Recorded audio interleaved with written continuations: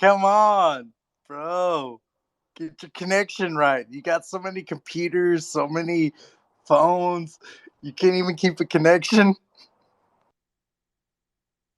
Oh man, oh shit, I was drooling on myself, man. I like nodded off, and I was like, no one's been talking for a while, and I looked down, and like just space had crashed. It's like, oh fuck.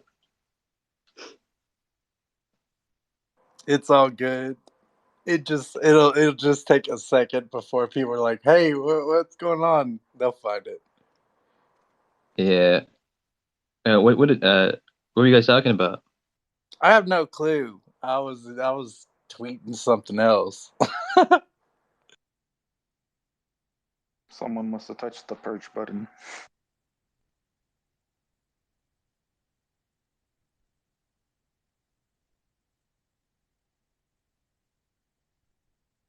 Yeah.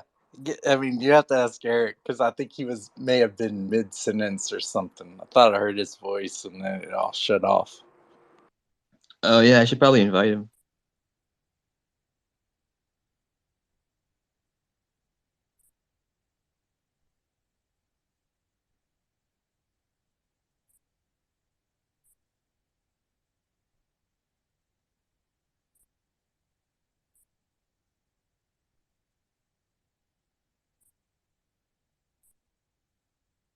His name is Sunny now.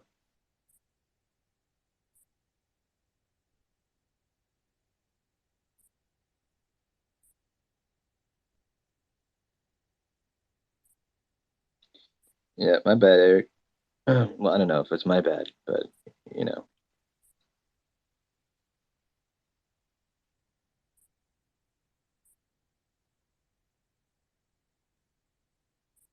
In the middle of a good flow right there. What happened, brother? I don't know, the space just crashed.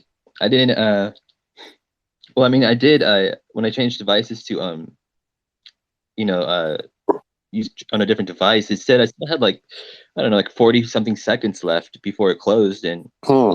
all of a sudden it was like I don't know, it just ended. I don't know why. Yeah. Sometimes it works, sometimes it don't. What are you gonna do? That was a great space. That was whatever. I think we got some good deep knowledge going right there. I'm so glad that ladies shared what she did because I remember when she first started speaking in the beginning, I was kind of like, okay, what do we got here? And then now after she really kind of broke it down, I'm feeling her. I think she was being very sincere and genuine about what she was sharing. I don't think any of that was BS. What lady? The lady from Texas, the Cherokee lady. Well, I don't even know how to say make it or whatever her name is. I don't even know. Make it pop. Make it pop. Yeah, It's an old Cherokee name. yeah. The whole idea about the treaties, that's interesting because that's I just thought about that just now that that's what the story is with I think it was Eisenhower when I think it was what 54 or 52 whatever it was. I can't remember the exact dates, but I gotta tell you, man, that's a true story. Like whether anyone wants to believe it or not, that really went down. yeah, I don't disbelieve it. I'm not a skeptic. I can, but the fact that there was a treaty, I mean, that was the exact words that were, this race of beings came and they decided to share knowledge and technology with us, and we made some sort of treaty. And apparently, in that treaty, that they agreed to let them take some humans and do whatever it is they did with them. But then from the way the story went after that, they kind of took advantage of the agreement, and then before you know it, all hell broke, and they were taking all sorts of people.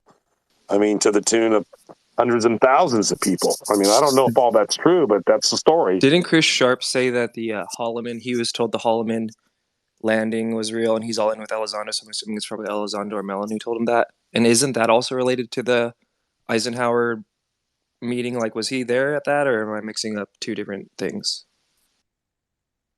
Bro, you've done some great research. You could probably tell us a lot. I'm so tired now I can't even remember. Oh, well, I did think that was interesting that Chris Sharp said that because he's like, and not in a bad way. He's like the mouthpiece kind of, I feel like, for that group lately. So I was like, that is interesting. And then you have who else said? Gordon Cooper's talked about it. And then that was the same film that was supposed to be in that Robert Emeniger, who I think just recently died. Grant Cameron said so. R.I.P. to Yeah, him. yeah. But yeah, interesting little piece of. I mean, the more time goes on, the more. And tell me if you feel the same way, Red. It seems like. I mean, I remember when I first started looking at these stories and thinking, could this be true? Is this real? And it's like you're in that phase of trying to discern. But now, for me, as time's gone by, and I kind of constantly like reanalyzing, and more information comes into the whole shit, man. Probably more of this is true than not true. Would you agree with that? Yeah, to an extent, but then also too, there's also like so many people who I feel like have just grifted and like kind of made stuff up and been amplified by the government and stuff like that to just muddy the waters. It's hard to tell, but I do think a lot of like the core stuff, like for example, like MJ12 might not be real, but I'm sure like something that would basically look like exactly like it with the same people probably like existed. Like Right? Then why not just make it just MJ12? It's like the same group pretty much with the same people. Why not just say that it was just them then? Because some of those people are still alive, like John Alexander. He won't admit it. He's still under oath. That fucker will not admit it. yeah, that's what I think someone else was even saying that lately too. I think it might have been Wolford or someone was saying like even Valet is like in a way like an MJ12 person. You know what I mean? Yeah, I think he is. I agree with that. I think personally, sometimes I think like I feel like Valet has some deep occult knowledge. Like I joke around with people like he could probably like float and do like spells and whatnot. Who knows? He's a trip, man. I got to meet him at a conference in Laughlin when he came out with that book with Paola Harris. What's that called? That story that never got Oh, told. the Trinity So one, which yeah, is the highly Trinity story. disputed, I think, right? Like, well, Yeah, everyone I knows. don't know. I got the book. I haven't read it. That's so fucking great books I haven't read. I just wish I could clone myself and read them all, or somehow just download all the information. I'd be fucking the most smartest guy in the world. But it's never going to happen, man. I just never going to have the time to read them all, you know? Eric, dude, that Cheryl Costa came out with that book today, or was it today, or maybe last night, with the 50 books of like each state, and like the UFO sightings and like where they are and whatnot. You know what I'm talking about? Yeah, I know Cheryl Costa. Yeah, She I don't know, finally man. released it. What's wrong? I just have a prejudice. This is probably my human deficiency that I don't know. Again, I admit that this is a fucked up deal in my own head, but I just have a problem with people that are men that want to be women. I just have a hard time trusting those people, and maybe that's my own deficiency, but I just have a hard time with that. Well, just don't think about that. Just pretend they're just a person with information. Well, I got to try to work through that one. That's one of my human deficiencies. I wish you well working through that. I'm glad you're trying to work through that. To bring it back to UFOs, something interesting I came across recently in my research was that Carl Sagan, who I'm pretty sure I personally think was like part of whatever you want to call MJ12, spiritual successor to literally Hynek in the timeline. Like when Hynek falls out of Blue Book, Sagan appears on the scene. But anyways, in his official or I don't think it's his official biography, but it's a biography that's really respected, and it's like not even a UFO book. It said that he was having meetings with Kit Green of all people into the 1980s. So I was like, oh, that's interesting. Little piece of UFO lore, because like the person who wrote the book even said, like, oh, don't take this the wrong way, conspiracy people, and he had just towards the CIA thing. But I don't think the person who wrote the book even recognized that the name Dr. Kit Green is like a big UFO lore name. So I thought that was interesting. Yeah, Green. I'll tell you what. If I can pick one person to interview or spend the day with, or half a day with, or even fucking an hour, that would be the guy. Because if you think about it, I don't know that has he ever done a public interview? I can't think of the one he's ever done. I can't find one. Does anybody know of it? I think It he would be appeared in the so Yuri awesome Geller documentary of all things. It would be so awesome to get Kit Green on the space. That would be like, dude, that would be the gold. If That we would be could a get pretty fire Kit one. Green into a Twitter space. He did an interview like this year. Doesn't when Kit that Green also know document like came Sidney out. Gottlieb going way back? And Sidney Gottlieb's super scandalous Oh, and crazy. Sidney Gottlieb was the what is it? The Mengele of the CIA. Yeah. And he started the remote viewing. I mean, Sidney Gottlieb was in charge of like the life sciences, and dude, The Poisoner in Chief is an awesome book. Oh and yeah, it's on my list. I've listened to a bunch of so podcasts much- with the author. dude. Does he get into any UFO stuff in that book? No, it's mainly about MK Ultra. Yeah, that's who everyone MK Ultra Sidney Gottlieb is like that's like the main dude or one of them. but the remote viewing program was part of that. That was enhanced human performance. I mean, Yeah, it and in was- Valet's notes he says that Hal Puthoff told him that at the CIA his UFO contact was Gottlieb, which is one of the only real like I've done really deep digging trying to find like Gottlieb UFO things, and that's like one of the main ones I've been able to find. It's in his like Forbidden Sciences well, notes. if you watch Third Eye Spies, Russell Targ is like talking about Sidney Gottlieb. Oh, interesting. No, I need to rewatch that then because I don't remember that. Do you remember what he says? Off the top of my head, well, I don't think he thought. I don't think Russell Targ. You got to think they were SRI was contractors for CIA. Kit Green was the person in charge, and you know the Soviets were doing all kinds of stuff, but I'm sure Sidney Gottlieb probably was read into some of those UFO programs at the time because I mean, Hey damn, Matt, stop smacking the microphone. sorry, man. I'm just thinking. Well, but yeah, because even too with Blue Book, like even in Blue Book, they were trying to like do weird like channeling stuff. So I feel like there's all this like weird overlap of like channeling, out of body experiences, UFO, like intel, and then like the paperclip Nazi occult stuff. Like I don't know, kind of all overlaps. well, the CIA had to look into it because Soviets were. And if the Soviet Union was doing it, if you look at, I think I posted today about the way you can look at information that is outside the normal way of thinking, like high risk or high reward, or no, high risk, like probability, things that that you hope don't happen or that are possible, and it takes a lot of risk to look into it. Like it can Matt, cause. what are you doing with your mic, bro? Seriously, bro, come on. Oh, maybe it's my phone. I'm sorry.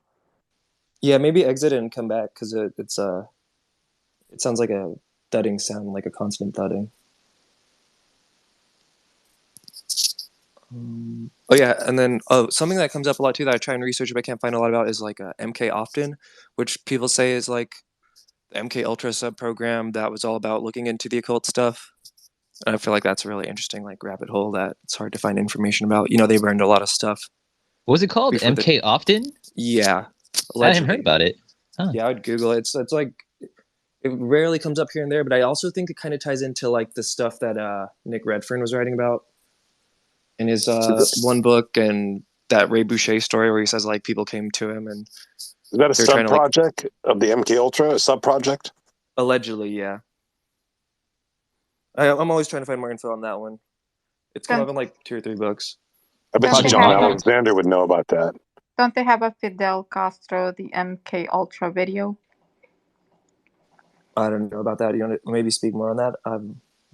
Yeah, that was just crazy because on Clubhouse, you know, like I tend to sense things off the bat. So this gentleman decided to put this video, right, and it had these characters on there. It was talking about certain things, certain individuals in there, and it was playing music, but then they weren't speaking, but then it was implanting words in there, and it was telling certain individuals either to kill yourself or to kill somebody else.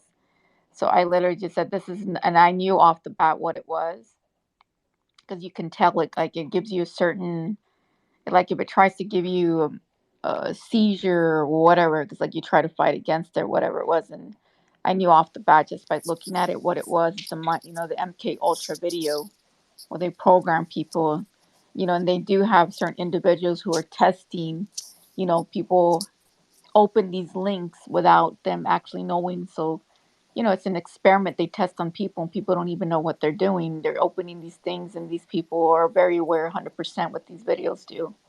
So he was surprised because he's like, oh, so you know about this video? And I'm like, just by looking at it and just the frequency and what it's implanting words and what it's telling you to do, which is wrong.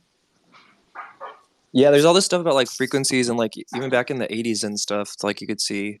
And like I saw this one video about like a Soviet defector, allegedly, who knows, it was all the 80s, so everything was probably like super controlled that you saw on TV.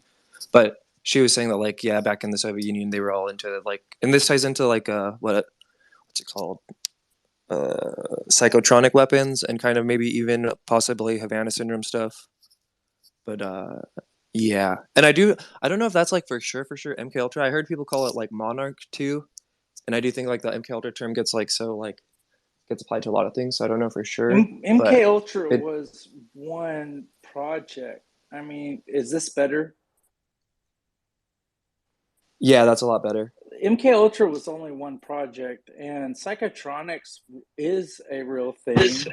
But like Eldon Bird, if you look up his stuff, I mean, he was one of the people that was testing Uri Geller, like the physical aspects of some of those spoons. Is he related to Admiral Byrd? No, I don't think so. I don't know, but he might be. But but he got on a podcast, or he got on there was a YouTube thing, and that recorded a lecture of his on psychotronics. But the thing is, are you actually worth it? Now, in the United States, they're not doing any more tests on people because of the MK Ultra. What was the church committee? And the church committee, I mean, that's a violation of Nuremberg laws. I mean, you can't just like do things on people unwillingly. And but who says there's non-state foreign actors who aren't trying some of this stuff? Red Panda, did you call it MK Often or MK Often? Often, OFTEN, I think. Okay. And yeah, to what you were saying, non-state actors, I think UFO Joe's been on that kick kind of lately, where he thinks like all the Havana syndrome stuff is like, I think like Nazi breakaway civilization or something, or like deep money civilization that has all this tech. Well, I just posted. Comes from the same program. I just posted it does come from that same today from someone who was looking into Havana syndrome at a doctor, and they were talking about the future of brain weapons. And it was a doctor who actually looked into Havana syndrome. There were 3 doctors, and they said it's ultrasonics. And Jim Simovan said it was something you could acquire off the shelf. And in the paper from like a national security defense thing, it said that, we think that this could be an ultrasonic, and possibly, and you can acquire the technology for a few $100s. One of my best friends was in the military. He tried to get into Green Berets, didn't quite cut it, but he went into he became part of the intelligence community, and I can't remember his exact title, but he had his specialty was like manipulating like frequencies, basically like hijacking cell phone signals and stuff. We're in a signal together. He won't, like, when we talk about Havana syndrome, he like won't really talk about it, but the only thing he's said is that it's, and again, I don't know if this is true or even how much he knows, only that he won't talk about it, and he says it's psychogenic, which means it implies that it's like in the experiencer's head. It's not like, and I don't even know what he means by that. I don't know if he means like it's bullshit or if it's, but all he would say was that it's psychogenic.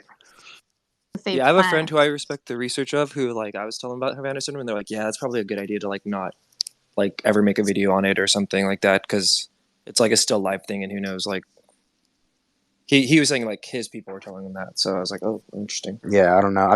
I've been friends with this guy since we were like 6 years old. We're really close, but Violet, doesn't mean it's true. Violet,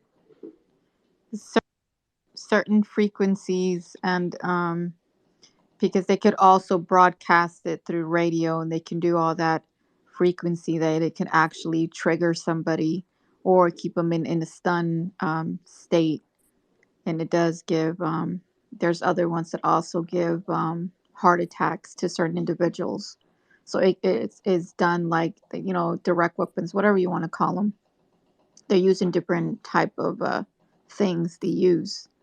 So usually, like if they use that MK, whatever, this random.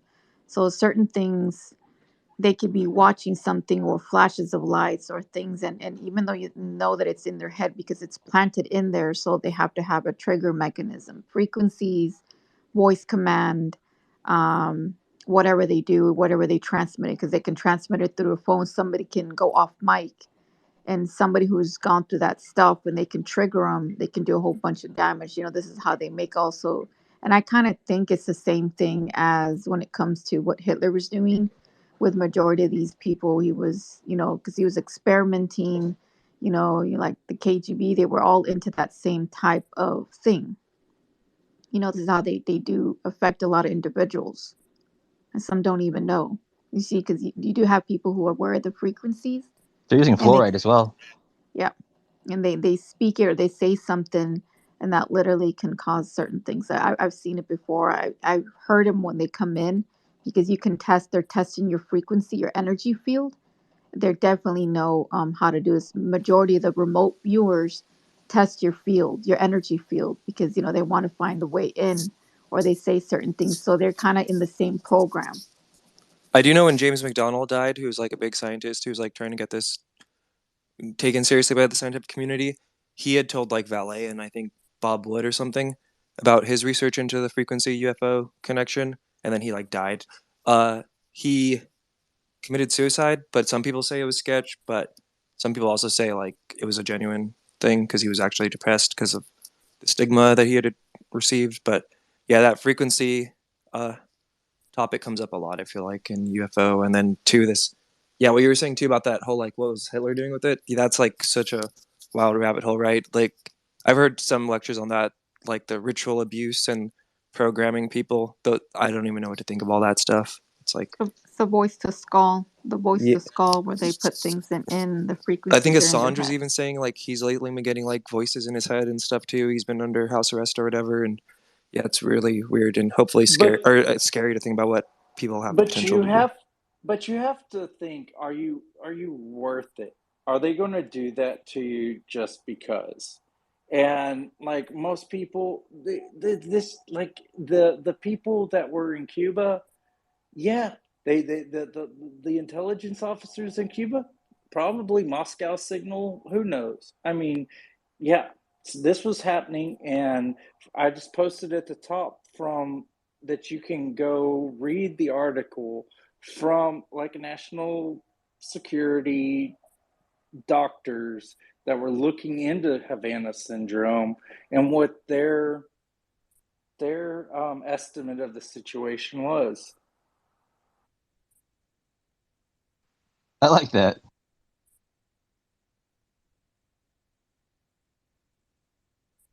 Hey, Genga, you there?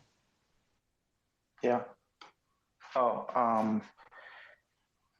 I'm listening to you guys talking, and if I were to say the most relevant thing, I would say from listening to all the projects that you guys are talking about, the easiest way to move that conversation forward, if you really wanted to do the deeper research, is that they were probably trying to, I think, if these people have already had contact, and I mean these people, I mean the people who actually have contact with ETs and the government, or at least some associated agency that might not be government. I think they must have detected at the very onset, at the very beginning, they must have detected these waveforms of electromagnetic energy emanating from telepathic and psi abilities. And I think they must have made the obvious association that these creatures, whatever they are, they seem to have a foot in this other dimension, this other reality that is still existing alongside ours. And I think that this other reality is made up of a different type of matter that's not like ours, but is still somewhat conjointly connected. In other words, it's like a mirror of each other, or at least somewhat causally connected, I think is the right word. And I think if they realize that these beings are using technologies that are primarily based on these on waveform physics that are working in this other dimension, but that it somehow seems to create like these undulations, these perturbations in our space-time as electromagnetic phenomenon and other types of oscillations that are not electromagnetic. I think that because they have easy access, and I'm talking about human beings, if they had easy access to electromagnetics and they see this correlation between the two types of physics, they would try to invent something that they could use an easy off-the-shelf electromagnetic waveform to try to induce phenomenon in this other dimension. And I think that's where psychotronics started out, and it's slowly evolved into whatever they're using it for now. And I think all these other types of experiments are just basically them trying to perfect that technology where they don't have that ready access to that other dimensional, material substances and stuff, and to create these advanced physics. So they try to cobble it together with whatever they do have, these antennas, these waveforms, these electromagnetic emissions. And while someone listening probably in signals intelligence sees these waveforms propagating out in their experiments, they say, well, this doesn't really make any sense. It doesn't have any logical use to it. But if you look at it from the other dimensional phenomenon, you would say, oh, it has a useful purpose. So I think they've been using that and constantly trying to re-achieve the same phenomenon, the same effects that they see these other dimensional beings using, and just trying to recreate it with technology they have easy access to. You just said it. My friend that told me that stuff, who's in the military, he was in signals intelligence. So thanks for saying that. Red Panda, just curious, kind of off topic. What's the subject of your next video? Okay, cool. I'm working on it. I've been working on it a long time, probably at least 500 hours. But so it's like the previous two videos I did. This is kind of like the trilogy ending of it. So the first one was like how the CIA and Air Force created the UFO stigma, which kind of covered like Project Sign and Project Grudge, and then into Blue Book and the 52 wave DC flyover, and then the Robertson panel. And then the second one was like when Blue Book was like no holds bar propaganda wing, and just talking about like the different flaps that popped up, and then how Blue Book was used as like a reactive mechanism for the public influencing media to steer the conversation. And then this one is really long, actually. It's like an hour and 45 minutes, but I actually think it's like there's like no filler. That's just my opinion though. But it's about science and UFOs, so it covers like the first congressional hearings, because that's where the last one left off. It was like after the Michigan wave. You had Gerald Ford, who was a congressman for the local area, which is weird. He was calling for congressional hearings on UFOs, which is like a thing that comes up a lot. Like every president, even Biden, has weird UFO connections. But the current video, so it covers the congressional hearings, and then it covers the Condon Committee and like kind of like what happened there, and then it also covers like the scientific establishment in America, and it covers Sagan. That's why I was talking about Sagan, because I recently read part of his biography, because he was like a big factor in just kind of like answering the question of like, where's the scientific establishment on this? How is it that like, what even is the scientific establishment in America? Like, do you guys know that? Like, I had to learn it for this. Like, who decides what is science, what isn't pseudoscience? Like, where did these organizations come from? Like in the 1800s even. So it covers that, and then it kind of covers like the end of Blue Book, and I kind of try and tie it into today, which I think I do. Like, because basically I show there's a point where I showed like the official stance that was given at the end of Blue Book in 69-70. Like word for word has been like repeated like decade after decade, like in 79, 85, 94, even like during the Obama administration, like the exact same language. So yeah, that's basically what it's about, the end of Blue Book. and like science's role, the American scientific community's role with the UFO issue, which I'm hoping will be done by Friday because I know I'm part of that whole like UFO Twitter week, which yeah, it's been a crazy week on UFO Twitter, but yeah, there you go. That's awesome. Thank you. At some point, I mean, if you want to do it briefly now, you can. But at some point, I think you should do a little video or some kind of just on like all the research you've done based on all that. Like, what is your assessment of what's going on now? Just because there's so many different angles, and I don't know. I know. Right now, like I'll say just like straight up, I do not know. And I feel like every day, right? I feel like we're all in this spell where it's like every day you're leaning a different way, or you're like, oh, it's all bullshit, or oh, it's breakaway Nazis, or it's future humans, or it's interdimensional.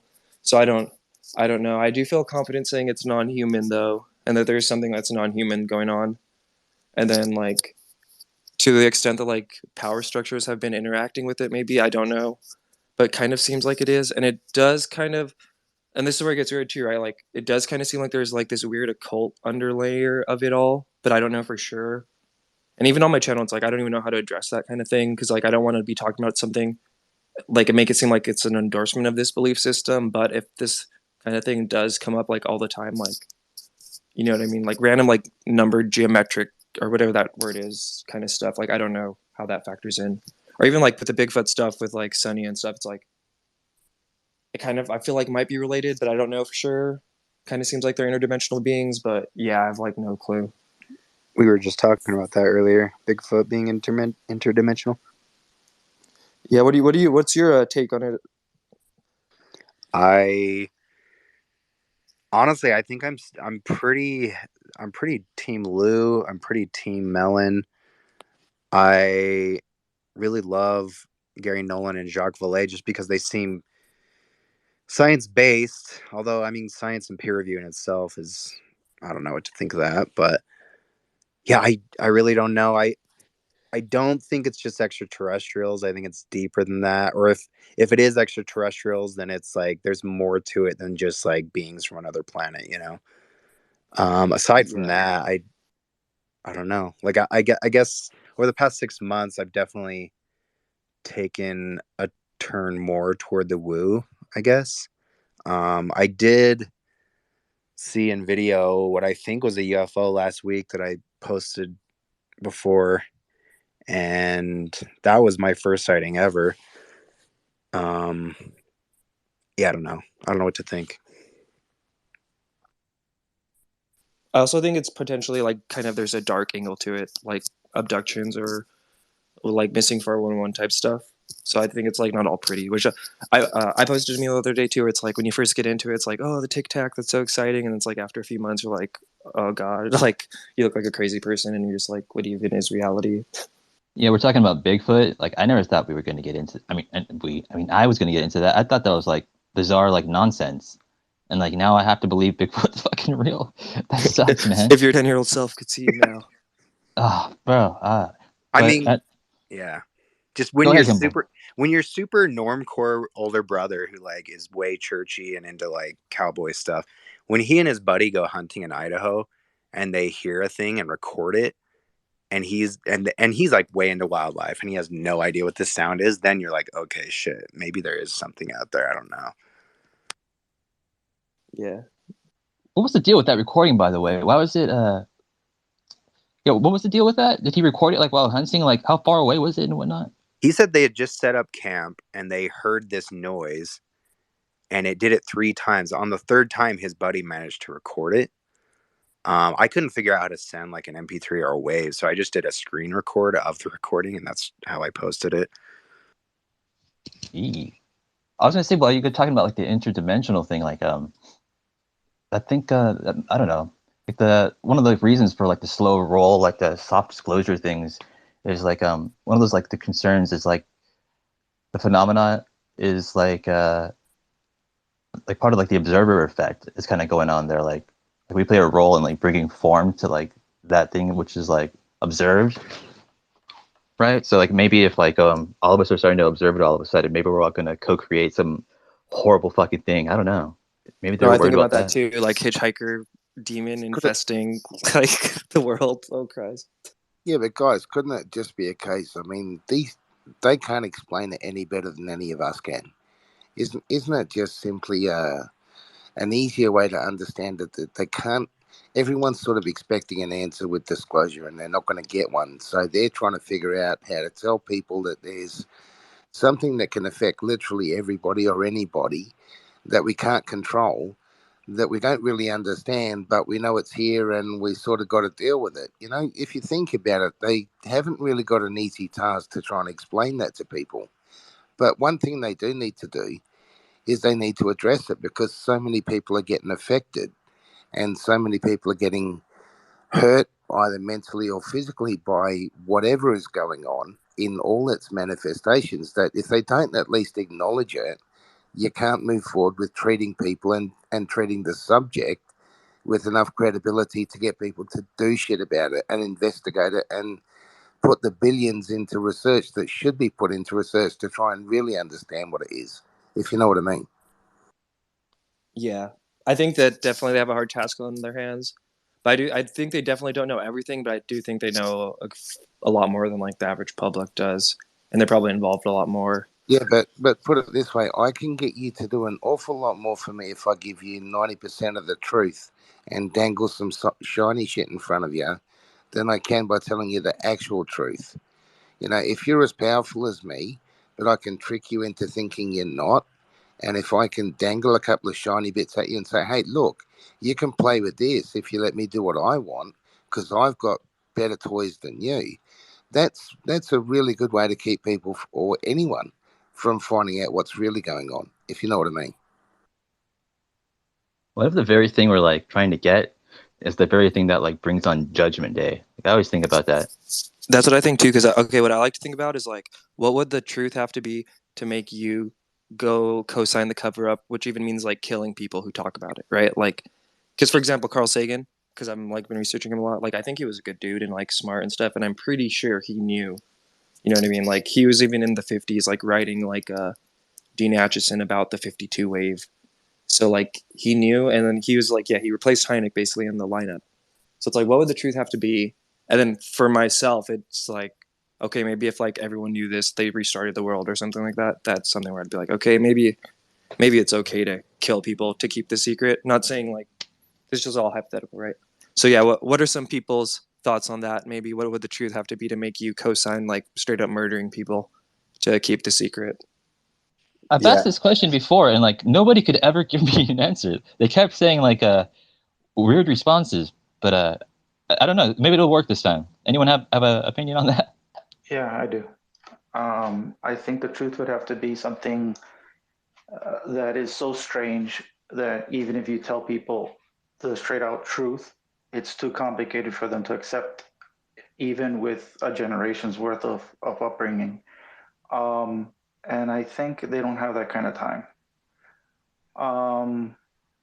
I think the only reason why Gary Nolan gets away with saying so much is because maybe there's an impending event that is slowly creeping up.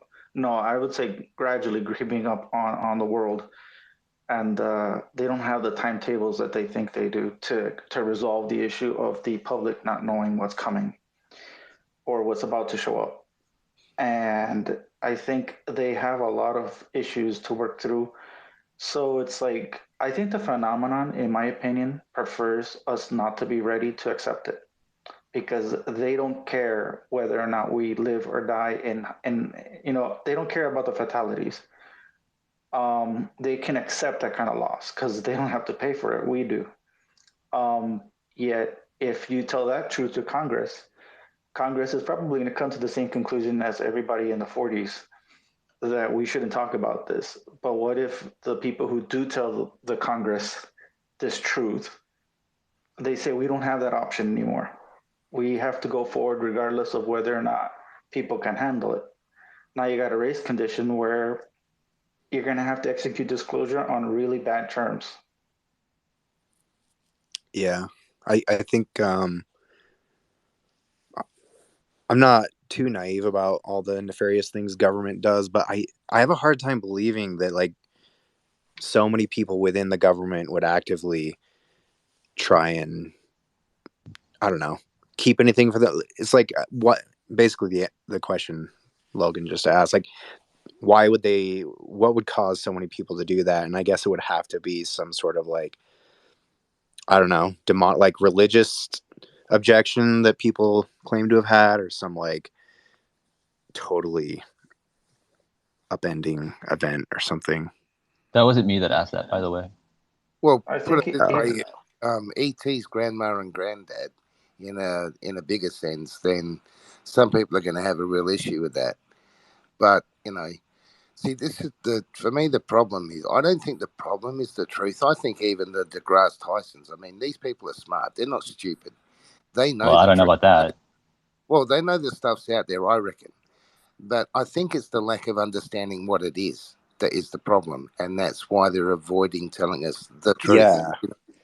No, I had the same thought. Like that might be another reason, is just like so much of the power the government and the military hold is the kind of belief that they are in power, and as soon as that's questioned, they lose their power. And so, Yeah, not like what knowing if they're anything taking a about bunch it of can make people? them Okay. look stupid. So like, what if I they're think- taking a bunch of people? You know, like that's what I think about too. Like what The I say was like, government? yeah, look what we did for COVID. Not saying like trying to get into COVID debate, but just like the percentage of the population that is like potentially deathly affected by COVID, and like the response we did as a world. You know, what if that same percentage is abducted on a routine basis, or what if a higher percentage than that is taken and like never comes back? You know what I mean? How do we respond? Numbers seem to be small, mate. That's the thing, though. The numbers seem to be small.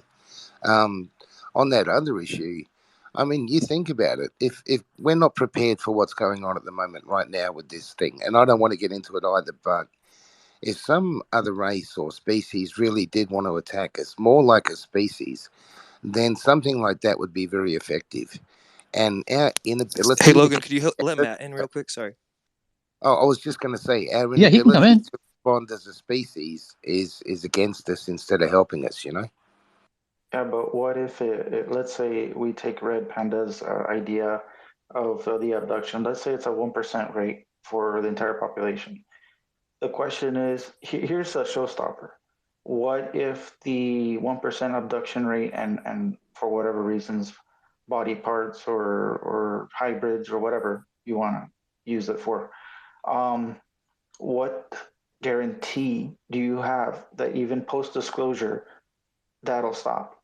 What if it's just formalized so that you have to come, if you've been selected for out of that 1% of the population, you have to take your kid over to a production center or whatever, a reproduction center, and you have to submit your child to impregnation or whatever, and you'll go through the same routines as you did before disclosure, where Come on. I mean, it's not a voluntary thing. It's abduction is not a voluntary, so there's no reason to assume that post disclosure it'll be voluntary. I think the only reason another extraterrestrial species would contact us is that we show the potential to come together, to be in harmony with each other and our planet. That would be something, in my opinion, that would get us the respect of communication, contact, and also the respect of being left alone to be a species. So if we want to stop people being experimented on and impregnated, then we need to earn the respect of whatever's out there to actually be able to protect each other and work together and show that we're worth, being treated like a good species, if you know what I mean, if that's what they're really like. I don't really think they give a shit like what we think. Yeah, I don't know. I agree. Go ahead, Paul. Paul Vidal. I like that. Hey. It rhymes. Yes, it does. I hope you guys can hear me all right. Thanks for having me. Just thought I would chime in real quick. Yeah, so I hadn't heard a lot of this space. I just kind of got in here, but I do think that I think that there's something coming that that the powers that be can't control. So I agree with what a lot of you have said, that that's part of why they're starting to open up about this stuff. I've already kind of given my spiel about how I think that we're reaching a critical mass, that it's going to go from like a 1% of the population to a much larger percent, perhaps even 100% of the population in a rapid time frame. But beyond that, I think that part of why, that they are, the powers that be, whatever you want to call them, our world governments are starting to come clean about this stuff, is just that there might be something coming that's not very pretty, just or at the very least that uh we kind of we might have to really unite in order to survive, for better or worse, for whether they have our best interests in mind or not. They might just need us to kind of band together and unite to some level, and just get on the bandwagon to some extent. And I'll just finish by saying that I often wonder about the trajectory of both human evolution and just consciousness evolution in general. With advanced species, I feel like we might be heading right to a point where a bottleneck where many advanced consciousnesses reach, where we have to make maybe some big sacrifices.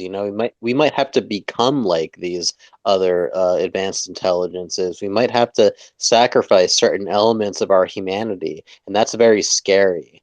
And I think that we might be being prepped for that. What do you mean by losing part of our humanity? What I mean is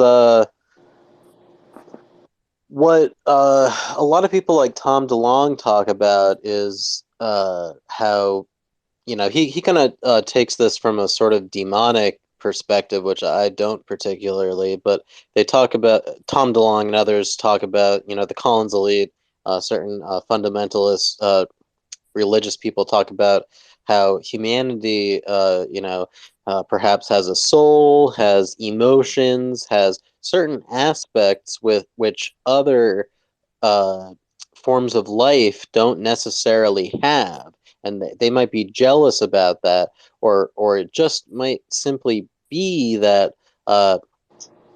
in order to evolve to a certain level, we might have to give up some of what we consider to be our core aspects of humanity, things like emotion and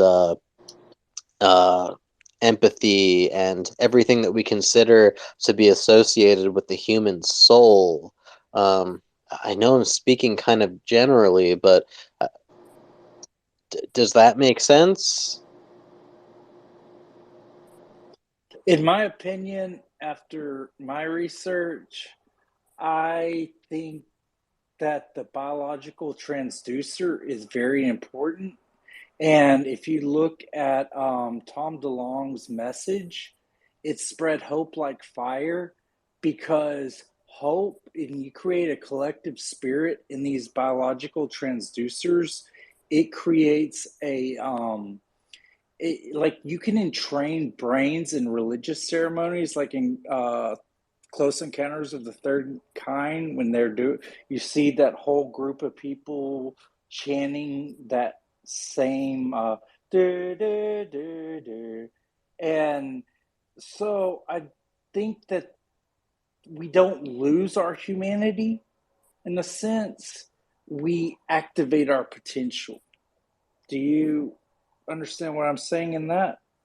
Yes, I do. I do. I don't look at it from a totally negative perspective.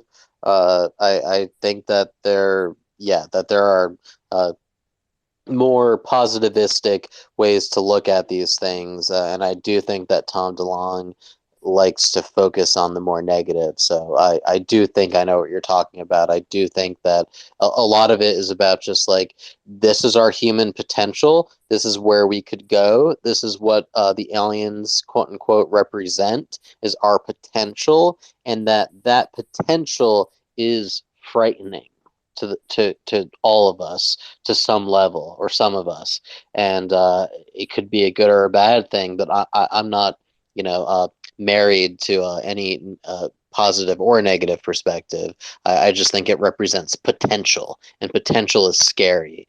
Change is scary. Yeah. Well, and if I can say one thing real quick, I think what Exoacademia says is important. I think it's important that there's a real possibility that if this phenomena exists, there's also a really good chance that there's more than one thing we're dealing with. And if Tom DeLonge was given information from the government or the military, that in itself raises a lot of questions. But even if what they told him was accurate, you've got to remember that they are kind of tasked with the mission of defending the nation. So they are looking at things from a threat perspective. And it could very well be that they're really only concerned and thus knowledgeable about the threatening kind of this phenomena. So they're, Well, you know look what I at mean? look at memetics and narrative networks. I mean, memetic warfare is a real threat. Narrative networks was studied by DARPA. So the collective spirit can be weaponized, and that's a real thing. We see it every day. January 6th is testimony to it. That's a really good point. I don't think people realize how well crafted they are in doing that, by the way. We underestimate the value of every single individual's differences, but the collective consciousness of us all understanding that our individuality doesn't go against harmony. It's actually the way that we can appreciate each other is through our differences, not by, I'm a bit different. I think a bit differently. I think we don't need to all sing the same song to be able to sing a song together. I think it's our individuality that's going to harmonize us all in the end through understanding, not just trying to make us all the same, if you know what I mean. I totally agree. I think that they might be actually trying to foster our individuality, and that's kind of like maybe a prime directive or something like that. Yeah, I don't think it's all necessarily scary. It's like, why would you think they'd be actually doing the gene editing, genetic code within humans? Because they know that these type of life forms, and then adjusting the body to adapt to certain surroundings. It's just like making hybrids or certain new types of humanoids or artificial life forms. This is what it's all, because they always do this type of stuff. This is the type that they're going to, surround, like they say, so-called space, whatever it is. All this stuff they're doing, like that they do this to certain individuals. They're messing with, especially bioengineering a lot of stuff, and then using that stuff and making Well, these type of transitioning, or like to say, because our bodies are kind of well, like a transmitters and receivers in a certain perspective, but maybe you put technology and you can edit it and mutate it any type. You can make any type of artificial life form. So you just you're changed it to genetic code and You're mutate it. right. That was looked into by Colm Kelleher at the National Institute for Discovery Science with their retrotransposon research. Whenever Colm Kelleher was looking into this, they were looking at what allows the human mind to reach enlightenment states, and this was researched by Bob Bigelow and Colm Kelleher. I mean, I'll post it to the jumbotron.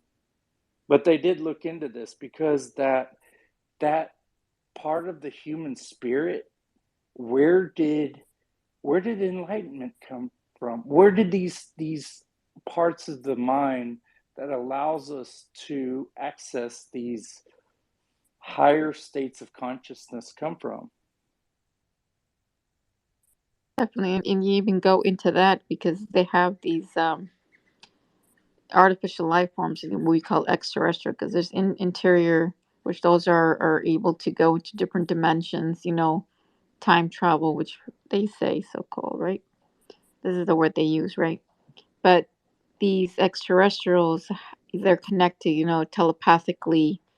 They have the same technology, which is in their body, that they can connect to their aircrafts, which have these cybernetic fibers that are just in the same way connected, just by the electromagnetic field or energy. So they're entwined together with, like they say, Neuralink, Starlink, all that type of technology, all connected in a certain perspective.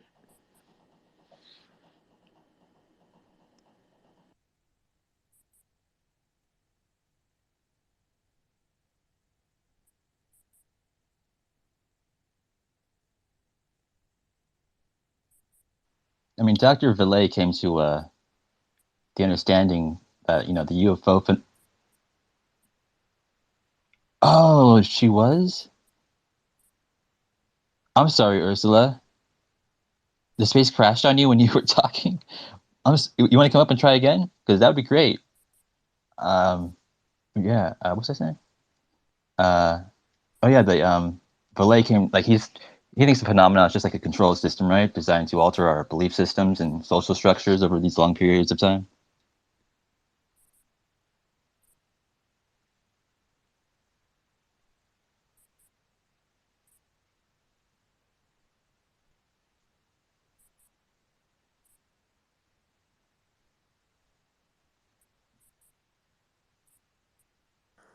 Is anyone talking, mate? I can't hear a thing. Yeah, I couldn't hear. I didn't know if Ursula was speaking. I wasn't sure.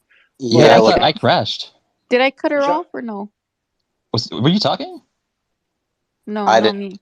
think. Yeah. but Jacques Villay talked about these archaic control methods that Jeffrey Kripal also talked about, and whenever we precondition the human mind to filter stimuli through our neural processing units, aka our brains, we we filter out information that could be very anomalous, and that what he was saying, there's some truth to it, but how do you interpret what Jacques Villay means by control systems? I found something on the CIA's website today that had to do with Jeffrey Kripal, how he tried to explain it, and Jeffrey Kripal has Jacques Villay's papers at the Rice University's Archives of the Impossible.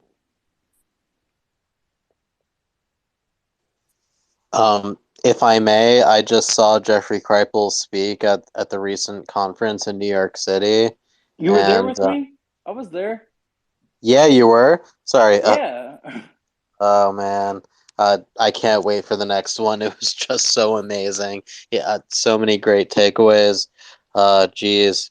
Yeah, oh my God, I kind of lost my train of thought, but he talked a lot about, keeping everything on the table, and also the control system, like you're saying. And I guess I'll leave it to somebody else, but I'll just say that when it comes to the control system, when you look at it from like the perspective of a thermometer, like how Jacques Vallée talks about it, and that it's gearing us to go in a certain direction, I just think that direction can be kind of frightening. I'm sorry, I totally lost my train of thought. I'm going to shut up right now. You know who Tom Collins is?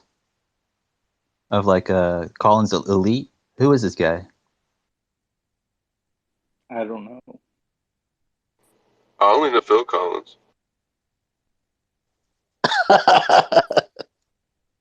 I'll be watching you, Paul Vidal.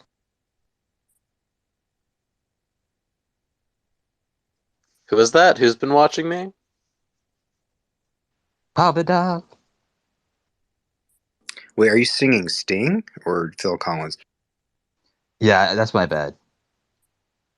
So yeah, I don't think we need to raise hands, do we? Hey, does anyone find it a little concerning that even the people in the know, whenever they deal with a UFO topic, it's always littered with a bunch of occult practices?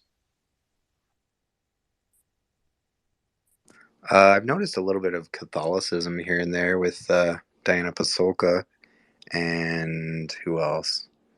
Other than that, no. I mean, Ganga, esoteric knowledge just helps perfect the individual. It's coded in allegorical symbols, and like alchemy. I mean, as a chemistry person, like I've looked at alchemy and I've read some alchemy texts lately, and it just seems like a lot of these systems of occult knowledge or hidden knowledge is crowded in secrecy, but the symbols help to if you just talk about the symbols, it can be twisted, but if you understand, like in alchemy, the the the actual chemical processes, it's it it's it's not it's not exactly like, oh, I'm going to twist this story. If you look at the wedding, the chemical wedding of something, dude, whatever they were saying doesn't even, it's not even like the way it is. It's like just a process for trying to perfect a person. It's a hidden way of trying to explain how a person can improve themselves. Yeah, Have you Breathe ever considered? Have you ever considered perhaps that esoteric beliefs and stuff are that way because from the human perspective, we see it as something mystical and something unclear and ambiguous. Yet from the people who practice and I mean the non-human people who practice those things, it's an occult science. Well, not really occult science, It but is let's like just say, okay. Rosicrucianism, like Well, I don't know about that, Rosicrucianism. but I'm talking about non-humans. But transmutation, for example, in alchemy, converting one element to another, that might seem like an impossible thing through the physics that we understand. But if you alter and can manifest space-time, how hard is it to control the the subroutines that converts lead into another metal like gold, for example? Well, can you turn your mind that's led, like we're all ignorant of things, and turn it into a refined product? I'm pretty sure with AI and conscious No, I'm AI, you could asking probably you, do it. do you know, because these systems have been in place for a long time to try to better, um, like Freemasons, we're going to take a good man and make a better man. And you know that's their system of process to take your archaic ideas, your all the preconceived notions that you have, and just twist it and say you don't know what you're talking about, confuse the mind, and allow it to take in more information to reprocess and um, create in these states that you dream and create new things and refine yourself as an individual. That's what esoteric knowledge is about, in my opinion. I think as someone who's gone through the Mormon temple like rituals that were all, basically copied from the Freemasons. Like it's all perspective, right? From one perspective, you can say, yeah, like the Masons were just trying to like brainwash or like confuse. But I definitely think that if there's a fourth dimension, if there's a much higher plane that we have a hard time of comprehending, interpreting those ideas through symbolism is going to be the way to do it. Because I mean, you can pack so much more depth into basic symbols than you can in trying to ascribe like language to it. Language almost like perverts it in a way. At least that's the idea. Well, that's like in the Arrival. In Arrival, they use those logograms or ideograms to convey the heptapod language because it's symbolic, and our words are never adequate to explain certain things, and it gets twisted so much. Well, I think it's probably like, okay, let's take the Arrival for example. She comes into contact with these creatures that are basically probably not time travelers, because according to at least the movie version, these creatures are sort of connected with their future selves. So they're technically visiting Earth to impart information to humanity so that they can save themselves from a future war with another creature. If I got it right. Did I get it right? Yes, you did. That they needed humanity to help them get through an impasse in both their future and humanity's future. Yes. Okay, so these creatures start communicating with humanity in their own language, but it takes humanity a while. The researcher, the main woman, the main character, takes her a while to figure out what exactly is it that she's dealing with. So she has to convert it into some kind of esoteric knowledge where she sees the distinct shapes, and she runs it through a computer, and she tries to figure out the patterns and everything like that. Like if a 10-dimensional being, and I'm just making shit up, were to say, hey, if you want to communicate with me, put your hands together and start thinking whatever message you want, to a normal human being who has to communicate with their mouth and only in a radius of maybe 30 feet, voice-to-voice communication, that's nonsense. But to a prayer to a higher entity, that seems to be like a very convenient and easy to reach or explainable way to a three-dimensional entity. Well, So, if you look at Ed May's research into remote viewing and anomalous cognition and anomalous perturbation, this anomalous mental phenomena can be characterized as decision augmentation theory.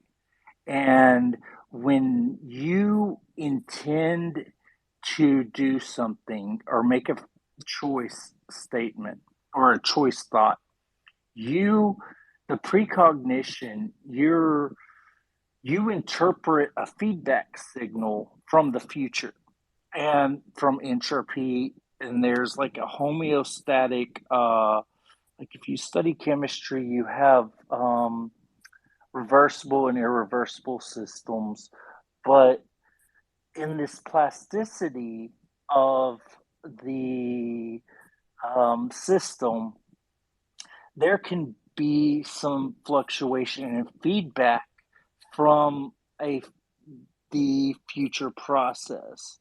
And the decision augmentation theory has an element of intention that you get this feedback system from the future, and you intend and you make these choices, and there is a consciousness and physical aspect to this this decision tree. Well, look, for example, like if we're talking about another form of life, we have a word for life in the form of biology. But we don't have a word for life that is made of different materials. I mean, the closest thing you could probably come up with is spiritual, but that's not really a proper word. So we still have yet to invent that word. But if you were to try to communicate with that concept to someone who doesn't even know or doesn't even have a word yet for it, you'd have to build the assemblies, those little blocks of knowledge together, and you'd have to present it to them.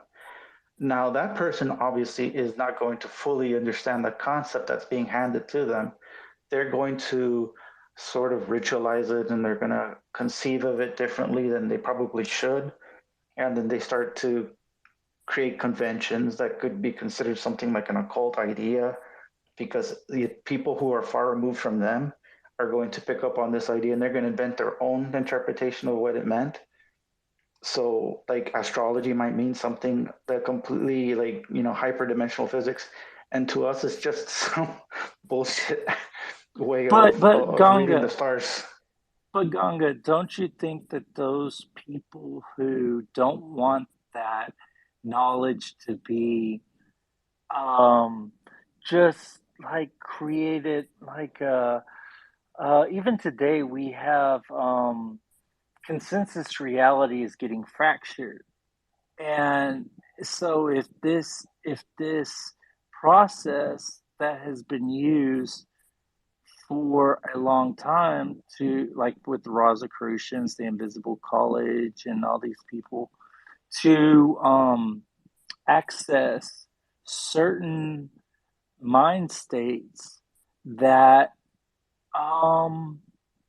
allow for new ideas and dreams to be materialized, then they don't no those people don't want that procedure or ritual or religion to be defamed or desecrated in any way, shape, or form. So they hide it by people who believe they know that the way that this should be transmitted to acolytes or new people. I mean, I've never been initiated in anything, but I've studied religion. And if this information doesn't want to just be thrown in a trash can, or these people hold it with reverence, and these systems of thought and ways to access these altered states or mind states, they hold that dear, and they keep it hidden, because if you look at just look at UFO Twitter today, man, we're all trying to figure out what the hell's going on, and everybody's fracturing and throwing mud, and desecration of ideas just happens. I mean, that's just what certain people try to protect. Talk about King Milkfire, right? I'm just saying all of it. I don't give a fuck, because all of it was nasty. All of it. All of this drama is such fucking bullshit and just a total distraction from what we're actually trying to achieve. It drives me up the wall to no end. There's people with actual serious things, and I'm not going to try to hide that or make light of it. There's certain things, but you got to look at all of UFO Twitter and what goes on, and everybody that's part of UFO Twitter knows this. They know how they take something, and it just they everything is spun, and then next thing you know, somebody's making a podcast and making a YouTube, and it gets fucked up 100%. And but there are legitimate things that are wrong. I've called it out. Dude, I don't care. I mean, but if you tried to say ufology is this, and it was esoteric occult knowledge, and you look at what they do to Freemasons, you look at what people try to do good in this world, and they're Satanists. And dude, it's just narrative networks. It's mimetic and meme warfare. That's what we're in. This is the age of mimetic warfare. So realize that. And it's something this government takes very freaking serious because certain things, COVID. I mean, dude, just look at that. I mean, no matter what part of the aisle you're on, you understand how the information gets distorted, and that is what the age we're in. Even in these Twitter spaces, I'll leave it You're there. absolutely right. And I just think of how the whole COVID thing and the politics surrounding it, no matter what you think, that the way that it has infiltrated UFO Twitter through milk fart attacking certain people and whatever, it's just it's so toxic, and it's messing everything up, and it has nothing to do with the actual conversation and the elevation of discourse that we are trying to achieve.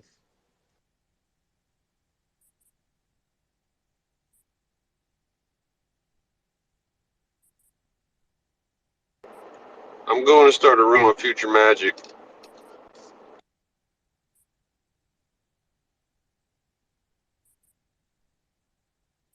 Don't fall asleep.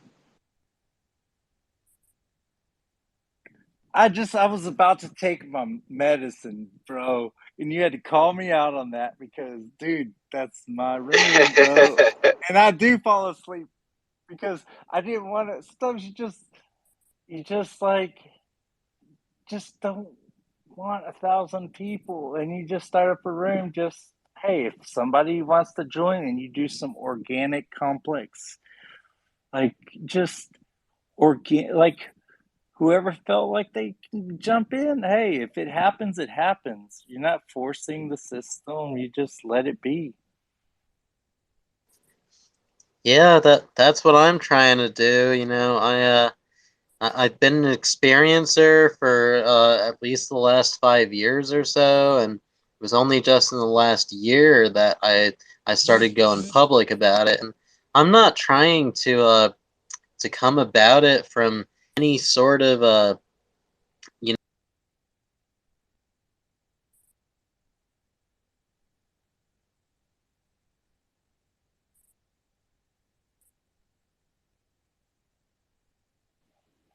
Something happened there.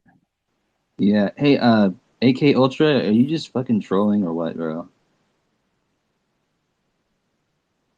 You got like some attitude problems? What's up, dude? Just tell me what's up.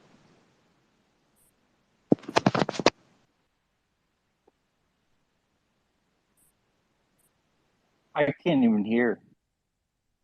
Can you hear me? I can hear you.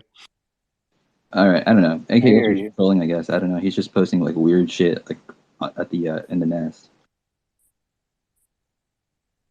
Some pretty good tits. And I appreciate those tits. we all appreciate some good tits. I'm sorry, I just dropped out there. My phone's losing battery. I gotta get a new one, but I was just saying, I don't know. We have so many great podcasts out there, and I'm not too anxious to start my own, even though I have a lot of thoughts. I've just been trying to contribute to other people's content and just throw my thoughts out there. And yeah, I don't know. I really appreciate spaces like this where we can have really organic conversations. And yeah, as I've said a million times, if anyone wants to DM me and hear any of my thoughts, I'm happy to. But otherwise, I'm just happy to contribute. And yeah, as far as esoteric stuff, I just posted the Tree of Life from Hermeticism and Jewish Kabbalah and Egyptian lore and stuff like that. And I think it's a good modality to look at these things through, just because there's so much within the Tree of Life that is kind of geometric and symbolic, and I personally think there could be something to that, but I have no idea, obviously. Where did you post that? I posted that in the nest, if that's what you call it. I'm still getting used to these things. I posted it in the Twitter thread in this group. Yeah, sorry, I'm still getting used to these things. I don't see it in the nest. No. I posted it in the comments for this space. Is that not the same thing as the nest? Oh, so like the thread, and then like Well, there's like the thread in the corner, but then there's like the nest up top. Oh, it's in neither. Okay, thank you. Sorry. No, I thought the jumbotron's up top and the nest is down in the bottom. I don't know what these. I terms go. thought you were just calling the nest the jumbotron, but I looked in the comments. It's not in there either. Shit. The tree of life. I saw it. I just liked it. Okay, it's in there. It's in there. Yeah, why is that salsa so important, by the way? Sorry, what? Oh, it's just it tastes really good. So this is coming from the guy who does Snoop Dogg shit. Are you serious? I just want to say, Red Panda, dude. When you're talking about great stuff, Red Panda, dude, he's got some of the coolest shit. Him and American Alchemy, dude. Those are like, and James from Engaging the Phenomenon. That's the content people want. All the other stuff, it's like it's just irrelevant to me sometimes. Dude, in my opinion. I totally agree. I love both of them. James is the best. I've been talking to him a little bit, and I love his channel name, Engaging the Phenomenon. You know, I feel like we need to focus more Please on tell that. me he cut out. Sorry, I really think we cut need out, to right? phenomenon. That's all. That's all I wanted to say. Oh, Logan, also real quick, the caption I put on there was a reference to Close Encounters of the Third Kind. I don't know if you caught that. It was a dumb joke. Oh, that's actually my bad. Never mind. I'm cool.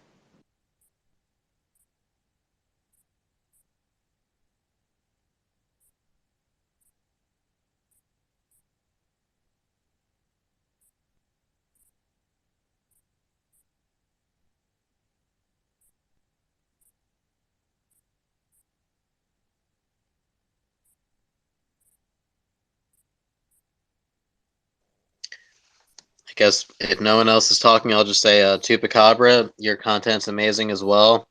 I'm looking to create some similar sort of content myself. I guess specifically, I just want to make like some really concise, succinct, short videos that get some really important points across within this field. And I really dig what you've done, man. So thank you. What points do you got, Paul? I'm just curious.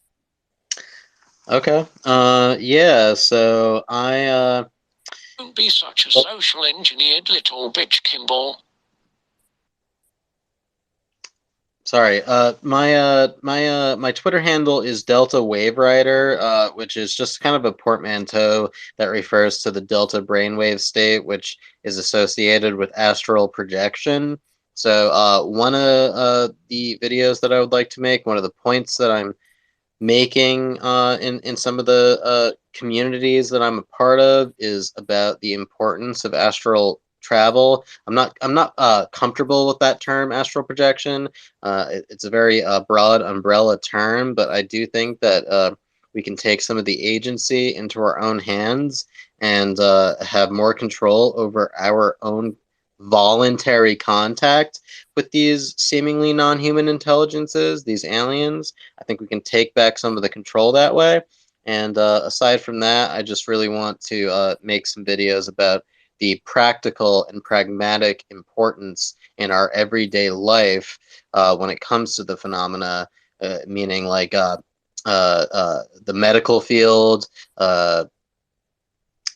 philosophy, politics, psychiatry, psychology, all sorts of things like that. I really want to bring this down to the everyday sort of Joe level, if that makes sense. That sounds awesome. Tell us when you get a video out. Also, your Tree of Life link, was it the Seraphat thing? Yes, it was. The Sarapot just refers to the different parts of the Tree of Life. Correct. Don't be such a social engineered little bitch, Kimball. Wake the fuck up. Dude, I just took my medicine, so I am going to drop down because I don't want to have the power when I am under the influence, because sometimes I'm not going to go all Tim Allen or Roseanne Barr on Ambien, so I'm going to drop down. Don't forget And Jordan Peterson. hey man, Ambien's a bitch, man. I have total sympathy for those people because it sucks. But yeah, it just sucks. Yeah, you should talk to our sleep scientist, Shelby Jade. She could help you out there, maybe. There he goes. Shelby J. I have to check them out too, because you know, a lot of what I'm into has to do with sleep science. So I'll have to check them out. Let's see. I could really use a sleep scientist. You know, we should do a space with her. She has a lot of advice to give. Yeah, I would love to talk to her because my non-circadian rhythm ass is about to go back to work, so I'm going to be up and down, up and down, up and down, and it sucks.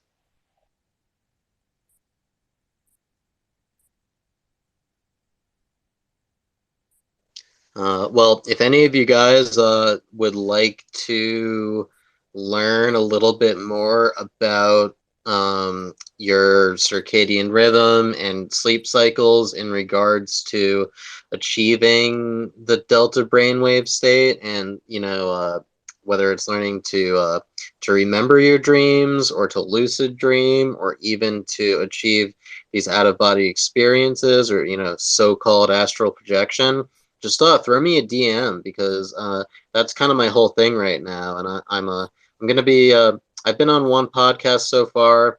I'm part of the Experiencer Network Discord that's run by Dry Oaked, and I'm also going to be going on Stuart Davis's podcast, Aliens and Artists, in the near future, talking about all this stuff. So if you would like to learn more about just that kind of thing, just throw me a DM.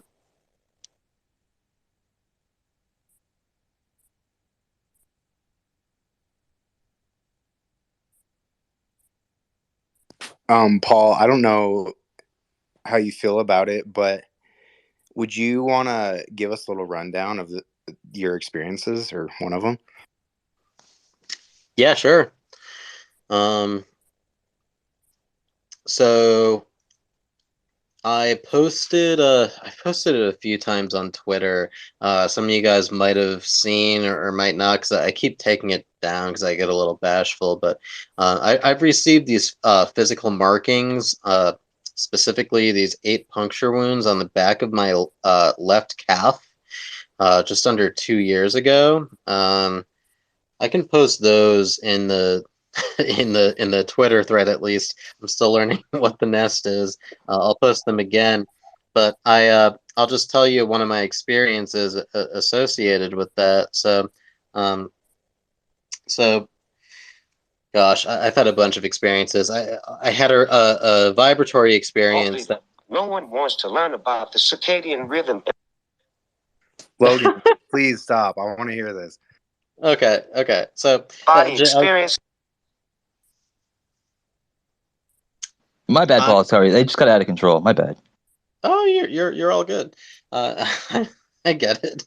It's late here, but anyway, I had a very similar vibrational experience that Gary Nolan described. Dr. Gary Nolan, if you've heard him describe his experience on Ross Coulthart, the Channel 7 Spotlight News segment that he did with him, where he was in bed and he experienced this crazy vibration that was both a sound and a feeling that he felt, and then he heard this voice that said, this telepathic voice that said, "This is how we connect." I had virtually the same thing happen to me about 4 years ago, and ever since then I started encountering aliens, mostly the Greys, and it seems like they were kind of doing what you would call a telepathic override. That's just one term that engaging the phenomenon. You know, James Iandoli, he's thrown that term out there. Post-disclosure world. Basically, you know, like they interact directly with your consciousness. And so one of the experiences that I had was I was having a restless night, and I couldn't seem to get to sleep, and then I was like tossing and turning, getting up and, you know, using the bathroom, and then I laid back down, and the second that my head hit the pillow, I got like taken in, like out of body immediately into this craft of some sort. I think it was out of body, and it was like a flying saucer craft, and there was a gray alien that materialized in front of me, and I started freaking out, and I said, I started praying, even though I'm not a religious person particularly. I am spiritual.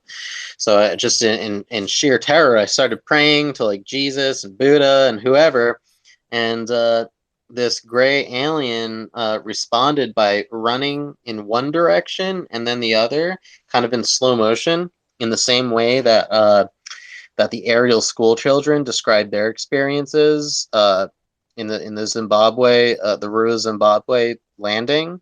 I'm in contact with Randall Nickerson, the director of Aerial Phenomenon. We've talked at length about this. It was the same kind of thing. The alien ran in slow motion to the right and then the left, and then it settled back in front of me, and it said, "Don't do that." And it said it in this kind of weird robotic telepathic voice, like, "Don't do that." Kind of like an AI generated voice that you would, you know, hear online. And so I took that to mean like calm down and stop freaking out. So I calmed myself down. Then it said, "May I set you down?" Which I still don't know exactly what that means. I took it maybe to mean like, "Can I put you back in your body or something?" So I said yes. It approached me. I saw its arms kind of doing something to the lower half of my body, my astral body. I don't even know what. I was kind of half paralyzed, so I couldn't see what it was doing really.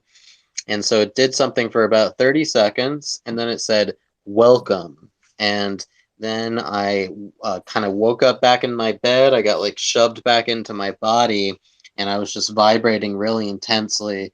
And that was that. And so before I finish, I'll just add that shortly after that, I had a couple more experiences a few months later where I got these 8 puncture wounds in a line on my leg, and I told my roommate about them, and then he set like a mental intention, you know, sort of like a prayer to the aliens to make contact. And then that very same night that he did that, he had a contact experience. He got a triangular bruise mark on his torso. I'll post pictures of all of this. I've been sharing this to. Hey, Paul, I'm with I'm with the I'm part of the research team for UAP Medical Coalition, and we fight for experiencers who have mental health and medical stuff, like to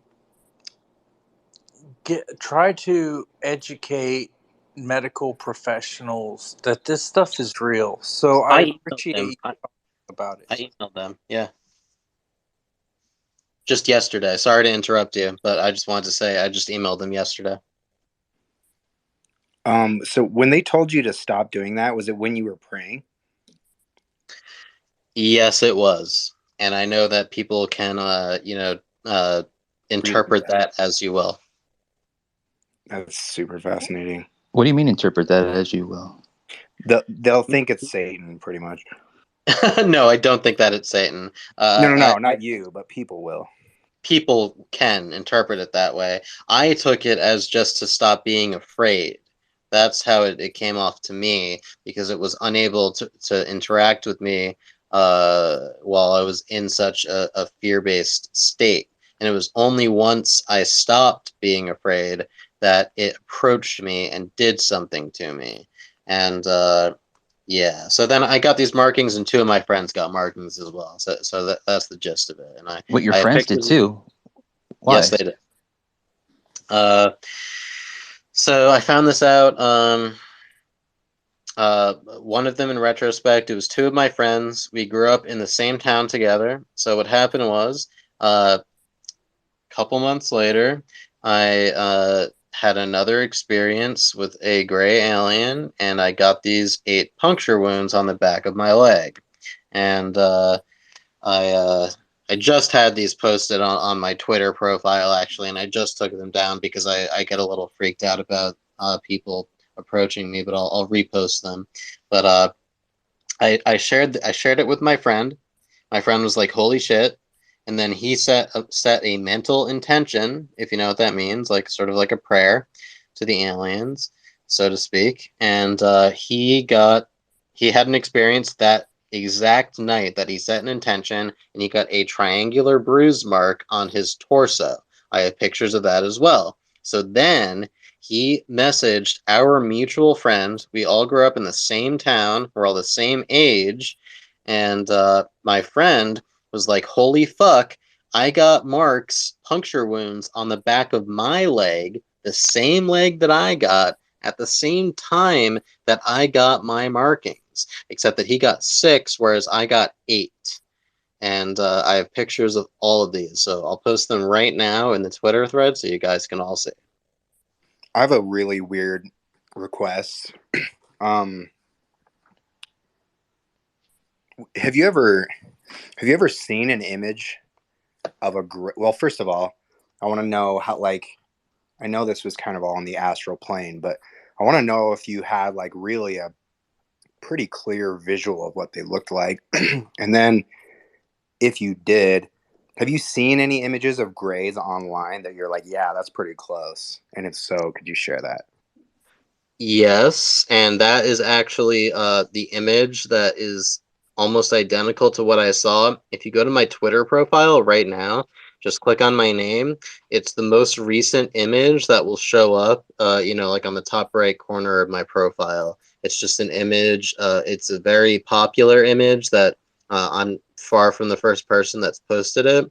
I came across it just by Googling images of gray aliens, but it is the most recent picture that I posted on my profile. So I see it. That's pretty. I haven't seen that one before, but you say, is that the best one that you know of? yes, it is, and it looks almost identical to the one that that I just spoke of that told me basically to calm down or stop praying. And even the black background was exactly what I saw. I got taken on board like a flying saucer, but it was very dark, and that's just what it looked like, almost. I guess because they don't need the light, right? They're probably raised in a dark environment. That's why the big eyes. Logan, yeah, possible. Logan, I'm stupid. Could you share that in the nest or something? I can't find that picture. Oh yeah, my bad. I should have done that anyway. Hold on, there we go. Yeah, you jerk. Hey, so where's that? You remember where it's from? Like who created that? Hold up, So, Paul. I know you. I know exactly who you are. It's so cool to see you again. Matt, aren't you supposed to go to sleep? hey Matt, you're the best. I know who you are too, man. My phone is kind of shitty. I can't always tell who exactly is talking, but you kick ass, dude. And I just want to answer whoever's question about who made that picture. If you click on that picture that I posted, I asked the same question. So I actually don't know either. I asked the question saying, does anyone know where this came from? Because I've been wondering for months. Really? Okay. Oh, I can go ahead and find out real quick. Hold on.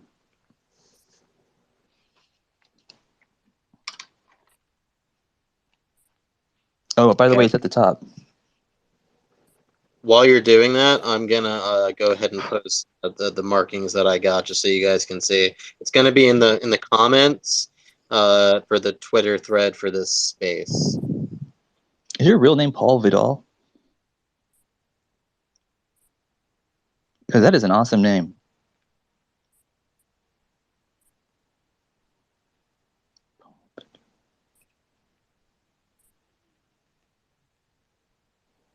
Sorry, yeah, my phone's super slow. Yes, that is my real name, And I'm not very afraid of putting my real name out there. That is my real name, and thank you. A lot of people say the same thing. It's a cool name. Mhm.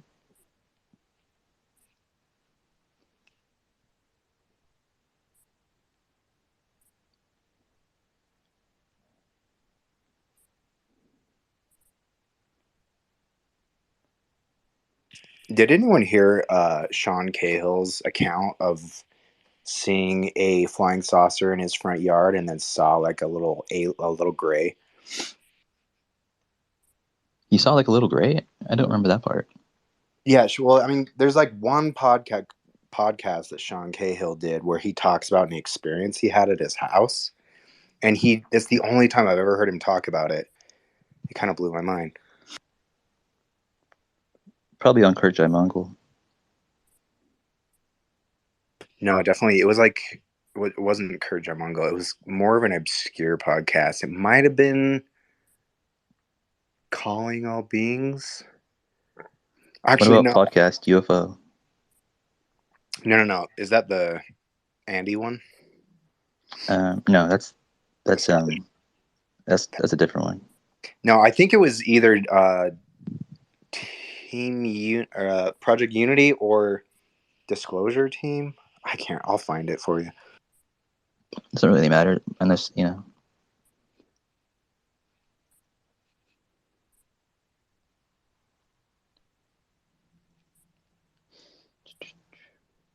Anyway, sorry. He said that he saw an image online that he thought looked really close to what he saw, but he said there's not a lot of images that resemble what he saw. So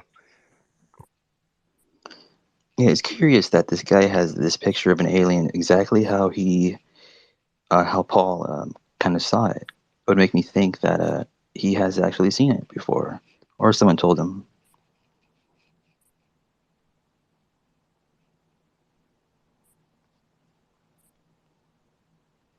What's up, Ganga? Hey, I just wanted to say something to Paul. I have this idea that perhaps these entities are just seeking permission to interfere, and that your prayer probably stopped it midway, and then it just asked you to calm down. But I think what happened is it probably got your permission. It did something, and now that it has your permission, it can continue. Not too surprised that your friend also got the same treatment. Did you pray to stop it, Paul? Yes. I was basically like, this must be a dream. This must be, whatever people call it, sleep paralysis. This can't be real. And so I was basically just trying to wake myself up, but I couldn't at all. And it went on for minutes, minutes at a time. And I was just like, fuck, wake up, Jesus, Buddha, wake me up. And then the being was just like, don't do that. And so then I calmed myself down. And I agree with whoever just asked that question, that it was basically, intruding on me and asking for permission. And then ever since then, that door has stayed open, and I've had several other experiences. I've had almost like too many experiences. It's kind of weird. I've kind of shut it down over the last year, but I've had a lot. do they typically involve grays, or is it just that one? Mostly grays. I've seen a mantid twice. I've seen a Nordic being. I had a hybrid child presented to me in my bed. I had an alien woman in my bed that it was like a screen memory, and this being dropped the screen memory. She was like a woman at first, a blonde kind of Nordic woman. She dropped the screen memory and turned out to be like a tall, tan-colored kind of gray alien. And after that, I kind of started setting a mental intention to know what that was all about. And within a week, I was presented with this hybrid child in my bed that was basically like crawling all over me in my bed and touching my face and stuff. And yeah, it communicated to me that it did not know me, and that yeah, it did not know me, and I don't really know what that means, but yep. Yeah, I've had a lot of experiences. I also saw a reptilian at least once, but I don't know what to make of these things. You know, I'm not trying to craft a narrative. How did you stop the visitations? So, like I said, a lot of my whole spiel is just about learning to take agency and learning to control your experiences. And just by the way, y'all, I posted 2 pictures in the Twitter thread. I didn't get to the third one yet. My friend who also got the puncture wounds, but you can see my puncture wounds and the triangular bruise mark that my friend got. I'll post the last image in a bit. But to answer your question, how did I get the experiences to stop? I essentially have I've learned to astral project. I hate that term. I use that term with air quotes every single time that I say it, or I call it, so-called astral travel. But the fact is that it is a real phenomenon, which is not the same thing as lucid dreaming or out-of-body experiences. It is its own thing.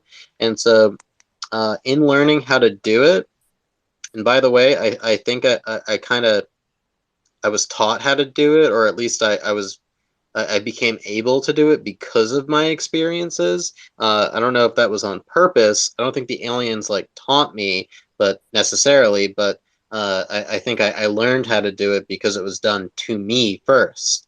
But anyway, after that happened to me, I developed various techniques to astral project, and those techniques overlap with how I learned to stop the events. And really what it comes down to is intention and meditation.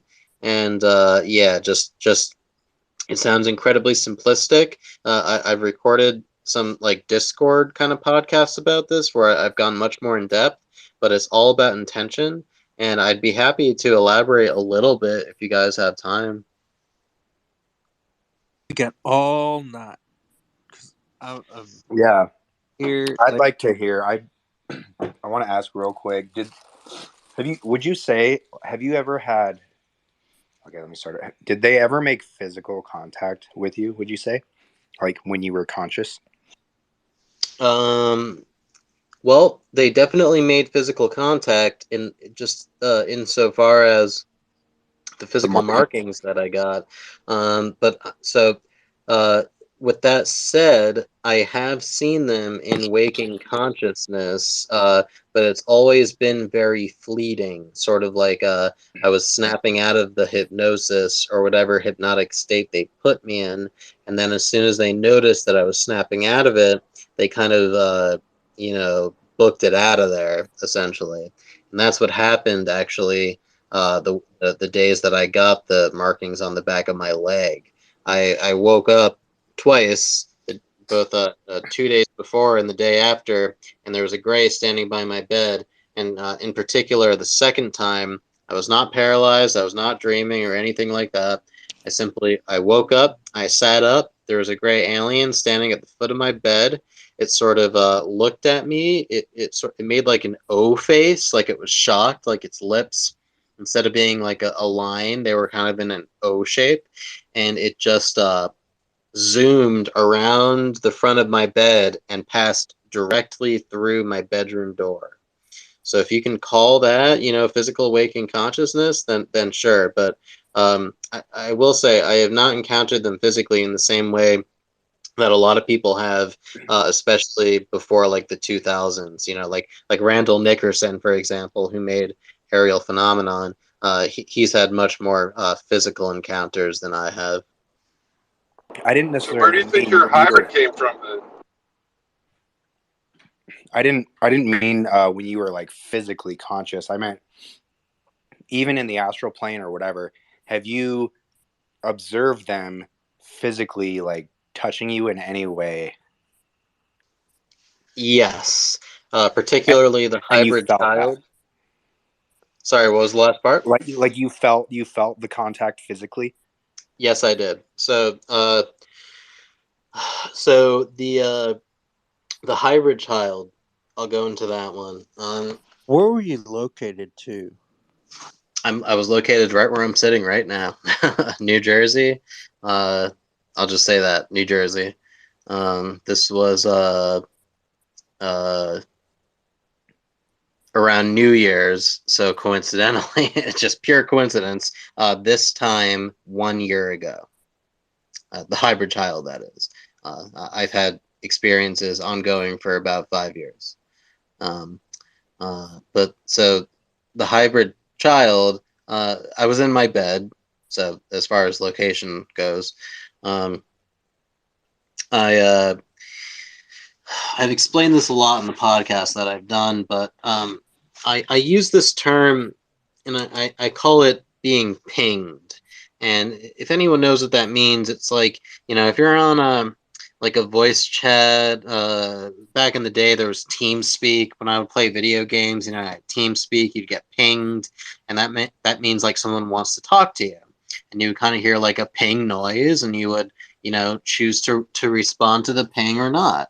And if you respond to the ping, you can talk to your friend on TeamSpeak and play video games or whatever. So that's the term of convenience that I coined, I guess. And so over the course of my experiences, I started to feel like I was being pinged. And what I mean by that is that I would wake up in the middle of the night and my whole body would be vibrating, and it would feel like somebody was trying to make contact with me. And I realized that vibrations are associated with hypnagogia and parasomnia and so-called astral travel. But irregardless, I felt like I was like this was coming from an external source. This was not just some sort of internal thing, for whatever that's worth. So when I would get these vibrations, I would generally fight them off. And by that I just mean I would try to move my body and snap out of it and just fight them off. But I eventually learned that if I surrendered to the vibrations and instead actually focused on them and meditated on them, that I would then be taken on board craft and be taken out of body, or sometimes not taken anywhere, and simply beings would appear in my bedroom and start physically touching me. And so this happened multiple times. And in the case of the hybrid child, I was kind of used to the pinging at this point, and I was experiencing it for about a week, and I was fighting it off. Does it make you tired? The ping or the vibrations, does it make you tired?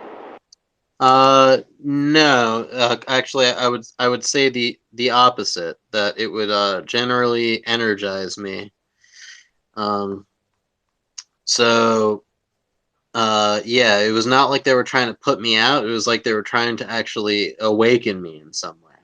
So in this case, I kept getting these pings, and this was also preceded by an experience where, again, there was this like woman in my bed, and I was getting pinged, and she grabbed my hand, and there was this alien in my bed. It was this whole big thing, but the hybrid child is more interesting. So after that happened, I got pinged for like a week, and then I was fighting it off every time, and then finally I was like, fuck, somebody wants to make contact with me. So eventually I was like, okay, I'm going to go to bed, and if I get pinged again tonight, I'm just going to let it happen.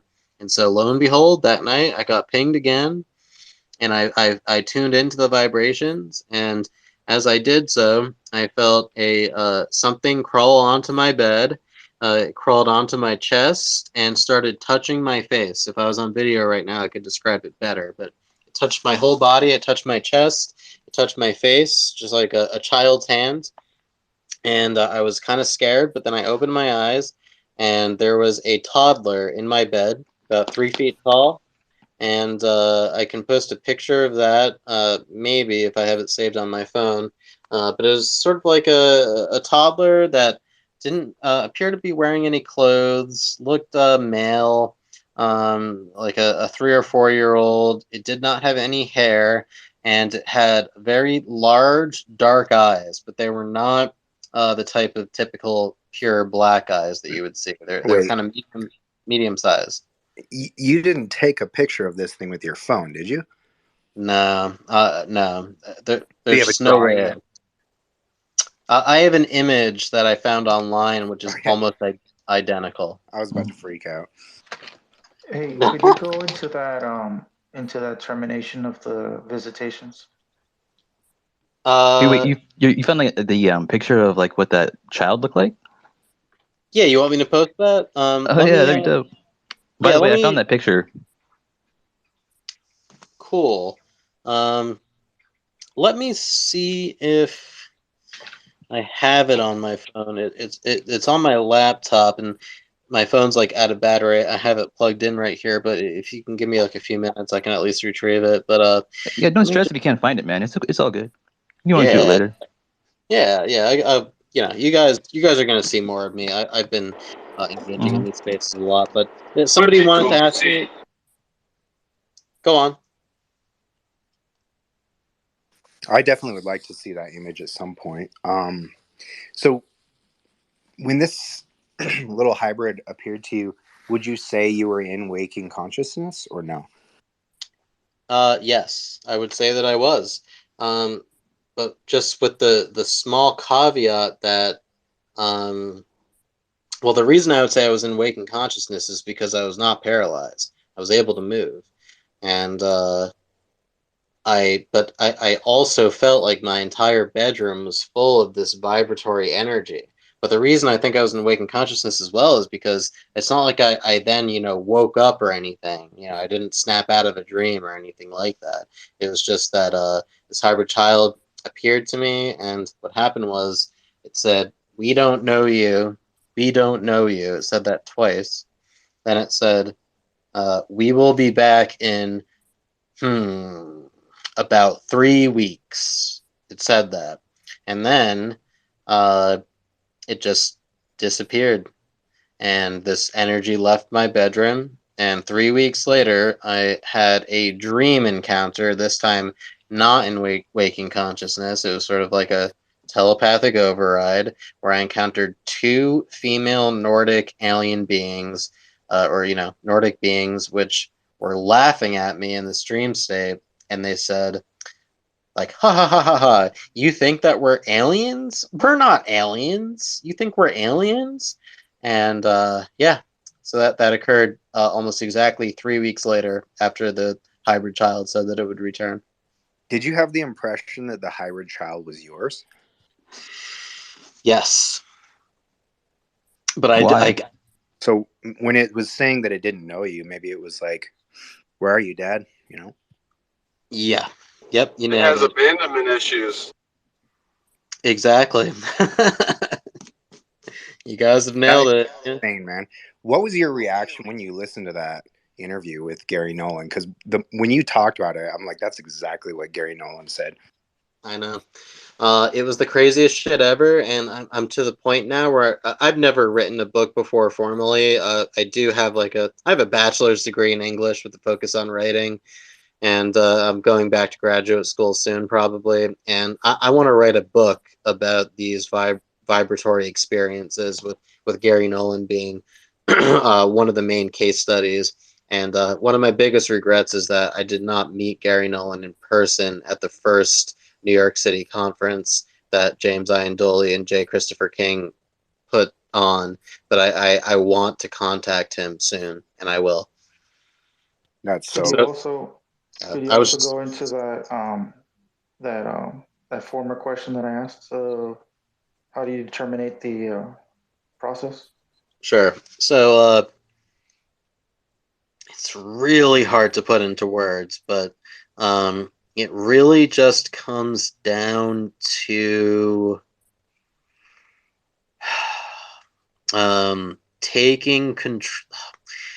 It's really just about intention. Honestly, I don't know if it's possible to fully take control of your agency, I think that the best that you can do is to learn about astral projection, not in order to do it, not in order to AP, but simply to know about the mechanics of how intentionality works and exactly how you can traverse these various states of consciousness, if that makes sense. Because once you learn that, then once you find yourself being manipulated or being taken control of, you will already have the toolkit in mind, or in your toolkit, in order to halt them. But with that said, I'm actually not sure that we as humans can really totally take control, unfortunately. We can only try. And I'm glad to do a Twitter space where I can actually go through. I have a 5/6 step process that I have already recorded some podcasts on that have yet to be published, where I can describe exactly what I mean. That would be awesome. If you ever need an illustrator or a graphic designer for a book or anything, let me know, because I'd love to help you with that. That would be wonderful. I'm sorry, I have my my pictures up now. Who's speaking right now? Who is that? This is Kimball Mortensen. Kimball Mortensen. Okay.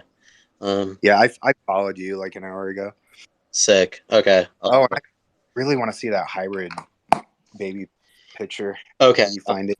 Yeah, so it's not on my phone. Let me mute my mic for a couple minutes so I can send it to myself from my laptop, and I'll post it for you guys.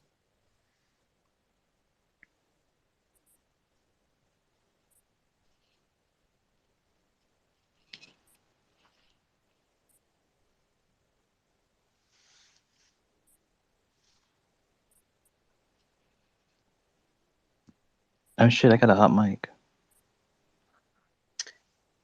Yeah, sorry, I'm muting right now, guys. I'll be back with you in a bit. I'm gonna post that.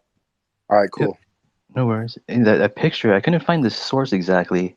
I found like a million different websites that were using the image, but I couldn't find the original person. I've Still been looking. I've been looking for it for days. So don't beat yourself up. I honestly have no idea what the source is, but if you do find it, DM me. Again, Like, like you're talking about the original creator, right? Like not just like someone who posted it on their website, right? Correct. Yes, I'm looking for the original creator. I have no idea who they could be, but if you find out, let me know. Will do. Cool. All right, I'll be back in a bit. All right, cool. It almost looks like something I've seen in a movie or something. Yeah, I found a different version of the picture where it's more zoomed out, and the alien is actually standing in a forest. Wow. Did you ever see the Skinny Bob videos? Yep. Those are. I don't think they're real, but I'd be crazy if they were. I would not be surprised if it's real. Sorry, I'm still listening to you guys while I'm doing this, but I would not be surprised if Skinny Bob is real. It's so legit. Even though there is a video overlay, there's grain put on it, and there's the issue with the timestamp. The creator Ivan admits that it is that it has been edited. So I would not be surprised if it's real. If it's not, it's beautiful and it's amazing. It's a great work of art. I agree. A buddy of mine, because like the time it came out, computer graphics weren't quite that advanced, it seems. But he speculated that maybe it was like computer generated video that was done for a movie that then like got canned or something, so they just turned it into like a spoof thing. But other than that, I don't know. At that time when it came out, I don't know how someone could create something so intricate and detailed. I know. There was a movie that came out called Paul. Speaking of Pauls, and the CGI was not nearly as good, and that was like a multi-million-dollar movie. So how the fuck did somebody do that? Have you ever seen someone debunk it, like step by step, like how they did it? As far as I know, no one's ever debunked it. I've watched 2 different 3-hour breakdowns about it, and the only thing that's ever been zeroed in on is just the video overlays and the slight editing. There's plausible deniability here. There's a possibility that some clips are real while others are fake. It's multiple different clips from multiple different events, allegedly. But no, it's never been debunked. And if it is fake, it would have to be motion capture CGI, which would cost millions of dollars, or at least, I think. Richard Doty says it's real. I just asked him. He's like, yeah, it's real. What's motion captured CGI? Is that where people wear sensors and move around? Correct. Yes, it is. It's like Gollum from The Lord of the Rings. Okay. Okay, so I'm sending the hybrid child to myself right now on Facebook. It'll be up in the room in like a minute or 2. Nice, dude. You're fucking cool and easy to talk to. Thanks for sharing all that. Thanks, guys. I fucking love this shit. You guys are rad as well. Sweet. He wasn't talking to you, Logan. Damn, I get that. Yeah, I mean, fuck, man. How do you find like the original? You know what I mean? Like, I can find a million copies of people that have used this image, but how do you figure out who's the original poster? Search, right? Huh? You're doing a reverse image search? Mm-hmm. Can't you sort it by date and then just go to the earliest date you can find?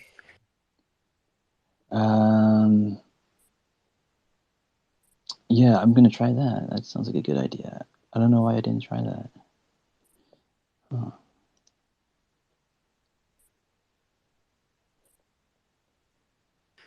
See if you can figure out the original creator of the image of those tits too while you're at it. I've got enough of those on my computer. Yeah, but no. Okay.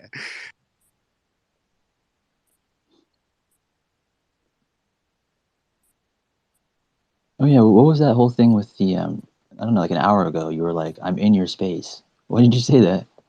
I was being dumb, dude. Oh, okay.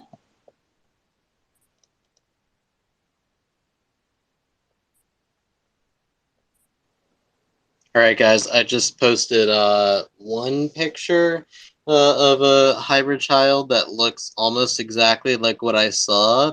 If you can just imagine it to be tan instead of so pale colored, that's really the biggest difference. And then the eyes were not pitch black; they were just very dark. I didn't see any pupils, but aside from that, it's almost identical. And in this case, I do think that the original poster is out there. I can't name them right now, but if I'm not mistaken, it was some kind of a 3D artist for some website or a game or something. But yeah. When the child spoke to you, was it speaking to you telepathically or did it speak to you with its mouth? It was speaking telepathically. And it had the same kind of sort of semi-robotic telepathic voice, which most of the beings that I've encountered have had.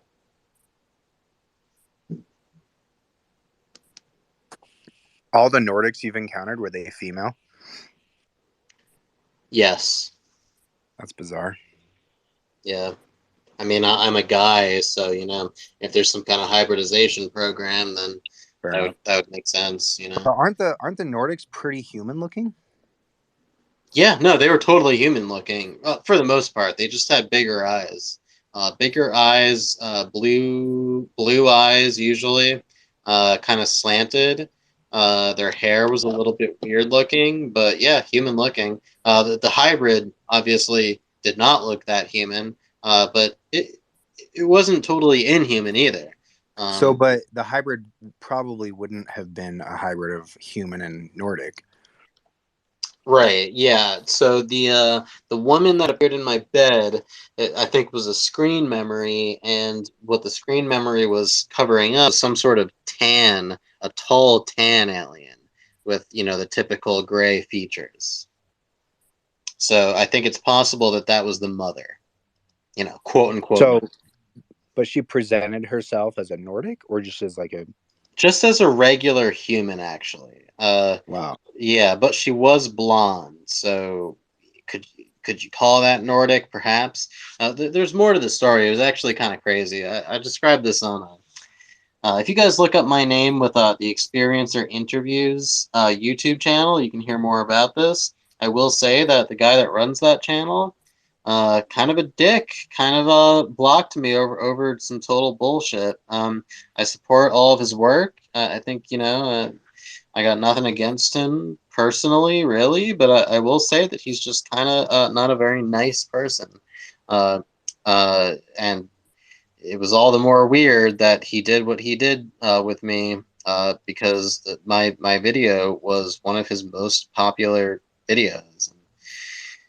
Everything was going very well until he posted this very political meme, and I had the audacity to say that we shouldn't bring politics into the experiencer field, and he didn't say a single word to me. He just blocked me, unfriended me, and kicked me out of the group. Wow. Yeah. Let me guess. He posted was it like a left-wing meme? It was a COVID meme. No, it was something like if you get the COVID shot, you're gonna be kicked out of Noah's Ark or some weird shit like that. So his channel is the one that has the XI on it. Correct. Yeah. Got it. Yeah, I was like one of the only people on there that was not selling a book. I don't have my own podcast. I wasn't selling anything, and I think maybe that's why it was such a successful interview. I really don't know, but yeah, a lot of the people on there are kind of trying to sell something. Hey, Paul, haven't we talked before? Who is this? Sorry. Oh, my Logan. So Logan, I thought so. Okay. Yeah. Again, my laptop is better. My phone, when it's at low battery like this, it doesn't always say exactly who's talking. But yes, Logan. Yes, we have talked. We have talked in the Twitter Spaces. Yeah. okay, yeah, I thought so.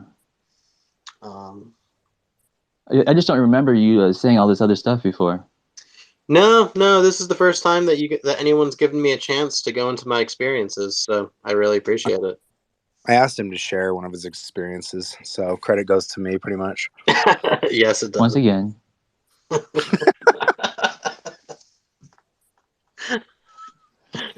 We all know Logan's only good for Snoop Dogg impersonations.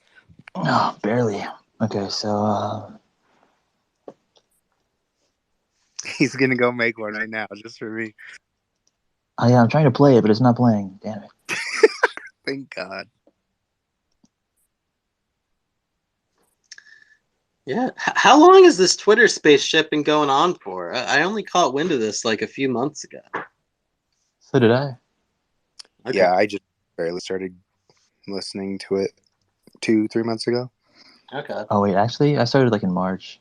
That was like 8 months ago or something. Oh shit! All right, that was before even I did my interview, and that was like my first time really going public. So ever since then, like I don't really care that much. I don't like permanently keeping my pictures on Twitter because I don't want people to just randomly, kind of approach me about it. That's all. Yeah. What do you mean? Like you don't want someone asking if like you've been abducted too or something? No, it's not that. I just it's more like people in real life, I guess, like people that I know. Even though I'm also really open about it in real life, I just even jobs and stuff. I don't want somebody like interviewing me for a job and then checking my Twitter and being like, "Oh, you got abducted and you have these markings. What the fuck are you talking about?" Like that kind of thing. Yeah. The stigma. Yeah, for sure. Yeah, the stigma is real. Even though my Twitter page is nothing but alien stuff, so it's kind of pointless. But whatever. I'm still a little bashful about it, so I post it and then I take it down a few days later. I don't know. Yeah, I'll do the same thing, but with like horrible pictures of myself. Yeah. Oh, that's the same thing. Kind of. Yeah. Might delete later. Yeah. Felt cute. Might delete later. I got crazy shit. I I met some really great people at the conference most recently, the second Inquiry Anomalous conference. I met Ann Tyler, who's this psychologist, therapist woman, and she has these triangular freckle kind of things on her arms, or on one of her arms, and I have the exact same thing too, and they're still there. They're like tattoos. They're like these alien brandings, is what Ann Tyler called them. I don't know if you guys are familiar. Do you guys know about these triangular markings? Yep. Yeah, I've heard of them. I don't know about Ann Tyler, but Yeah, me neither. Markings, yeah. Yeah, I have them on both of my arms, and they appeared 2 weeks after I got the puncture wounds. where are they on your arms?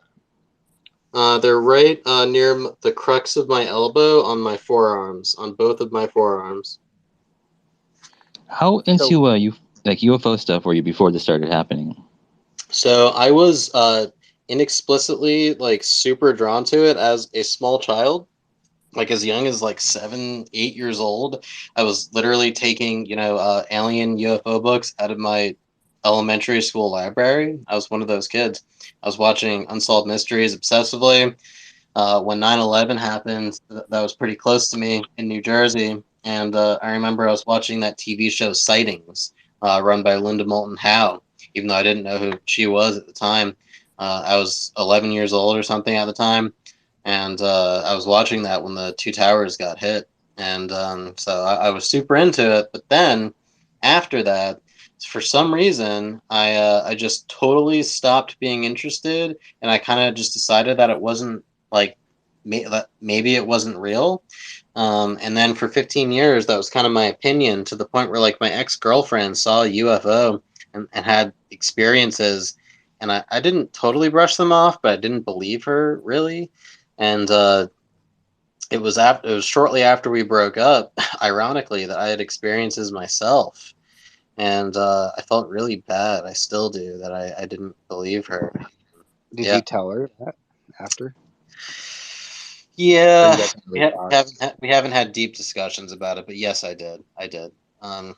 That's cool.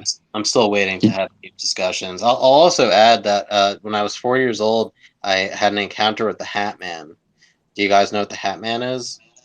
I don't. Is that guy that stands over you like as a shadow, kind of? Yeah, except that it's not usually, or sorry, it's not always. Freddy Krueger. Yep, Freddy Krueger Oh. was inspired by the Hat Man. I believe Wes Craven, or actually it might have been the writer, not Wes Craven, but whoever came up with him, that was inspired by the Hat Man, as well as many other things. So the Hat Man is sometimes encountered in like a bedroom situation like that, where he stands over you. In my case, in many other people's case, it was an awakened consciousness again, although I did wake up. So I was about 5 years old. I woke up. I saw this Hat Man with a big trench coat and a fedora hat standing in my doorway. I launched out of bed, ran past him, bumped into him, felt him physically, felt his coat. He did not move. This is very common, actually, I've learned. There's a whole series of documentaries and blogs about this. I bumped into him. I ran down the hallway. I ran into our TV room, and we had this electric blanket at the time, back in the 90s. And I hid under the blanket like a typical 5-year-old child would do. Then I peeked out from the blanket, and he had followed me into that room. And then he disappeared. And I told my parents about it, and they told me it was a nightmare. And then 25 years later, I got into my 30s. I told my dad about it again, and he revealed to me, not only has my dad also been abducted by the Greys and my mother, she passed away sadly, but my dad and his brother also encountered the Hat Man back in the 1960s under the same circumstances. Holy shit, dude! You said you ran into him? I did. Yeah. Dude, I've never heard that before. That's crazy as shit. Yeah, watch the documentary. You'll hear more. You'll hear more like that. Wait, where's the documentary? I think it's called. If you look up the Hat Man, the Manifestation of Pure Fear, I believe, or Pure Evil. Sorry, Hat Man, Manifestation of Pure Evil, I believe that's the name. That's from 2020. If you just Google that, it's something like that. You'll find it. They think it's the devil, so don't take take it with a grain of salt. But it's a good documentary. So my Hat Man was in a cloak and in my mirror only, right? Like I couldn't see him in the bedroom, just in the mirror. And he had a glowing, like a plasma orb between his hands, like he was sucking my energy. That's what I felt like. Told my parents, like you said, they said it was a dream or, mind playing tricks, whatever. Years and years later, I found out why my cousin quit spending the night and my sister didn't like my room, and even my mom saw something. They all saw something. The weird thing is, though, they weren't all exactly the same. Like, they were all either like a hat man, somebody in a cloak, a trench coat, hair with a hat, like just it's similar stuff, but not exactly the same, but always in my room. If you bumped into him physically, then if the Mormons are correct, then he definitely wasn't the devil, because they don't believe Satan has a body. Just a side note. yeah, I don't know what to make of the fact that I felt him physically and that he seemingly followed me into the room. But the previous person, the Hat Man does come in many forms. People see different aspects. I only saw the glowing eyes. I think it had glowing yellow eyes. Damn. Or, yeah. But some people apparently will see a smile. I don't know how seriously to take all of these accounts, especially in documentaries like that where they're trying to make a buck. But what I can say is that the people that I do trust, they at least see some form of it, and I trust you, man, that you saw some form of it. So aside from the silhouette and his glowing eyes, you didn't really see any other details? No, I saw that it had a trench coat and a fedora hat. But you can generally, no one has ever seen skin or a face. It's just 99.9% of the time, it's just eyes, and occasionally, apparently, people will see a smile. But this is one of the hallmarks of it, is that it is a featureless being. Wow. Even though it is physical, it is featureless. That's bizarre. So yeah, it's intent on scaring you. It's trying to basically suck your energy. That's crazy. Dude, if your mom and your dad both had experiences, you definitely need to get in touch with Gary Nolan. I bet he would want to do MRIs or something, look at your caudate imputamen or whatever, because I bet you guys have that shit.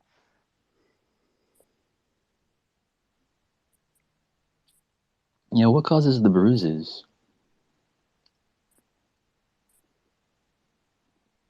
Did Paul go away? Here, can you hear me or no? Can you not hear me? Yeah, I can hear you now.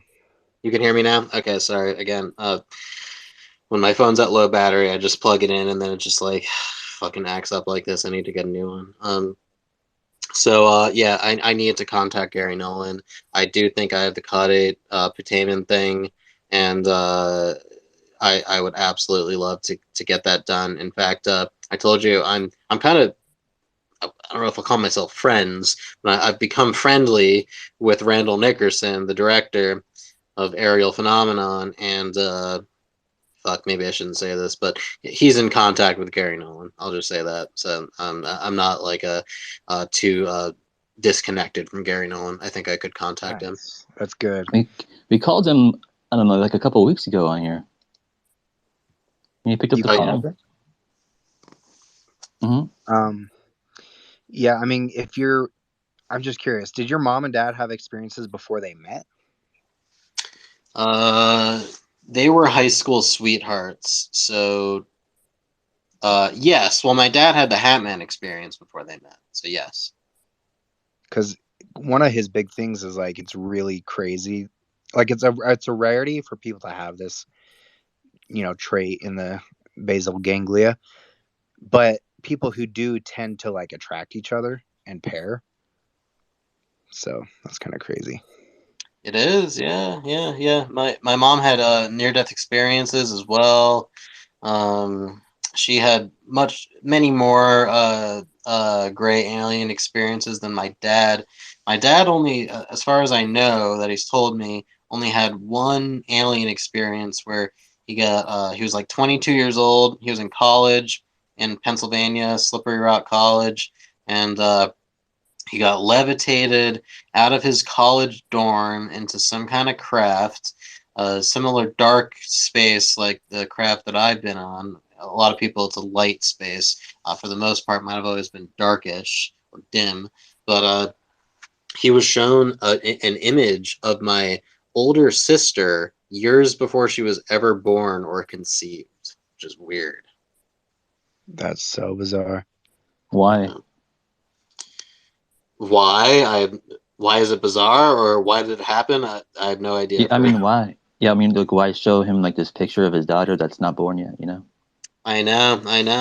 I have absolutely no idea, but all I know is that I asked him, did it look like, he saw her at the age of 4, and I asked him, did it look like my sister at the age of 4? And he said yes. Huh. I wonder why they would do that. What's the motivation? I wonder. Perhaps just to exert like some kind of control, like we, can predict your future, that kind of thing. I've heard like Ryan Robbins from Post Disclosure World. He just posted his Medium article and video about his telepathic experience, and it was really like whatever telepathically contacted him was just trying to show like, hey, we're here. We're here, we're queer, get used to it, just like just trying to show that like we know what's going on with you, and he believes that they didn't perfectly predict his future, but that they were at the very least trying to exert some measure of dominance, essentially, if that makes sense. That's so crazy. How is this? Well, first of all, how has this affected your perspective on the world? Maybe even like your belief system.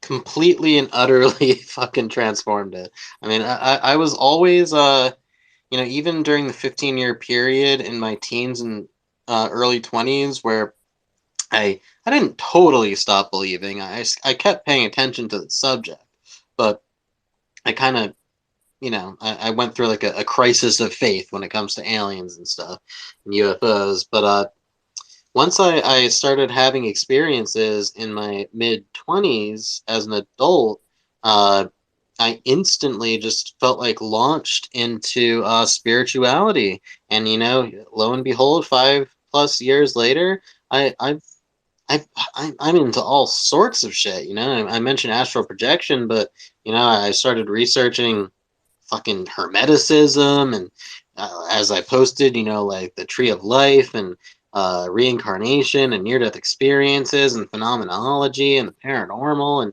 and you fucking name it. I'm into all of that shit now, and I'm deep into it, and I'm not trying to get caught up in the weeds either. Like the Buddhists call spiritual abilities, they call them siddhis. And the Buddhists really emphasize that you can't get caught up in the siddhis. You can't get caught up in powers and the ego aspect of it, because that will lead you astray and fuck up your life. And so what it's really done for me is not just getting me interested in spiritual stuff and spiritual abilities and whatnot, but it's made me want to do the real work of becoming a good person. Like I don't think I was as good of a person before this stuff happened. And I don't know if they were trying to make me a better person, like ethically or morally or spiritually, but whether on purpose or indirectly, that's what happened. Dude, you definitely need to write a book. This is so fascinating. I'm serious. Thanks. Such I a will. such a cool set of experiences, but also your perspective and reaction to it is just so cool and inspiring too. Like, it's not just like, not to be all, because we've been bagging on people trying to make a buck, but like it would be a really successful book, I think, because it's not only like the wonderment factor that a lot of paranormal stuff has, but it's like the feel good stuff too. It's great. Thank you. I really appreciate that. I'm going to do it. I'm in the process. I've collected two sets of two data sets that I'm focusing on, and I might make one book or two, and it's one of them is the markings, the physical markings I'm very interested in, and the other one is the vibration kind of stuff and the astral projection, and yeah, so I'm gonna write some kind of book. Thank you. Nice. Mhm. Yeah, I would definitely encourage that. So you've never seen like a craft or anything, a UFO or No, I've seen, what you could technically call UFOs in that they were unidentified or, UAP, unidentified aerial phenomena. Definitely some weird stuff. I've just never seen, um, well, uh, I've never seen in like pure waking consciousness while walking around the street or whatever or outside. I've never seen a flying saucer or a triangle. I did see one triangular thing, but it wasn't super explicit. It didn't show any of the observables. But I've seen some stuff. I've seen orb-like phenomena. I've seen orbs inside my house, but they were very fleeting and almost seemed to be like overlaid upon my reality. I've discussed this again with Dry Oak, who runs the Experiencer Network Discord. They were kind of like these like lens flare, almost like soap bubble orbs. Seen them twice under very interesting circumstances inside my house. But again, they were superimposed like upon my reality. I don't know if other people would have necessarily seen them, and so they could have been some kind of an ocular degeneration thing, but I don't think they were, just simply because of the phenomena associated with them. And then aside from that, I have seen a couple other orb-like phenomena hovering at rooftop level, mostly in Los Angeles when I was living there for several years. So yeah, I've seen some kind of orb-like stuff. Why did you move to New Jersey from LA? I'm originally from New Jersey, so Oh, yeah, my mother became ill, and so I moved back to be with her, and then she passed away recently. plus I've plus LA sucks, so it does kind of suck. even worse than New Jersey? It all depends. Cities are cool. Small towns have good aspects to them as well. I'm currently in a small town. Just like living in LA for long enough, living in a city for long enough, kind of gets a little bit old. But Yep. we're gonna try to live a little bit bi-coastal in the future. I think I want to spend more time in. I want to travel more. Basically, that's my plan for the future.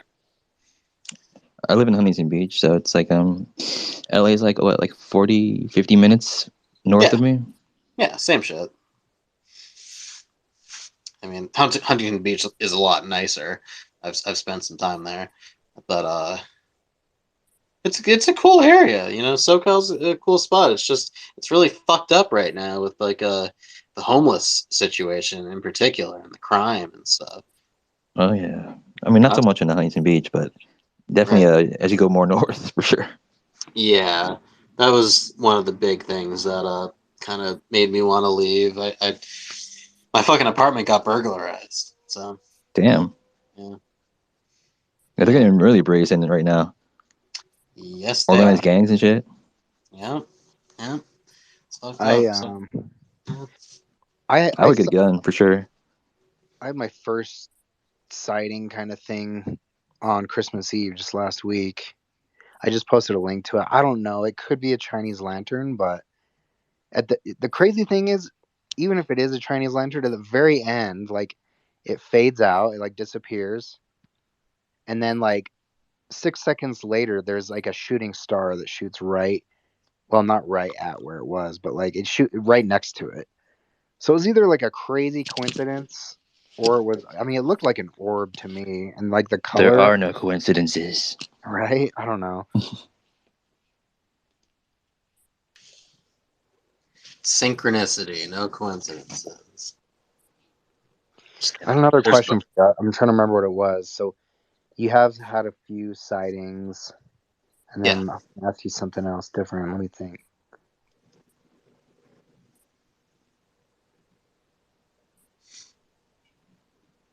I can describe the sightings a little bit more if you want. I mean, you said you saw flying saucers in California? No. That's what I'm saying. I've never seen like a really like, a genuine true UFO. I've never seen a flying saucer outside of these abduction events. I remember Isn't what it I was weird that it only happens in your bedroom? Yeah, as far as like the real UFO stuff goes. But I've been walking around LA and I've seen orb phenomena. I saw a formation of 6 orbs actually in LA at rooftop level, but I don't know what they were, and they could have. I have no explanation. I can describe it if you want. Orbs? No, dude, like, yeah, Long Beach is right next door to Huntington Beach. Well, you know that. Like, dude, like, that's like the most active, like, place in, like, the whole country, I think. I agree. Yeah, there's Catalina Island. Yeah, I was just there like a month ago. Or actually, fuck, it might have been 2 months ago now. Yeah. It's a beautiful area. I remember what I was gonna, Yeah, go ahead. remember what I was going to ask you. Do you have any thoughts or ideas or impressions on what the origin is of all these different, whether it's the Greys, the Nordics, or the Mantis? Like, do you just think they're just straight up extraterrestrial or ultra terrestrial or interdimensional? No, I don't know. I'm really big on, epistemology, as it's called, just being real about what we can know and what we can't know. And, maybe some people in the military or aerospace companies or the government, maybe they know some of these answers, but I don't think like almost anyone in the public really knows, especially because even if like an alien told me that they were from Zeta Reticuli or something, how could I know that they weren't lying? Even if they took me there or some shit, like how could you really know? But beyond that, Yeah. I do think that they might be ultra terrestrial, because in my case, as I mentioned, they were kind of laughing, implying, like saying, like, you think we're aliens? Ha ha ha! We're not aliens. It was like they were saying that they were like part of the extended human family or something. Yeah. Like OG Right, Earthlings, exactly. right? That's bizarre. Yeah, no, I just wondered, not necessarily what you had heard or researched, but just based on your experiences, what impression you might have had. Yeah, that's pretty much my impression. Is maybe some kind of ultra terrestrial.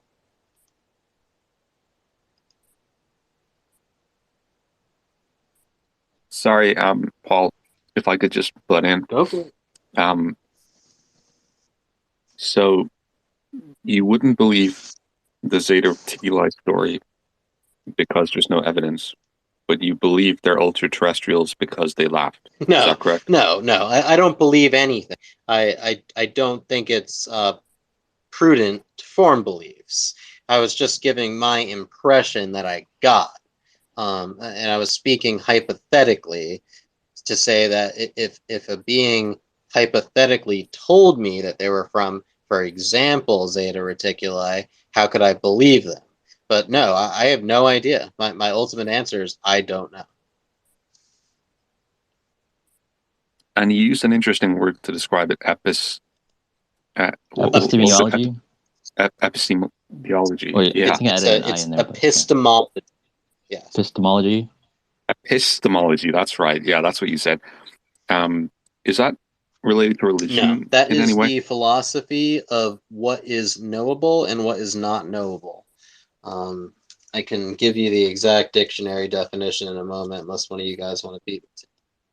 So, for example, what is written in the Bible would be knowable because it's written in the Bible, but anything that's not written in the Bible would be unknowable or speculation. Is that correct? No, I wouldn't say that. Let me just define it. So, epistemology is the theory of knowledge, especially with regard to its methods, validity, and scope.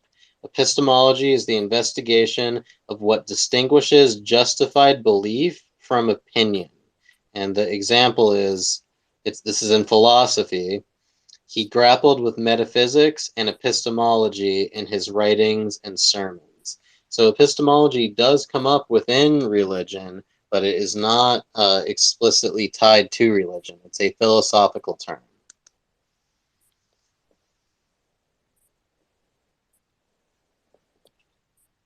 Oh yeah, one more thing. You mentioned that Oak chap.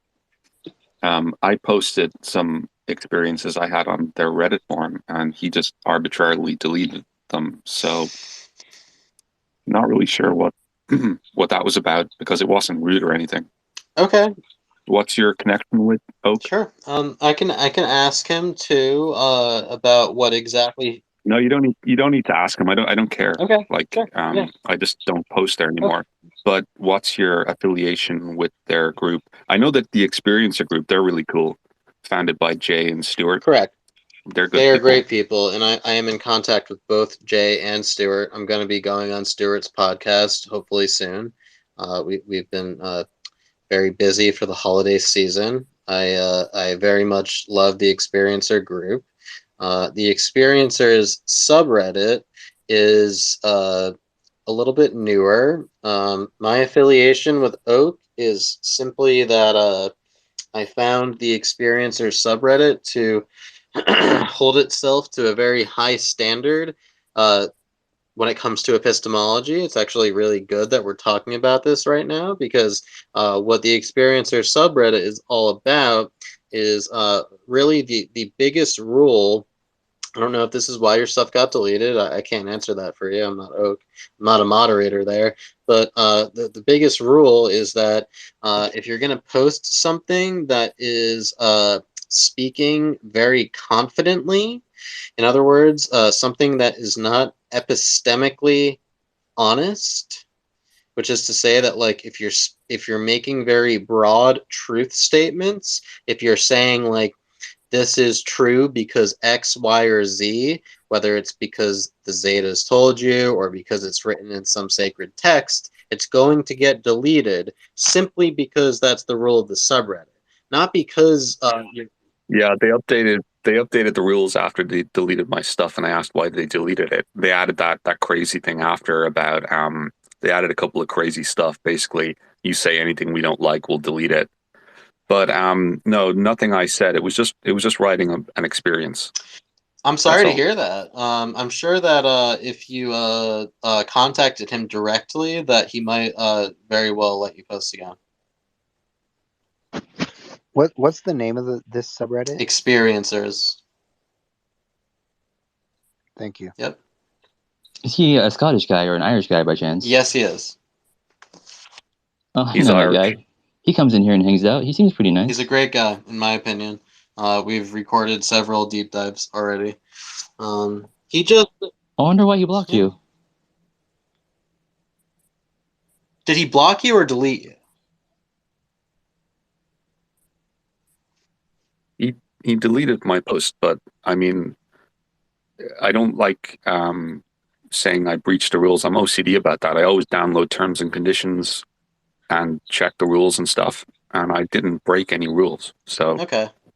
if someone's going to lie to me and say I broke the rules, that just is It's annoying. possible that it was not Oak. There's at least 4 moderators there, so it might not have been Oak.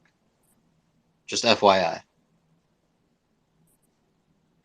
It seemed at the time that basically anything that yeah, I can't really remember. My memory is a bit scrambled. Sorry. Oh, it's all good. He's really upfront about saying that, like, it's no hard feelings if anything that you post gets removed, and the same goes for his Discord channel. It's just simply that he's trying to curate a very specific sort of community. That's all. He's a really nice guy, so I would recommend DMing him if you really are interested in, contributing. Yeah, you can find him on here. Contributing to what exactly? Just the subreddit. That's all. There's plenty of other subreddits. Yeah. I'll pass. Yeah, go ahead and pass. That's the beauty of Reddit is there's a subreddit for everybody, right? That's what's great about Twitter after Elon Musk took That over. too. I agree.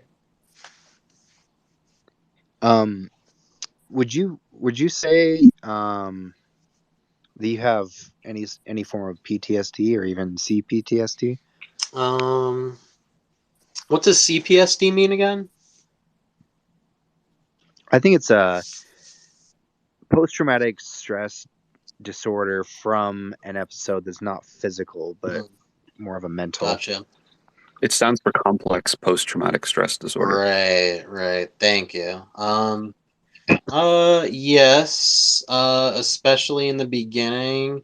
Not so much currently, ever since I started to get more into so-called astral stuff and spiritual stuff.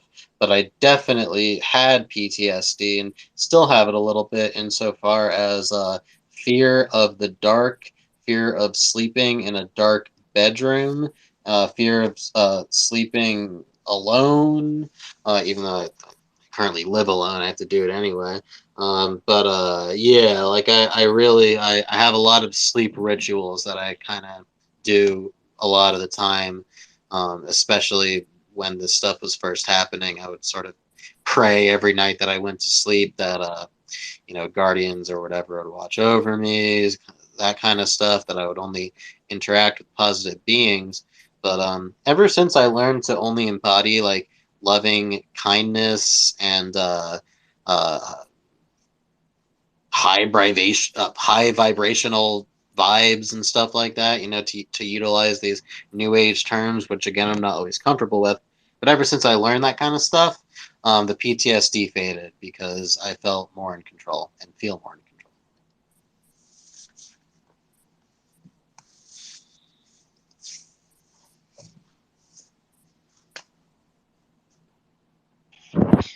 And well, I'll put it this way.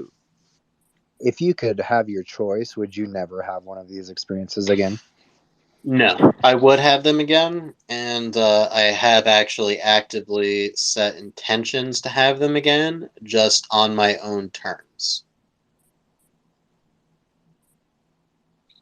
And since you've been setting that intentions, no experiences have happened. Right? No, I have, but I've only had them happen during astral projection, which I'll just quickly define that. The way that I do astral projection, the way that I define it is a voluntary action that occurs upon waking up. It's usually within about 5 minutes of waking. Usually, I will have to sit perfectly still upon waking up and set an intention the night before, but not always. And so, for example, I can wake up, go use the bathroom, take a piss, whatever, lay back down, get comfortable, get into a meditative state, and then enter into the astral modalities that I practice. So it is through a fully waking state of consciousness. I don't access it through dreams. It is not the same thing as lucid dreaming. Yeah, I have a very simple 5-step process that I do. And during these experiences, just recently, a few months ago, I encountered a gray alien, which seemed to do some kind of healing work on me, actually. What the fuck is going on? I don't know. It just, yeah. I don't think he was talking to you. Maybe he was. I can describe my methods if you want, or if you just want to ask another question, whatever. Yeah, I mean, I don't know. No, I'm just like, dude, like, fuck, man. How do you like deal with all that shit? And also, like, if they're constantly like visiting you, like, they're, do you think it could be captured on video camera? I don't really. I mean, I've met people that have claim to capture stuff on video, but I kind of think that one, these beings are so advanced, whatever they are, that they are probably good, smart enough to, um, outrun any sort of technology or video or cameras or anything. But two, most of my experiences these days occur seemingly in like other dimensions of consciousness. I don't know if anyone here. Just for the record, none of this involves any drugs.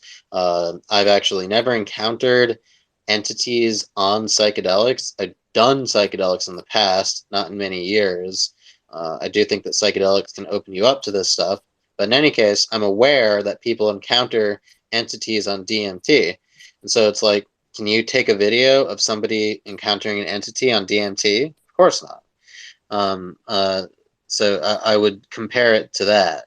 Like this is like your consciousness is entering into another realm, essentially. But again, my methods have nothing to do with drugs. And in fact, if you're doing drugs, even alcohol or weed, especially weed, it's very difficult to, if not impossible to achieve. You kind of have to be sober to do it. Wow. So did you become familiar with, or could you attain astral projection prior to these experiences, or did they kind of teach you how? They pretty much taught me, or at least they did it to me kind of involuntarily, which caused a lot of trauma and PTSD. And I've engaged in some other Twitter spaces over the past few days where we discussed how trauma, like with UAP Med, we were talking about trauma and how trauma leads to dissociation, and dissociation leads to these types of experiences. So to answer your question, no, I was not able to do this stuff voluntarily, on purpose until these experiences happened to me. But you also never had really tried, right? No, I had never tried. That's true. That's very true. I'm not trying to disprove your. No, that's a great point. Thank you. I am always happy to be disproven or to have any sort of. No. But I really wasn't trying to do that. I was just curious to know, like, because I mean, I've tried to astral project, and I'm assuming that it's almost like riding a bike, where it's like once you've done it, it's much easier to attain, or once it's been done to you, I guess, even. Totally. I think you're 100% right.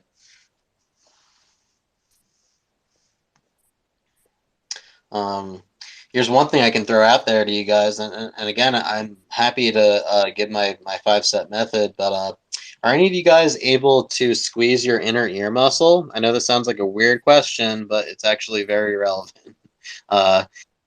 Does it sound kind of like thunder when you do it? Yes, it does.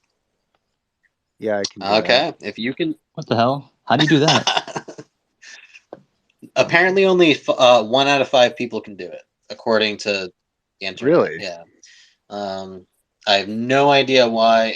Maybe it's possible to teach yourself, but for me, I was able to do it ever since I was a child. It is not necessary. You don't need to be able to do it to astral project, but if you can do it, it makes astral projection like 10 times easier. Damn, that's good to know. Wait, hold on. Like, what's the connection there? Okay. Well, so the connection, I actually don't know the science, and this needs to be investigated. This is something that, as far as I'm aware, has only been discovered. I only know about this. I only know of people knowing about this through Reddit for the last 4 years, and that's 4 years out of what, like 70 years plus, or thousands of years, really, that people have been practicing astral projection. So this is an incredibly new, cutting edge thing. There is a subreddit devoted to the inner ear muscle, not with astral projection, but the subreddit is called Ear Rumblers Assemble. So if you want to look that up, that's there. And then if you type in to Google, or especially if you go to the astral_projection subreddit, and then type into the search bar there, or just type into Google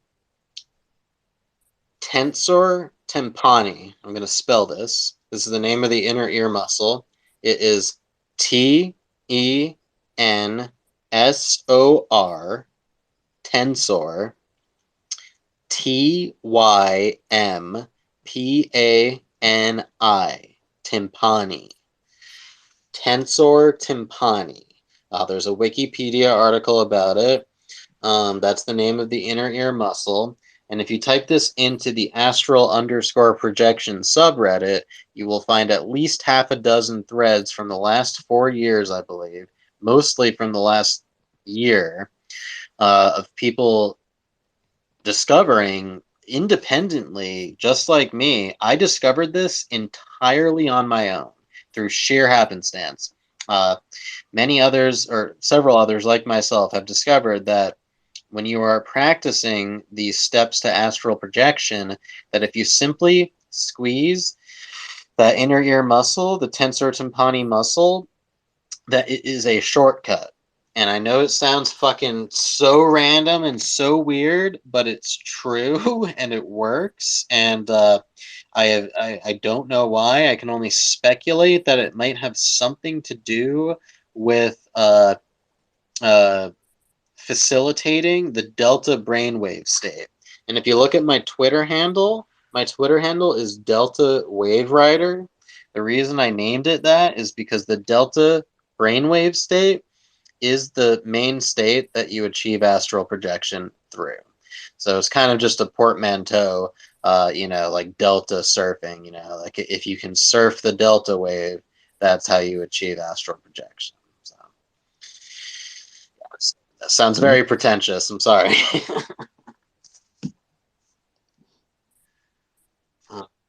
You got smarter since I know like some people get smarter that have these experiences. Have you noticed that you're like charged up since your first Yes, experience? yeah, I do, but again, that's like, should I say that? Is that like super fucking narcissistic and pretentious to say?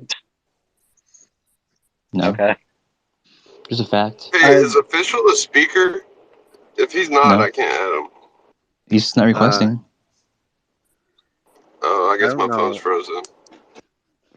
If you want to be in a speak, hey, do people have their hand up right now? Yeah, sorry guys. There are some. I wasn't paying attention. My bad. You don't need to raise your hand. Yeah, go ahead and talk. I'm gonna fucking Stop I'm being- gonna real mute quick, myself. I'm sorry. I can't find Ear Rumblers Unite. I can't Sorry, find it's Ear Rumblers Assemble. that. Oh, You thank are you. welcome.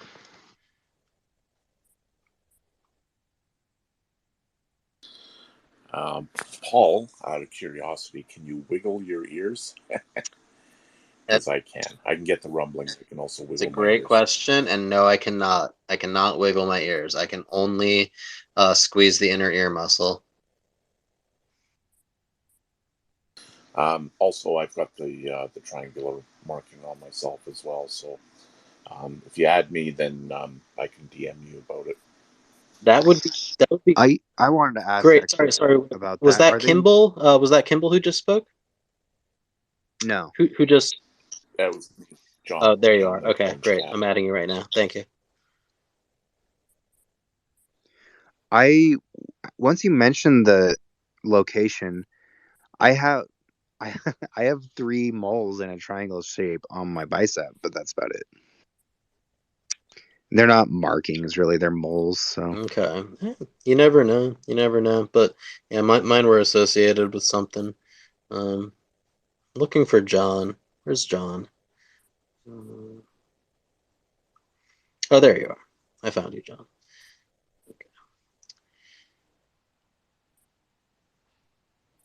Yeah, I'm also on TEG. So if you check on there, there's a picture posted. You can take a look.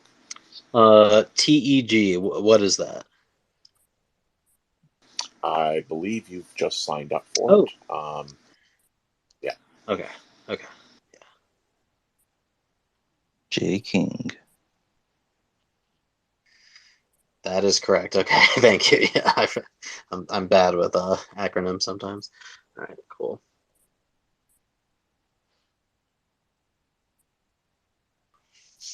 Yeah, so Hey, vegan, don't be shy, vegan. You can hop right in there, Hey, buddy. hey, everybody. I won't. I'm like kind of at work right now. I just came to share some stuff from the Jumbotron. Gosh darn it. I love the conversation. Y'all keep doing your thing. I'm just going to share some shit in the Jumbotron in regards to the conversation. And,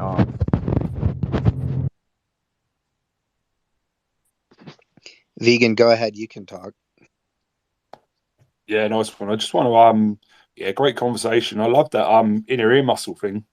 I think I know how to do it, but yeah, I didn't know that was an actual a recognized thing. So yeah, I'm going to try and develop that further. So yeah, thanks for that. But I just wanted to point out the thing about so I was going to mention DMT because wow, alien abductions or I don't like using the word alien.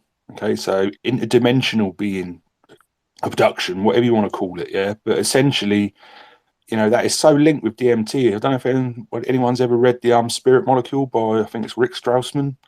Wow, what a book, and just to see that repeated over and over again, those same sort of stories, those same, narratives in that. And yeah, the best way to do it without a shadow of a doubt is to not use any external DMT because, of course, we can produce it ourselves, can't we? And I think, when we are experiencing a lot of these things, it's because, we're getting those juices flowing up on the pineal gland and that. So, yeah, I'm all up for that. Just, have a look at, if you're into your out of body experiences, whatever it is, look up The Spirit Molecule by Rick Strassman if you haven't already. If you don't read the book, there's a video on it. And I'll tell you what, it's profound for me. And I hope, other people get some good stuff out of that as well.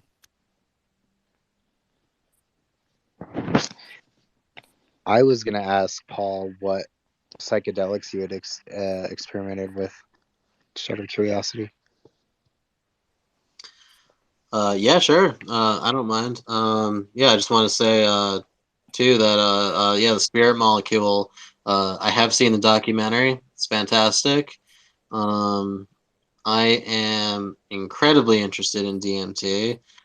If anybody knows of Duncan Trussell, the podcaster comedian, I've met him a couple times. I actually know the lead animator from his Netflix show, The Midnight Gospel. I love that show.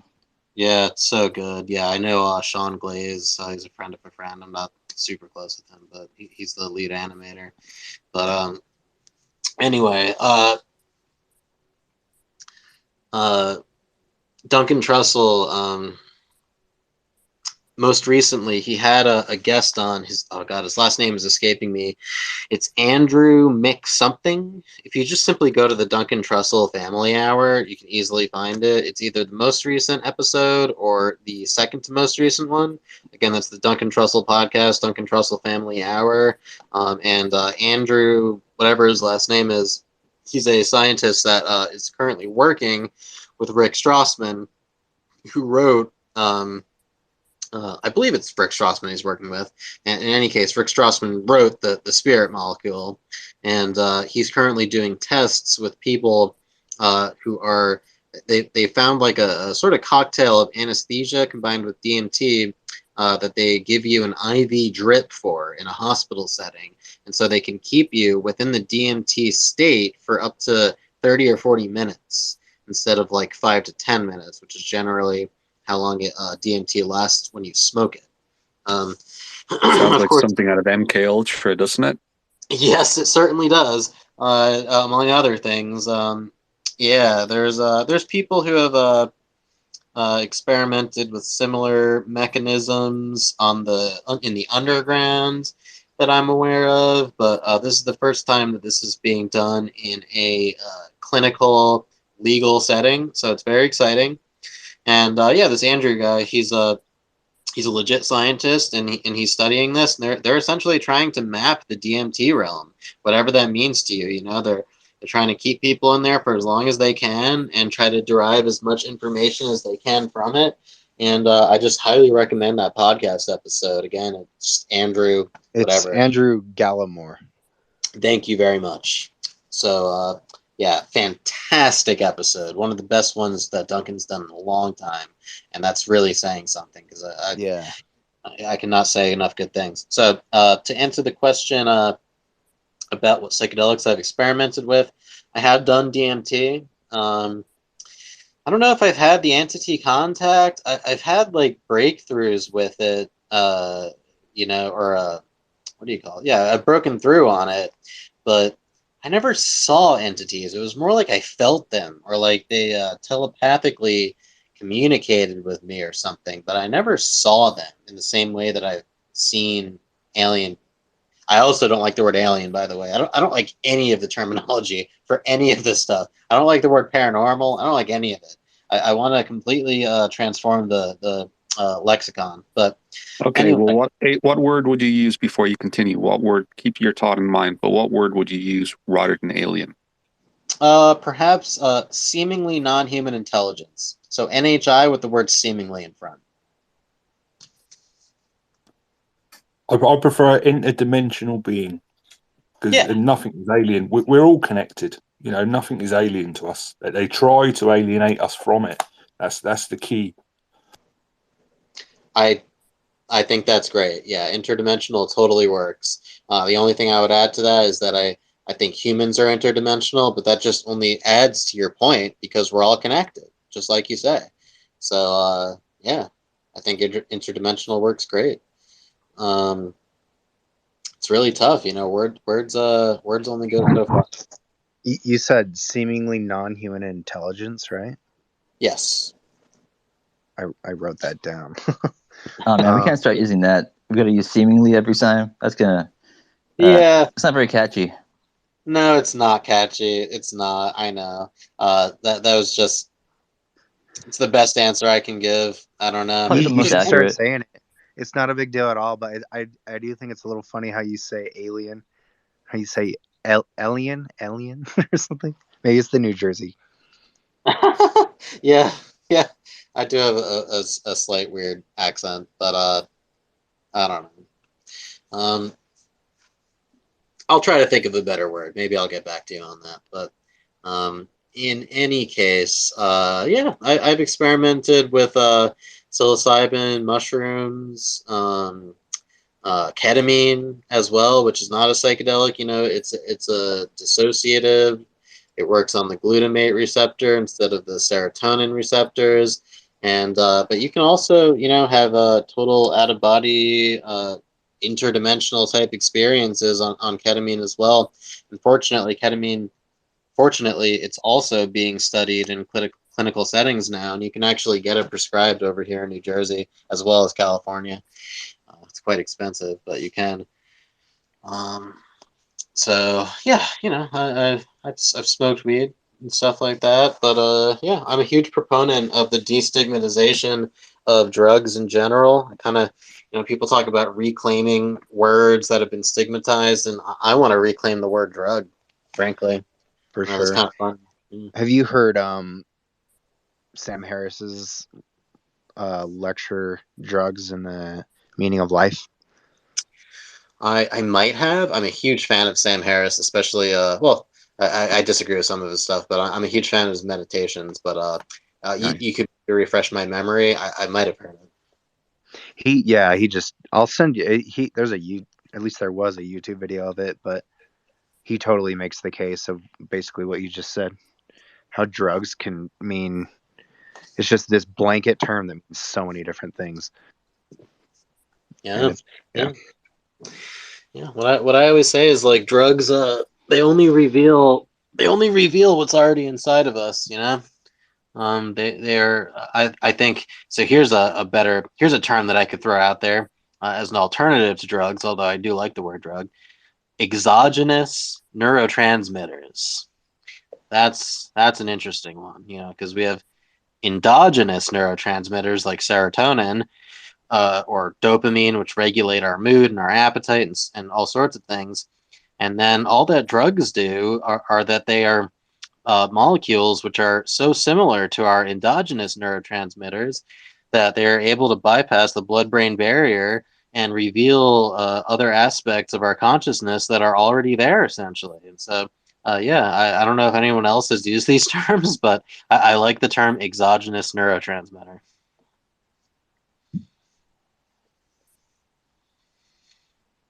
I found the source of that image. Maybe all the way. Oh. It says it was first found on February 7th, 2008.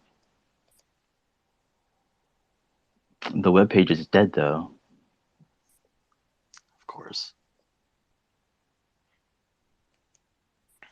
That's cool though. Sweet, yeah. If you can find a non-dead web page, or even the dead link, if you want to post it, or whatever, DM it, that would be cool. Yeah, of course. I mean, the link is dead, but you can always Wayback Machine it. You can find a copy of that page anyway. See who posted it, get their info maybe. I don't know, but I think it's in another language. Looks like it's in like Dutch or something.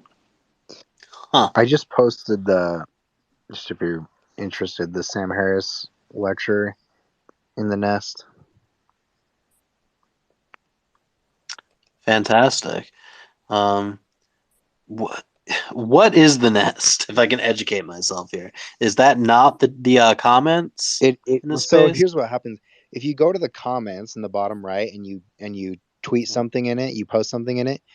After you post it, click the share button, the little horizontal bracket with the arrow pointing up, and then at the top of the little list that comes up is the name of this space, and you click that and it puts it in the Nest, which right now, if you look at the very top where it says the title of this space, right below that is a bunch of things that people have posted that you can scroll through.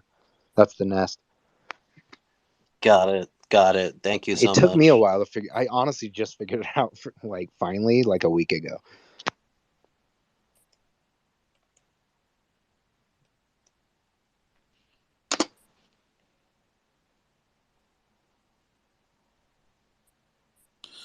Just wanted to throw something into the mix here pertaining to ayahuasca.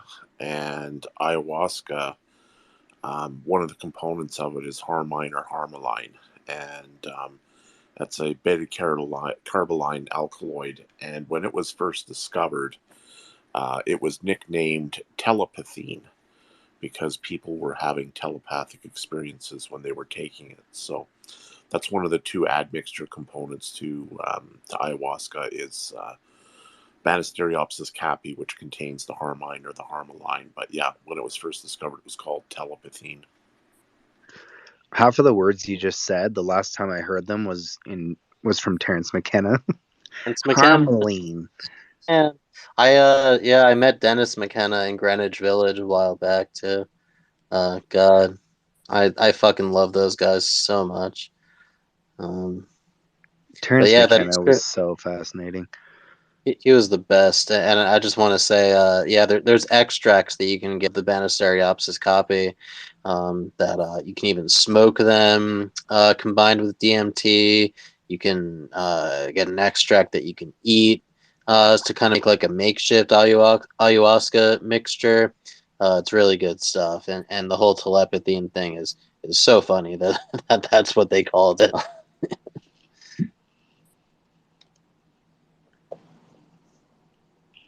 What does adding that do to the DMT experience? In the case of ayahuasca, what happens is if you were just to take in DMT orally, the stomach would break it down. So the monoamine oxidase, in the form of, in this case, the Banisteriopsis caapi, which is the twirling vine, prevents the breakdown of DMT, so then it makes it orally active, and then you end up in a 4 to 6 hour trip with it. I've done both, so I've done ayahuasca quite a number of times, and I've done DMT a number of times as well. Okay, so this is the two plants that they somehow miraculously put together and created ayahuasca experience. But I guess what I'm asking is, by adding that, because DMT is already active in itself, you're just saying that by adding that you can do it orally? Yeah, that's correct, because there's actually enzymes in the stomach that actually destroy the DMT. Yeah. Whereas when you smoke it, it passes the blood-brain barrier instantly, which is why people sort of jet off. But basically, ayahuasca is like a super slowed down version of DMT. Like when you smoke it, That's a 10 to 20 minute journey, whereas ayahuasca can be, 4 to 8 hours. Wow. So I've done psilocybin, LSD, MDA, a very small dose of MDMA, way too much weed. I want to try. It's been probably 3 years since I've done any psychedelic, but I really want to try DMT. I think I'm finally in a space in life where I can do that. Do you recommend starting out just with straight DMT or ayahuasca or? Well, gosh, that's a good question. DMT will typically take you to that out of body experience very quickly. You may or may not meet entities or have other sort of encounters with quote unquote intelligences. Whereas ayahuasca takes you on more of a personal life journey, and it's a little easier to interact on ayahuasca than it is on DMT. Like when you smoke DMT, you typically kind of become somewhat dissociated rather rapidly. Sometimes you can maintain consciousness, but a lot of times you become very dissociated very quickly. But ayahuasca, typically you can sort of maintain yourself within the narrative. And so I've used ayahuasca for healing and with focus and intent and communication with the spirit. It does work. And yeah. So for someone who's been through a lot over the past couple of years, depression and all that, you feel like from a therapeutic standpoint, probably ayahuasca would be the way to go? Yes, but it's really super important that you make sure that you find a ceremony, a group of people that have been properly trained to do it. There's sort of a lot of people popping up now that are not qualified to be giving it, and so you really want to deal with what's known as an ayahuasquero that's been trained formally in the traditions of South American culture, and that has had literally several years of practice before they're giving the medicine themselves. So that's fairly important. There are definitely certain psychiatric or mental conditions that would be contraindicated. Something like bipolar disorder would be one. Any kind of schizophrenia or schizotypal personality would be contraindicated because it just doesn't work with those neurotransmitters very well that are already impacted. So, yeah, but it's a very, very effective tool. And for me, it's just one of many, many tools that I've used in a tool set to contact the phenomenon. It's a lot of people sort of dump down on psychedelics, and it's a big mistake. Other cultures have a far better understanding of human consciousness than we do in the West, and that's reflected through the history and the oral culture and the practices and stuff like that. Do you have an ayahuasquero you would recommend, or where are you located, I guess? Well, I'm in Canada. There are 3 people here who have been formally trained by a Peruvian shaman that I'm also a student of, but it will be some time before I ever start giving sessions myself. But the shaman that I'm involved with in Peru, his name is Juan Flores, and that's Juan, and then that's Flores, Flores, and he's in Pucallpa, Peru. And he's been on the cover of the French National Geographic magazine. He's very, very well known in South America. He's a 10th generation Ashaninkan shaman. And these guys are legit. They know what they're doing. They understand these spaces and these other frameworks really, really well. And yeah, there's a whole other world out there. Yeah, when you get into this stuff and you're running with the right people. Where in Canada are you? I'm in Thunder Bay, Ontario. So these ayahuasqueros are around you, or? The ones that I have been involved with are 2 are in Winnipeg and 1's in Montreal. Okay. Well, shit, maybe I'll just make a trip to Montreal and try and find this. Here, I'm going to follow you right now.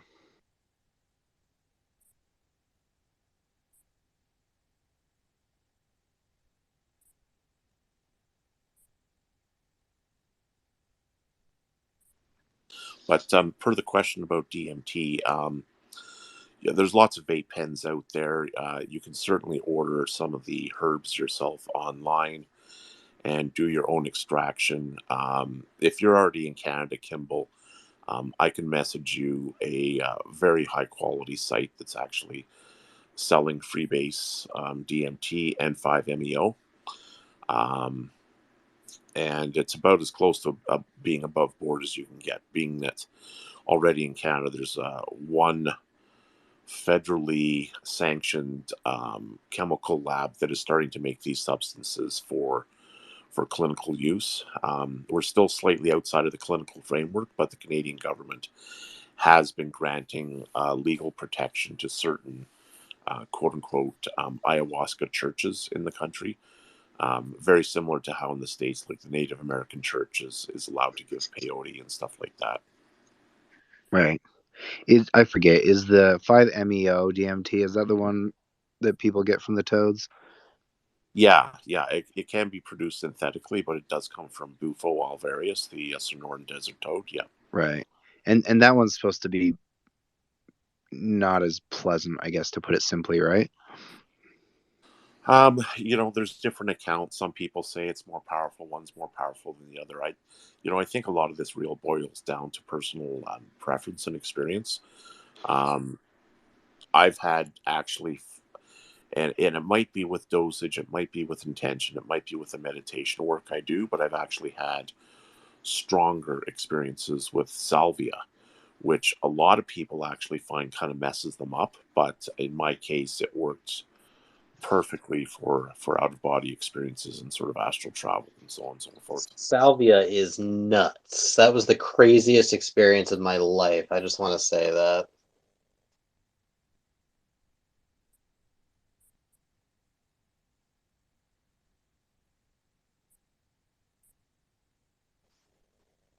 Sorry. I'm going to ask you, Paul, for a question here. I'm pretty sure the answer is no. Just my guess, but and you don't have to answer this question in public here, but do you have or have you experienced any sort of immune system conditions? Yes. It's funny that you ask that. I've never been formally diagnosed, but I am looking to see some doctors to see if I might have something like fibromyalgia, for example. So that's very interesting. Yeah, CFS or ME. Okay, I am actually kind of surprised because I didn't think you would because you're a younger guy, but yeah, that's very common with these experiences as well. Wow, very interesting. I think I have fibromyalgia. Honestly, past year has been so hard. Ugh. Same, yeah, totally with you. I've had chronic pain for years, especially ever since this stuff started. It's a real drag. The only thing that seems to help is yoga. The astral stuff actually seems to help, and then healing through like ayahuasca, like you're talking about, John. It's something I really want to look into.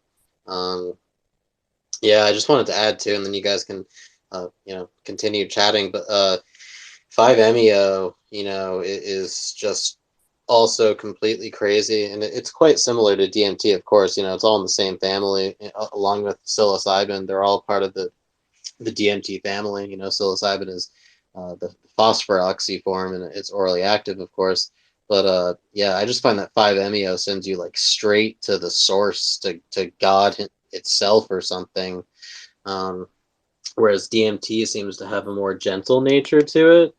And then salvia acts on the kappa opioid receptor, which is essentially a very unique receptor that very few drugs act upon, really just like Amanita muscaria mushrooms and a few others. And that stuff, salvia, I feel like that is like a one-way trip to the afterlife or something. I really do. Like I only did it once. It was horrible, but I was not prepared. I did not do the work, the kind of shadow work that you need to do, and it fucked me up. Why? It's only like 10 minutes. It was just terrifying. I thought that I died, basically. You remember what happened? Oh, yeah, I do. So I made the mistake of doing it by myself. I just took like a really big bong hit of it, and the floor that I was looking at kind of became this cascading staircase, or these zigzags that I was tumbling over, these like 5 foot tall zigzags that my spirit was just repeatedly tumbling over for like 5 or 10 minutes straight, while some kind of elves or gnomes were laughing at me, and I thought that I had died and gone to hell or something. And even when I was coming out of it, it took me 20 minutes to like kind of fully snap out of it. I kept getting dragged back in, and it was just so disorienting. And specifically the amnesia quality was very scary.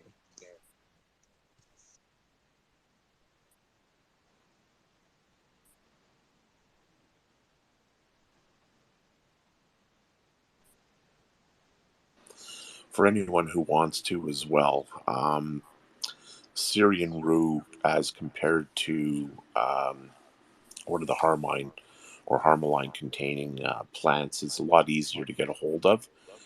Syrian rue is a seed from obviously from the Middle East, and it can be ground up, and a lemon water extraction can be done.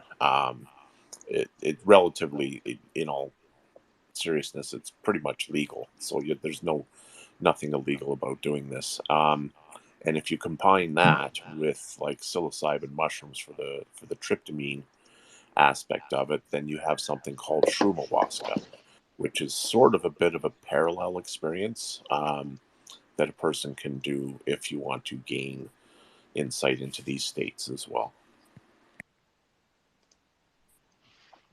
Paul, when you did DMT, did you see any?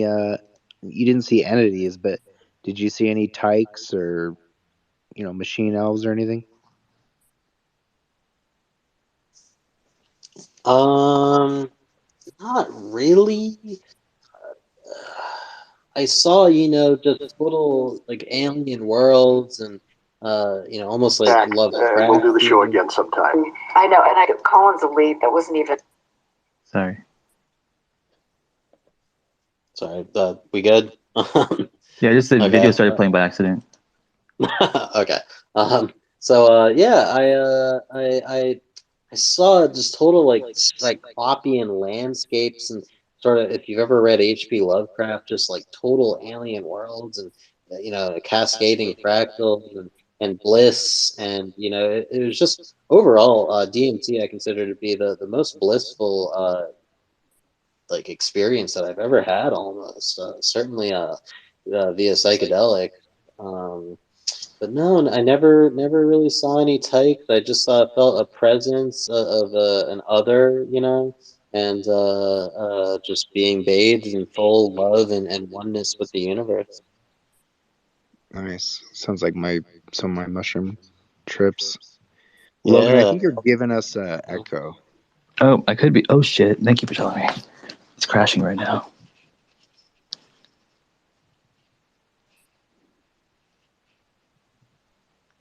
Can you still hear me?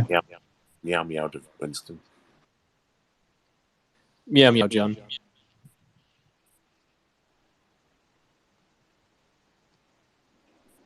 Hello? Yeah, there's still an echo. I don't know. John, I actually did have a question for you. What did your I'll wait till Logan's echo goes away. I was going to say, what did your psychedelic experience reveal about the?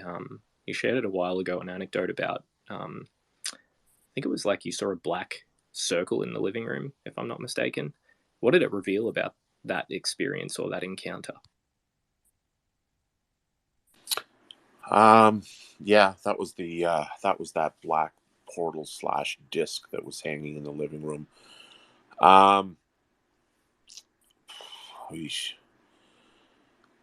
That I had achieved a target state of consciousness that had a variety of what you call paranormal parameters included with it.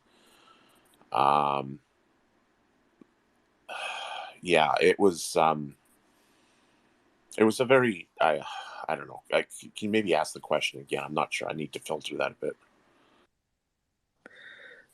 When you say target state of consciousness, is that by your own target, or is that just like a feeling that it was like an appropriate state of consciousness or somewhere where you prefer to be?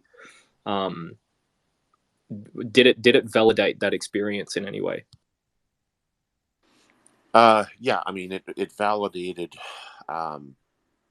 my experience, validated what I had read and heard of other people that had done a similar type mix and experience. But what I ended up with was several different paranormal phenomenon that took place within that particular experience. And then and where that actually ties in is that I have done an admixture of a variety of psychedelics on another occasion that was very particular, and with the presence of a friend who was unadulterated,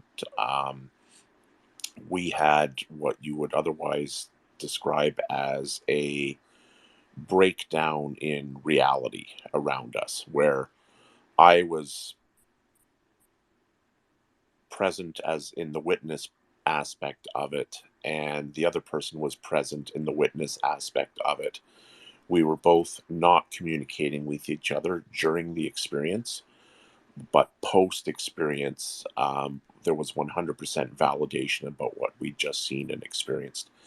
And there were 3 distinct cutaways in that experience where reality shifted around us on 3 different occasions. So I guess the baseline of what I'm getting at here is that with intention and focus, there are altered states of consciousness, which, by the way, can be accessed in many, many ways and shapes and forms. It can be meditation, it can be drumming, it can be fasting.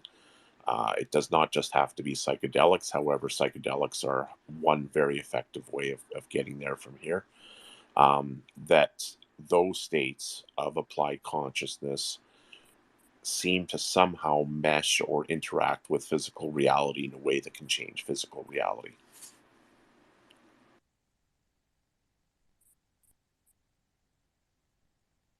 Very interesting. So you're claiming that finding your flow state or your artistic expression state is kind of like where everyone should be.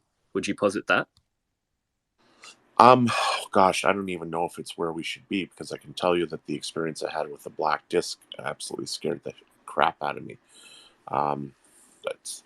There was nothing about the experience in and of itself that was necessarily threatening or negative, but my complete shock at the experience had a pretty profound effect on me. And I'm not sure that I would really want to repeat that one again.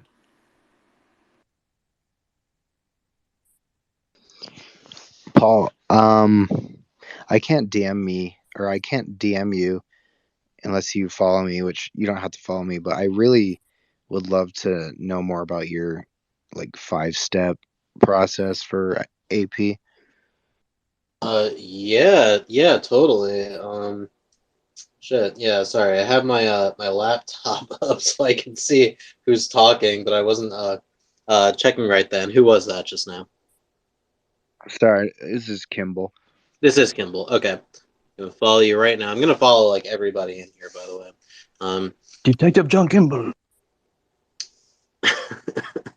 Yeah, I would be very happy to explain. I've got it down to a pretty good science right now, and I've got some stuff copy and pasted, but I'd be happy to curate it to your purposes as well. So yeah, I'm gonna follow you right now.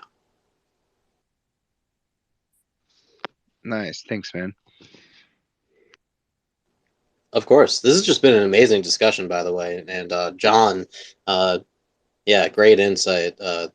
Yeah, just fantastic discussion here. I'm loving this. Yeah, me too. This is probably one of the best spaces I've been a part of in a while. Probably since I started doing spaces, honestly. Credit goes to Logan, naturally. Naturally, yeah. And I think I've been a part of a couple of your spaces at this point, Logan. You're doing God's work here.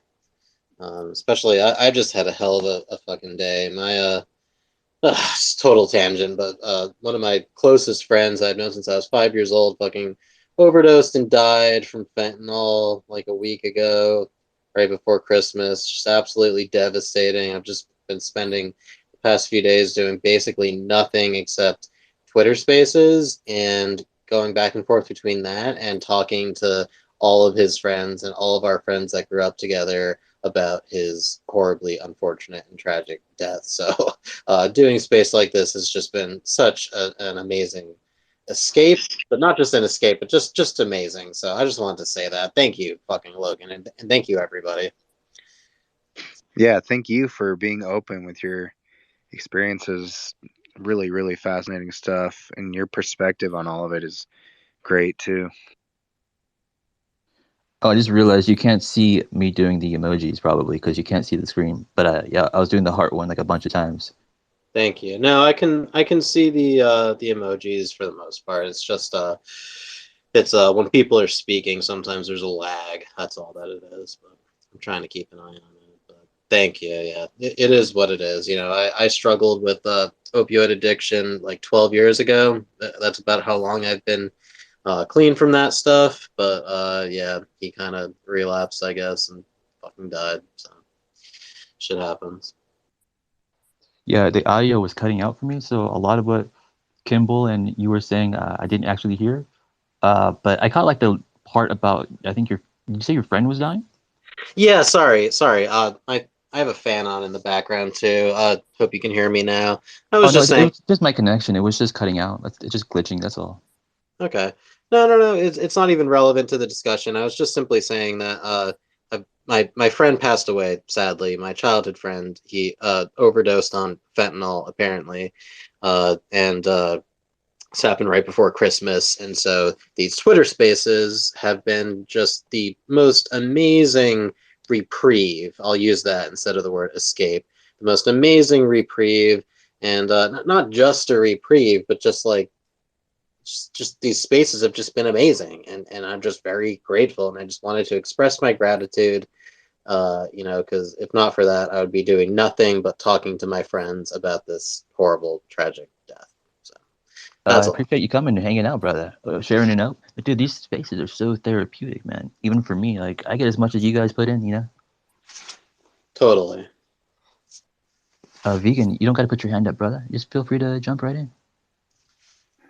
Yeah, nice one. I'm doing other things and listening in. And I'll tell you what, it's going to be hard, isn't it? And it is hard to do, but try not to buy into that thing of like death being a sorrowful and negative and mournful. I'll tell you what, it's the beginning of the greatest journey, and we want to enjoy our journey for sure. We ain't going to rush there to the end of it.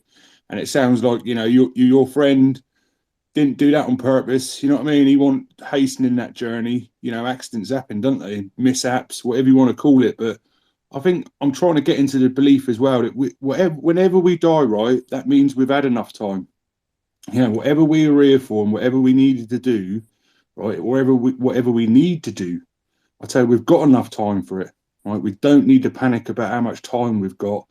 And that key thing is they've hijacked that thing of death, haven't they? To not only for it to be a sorrowful thing, like you say. So when someone dies, it's negative, sadness. What could be, you know? Oh, it could have been a bit longer. Could have been this, you know, greed. Instead, it's the same thing with, like you say, when we're alive, we're fearing that death as well. Look, like you were saying, I think that's one of the profound things about psychedelics when you take them. The key thing for me, it reminds me of life. The thing what scares everyone is this death thing. They're all worried about dying and dying. But as soon as they get this thing of relaxing about death, woof, it's instant mindset changes everything, doesn't it? It's like straight away, right? You've gone from living in fear, negativity, to living in gratitude and positivity. You know, instead of thinking, oh yeah, if I die today, I'd have liked to live tomorrow, and I'd like to have seen this and I'd like to have seen that. No, we say, wow, you know, I'm lucky I lived as long as I did, and I'm glad I got to see yesterday and maybe the day before, innit? Because I know people who or beings who they're here for a blink of an eye, aren't they? And then there's ones what all different ages. And I'll tell you what, it's hard as well to look at that because I saw around that. I've had that in my family where, you know, there's losses at a young age. And instead of people, how can you give them a mindset saying, look, maybe that's a great thing. They were pure, wholesome. You know, they're going to transcend. They've done it. They've succeeded. You know, but you can't, can you? So, it's difficult. But yeah, try not to, mate. Think of the negative. Think of the positives. What happened when they were here, and think there's something more to it in it. I think we understand that they've gone to the metaphysical. You know, and yeah. So don't be sorrowful, mate. Sorry for going on. No, thank you. That was beautiful. I'm totally there with you, and you know, I've had some days to process it at this point, and I'm already there in terms of you know, viewing death as this beautiful thing.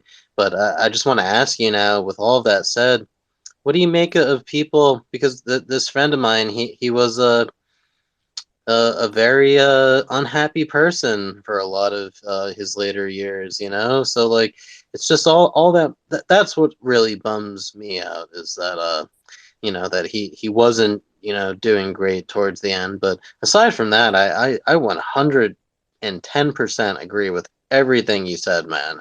So just thank you so much. That was very kind and very well said. Yeah, I like it. I tell you, you brought me joy by saying that, because it, like you say, you know, you're finding those alternative narratives, isn't it, from what they're giving us. And do you know what stops me from being angry, and what I think would stop a lot of people? They seem to be here for judgment and justice. They're obsessed by it. Judgment, justice, pointing the finger, blah, blah, blah. That's karma's job. Justice is karma's job, right? Relax. Don't judge other people. Just be grateful for who you are and what you know. You know what I mean? And all of a sudden, it changes your vibration, doesn't it? Gives you a little bit of that leg up. So yeah, lose judgment. And I don't mean like decision and intuition about what you're doing. I don't mean judgment out. I mean like judgment of others. You know, pointing the finger. Someone said to me, when you point the finger, 3 point back at you. And you're right. You look down, isn't it? Because who are we to judge anyone? If we were in their shoes, right? If we lived their life from the spark to the point of existence, you know, I guarantee. Well, I like to think we'd be no different, would we? We'd be no different. So I'm just grateful I am who I am. Whoa, what a bonus! Yeah, it's good. Feels good. Totally. Thank you. Yeah, it is all blessing, just life, and you know, when we go astray, it's still just a blessing, and you have to look at it that way, because the alternative is not worth anything, I guess. So Nobody is impeccable, are they? You're right. We go astray, right? Nobody is impeccable, because maybe impeccability don't exist, but the journey there is nice. And the difference is, when we go astray, at least we're grateful for the fact we knew we went astray, didn't we? And maybe we go twice as long next time. Maybe we go 3 times as long. Maybe we'll never do it again. Maybe we'll do it in after time. But at least we're conscious of it. We're becoming conscious all the time, aren't we?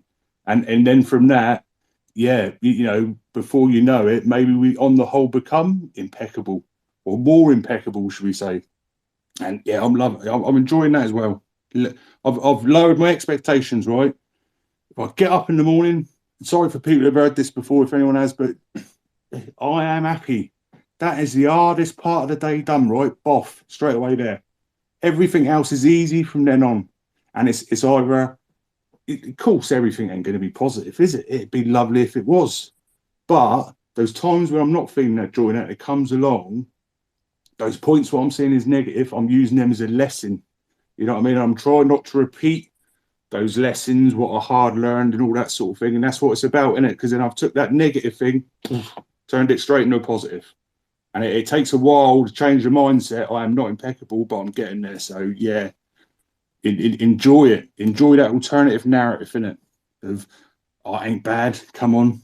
And it sounds like people say, how can you do that? But yeah, you can. Everyone can do it. It's only mindset, isn't it? Neurogenesis, they call it. Building new neural pathways in your mind. So yeah, neurogenesis. Thank you. And I see your name, vegan, and I'm looking into veganism myself these days. I've been cracking some jokes about it, but it's just nice to hear a great take like that from I assume you're a vegan. Just wanted to say that. It's nice to hear, mate. Thank you. Yeah, it is. I'll tell you what, I used to be a gamekeeper, right? I used to kill and eat everything, and I don't give a shit what other people do. It's what I do. And I'll tell you what, being a vegan is no more healthier than any other diet. If anything, I'd say it's unhealthier. But for me, yeah, I'm trying to have as little impact as possible in it, and then to have, like, what are we here for? In it, the big question for me is to eat, good, to eat something with seeds in it, right? Shit in a hole, see what grows out of the hole. That's what we're here for. Nothing more or less than that. Anything else, you're getting above your station, right? And then if you're only here for that, everything else is a bonus. And if you can't do that, never mind anyway. At least you've got a goal in life, innit? So yeah. Sorry for going on so much. Apologies. I'm trying not to say the word sorry. Sorrow. It's all good. Thank you, mate. Thank you.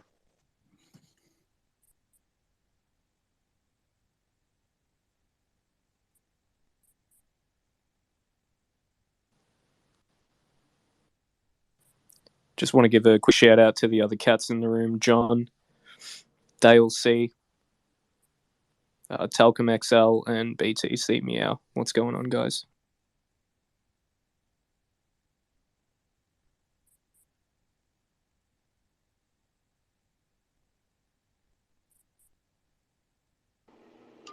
What's good, Winston? What's good, Screen? I'm alive. Good to hear, brother.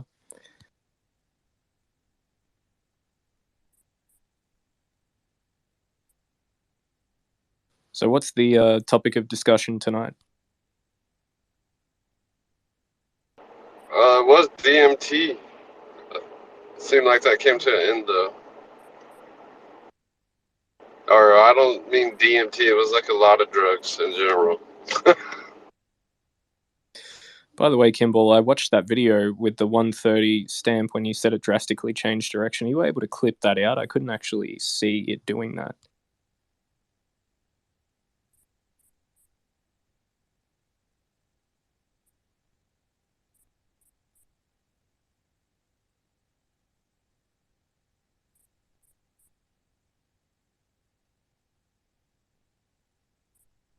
Matt Monroe, what's going on, fella? He's probably asleep. I haven't heard him in a while.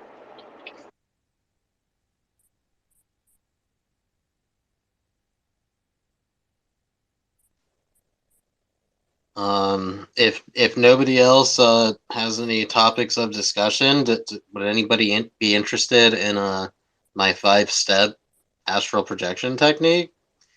Are we going to close this down? How are you guys feeling? I'm not sure if Logan has gone to sleep or if that's allowed. Logan is his 5-step technique. that I'm he's not plugging. a sleeper, so this is going to go all night, baby. It's already gone all night for me. I think I got another Good point. I got another at most 40 minutes left in me. So yeah, is that cool? You want me to do that? Yeah, the sun just came up here. Yeah, 4:20 in 5 minutes. All right. Yeah, it's 7:14 on the East Coast here. Sun's coming up. It's been the North Pole until recently, but it's finally warming up again, so that's good. Man, it's a bummer, like when the sun comes up, isn't it? Yeah, sometimes. But with these Twitter spaces, though, it's kind of nature of the beast. You should go to bed earlier, Logan. No, I mean, I don't know. I don't really feel that way anymore, but I used to feel that way all the time. Like when the sun would come up, it'd be like, damn it, the night's over, My favorite part. Screen, where are you on the East Coast that the sun's up for you now? He's on North Carolina. South Carolina. Hey, Paul Vidal, go ahead. All right, cool. Try to get this out within 10 minutes or so. I always try to aim for that. We'll see if I can do it. So, yeah. Do you mind if I make brief interjections at random points, various points, and like ask No, not in the questions? least. Yeah, like I said, I think I can hold out until 40, 45 minutes at the most. So yeah, I think we got time for that. Let's do it. All right. So actually, give me 1 second. Look up some of my notes and also make sure that my phone's not going to randomly die. Just give me a second, fellas.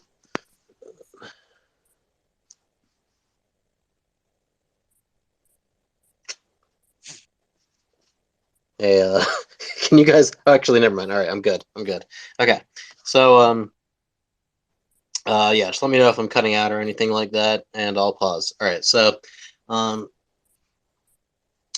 it's all about intention. So I'm gonna give you guys 5 steps, but really all 5 of these steps are just a different way of talking about intention or different ways of manifesting your intention at different stages of the process. So first, I'll just say that, as I've said throughout this space, I am not super comfortable with any of the terminology here. It's not to say that I have much better terminology, certainly not when it comes to astral projection and stuff. I don't know what else I would really call it, but there's some great diagrams out there that I don't have saved on my phone right now, but I'll try to post it in the Twitter thread at least at some point. But in any case, Paul, can I just ask quickly, because John raised a concern a little while ago about like sharing certain experiences and having some kind of like a hitchhiker effect. Is the information that you're about to disclose, is that going to have any similar anomalous effect or no? Okay. That has never happened in my experience thus far. That's about the best I can say. I have the only time that I've ever had a hitchhiker experience happen to my roommates or friends was with the pictures that I shared. One of the pictures that I shared in the Twitter thread, and that had nothing to do with astral projection. Okay, so the best I can say is no, I really don't think so, especially because what I'm about to describe is just simply the way to do it voluntarily. If it happens to you involuntarily, then it happens to you involuntarily. But I don't think that by merely instructing you onto how to do it voluntarily, that it will happen to you involuntarily. Does that make sense? Is that okay? If you're uncomfortable, I won't explain. But thus far, I've had no issues. So just let me know, and I'll proceed or not.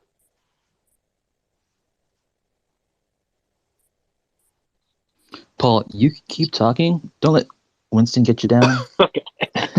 All right. So yeah. Cover your ears, earmuffs, Winston. Thanks, Logan. Yeah.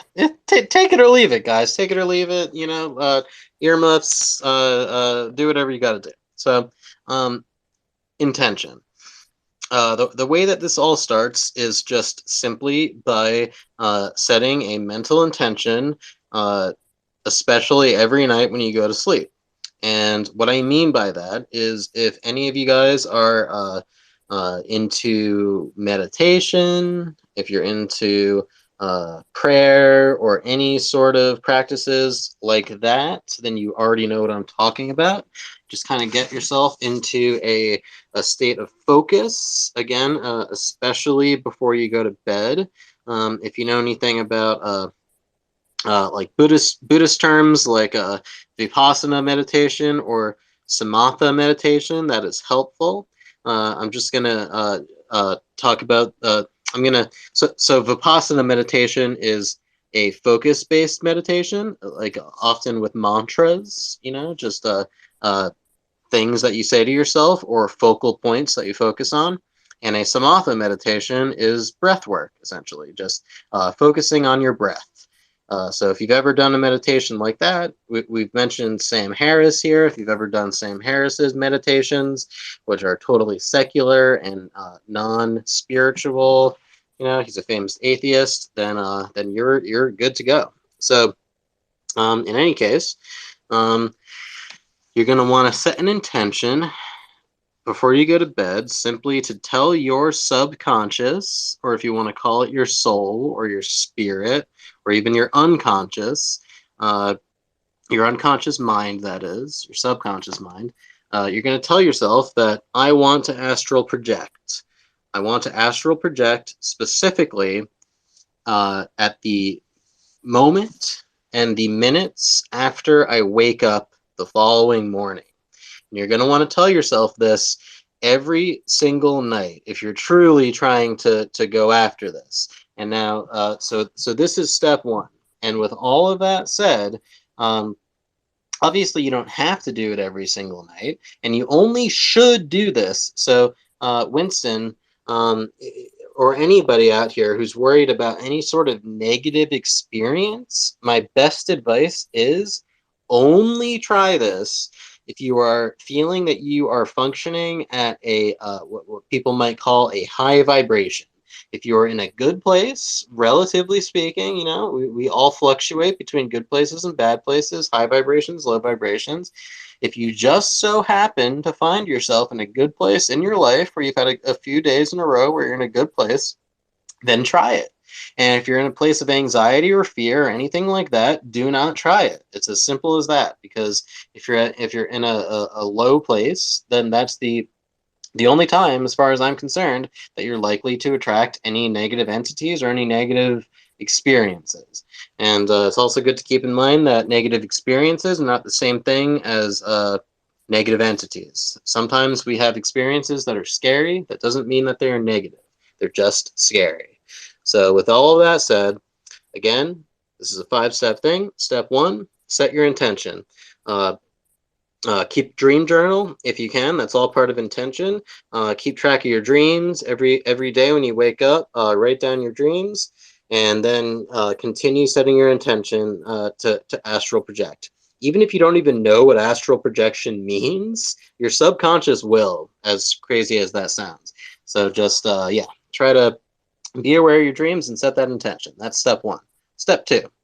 Let me bring up my notes real quick so I don't mess this up. So step 2 is all about the delta brainwave state, which is the state of waking up. If you've ever woken up, and if you're a vivid dreamer at all, especially if you've woken up and you found yourself in a kind of sluggish or like a tired state, even if you wake up in the middle of the night, for example, and you're in a state where you can fall back asleep into the same dream that you were already having, and then continue that dream, that sluggish sort of a groggy state is often how the delta brainwave state is defined.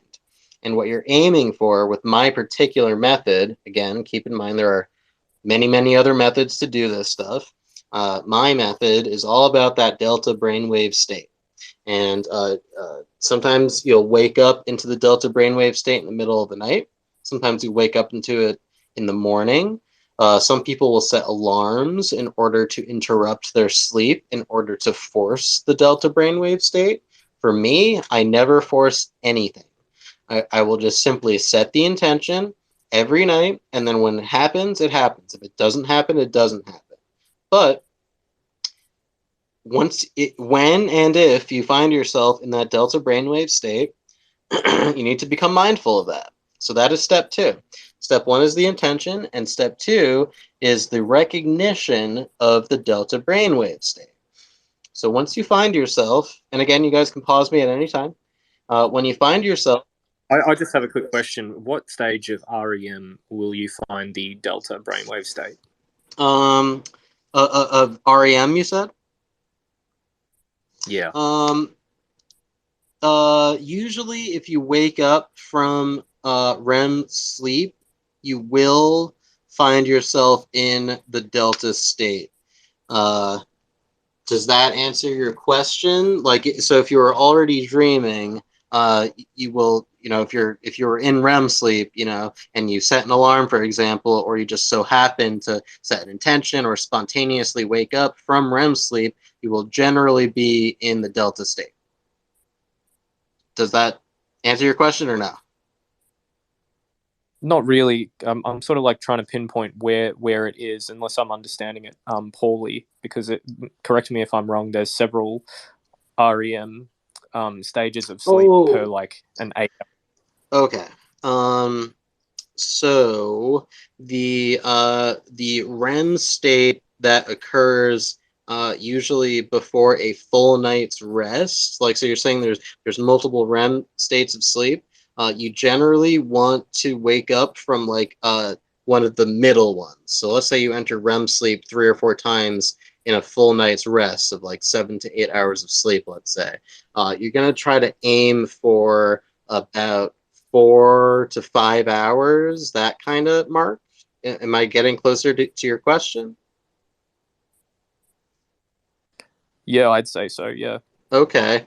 I'm not an expert on these things. Sorry if I at all came off that way. I'm still learning myself. I am definitely not the most practiced astral projector. I've just simply come upon a method that works for me. So yeah, interrupted sleep is kind of what you're going for. Like I said, I don't really set alarms, but yeah, the REM sleep that you often will wake up from, where you will remember your dreams after a full night's rest, that's usually not going to lead into a delta brainwave state. It can, but yeah, that it doesn't tend to. So I hope that was helpful. But I'll just go on, and then hopefully this will all make sense when I'm. Please continue. Sure. So so once you've isolated that state, once you've become mindful of it and you've started to notice it, just continue to notice it, and really become mindful of that, and then you go on to step 3. And so step 3 is to start meditating, and to start specifically, do whatever type of meditation you are most comfortable with. Generally, breath work is the easiest. So if you're not familiar with breath work, you just simply, or samatha meditation, you just simply pay attention to the moment of inhalation all the way. You place all your focus on the moment of inhalation all the way from like the from your stomach all the way up, to the back of your throat or your nose or whatever. And then from the moment of inhalation to the moment of exhalation. So it's kind of like in, out, deep breaths, in, out. And if you don't want to do breath work meditation, and you prefer like a focused based meditation or a vipassana, you just do a mantra. And a common mantra is mind awake, body asleep. And that you can actually do both. So you can, while you're inhaling, say mind awake. This is in your head, of course. Mind awake on the inhale, body asleep on the exhale. And just keep all of your attention on every single moment from the inhale and the exhale, and just focus on nothing else, nothing other than your breath or the mantra. If you do that, and especially if you're a practiced meditator, you will find yourself entering into step 4, which is the vibratory state. And this is the most important part. You will start to feel your body vibrating. This vibration can come in several forms. Sometimes it's kind of like a whump whump, like a thumping sort of vibration. More commonly, it's like if you've ever used a singing bowl, Tibetan singing bowl or whatever, or if you've ever licked your finger and run it along a wine glass, and it makes that kind of ringing noise, like that kind of noise. Usually, you will feel a waveform vibration, which is fairly similar to a singing bowl. And if it's a more sine wave type vibration, which is to say, if it's got very high peaks and valleys to the vibration, if it's very thumpy, oftentimes that will be too chaotic and too difficult to achieve astral projection. So hopefully you'll find yourself in a more stable vibration, just to sort of, like I said, like a ee sort of feeling, and you'll hear that noise, you will feel that vibration throughout your whole body. It can be scary. It can feel even like you're dying, and it can feel like your soul is getting ready to leave your body, because maybe that's what's happening. I don't know. I'm not gonna make truth statements like that to what's actually taking place, but it can feel that way. It can feel very scary.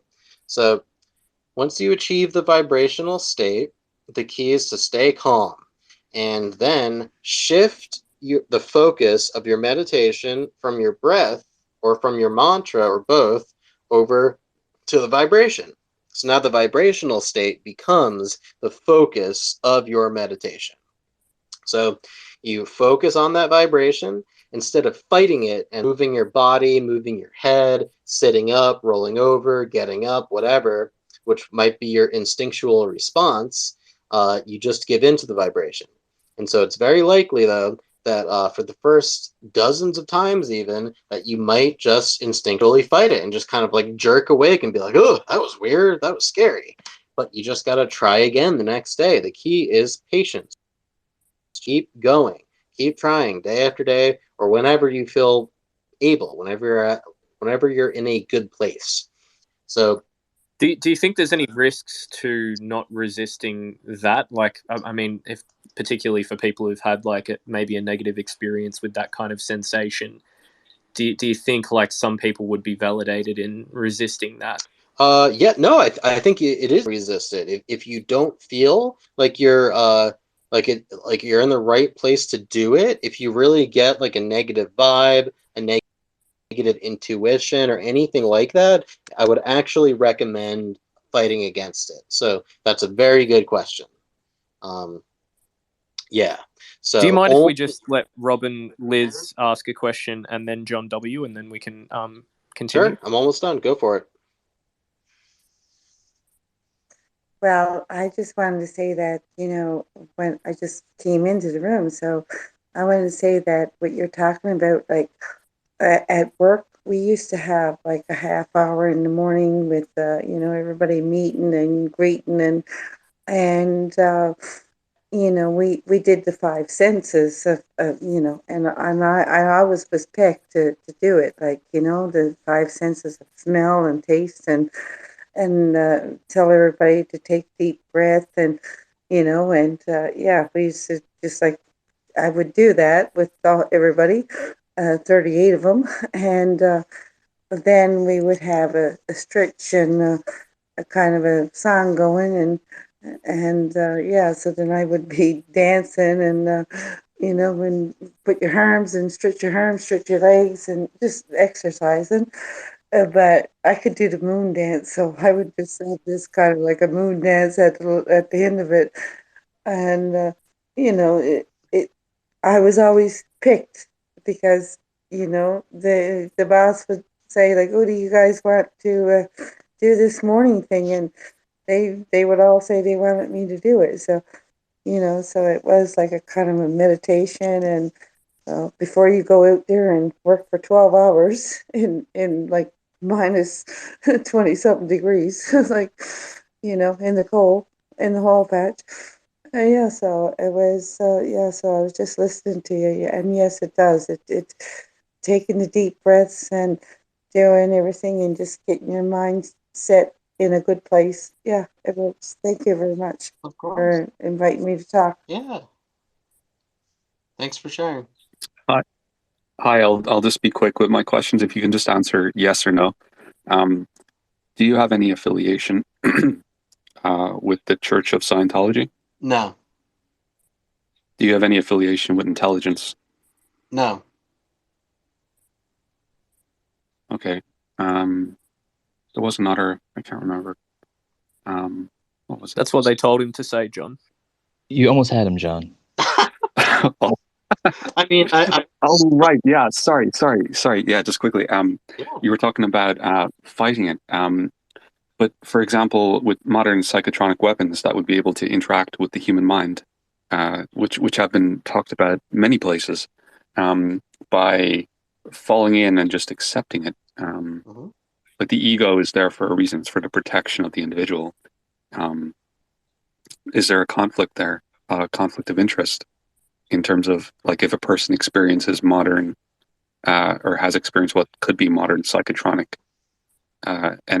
directed energy manipulation or something, would you still recommend they surrender to it? I think that's a great question, and I think the answer would be no. If you are experiencing something like that, I don't think I ever have.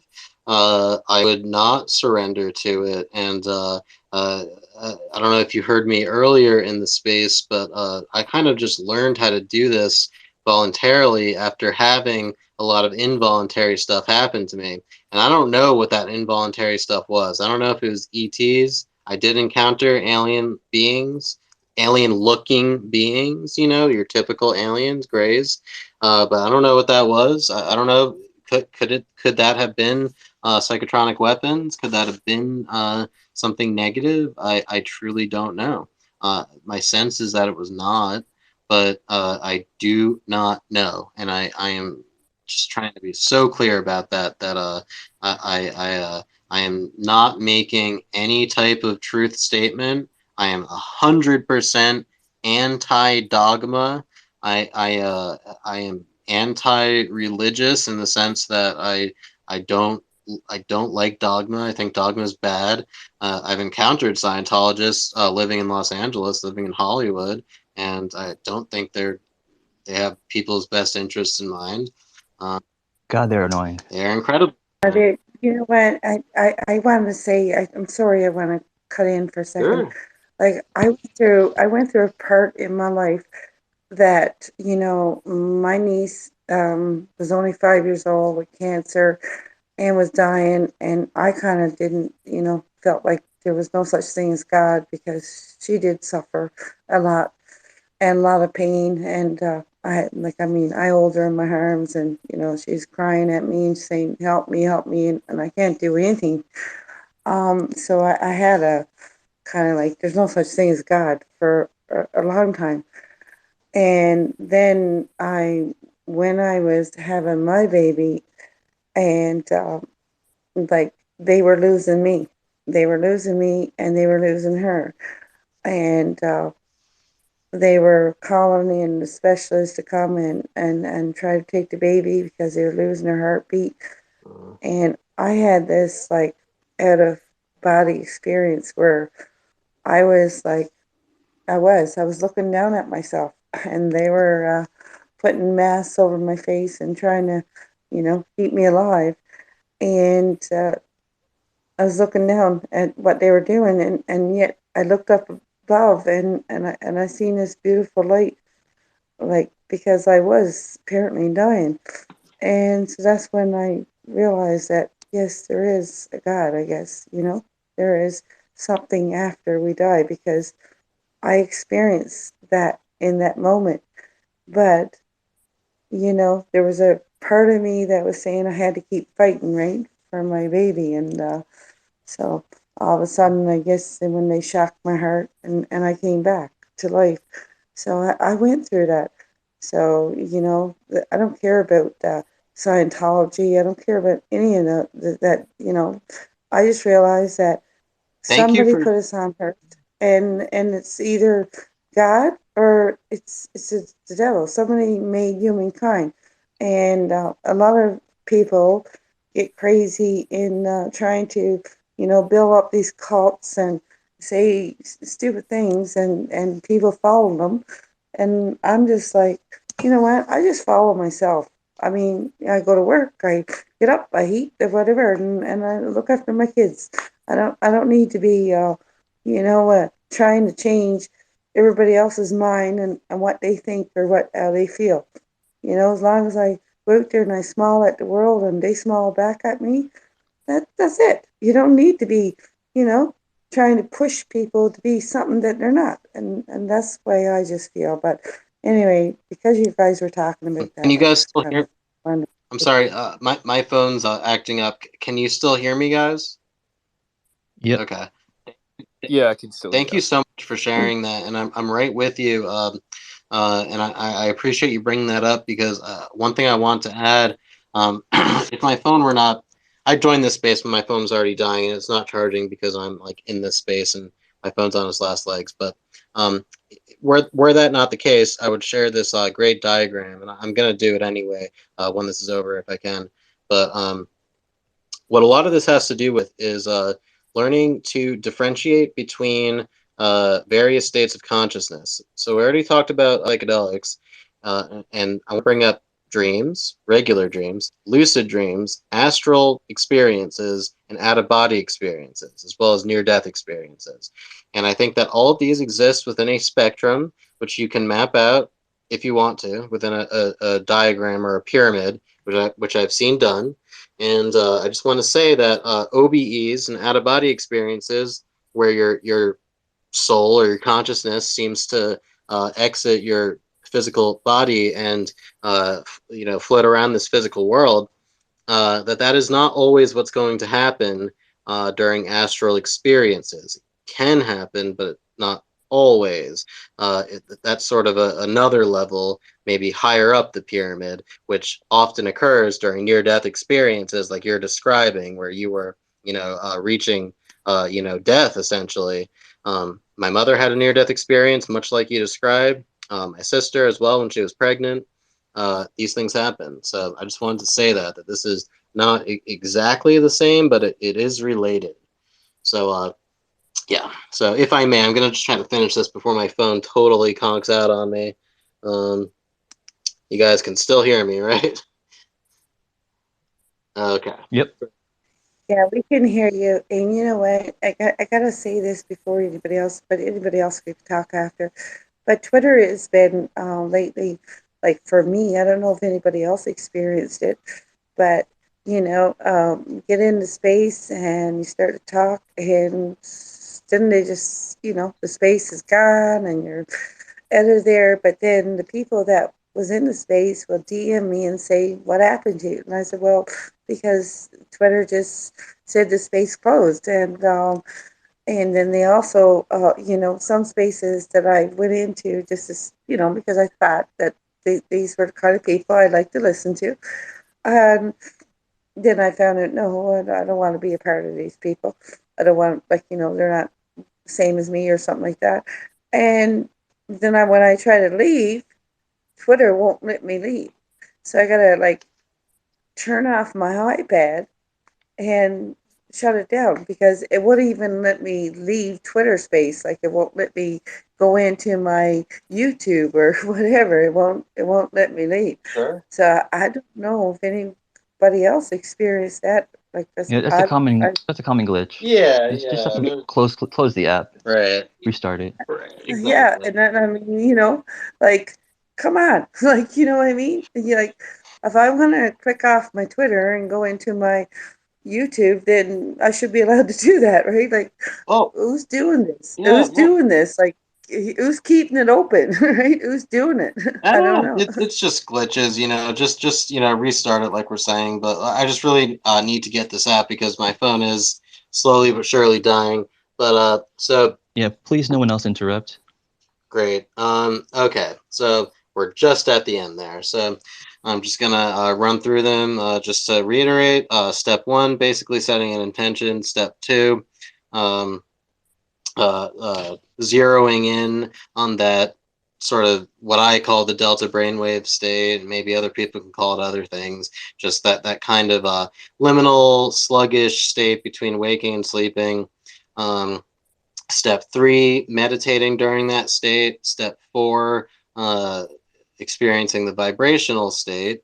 And then finally, once you reach the vibrational state, you enter step 5, which is essentially the final stage. I do bring up step 6, which is basically just like what to do once you successfully astral project. But step 5 is basically the final step. So step 5 is to once you reach the vibrational stage, and all of your focus is on that vibration, and you do feel like you're in a good place to surrender to it, and that it's not being done to you. This is all about claiming, your own agency. There's a terminology that I've coined or whatever that I call the hierarchy of agency, which is to say that when you are having a regular dream, you don't really have much agency. You don't have much control over regular dreams. You're just playing out a narrative. When you have a lucid dream, you have quite a bit of control over your dream.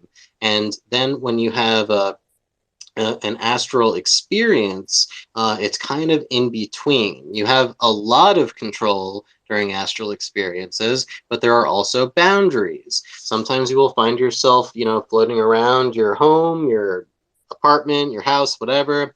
Other times you might be taken to some other realm entirely, which is sometimes comparable to psychedelic experiences, and you might not have much control, but still a lot. And I'll get into that after I finish step 5. So that's what I mean by a hierarchy of agency. It's just how much control you have. And it's all about trying to have as much clarity and control as possible. So, and also, trying to always approach these things from a waking state, because you can astral project through dreams, through lucid dreams, but I find that when you do that, that you have less control, and it's kind of murkier, and it's if you achieve these things through a dream or a lucid dream, you're just generally kind of just lucid dreaming, which is a different thing in my opinion. So this is all through a waking state of mind. So I need to reiterate that when you do step 1 and you're you set the intention and you reach step 2, you really should just focus on not moving. When you wake up into that delta state, just stay absolutely still. If you need to get more comfortable, like if you have a pillow in a weird spot, or if you're laying on your side and you want to move to your back because it's often easier to do this on your back, you can do that. But usually if you move at all, you're going to dissipate the energy which you have built up. It's kind of like chi. You're building up your chi. And there's various ways to build that up. But the point is that if you move too much, you're going to dissipate that chi. It depends on how good you're at this. But yeah, so generally speaking, don't move when you're in step 2. So yeah, so you go through steps 1, 2, 3, and 4. You enter the vibrational stage, and then you set an intention again. But this time, the intention is going to be much more specific. It's going to be, I want to leave my body. I'm ready. I'm in the vibrational stage. Essentially, you're going to focus so much on the vibration that it's going to reach almost like an orgasmic critical mass, where the vibration becomes so powerful that that like your entire body is vibrating. And once that happens, you just I will often, if I'm laying on my back, I will thrust my chest upwards. That's the only physical movement that I will do. I'll thrust my chest upwards, like when I'm trying to get my soul to leave through my chest or something. Some people will do visualizations where they will imagine themselves climbing a rope out of their body, or a ladder. What often works for me as well is to just, it's hard to imagine this, but move your body without actually moving your body. I know that sounds insane, but essentially, like, roll over, but don't roll over. Like, kind of imagine yourself rolling over without actually rolling over. I know it sounds crazy, but when you're in the vibrational stage, you're going to feel like your physical body is rolling over or floating up or whatever. It's going to feel like that because you still have your 5 senses for the most part, but once you're done with the experience, you will find that your body has not moved a single inch. So yeah, rolling over is a great way to do it. Thrusting your chest up. usually what I do, one of those two things. So whatever works, you just kind of set that intention, and while you're doing so, you can squeeze that that tensor tympani muscle. If anyone remembers that, that's the inner ear muscle that apparently 1 in 5 people can squeeze. It kind of sounds like thunder or thumping when you do it. You squeeze that inner ear muscle. Necessary. If you can't do it, you can't do it. But if you can do it, it makes it much, much easier. So you squeeze that inner ear muscle if possible. You set the intention to leave your body. And as you're doing so, you can also set final intentions like, I want to see my spirit guide. I want to go to a heavenly realm. I want to just, you don't even need to set an intention specific. You can just be like, I want to leave my body. And you'll find yourself floating up out of your body into your home. And that'll be that. And I just want to add again that it's not, astral projection for me is usually not like a straight up out of body experience where you are literally floating around your home. It's often like a construct, like a mental construct, or something like a simulation of your home, or something like that. But it's not the same thing as lucid dreaming, and I don't have time to go into that right now. But it's just not. It's almost as if anyone's familiar with the concept of Plato and the world of the Platonic ideals or ideas, idealism and all of that, it's kind of like that. It's like there's a blueprint to reality that you access through the astral process. And so sometimes you'll just find yourself in a kind of blueprint of your home, and you can see your pets. You can see if there's people in your home, you might see them walking around. Sometimes you'll exit your home and see other people out there. Sometimes you'll just go zooming out of your body at 1,000 miles an hour and find yourself in outer space or something. And it's really all about like riding a bike, or a mechanical bull or something. You're just trying to, at first it's going to be very difficult to control where you go, but the more that you do it, you're going to be able to control where you go.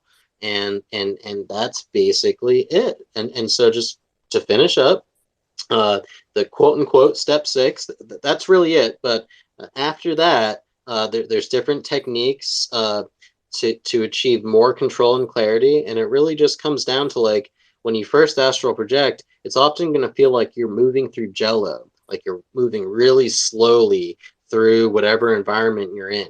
You can feel it, you can hear stuff, whatever. But you can say things like, I want to see more clearly.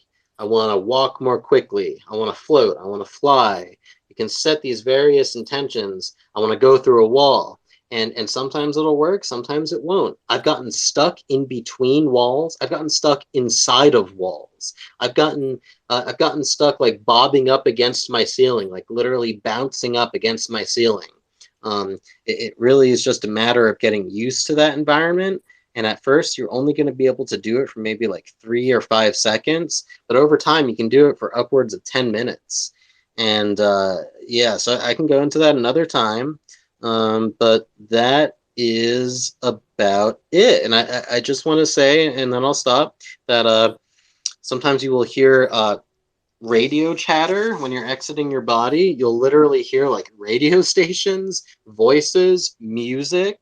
You might see beings, aliens, humans, spirit guides. Some of this has to do with intention, some of it doesn't. And this is why it's not the same thing as lucid dreaming, where in lucid dreaming you can control everything about your environment. In astral travel, you can only control some of it. It's a very liminal sort of in-between state, and there are rules to it. And it can be, there's just so many ways that it can manifest and so many things that you can encounter. So I'd love to go into that another time, but that is essentially it. So I'm done. If you have any questions, go for it. Go ahead, John. Yeah.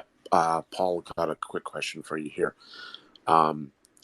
At your exit point or exit state of consciousness, when you're coming back to standard reality, do you ever hear your name being called, or 3 knocks, or a doorbell? I have never heard the 3 knocks that are associated with demonic activity. Never. I have never heard a doorbell. I've heard my name called just sort of like during dream experiences, but not usually during astral experiences. I have had entities speak my name during astral experiences, but that's an exceptional situation. Yeah, I think just for reference, I've heard the 3 knocks a number of times, and I've looked into it, researched it. There are some people that would maybe try and attempt that for some reason with some kind of a demonic thing, but generally speaking, I don't have the sense that most people have had that experience or believe that there's anything demonic that's happening Okay. with it. I've heard that too, actually, that it's kind of a myth, that it's not necessarily demonic. So thank you. I agree.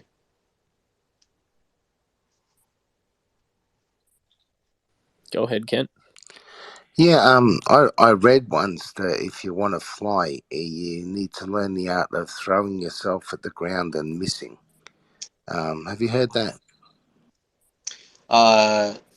Yeah, I've never heard it expressed quite that way, but yeah, it's kind of like in Harry Potter, you know, when they're going through the brick wall, if you've ever read it or seen it. Yeah. Hitchhiker's Guide to the Galaxy or something, yeah. Yeah, sure. It's kind of like what's sometimes called intentional unintentionality. I've heard other terms for it as well. But yeah, I read there's another one called Certain Uncertainty. yes. Yep. You're right on. You're right on. So It's a huge part. I'm certain that I'm uncertain about the certainty of the uncertainty. Yep. There's a lot of paradox involved with these things. So yeah, and it's always good to maintain a good sense of humor. Again, you know, like only do this stuff if you're feeling positive. John, you were amused by the demonic aspect there. Did you have any thoughts on that? I find like when people look at you know, just superstition and for explanation, it's just funny. In a modern world, it is, because so many people were killed over fear mongering. You know, they'd hear an owl or a cat outside, or some kids would knock on a door and it's demonic, you know, and people who are mentally unstable, when they experience that, then, you know, could be turned off an edge. But it's interesting about going through walls and things, because remember in MK Ultra, I saw a documentary and there was some man who fell out of a building. I think it was a psychiatric hospital or something. Makes me wonder if he was being, you know, if he was trying to do something similar, because part of it was about bringing out extrasensory abilities, wasn't it? That was part of it, not just mind control, but anomalous abilities and things. And if it was, you know, the whole, like, I'm not saying that that's what you're doing. It's just that, you know, if the methods are similar to just get the, you know, the brain into a state that you can access information clearly, and it was used back then, but unfortunately he had a bad trip or something, and he was moving his body rather than imagining it being moved, and he jumped out a window or something. I just wonder about that. Yeah, I'm sure that that's a real risk, just like it's a risk for any psychiatric condition, as well as psychedelics or other drugs. You know, you always have to be aware of these potentialities and not do anything crazy. You know, like I suppose it is certainly possible that you could trick yourself into thinking that you're astral projecting when you're really not. And all I can say about that is that it is a very distinct sense, a very distinct feeling. There's a great word that I keep trying to remind myself to bring up, and I'm very glad that I remembered this time. And that word is qualia or qualia. It's a somewhat obscure word. You can look it up on the dictionary.com or whatever. But it's essentially just the subjectivity, the subjective feeling of any given state of consciousness. That's not the exact definition, but that's what I'm talking about.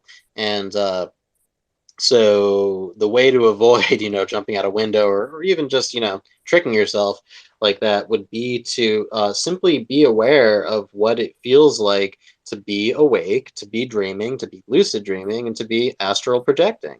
And the best way to do that is to keep a dream journal and to practice both lucid dreaming techniques as well as astral travel techniques, because these are all connected, even though they're not the same thing. And I just want to thank you for providing this information. It's really, really great that you were able to provide it so succinctly. So glad that this made sense. So thank you. I'm only looking to talk more about this stuff. This is really kind of my wheelhouse, and I just want to add what I said earlier too, which is that it's easy to get stuck in being interested in this kind of ability. Like, oh, this is so cool. It's easy to even form like an ego sort of complex about this and feel like, oh, I'm special because I can do this. Even like the tensor tympani thing. It's like, oh, I can squeeze my inner ear muscle. But there is truly nothing special about this. Anybody can do it. It's only a matter of if you truly want to on a conscious, subconscious, and unconscious level. You kind of have to be in tune with every part of your intention. And don't get caught in the weeds, and just keep in mind that the real thing about this, the real reason to do it is not just to do it. Like, doing it is cool, but it's to learn from it. And like, for example, a lot of musicians actually, because you'll often hear the most beautiful music that you have never heard in your entire life in some of these astral realms. And if you're a musician, you can actually remember that music because it's so memorable, and then translate that and make music out of this stuff. You can use it for your spiritual. I've had that experience, Paul. You have? Yeah, I've had it on about 3 occasions. That's great. Yeah, I'm just saying, use it to build your life up. Use it to build your spiritual life up, and your artistic life, and all of that stuff. Don't just get caught up in the weeds. This is actually the same notion and experience that shaman have when they learn the Icarus, the spirit songs, is they're derived from these altered states and communication with the spirit world. Yes, yeah. The what do you call those? The Icaros, right? That's one term at least for ayahuasqueros. It was like classical music, and it was just very, very melodic. And I did try to record like what I thought it sounded like right after I woke up. But welcome to the space, Team Kill Everyone, Ethereum. I don't like your name, but what's going on? Hey, what's up? Yeah, I found it very synchronistic that I just woke up, and then I wanted to see what was going on here. I had no idea what the topic was, and Paul then started mentioning astral projection and dreams. And my intention in coming in here, and if I were to get on the mic, was to talk about this like crazy dream that I just had. But I thought that was that was very special to hear whenever I just like woke up and came in here. Yeah, dreams are amazing. That's always one thing I'm enjoying talking about. And yeah, my name is very interesting. Yeah, do you not like the ETH part or the Team Kill Everyone part? No, crypto's disgusting. Keep it away from me, thanks. Oh yeah, it's okay. I'm not promoting any of that. It's all Promoting dreams. good. Dreams are fucking rad, and I'm so glad that you had that experience, man. Hell yeah, fuck yeah. Yeah, it was very strange. I was in a car with a friend, and I was like, "Man, you're going the wrong way." and then they just kept going the wrong way. And then I'm taking from that as, and it's very lucid. I have like tons of lucid dreams, Okay, but I'm taking from that as like, I'm having a synchronicity now because I was just talking about a dream just like this with my friend that passed away. what? Yeah, it's very strange. Whoa, okay. Yeah, I'm sorry my condolences. I'm sorry to hear that your friend passed away. It's always a bummer. But it was just going the wrong way. And then part of me, I'm taking from that as like, I'm trusting too many people and not myself. That's just what I'm getting to. Say that one more time. You're what? I was parts of me I'm taking from that dream is like the spiritual lesson is that I'm trusting too many people other than myself for lack of a better word, like progress. Like I often work with like friends on art projects, and we just recently tried to send a pitch to like get some warehouse space for a gallery. And I just felt, I was like, I should just do all these things myself. And I think that dream's kind of reinforcing that. Totally. That's a great lesson. Thank you for sharing. Team Kill Everyone, we might be able to hear you a bit better if you're not dragging a elastic band across your microphone. That seems to be coming from the other guy, actually. Oh, Paul. No, I don't believe that's me because it's not happening now. Yeah, okay. But turn your mic off. That would help. Yeah, no, I've been trying to, but I don't. Yeah, sorry. Yeah, little mic button down there. I know. I appreciate you sharing, Paul. I really, really do. I haven't astral projected before, but I've had tons of lucid dreams.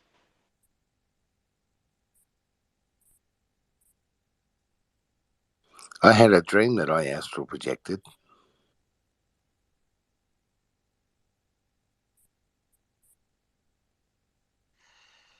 That can happen. Yeah, you can have dreams that you astral project. You can have dreams that you take psychedelics. It's very interesting what your mind's able to conjure. And that's why a lot of people will ask the question like, well, how do you know that you're astral projecting? How do you know that you're lucid dreaming? What's the difference? And so forth. And it's a very blurry sort of line, but there are lines in my opinion. And yeah, I guess before at least I exit this space, I'm gonna mute myself for a minute or two and post this diagram in the Twitter feed, which I think is very relevant to this stuff. So yeah, if you guys have any more questions or comments, go for it. I'm gonna bring that up. So this thought just occurred to me for the first time. What it like? I've had tons of dreams where I'm like in my high school, and it's like I'm in the hallways, I'm in the stairs, and it's like pretty spot on as to how it was when I was in high school. And it makes me think that like I know I'm not trapped in that like space because I often visit different locations, but it makes me think that like places of like physical locations, I wonder if they have some influence to like keep you there, or the fact that many people visit and cycle out through that spot, that there's just this like wave of consciousness that sits there and I like access it maybe.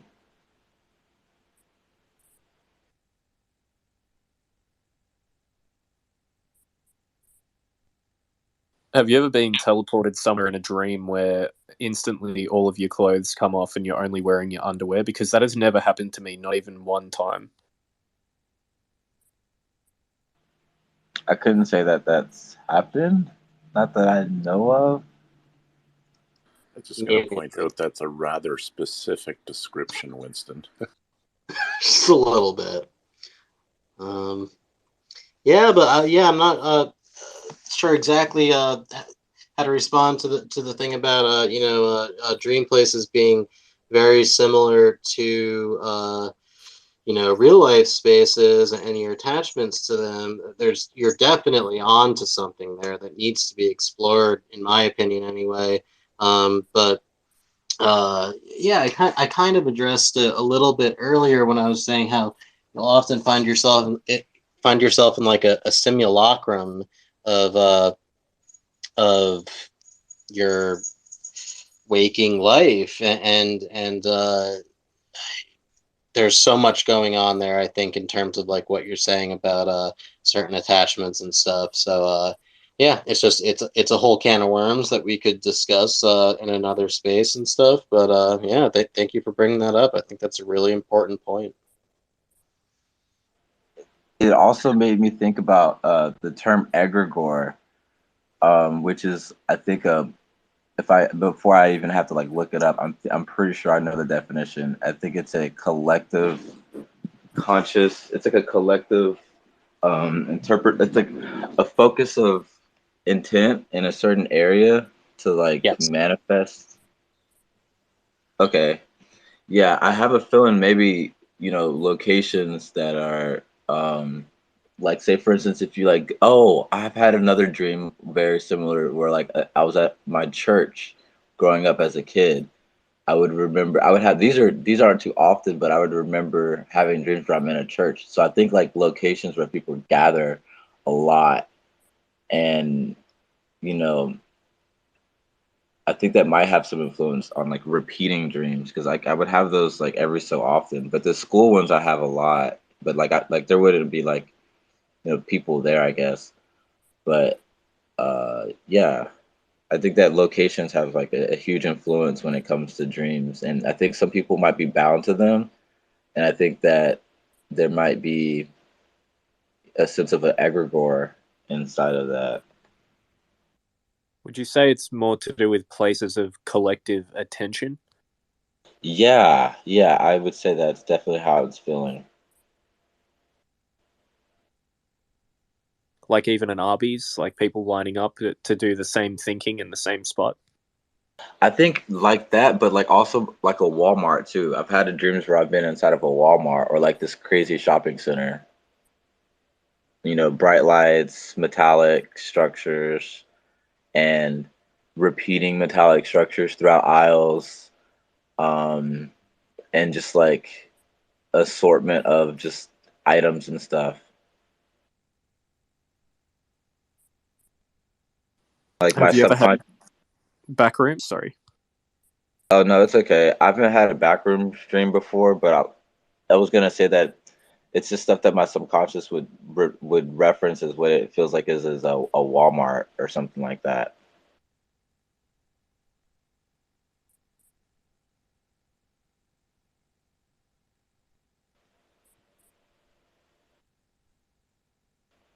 Also, to go further down the rabbit hole, being from like the South, there's a lot of like Masonic temples everywhere, and it makes me think too that like that might have something to do with the school part. I don't know if the school was built by Masons, but that'd be interesting to think about.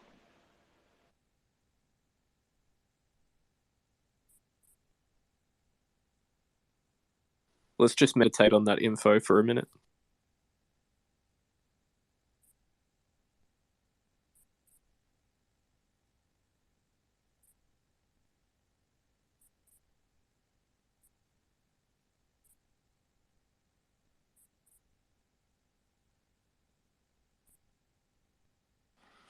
Huh?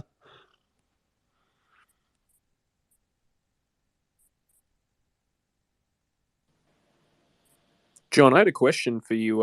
When you brought up Scientology before, is it true that Scientologists believe that all souls trying to leave Earth are abducted and recycled in a massive spaceship? Oh, I'm not a Scientologist. I was just curious, because I've seen a lot of like even ads like where it seems to be from Scientologists, like the people who made documentaries about them, and they come up on Twitter just totally like slamming those people, like Leah Remini, I think is her name. She was on some TV show talking about some untoward practices. I don't know if that throws the whole group into question, but definitely her experience didn't sound very nice. And they specifically seem to talk about aliens and spirits, and it's very similar, in my opinion, to the old take on demons and people who would blame things on demons and stuff, like blaming them on archons. And yeah, so I was just curious. I don't know any personally. I don't know enough about them to judge them. But I just think that if somebody is doing it motivated, or their actions are motivated by an ideology, they should at least be open and forward with people and just admit, to say, I'm doing this because I believe XYZ, that it's God or Jesus or Muhammad or archons or Satan or the devil or demons or whatever. At least be open about it.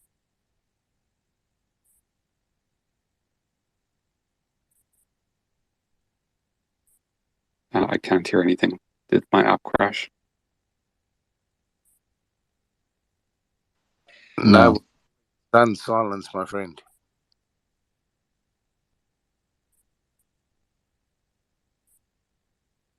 I don't expect anyone to just agree with me. You don't have to. I don't mind. Have you invited the Lord Jesus Christ into your soul, John Walden?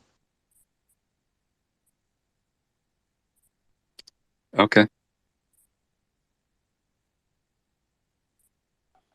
I'm not sure that was actually an answer, John. I mean, I did, but then I sort of put him to the side and had a look at other things, and yeah, so he's sort of there, but yeah, he's one of many. Sorry, I don't understand. Did I not answer the question?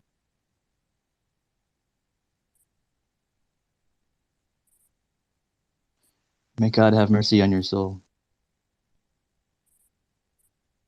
Wait, what did I do wrong?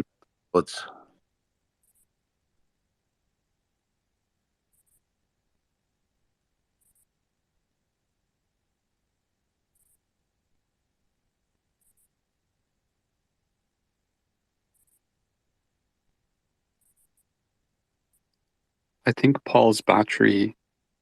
Are you back? Oh no, Paul's back.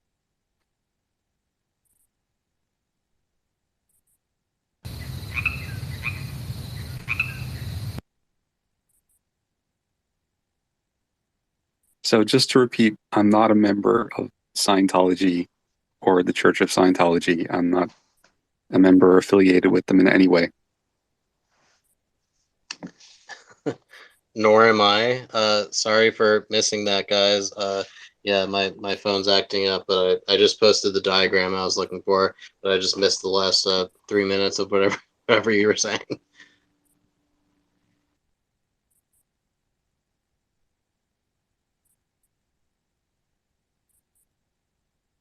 Yeah, I don't even know what it was about. Maybe they can clarify. Yeah, I don't know what you guys are talking about, honestly. Yeah, I'd say that. Well, I'm gonna head out in a couple minutes, but if you guys would like to just take a look at the Twitter thread, comments associated with this space, I just posted a diagram that's from a YouTube video that I came across recently, and it does just a really good job of differentiating the different states of consciousness that I was talking about and showing, some of the aspects that define regular dreams, lucid dreams, astral experiences, and then OBEs and near-death experiences. So Does it have a correlating alcohol level? It actually does, yeah. I generally find that if you are drinking, that it is much harder to achieve astral projection. Just simply, because it's harder to get yourself in tune with your intention and your and all of that, Well, and to focus. Yourself, I'm quite good at getting in tune. Alcohol induced or not. It's not everyone's the same, eh? No, I totally believe you. No, yeah. I'm just saying that there is a correlation. So for you, your mileage may vary. Oh yeah, I got them country miles. There you go, man. I really want to astral project. Yeah, do it up. I'm just saying. Yeah. No. If you got those country miles, you can do it. You can do it on booze. You can do it, man. Yeah, no, you see, that's the thing about these discussions. Sometimes when people are being sarcastic and having a bit of fun because they've had a couple of brandies, that you sort of get yourself all confused. I've done it. I've been there, done that. I did it 20 years ago, mate. I've been experimenting with the conscious for probably half your life. So, don't always assume that, you've got all the answers, eh? There's a lot of people out there with experience. I was You not. should take that advice. Yeah, I was not assuming that I have the answers, man. I thought I made that very clear throughout my discussion. I was just sharing my method that works for me. Not just your mileage, but everyone's mileage will vary.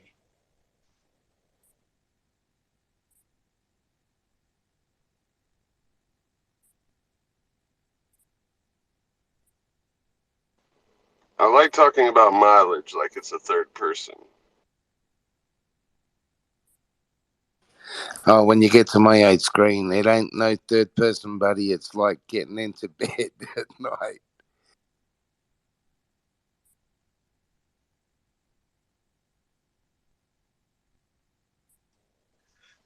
Yeah, I mean, when you got enough mileage, it's just like slipping onto an old boot, I guess, right? Slipping into an old boot. Well, it's funny because I'm actually sitting here watching a guy with real mileage. His name's Jacques Cousteau. He was like the grand. He invented the diving aqualung. So he was telling us about destroying our planet 52 years ago. So no, while we're having this cool discussion about the woo and all this sort of stuff, the reality is that we don't even listen to what's been going on for 50 years. So I'm watching them beat a shark to death at the moment with an axe. Yeah, it's interesting stuff. It is interesting. I think I've seen that during one of my experiences, maybe, or yeah, I've plunged into the ocean a few times. There's scary stuff going on there. Paul, whenever you do have a space about dreams, can you message me it? Fuck yeah. So what do you think the function of dreams, Paul? What do you think they actually function for? Are they the balance mechanism for the conscious mind? Yeah, sometimes I think that there's obviously different types of dreams, but I think that usually yeah, that it's a way of your mind to work out certain subconscious things that are going on in your life, and I think you actually just fucking nailed it. It's a balancing mechanism. I think you nailed it. Yeah, no, I've been interested in dreams. Dreams for me have been interesting for a long time. I find, well, I mean, we got the periodic table from dreams. We got one of our greatest mathematicians from dreams. He thought, well, in his dreams, he used to get his We got formulas. a mathematician from dreams? Yeah, he was an Indian polymath. I can't remember his name, Scream, but he was solving, and he said that he got his information from an Indian female deity in his dreams. But I can't remember his Oh, name. he got his knowledge. Okay, I Yeah, thought he was yeah. conceived in a dream Oh somehow. no, sorry, mate. No, he got his knowledge, his formula solutions and stuff from dreams, and we got the periodic table from dreams. And one of the Rolling Stones songs. And the double helix came from an acid trip, right? The DNA double helix model. I think so. I thought it came from mum and dad, but yeah, you go for it. That's funny. Jacob's ladder is also a helix, and he was laying on a chunk of like magnetite or something like that when he had the dream. Basically, the magnetic properties messed with his brain a little bit while he was sleeping. That probably explains that guy the other night with 10 pounds of it or whatever it was. Great, remember? When? Oh, the other night in the space, some dude had said that he had built like 10 kilograms or 10 pounds of magnetite and da-da-da-da-da. Oh my god. I think I know must what not you're have been talking paying attention. He was in Hay Ocean Space. It might have been. Yeah, I don't want to go there. No, it was just funny. That's all. Jacob's Ladder is also a pretty rad movie.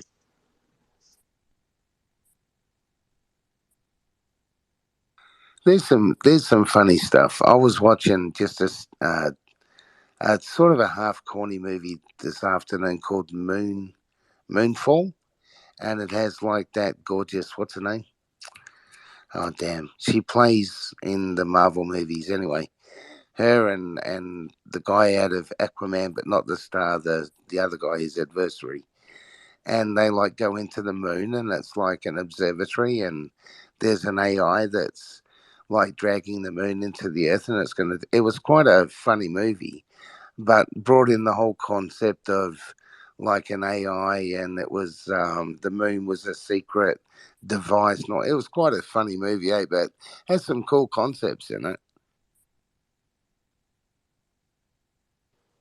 Yeah, I don't think I've seen that one, but is that Halle Berry you're thinking of? Yeah. Halle Berry, and I can't remember the guy's name, but he was like Patroclus.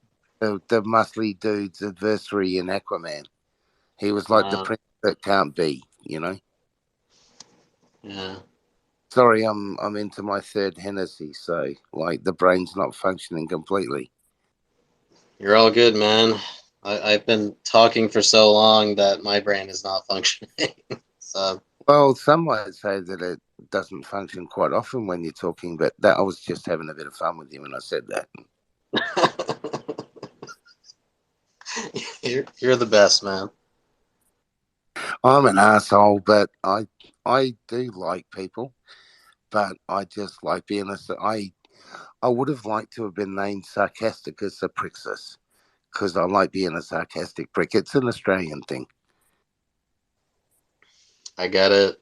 I mean, I don't know. New Jersey is kind of famous for sarcastic pricks as well, so I don't know. I get it. Oh, we could become sister cities or something, couldn't we? I'm in Thailand, by the way. Oh yeah, really? Yeah, really, all of me, like even the other side. Yeah. Shit, that's impressive. No, I do shit here, but it's not shit. It's actually quite a cool place. I like it. Yeah, kind of like Bangkok and those ladyboys. I like to Bangkok into Bangkok. One night in Bangkok makes a hard man humble, my friend. Just ask Boney M.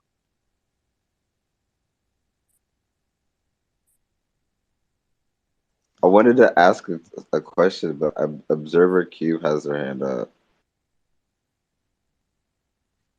Can y'all hear me? Hello? Yeah.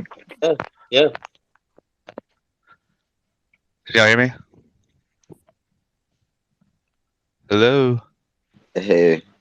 I okay, can y'all hear. can hear me. Okay. It's sorry if I can't talk. It's because I have COVID and pneumonia right now. It sucks. But I've been listening to y'all for probably 5 hours. If Red Paint's still around, I want to tell him I love his work and how he presents it. Paul, I was listening to you, and synchronicity, similar things have happened to me, but I'm not searching for it. So it's trying to, and I don't know how to deal with it. And this is recorded on Twitter too. That's another reason why I'm trying to been staying it off. But I have a picture of a plasma ball. That's what. No, hold on. I know what I want to say. Paul, you said that felt like a child touched you while you were experiencing something or whatever. And I had a similar experience. I've never seen an entity, but I've seen 2 black hat men in my room. And it was when I was really depressed. And I've read that maybe they eat your energy or whatever. I don't know. I don't think anybody knows, right? And I have stars on my knee, just, you know, out of the realm. But I don't know. I want your thoughts on that, maybe. Yeah, sure. My phone's about to die, guys. Unfortunately, it wasn't draining like this before, so I'm gonna cut out like any second. I'm so sorry, but it's been great.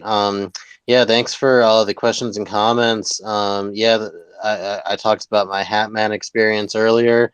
I do think that it's something to do with like sucking out our energy or something. Fuck. Lost me.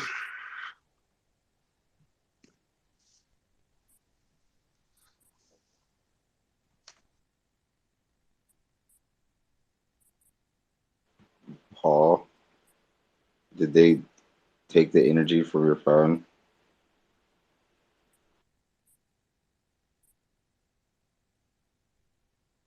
Oh Go man. into the light, Paul. Go into the light. He's practicing energy retention, so they took it from his phone. Oh, I want to. You said the way you channel or whatever. To me, like I'll have an electric shock, like a really bad one, and it'll get worse and worse. And I stopped doing it because I feel like it's going to kill me probably. But it does happen in weird circumstances. I'll put it to that.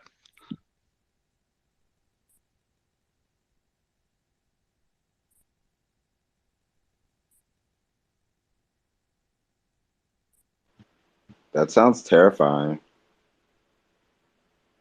Oh, Paul's. Yeah, my experiences are not good most of the time.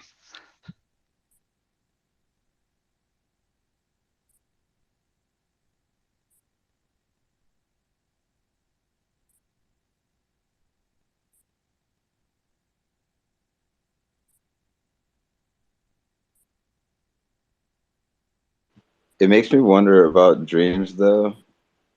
Like dogs dream. So would they is there enlightenment for them, or are they just like having fun the whole time in their dreams? I think animals and all life forms have the same sort of. Imagine just different levels of awareness, a spectrum of intelligence and awareness where they do. I would imagine they do exactly the same things as us, just in a different way. I watch our puppies. Now Ken's talking. Well, I do. I really do.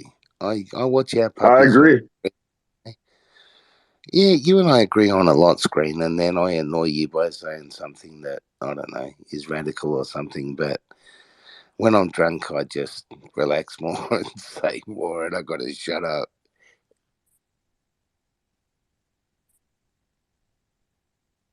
I mean, they whimper, right? So that would indicate that they have good dreams and bad dreams, because sometimes their tail wags and sometimes they whimper. I love my wife so much, Screen, but Like I had to introduce her to the Cat Stevens song. I love my dog as much as I love you, because she knows. Because when I go away and when I have to work and stuff, she knows I don't worry about her because I taught her how to protect herself, but I worry about the puppies because they can't. And that's the only bit that bothers me about having to go away is when I have to leave the puppies because they've taught me so much that I couldn't learn from. And as weird as it'll sound, they've taught me more than I could learn from human beings, if you know what I mean. I do. That's why I follow you, even though you don't follow me, you bugger.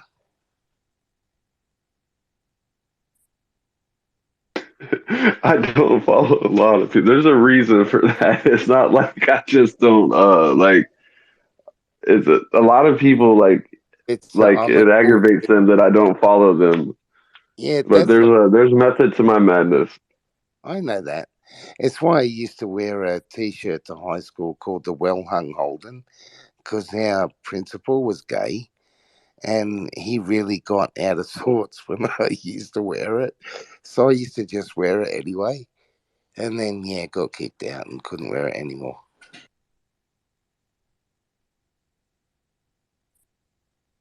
And it wasn't because he was gay. I had issues when I was 15 with it because I didn't understand, but it was just because it pissed him off so much. And my old man had given me the T-shirt, and I had no school uniform, couldn't afford that, so I just wore it anyway, just to annoy the absolute shit out of everyone at school. And so that was the most we could sort of do in our way to fuck the system sort of shit when I was a kid.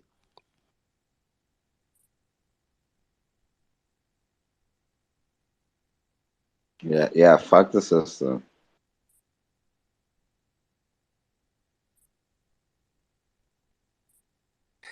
Seriously though, when we were growing up, they had things for all the TV we watched was all American.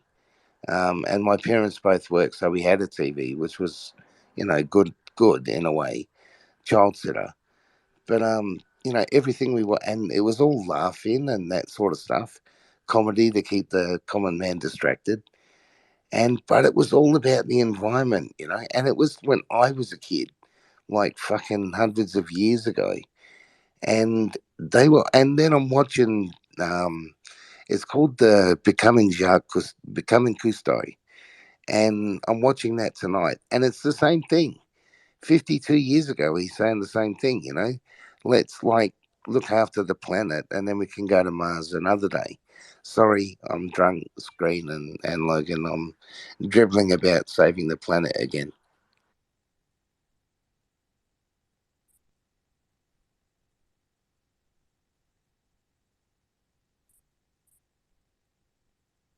I mean, we need to. Sorry, I'm multitasking. I'm fixing breakfast, dinner, breakfast, whatever this meal is for me, and changing my oil. So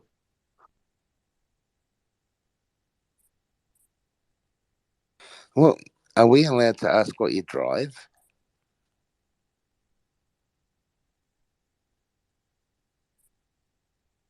I'm in tears over this dinner breakfast. It's a perspective thing.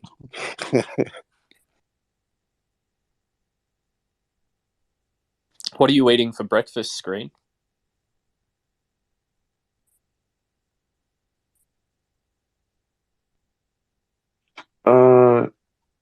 I haven't decided that yet. I'm eating a Cinnabon while I think about it. Oh, that's cruel. Like there's not a Cinnabon within 500 kilometers of my screen, and that's cruel, man. Oh man, what about a there we Krispy go. Kreme? You got a Krispy Kreme? Okay. I saw a Krispy Kreme in Udon Thani the other day. That was a 2-hour drive.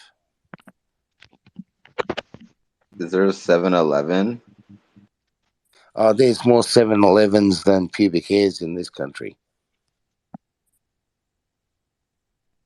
Do you have a pilot? At times. No, if y'all do have the pilot chain, some of those have Cinnabon in it, actually. Certain gas stations do. You might be able to find one like that. So the nearest Kentucky Fried is about 25 kilometers, and like one of the things that most countries except for Kazakhstan had a Kentucky Fried, most of them. And like Kentucky Fried was an indicator of whether or not, you could get American food outside of Australia. And so, yeah, KFC was pretty constant, but yeah, like Cinnabon, and I think it's very difficult to get that stuff. You go to Bangkok, yeah, you can get anything.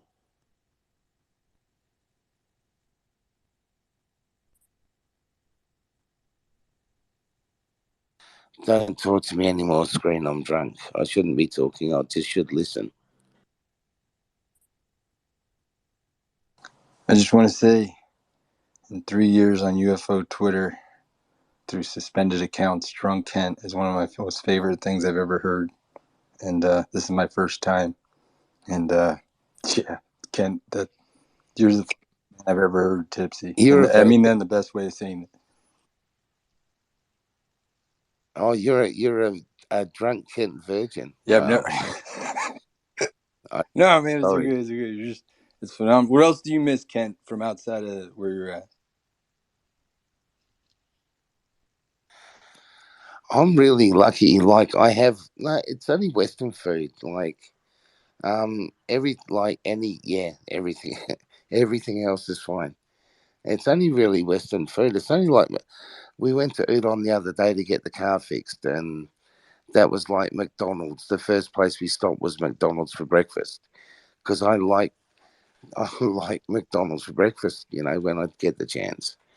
But no, we can get KFC and shit, but there's no McDonald's within, I don't know, 150 Ks. Kent, now that you're here tipsy, bro.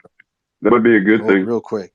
In all your years, in all your advising with defense contractors and stuff, I think we brought this up before. What's probably your craziest experience abroad, like in interactions?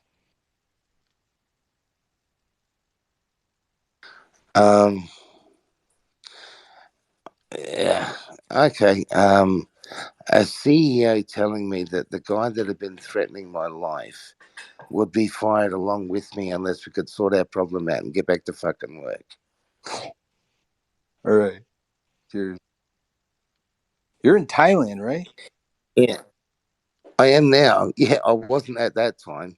And I was in a country where he could have actually done it. Yeah. Does Thailand have a Bigfoot? I know there's probably a better way to ask that. Do they have some kind of legend there, that's analogous to that person or thing? Mate, that's the strange. That's the strange thing about Thailand. They're not really into UFOs, cryptids.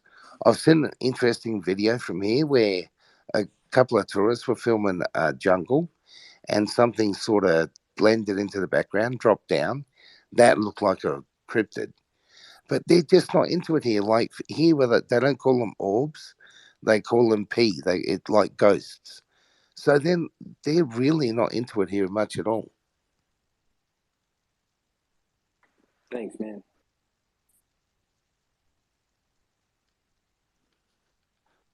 Yeah, no.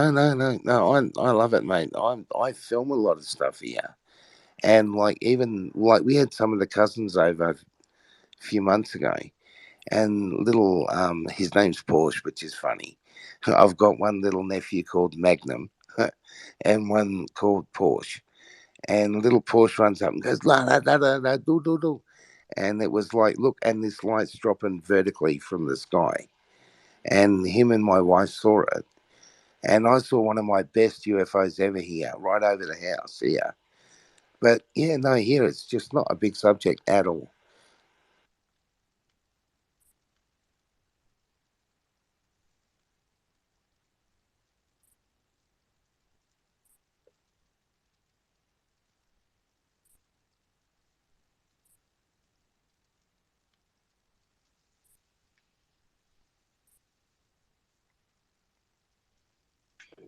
You know what I miss? We used to have them around here. We don't anymore. Crystals. They used to have these little mini hot dog things when I was a kid. I've got to go like 2 hours. I got to hit Georgia. I got to go state down. How long does it take to get to We used to Georgia? just make Crystals road trips. Like we'd get Blaze and go to Crystals, like a White Castle trip, but for Crystals because we don't have White Castles either. Oh, what's the dessert that all you guys are into that's like super famous there? It's just like a cream sort of donut hot dog thing. What do they call it? A Beignet. Twinkie. A Twinkie. I discovered them on a ship in Greece, eh? They were like, I put on 3 or 4 kilos there eating those. They were cool. I know, it's so funny. Like, you always like Twinkies until you get them. Then you remember that they're only okay, but then it's like, I don't know. It's a weird thing with Twinkie. Oh, they're just like pure. It's just like pure taste satisfaction, though, isn't it? There's probably not a single healthy thing inside them.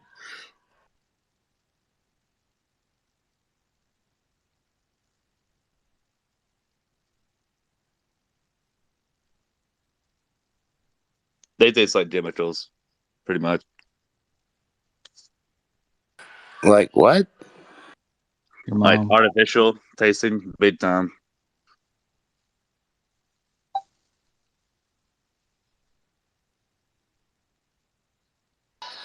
Here's Actually, my. their Twinkies are probably different. Then what are you? What you're Canadian? Are you Canadian or American, Screen? No, I'm American.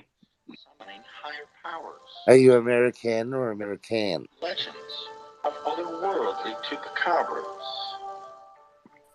American. I still do drugs. I never quit. Of the universe. Ancient star rituals summoning higher powers. Legends of otherworldly chupacabras. And scientific theory revealing the secrets of the universe. Are alien beings really from out of this world? Or might there be evidence of man's future technological achievements?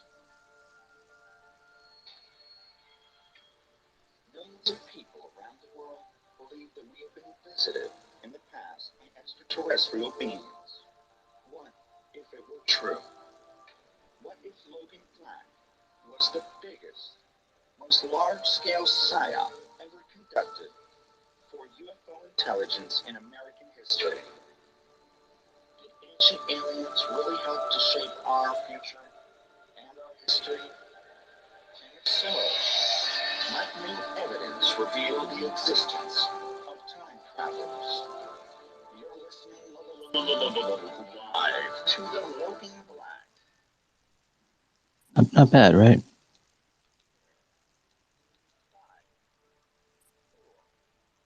Hey, Winston, that's the first time you've heard that, right?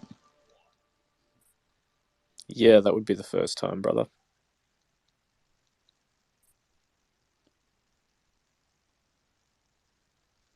That guy David made that. He sent it to me yesterday.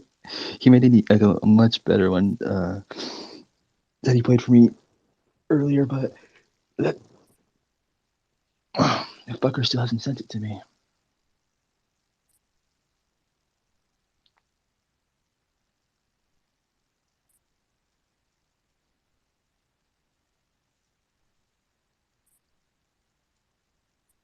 He has a whole script that involves like COVID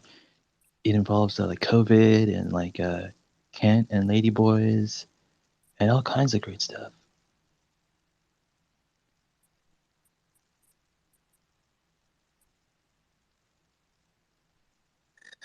I can almost guarantee I've never been with a ladyboy. Not one that still had a penis, anyway.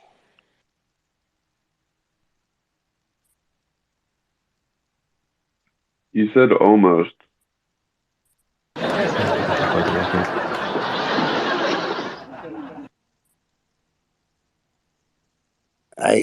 can't guarantee I've always been conscious all my life, have I?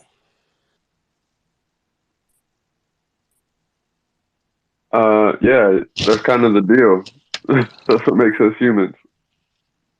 But like, if one ever had the chance to take advantage of me when I was like passed out drunk, hey, good luck to them. Yeah, they earned it. Why wish them luck?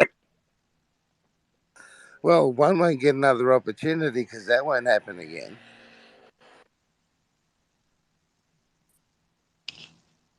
Never say never. Not consciously, right?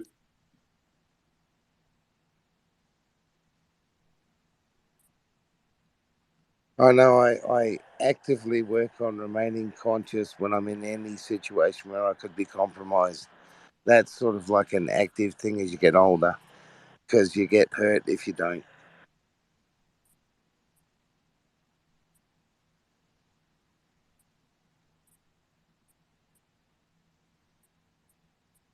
Yeah, that happens to me all the time. Are you really a descendant of the Knights Templar, Screen? Yes, I am. No, it would be interesting to hear the old stories. I think that'd be a really fascinating historical record in the Templar records. Not like that. Hold on.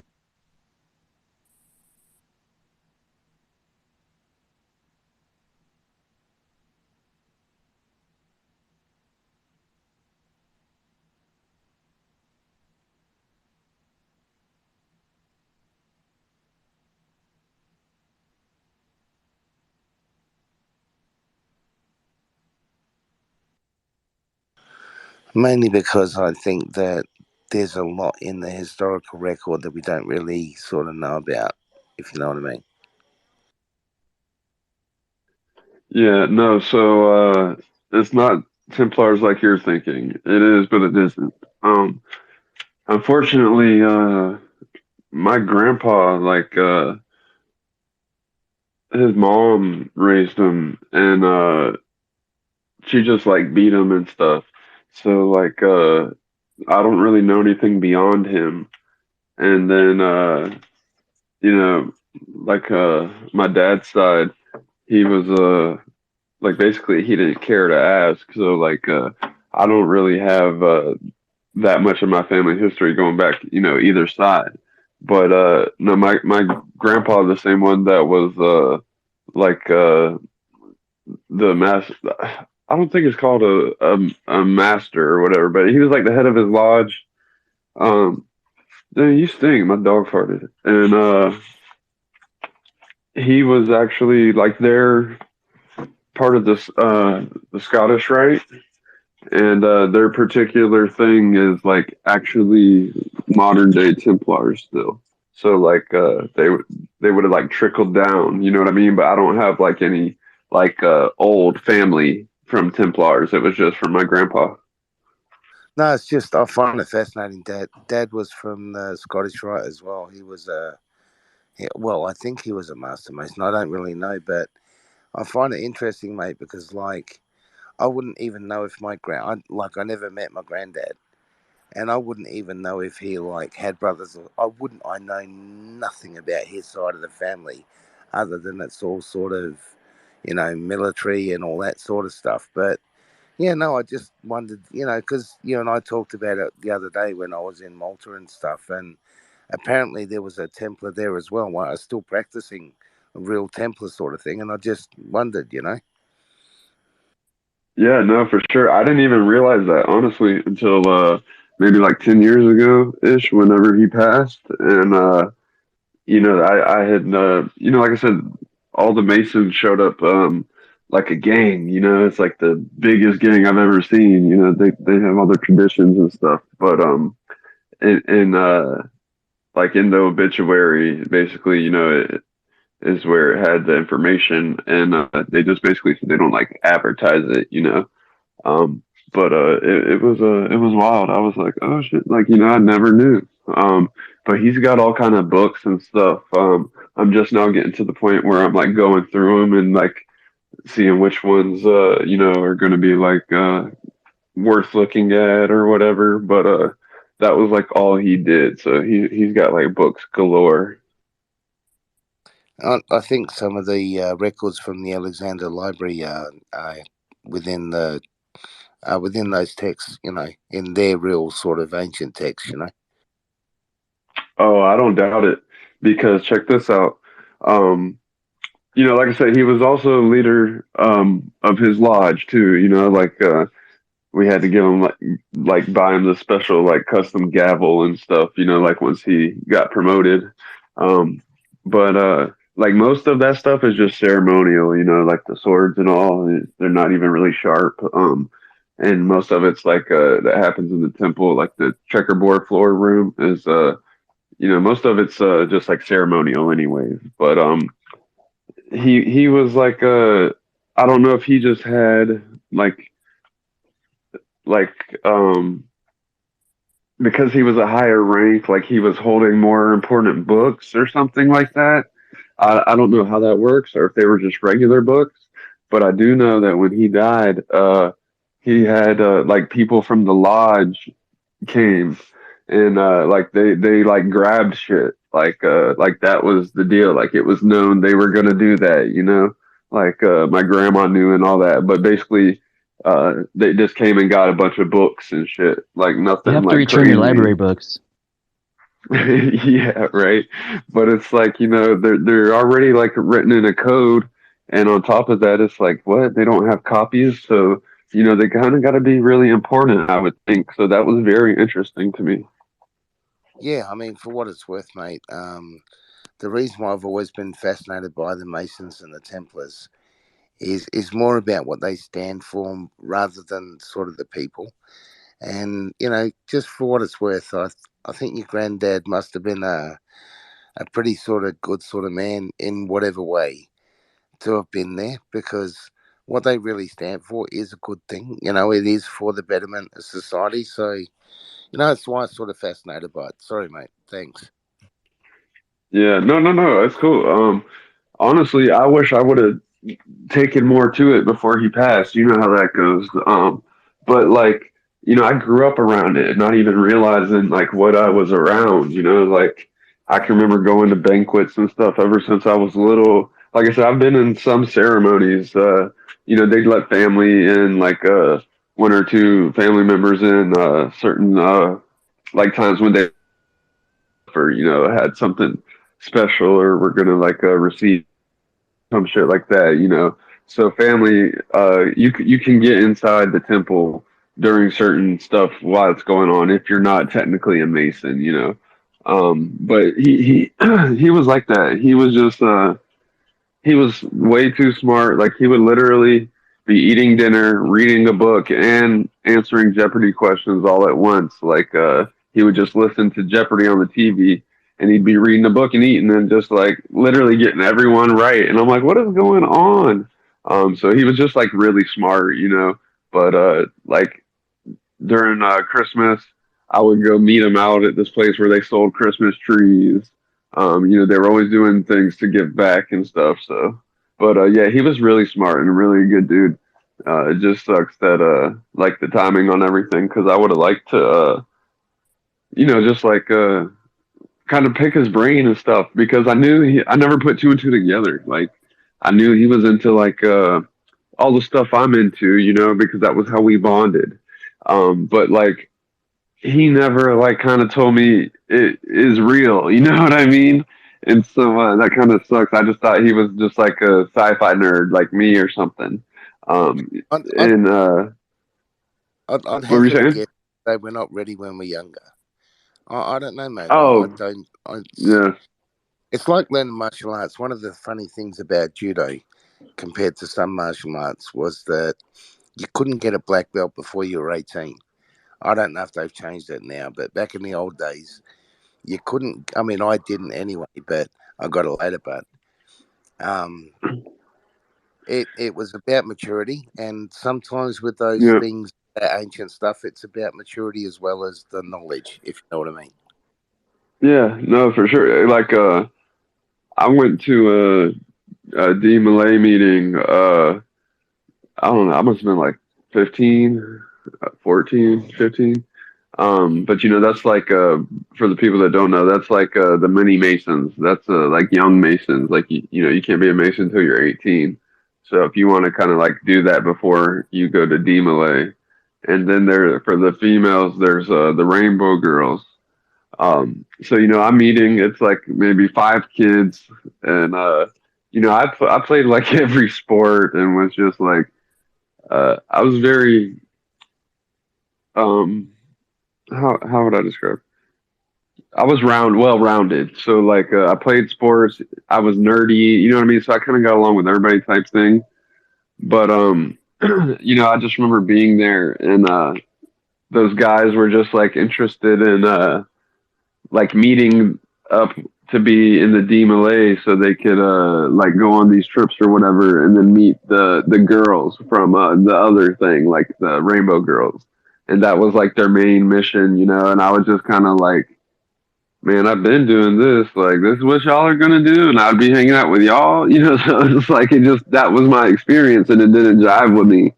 And so, like, I never cared about it again, really. And it's just, it's all perspective and timing. Yeah, no, it's interesting stuff. Thanks for sharing that, mate. It was, and yeah, I just find that it's interesting listening to you because, and I don't mean to take anything away from what you say, but it's funny how similar people's stories are. And the funny thing seems to be that you seem to see stuff. I've been thinking about it today, just watching that Jacques Cousteau and stuff. And you seem to get exposed. I don't know if it's you've noticed it as well, but you get exposed to stuff, and it doesn't seem to really fit with what you would expect to be exposed to at that age. Like I was thinking about it today. I was saying to my wife, I remember watching those documentaries when I was a kid. And then the year came up and it was like 1970, so I would have only been 6.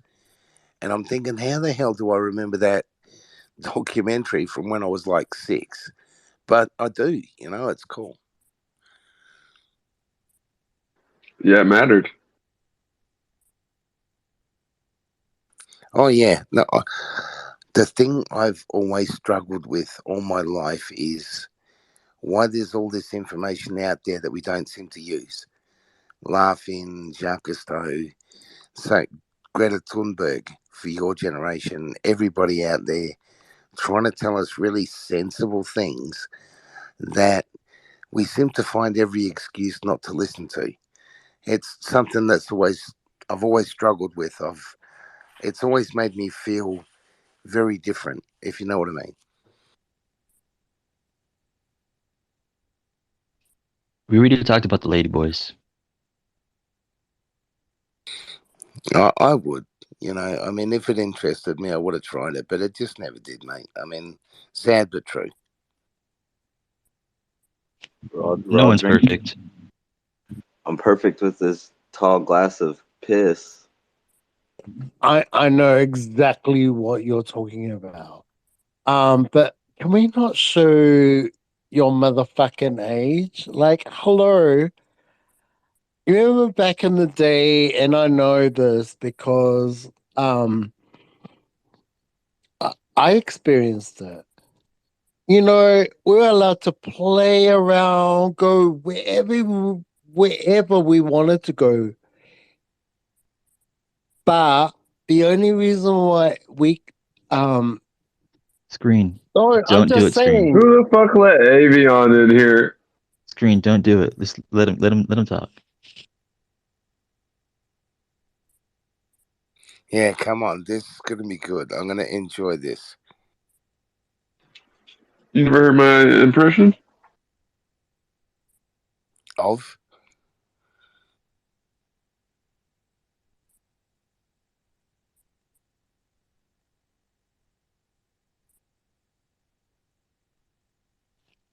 I bet you he doesn't realize he was muted.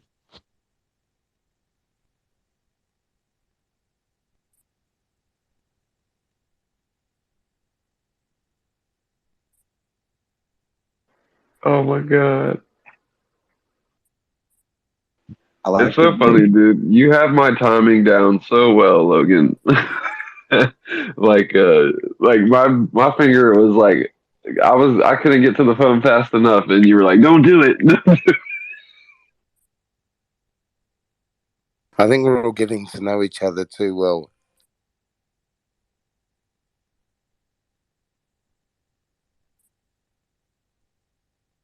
I thought it was going to be a cool story, by the way, Logan, and it's great. I was hoping to hear it, but he just won't unmute himself. He probably doesn't know. Hey, Avion, you're muted.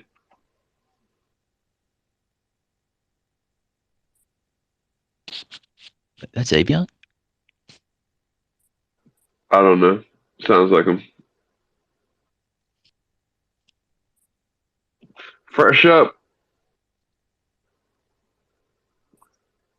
Wake up. Sounds like a Sprite type of drink. Come on, fresh up. Land that plane, baby. Oh, I was talking with my mic muted. Fresh up, if you are talking, your mic is muted. In case you don't know. Oh, I do apologize. Oh my god! Yeah. Start Yeah, over. I don't understand why I did that, but anyway, And can by I the say way, is this Avion? we have a beautiful environment right now. I and knew that thank voice. you. And I thank you. And so thank you. Because I'm going to tell you, these motherfuckers, they need to know. They're going to learn. How about that? Fuck them up. And I'm not saying I'm going to fuck them up the ass because they assholes are like fucking dirty as shit. I don't need that shit. I'm not. Piss off. How to the no. Not happening. Not today. Not tomorrow. Not any day. How about that? Anyway, I'm going to do a bubble over. I'll see you later. Was Later. most of that in English? You need any more convincing, Logan? Fucking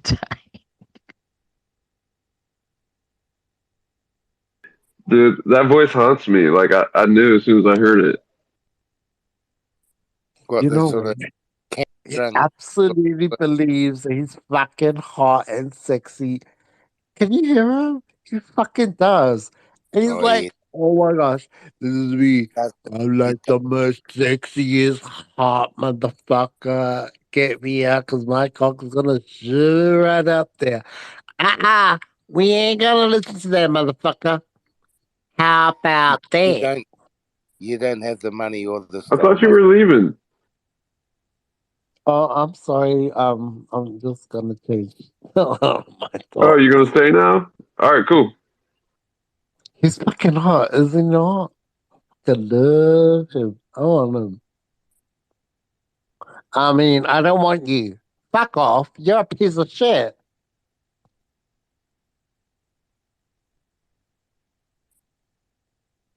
Hey guys, can I ask you guys a question? Has anybody seen the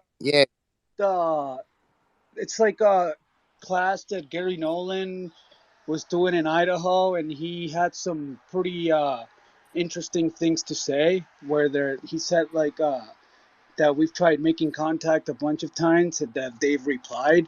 I'm trying to watch that. I saw part of it on Disclosure Tonight yesterday, but I can't find the link. So if anybody knows how to find that, please let me know because I'm like trying.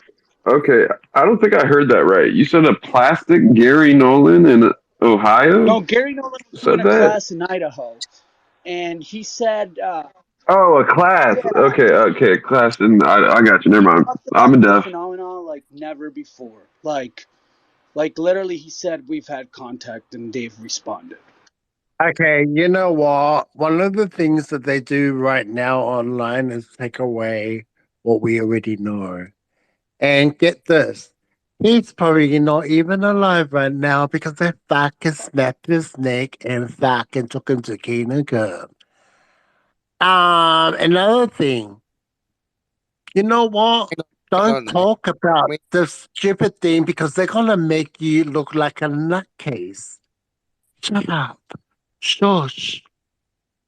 That's right. We can do that.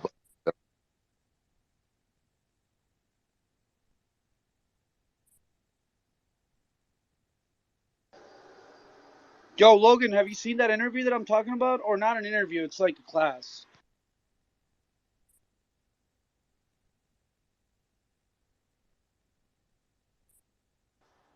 Alright, I'm gonna send you a link on your DM, bro, and I'll tell you exactly the minutes that you gotta go forward to. I think you'll find it pretty interesting. No, and I want to tell you something. Can you summarize exactly what it was about what you seen and how you liked it and blah, Bro, blah? no, it Because was I'm just going to tell you Closer this. Tonight with Thomas Fessler. I promise to God, these people gonna fucking make you vanish in a second. They're listening to our conversation. They're like, I know they do. They're just so. They make people vanish. Please don't. It's not good now. That's your wish, isn't it? Well, you need to go. Oh, who that? Who is that? I'm gonna learn. I am that. Avian. Can you leave me alone? Shut up, motherfucker! Or straight up, I'm gonna fucking shove my cock up your ass. How about that, you fucking dickhead son of a bitch? Who that? Where you at? 'Cause I'm gonna fucking fist pump you at. Do you even know who you're talking to? No, I don't. Anger who is management. who is this? I need to know. And you know what? That's I wanna Olivia! I will fucking talk to you about fucking anger management. You don't even know who the boo. I want to say peekaboo, and you're gonna say boo. But you're the fucking troll that lives under the bridge. You don't even fucking know what to answer me. I want to tell you this. You can go kiss my ass, cunt. How about that? That's like word up.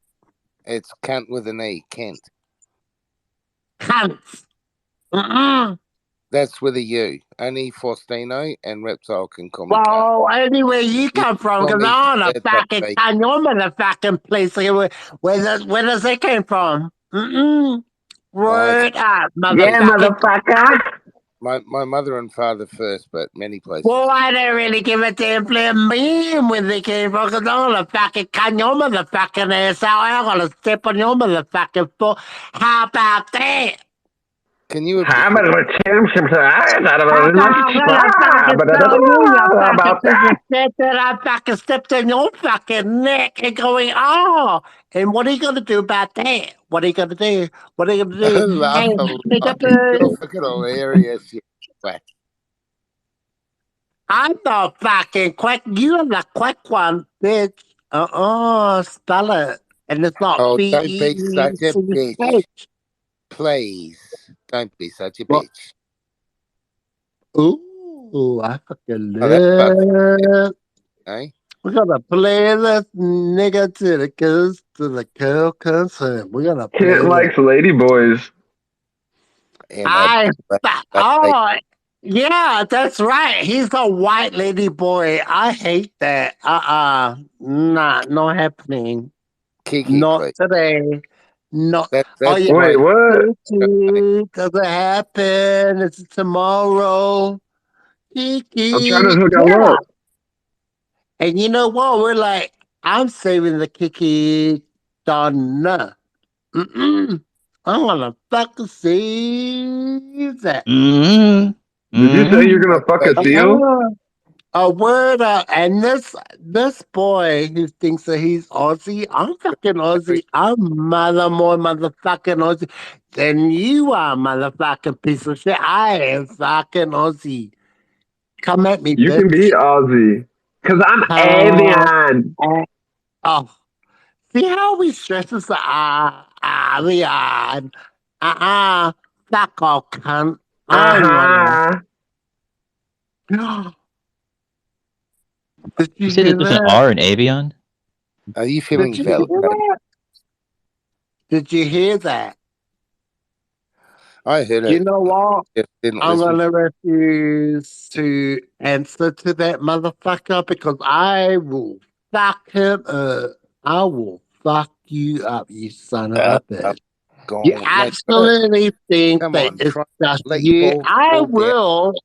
I I'm going will. to I fuck will you up. comfort. I I'm going will to fuck comfort you up. your ass again, motherfucking bitch. Mm-mm. Hey, You let don't believe? down a bit. I love when you speak your own language. Bring it, bitch. Bring your ass. It's already brought, baby. Oh no, is my brother over here? No, my brother's not here. So anyway, your baby is only in your motherfucking baby face.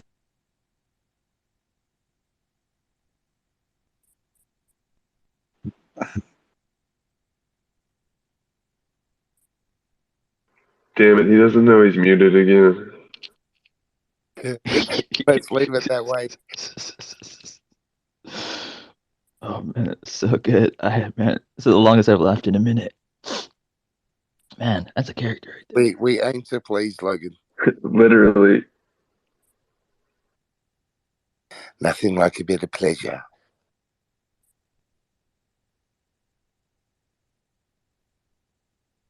Is he still going? 100%, I bet. Definitely. Can you imagine being his boyfriend? You'd like need earplugs, wouldn't you?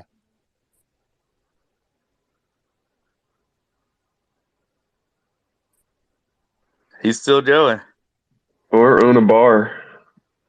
And or another plug, which we won't talk about. He's too drunk to figure out how to unmute himself. Remember you thought he was somebody else? And you asked him some question about like gutting a pig or something. And he like went off. And then he started like yelling at Ocean.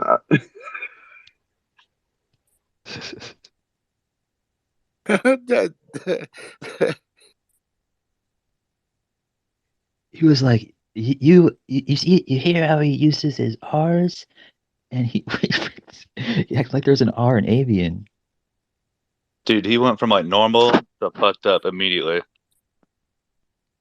That's because of the way I say it when I'm impersonating him. I have to put the R after the V, like Abrion.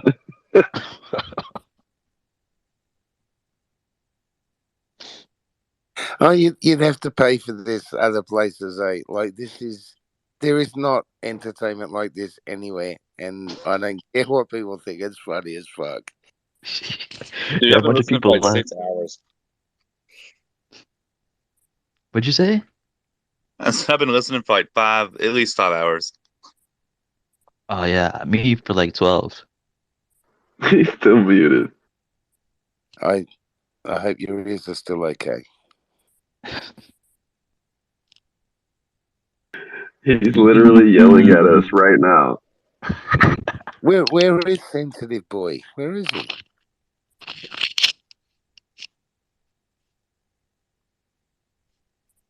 Oh, Marianne, you're here just in time.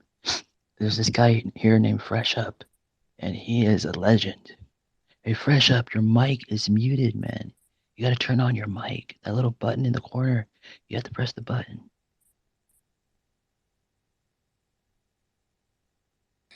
Come on, you can do it. Yo.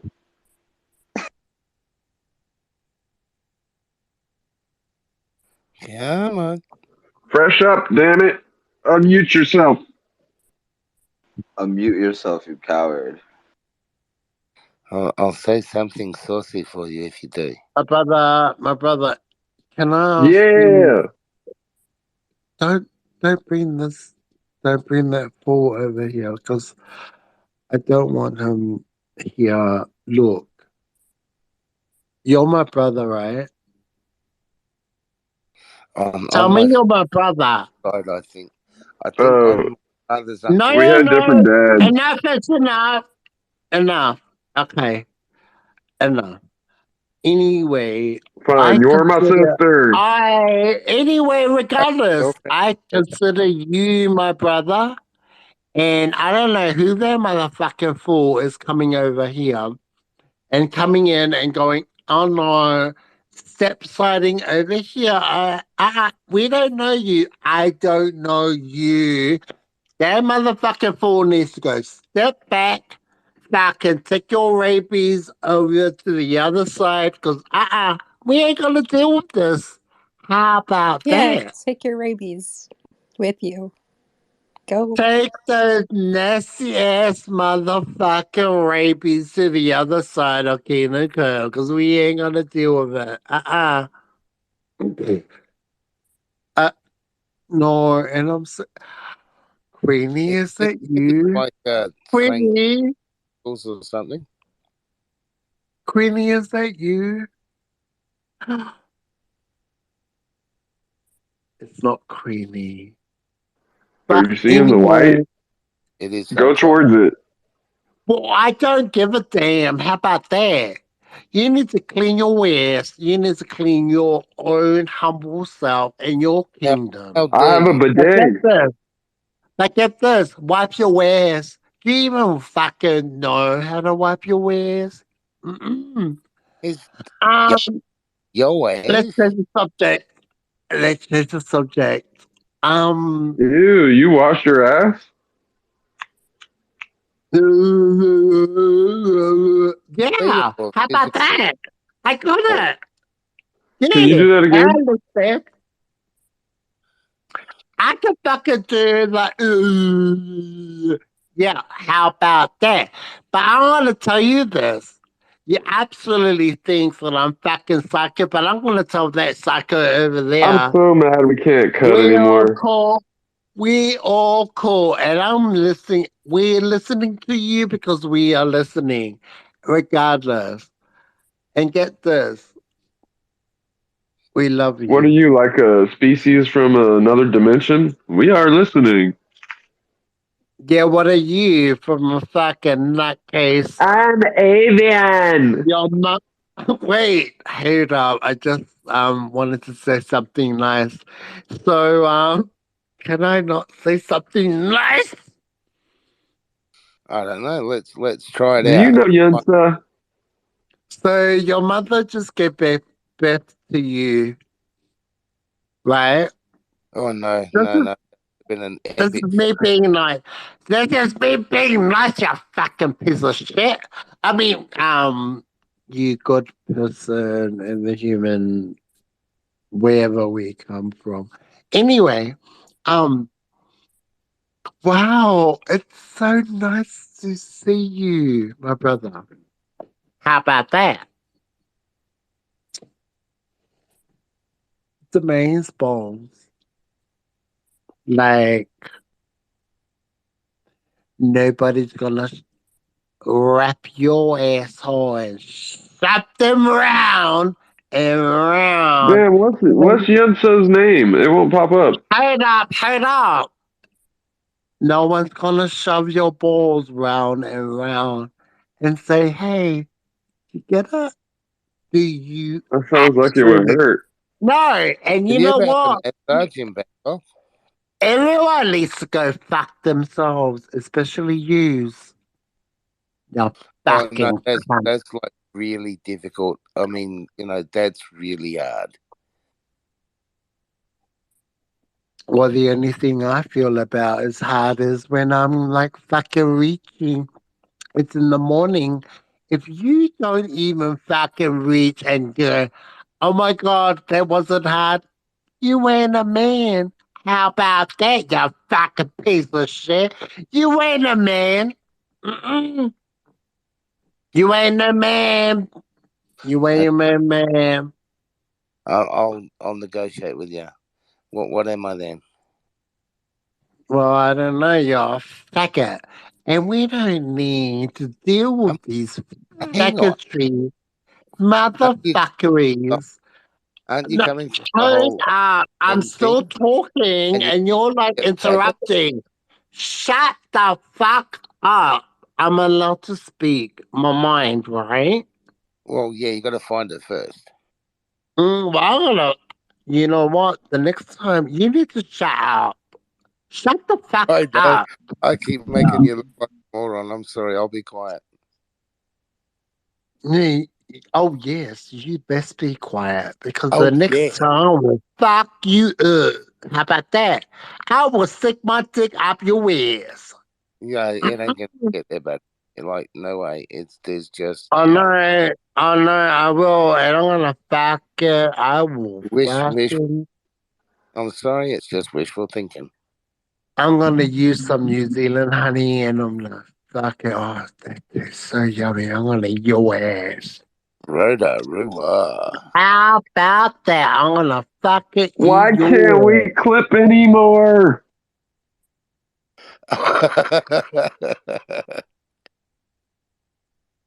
Well, anyway, I need to thank clip you. like the last 10 minutes. Oh yeah, and like the whole New Zealand honey thing, mate. Like he's a sheep shagger, so like, oh, this is gonna. It was Shut the hilarious. fuck up. Nah, he talking about that royal honey. I know what's up. That royal honey. No honey, no money. Yeah, that's why he went quiet. You know what I mean. Thank you. I love Yeah, you. it means you have trouble getting your flag to fly. I fucking love you. Mm-mm. Oh, yum. Anyway, you can go about your day because I'm going to tell you this. You motherfucker, I will fuck you. Mm-mm. Coward. Where? Come on. Hang on. Hang on, wait. I dare you. You're a coward. You wouldn't fuck me. I'm gonna make you squeal like a pig.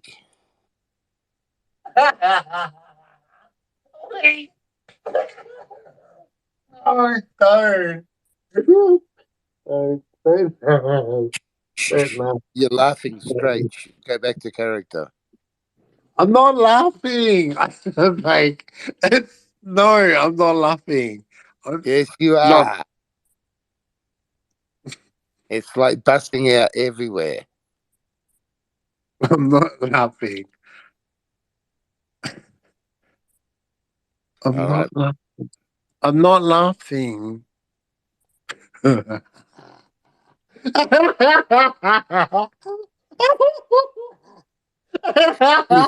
Did you have a Oh, movie? wait.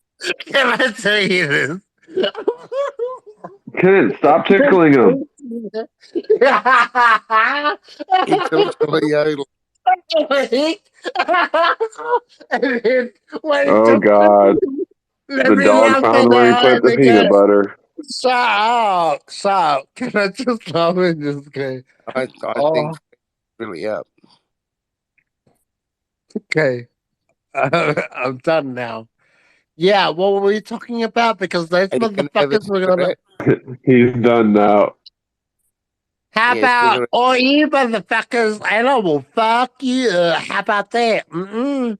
What, you still got energy or what? Yeah, you fuck everybody in this space. Who's talking to me? You fucking reptile I am pisser. avian.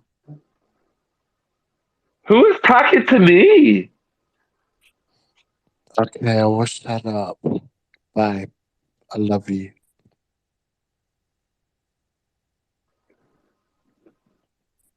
All of me. If you love me, why won't you fuck me then? You know Well, you there, can fuck there's yourself. limits. There's Fuck like it. limits and You know you can fuck yourself. well, we can't. Mm-mm. It's not How as about much fun that? unless you put See your how? No. a little bit of oil helps too. Well, I don't need no motherfucking oil. How about spitting on your motherfucking cock? Mm-mm. Oh, no. That only leads to pain at the wrong moment.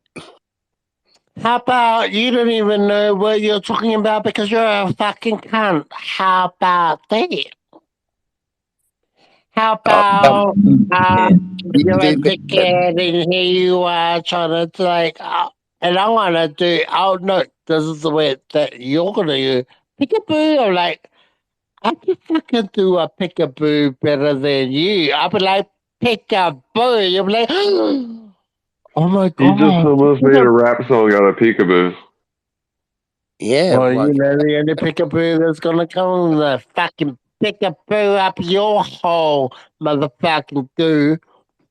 Imagine chucking in the rubber baby buggy bump. Anyway, I don't want to.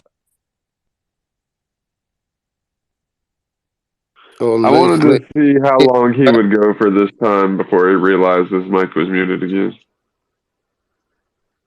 Oh, yeah, we can play. How long does it take Fresh Up to freshen up?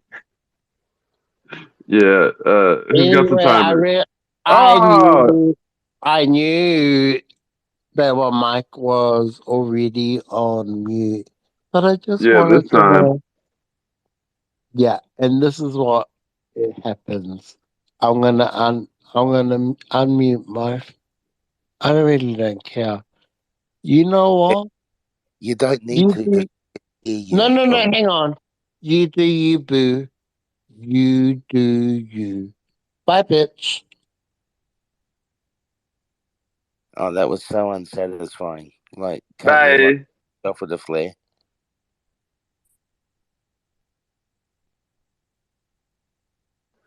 He's not gonna leave. Yeah, you should go. Goodbye. We're waiting. TikTok, TikTok, TikTok. You can wear your motherfucking fancy clothes, do whatever, look all good. Like, but I'm gonna tell you this: you ain't. You're a little shit. Mama already told you. Calm down, but you ain't.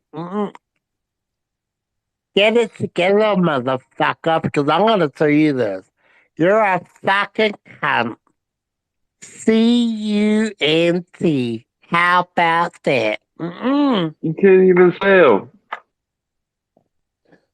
I'm sorry. Can I just get all mental? I'm sorry. I went on. Yeah, well, I didn't You're even hear so your boring. fucking. Get out of here. Get out of here, man. You suck. Kiss my ass. Someone's pressing the The wrong only button. thing you're gonna suck is my motherfucking titty. You're Blah, gonna blah, blah, blah. fucking suck it. Oh, Suck you got my titties? titty, Suck his motherfucker. titty. Suck What off size the cup are fucking. you? You know How big are your what? titties? I will come at you. I Can will you come titty at fuck them. me? Can you titty fuck me? What? You gonna titty You fuck just me? want to come on people. I don't want to come on you. Fuck off. Vanish. You literally just Vanish, said it. bitch. Vanish. Are Anyway, I was It's talking to recorded. you motherfucker. You motherfucking cunt. I wasn't talking to you, but now that I'm talking to you, you're up. Who are you? I got time today. Who the I'm your fuck are daddy, you bitch. to come and talk to me? I'm your daddy. Oh. I got time today, cuh. You know that kid You died? it. I got You time today, were, kid got shot. you were my daddy, bitch. You can go fuck yourself, you daddy cunt. You can go suck daddy's. Don't talk to daddy like that, Fresh Up. That's not very nice. Now get on your knees like you usually do and blow me. That's a good boy. Good boy, Fresh Up. Good boy.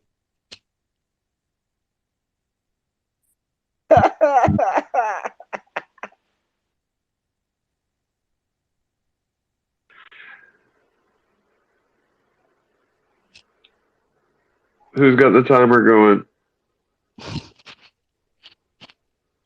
I wanted to slip a proctology joke, but I was going for the bigger gap.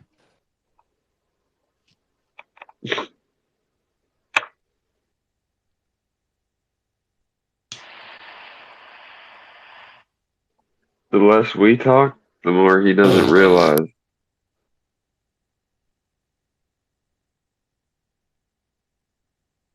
He's probably yelling at himself right now because he thinks he's talking over us.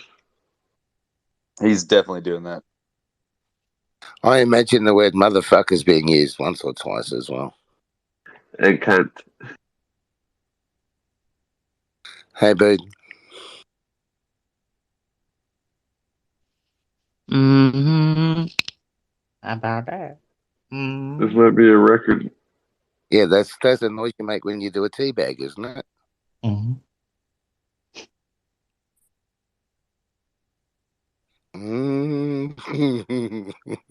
Now I want to know why he's not on the other account. He probably got suspended. Mm-hmm. My wife is finding this most entertaining, by the way, guys. She's like getting bits and pieces. She thinks it's hilarious. It is hilarious.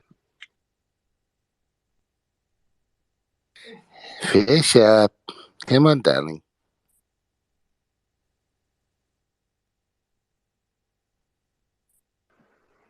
I bet his phone's melting. It's like, I bet you the earpiece is like falling off. Imagine that breath. I bet you that UFOs created the whole garlic thing with vampire. Aren't they the same thing? Yeah. Yeah, but I mean, it pretty much works. Have you tried going out on a date and eating garlic before you go on a date? Nah, I don't. Yeah. Really, I don't have any garlic. That's what Like goes for. vampires, girls, near passerbys, waiters, all sorts. It affects everyone. I don't know about that. Do you have like car etiquette? Like, do you like freshen up the car in between customers and stuff if someone's been eating curry food or something? Oh, hell yeah. I gotta make sure I charge them a cleaning fee. You better not be eating in my car. That's like I wanted to, I had to, how should I say this? English preferably. Yeah, right. I had to refrain from letting the bad wolf out. I was almost feeding the bad wolf earlier today.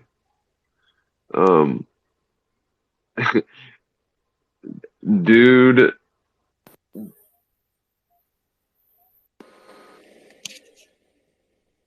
You've been a little bit cryptic there, brother.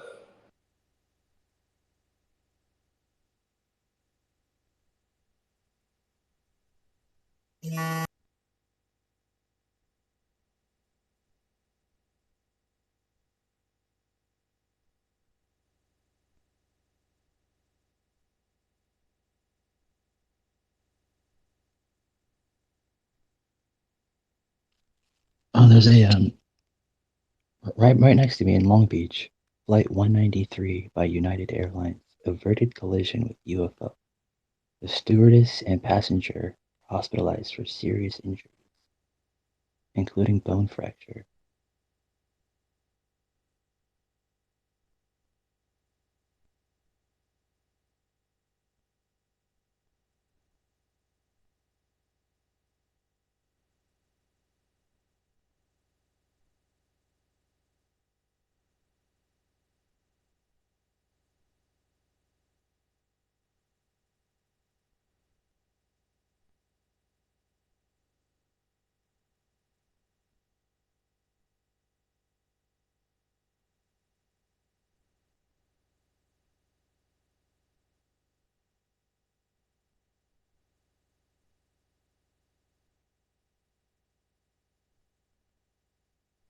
So what, you fucking ugly people?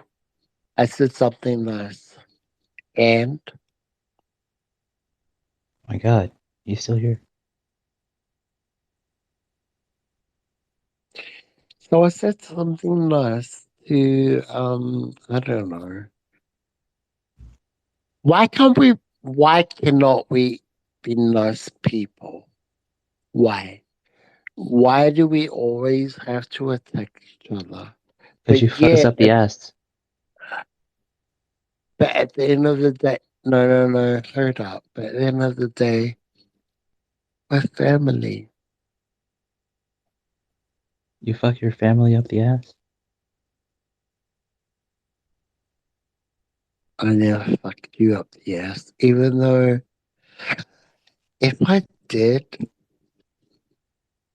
maybe I would, but I wouldn't. Um, Family is my family, right? You're not my family. You never have been. You never will be. And I love you. Does that matter? Well, where did everybody go? Dude, I have no idea. They just started dropping. I absolutely love him, and then he thinks that I don't love him, but I really do. I love you. You yelled at us for 20 minutes. I love you for all. You know how many? There. His profile says single, and you know the drill, but he spelled it wrong.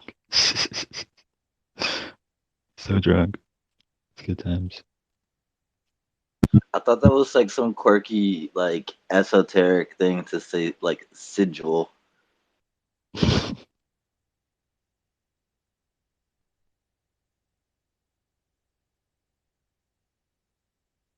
Yeah, all of a sudden Kent and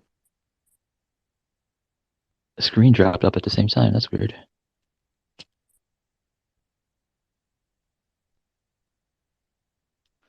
It breaks my heart. They left. I feel like people think that I'm like some type of troll because of my name.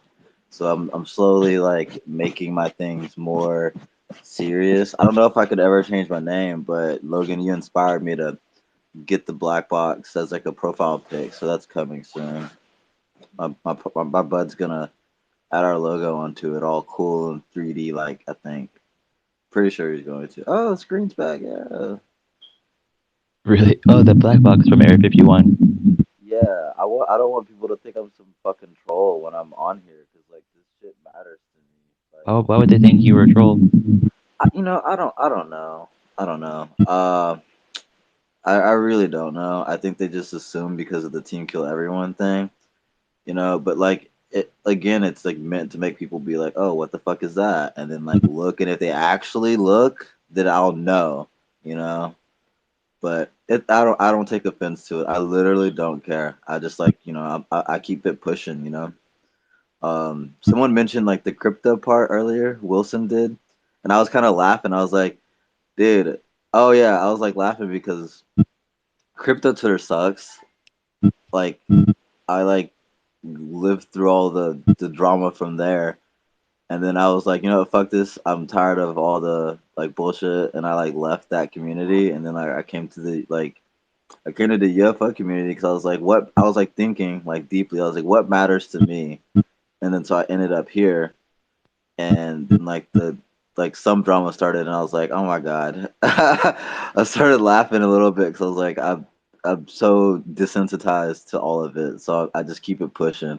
But I'd hate to think that people think I'm like a troll or anything, which totally is far from like true. That's like completely opposite of what I am. But I don't know. It's not. It doesn't really matter that much though. But because people are gonna always have their own opinions about you, no matter what.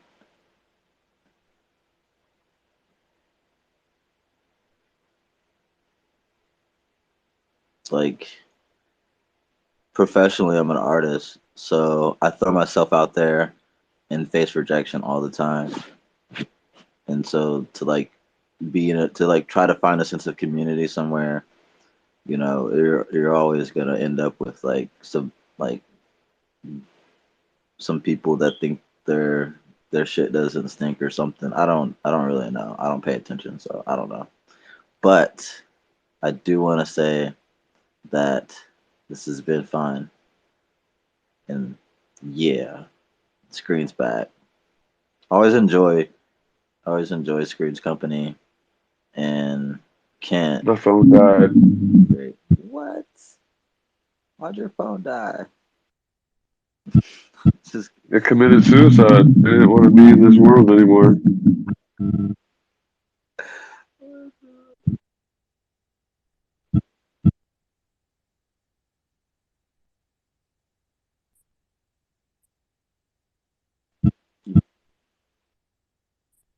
this is the most I've ever been on Spaces in my life.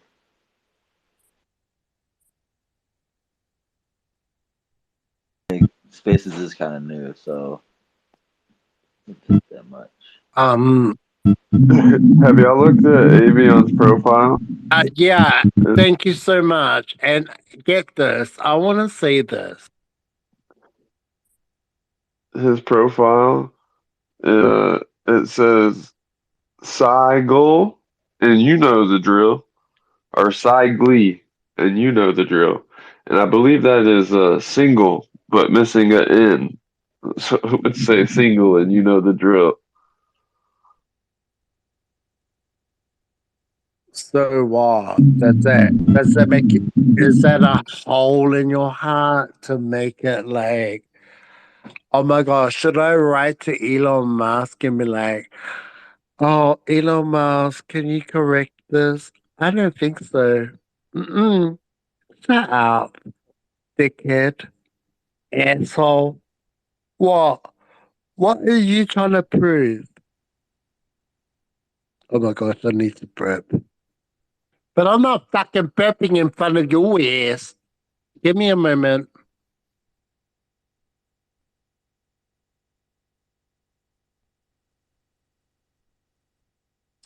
Anyhow, that motherfucker tried to even say, what the fuck you... No.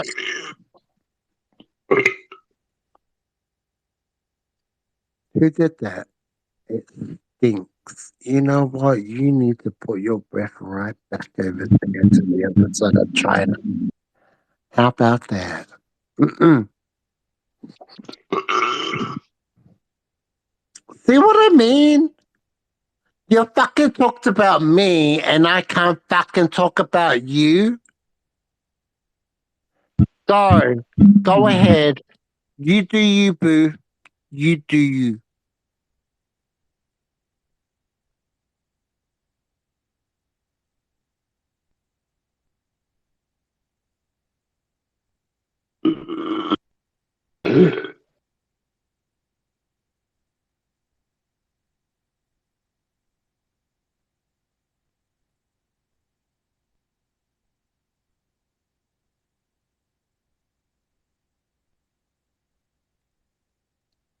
I'm gonna leave. I'm so sorry. Can I leave? Can I leave? And I thank yous. It's No, so you have to fucking stay. boring. You're stuck here.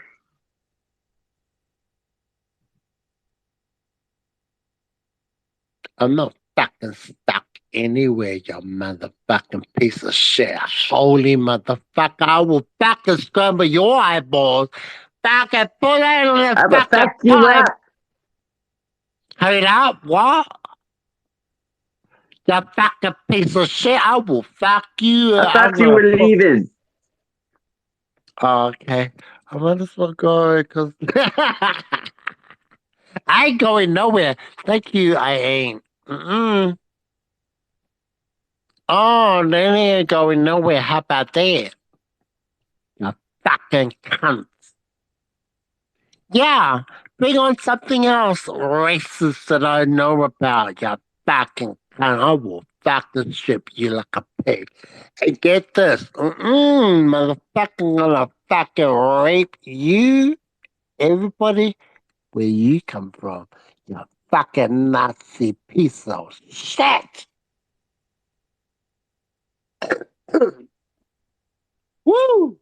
That was cool. Nazis. That's a true story. These white motherfuckers absolutely believe what they believe.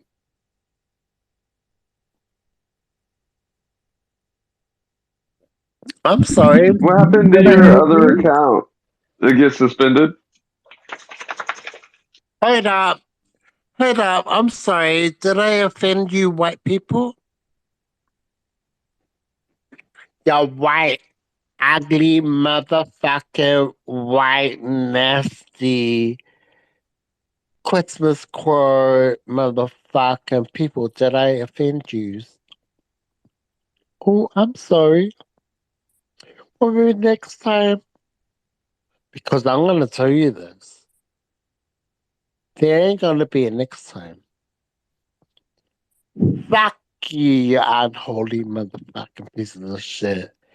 And you think I that have a you question for Fresh Up. Where are you from?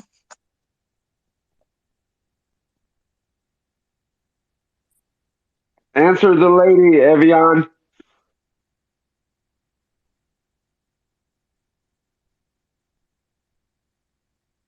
Why? What does it matter to you? It was just a question. I didn't know you didn't like questions. Sorry. Yeah, well, that's okay. I'm not going to answer that. Texas. Thank you. I'm not going to answer that. I don't like how you asked me the question, and I don't like the question at all. So I'm not going to answer it. Next. That Why? question What is does? horrible. Why? What question? What was wrong with the question? It just was where are you It came from? from a white person. Oh, I'm kind of I'm part white. Yeah. Sorry. I'm sorry. I'm part white. You see, Evian, she's sorry.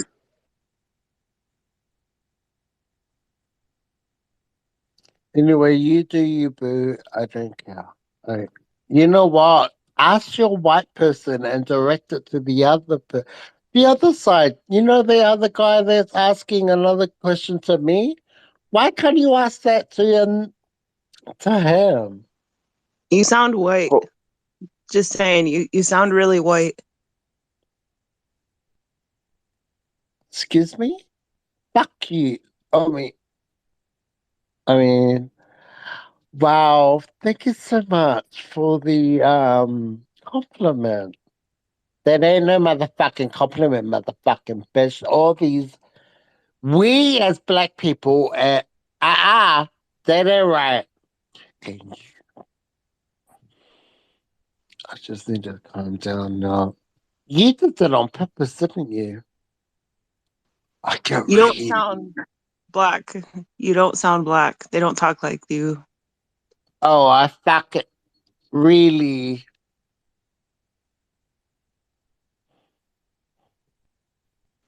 Yeah, that's just why I was asking you where you're from. Sorry. Well, where are you from? United States. Yeah, where? United States. I just told you where. Yeah. I said where? It's and So she okay. you're from said the United US. States. No, hold It's up. like You're right from the underneath US. Canada, You know what? right Let me north guess. of Let me guess. Mexico. Let me guess. Just gonna sit here and go, oh, she's from the United States. Wow, amazeballs. And then you come over and you're asking me, and you know exactly. We don't come from many states. You know that. So when you ask your question, you already know this. And we're like, but I've got to ask, and it's not fair. Do you honestly believe it's fair? And you know what? before I even talk to you, I want to ask you one little simple question. Go Can ahead, I ask ask me you? a question. Yeah, you can. Can you name? Can you name like You don't yourself? even know the question. Hold up. Can you name a capital city in the world starting with A? Do you know? Amsterdam. That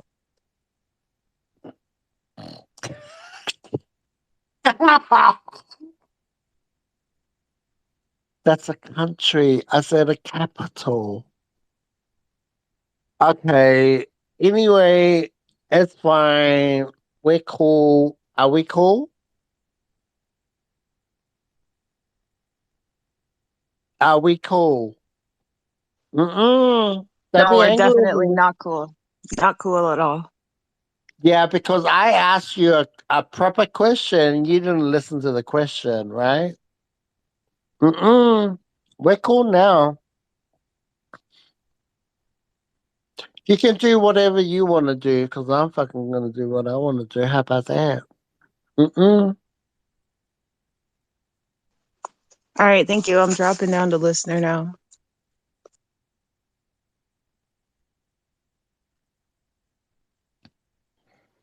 It really doesn't. It I got really somebody. doesn't matter to me I'm gonna about. message you somebody. I'm gonna introduce you to someone. His name is Randy. Well, bring fucking Randy over here. Let's see whether we can be really cool or not. Because I'm gonna tell you this. There ain't no motherfucker that they call me. I come from the fucking South Pacific. I will fucking stun. I mean, not stun. It's like, Anyway, all you ugly people over there who don't even know how to answer the question you know what? It didn't even really matter what question I had, but it's a big motherfucker fail. And get this. Listen to the question before you answer. How about that?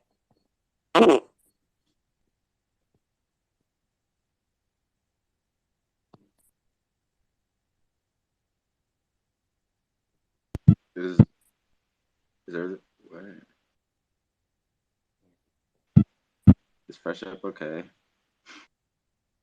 Are you? Have you looked at your G string? Have you looked at your G string to see if you got fucking diarrhea hanging off it? Like, really? Don't fucking ask if I'm okay. Are you okay? Fuck off. I was just wondering if you were Fuck there. off, you white piece of shit. I'm fucking fine as can be. Where are you? Where are you? I fucking thought I had my lovely sister over here, but apparently I didn't. I'm like, I just asked her a motherfucking question. How about that? And then all you fail. You fucking piece of shit. I will stick my ass right up your ass. I'm right here, How baby. about that? Stick your ass up their ass. How's that work? Dude, I will ass incept. He's I'll very limber. Ain't no fucking limber Yeah, he and was zipper very up your accepting. ass. And get this. This guy absolutely thinks that we're gonna fucking bow down to the monarchy, the king and queen. But the only thing that I bow down to is God. You know who God is? God is my No, who's who that? I no. I will never bow down to your motherfucking ass mother. No, who are you? Who is it that I will go fucking curtsy and bow down to your motherfucking queen? That ain't happening. Not today, not tomorrow, not yesterday, not last week. I wanna fucking punch. I will actually fucking punch a fucking fist right up the royal family's ass. How about that? I will stick my fucking foot right up their ass. They have no right to come and tell me I gotta fuck curtsy up to them. Not happening. It's not motherfucking happening. Prove Sorry. it. Picture it didn't happen.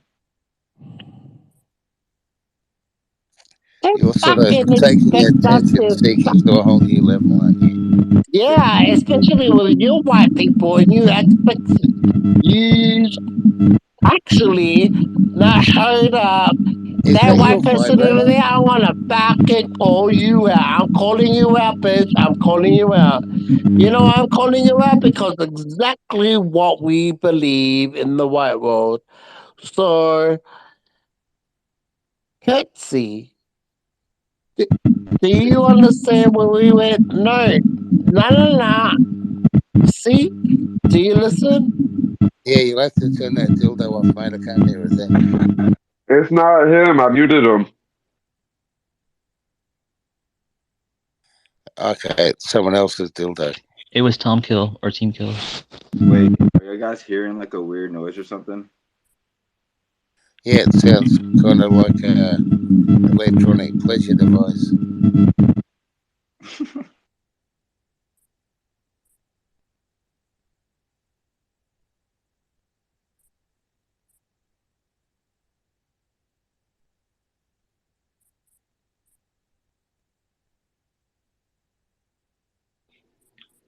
Evan's still yelling at everybody.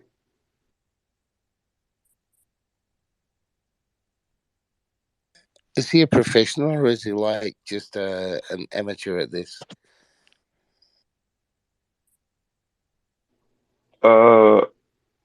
Just a drunk, I think.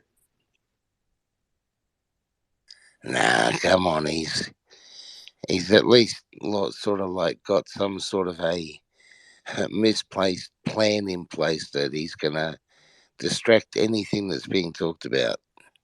The Yeah, only no, misplaced good. thing For real. that is, the only misplaced thing that's put is my motherfucking foot up your ass. And the second thing that I want to Hey, say is, listen, can Sonny you just Jim. go fuck your ass where it belongs? You fucking cunt. How dare you speak about me like I'm the third person? I'm the Well, fourth person now, and I'm gonna didn't your fucking friends tell used to you, call you a you tripod? don't know. Fuck off! Ow! Oh, baby. Hey, is this still making that weird noise? I just left and come back in. No. Okay. No, battery's out. I haven't heard Okay. it.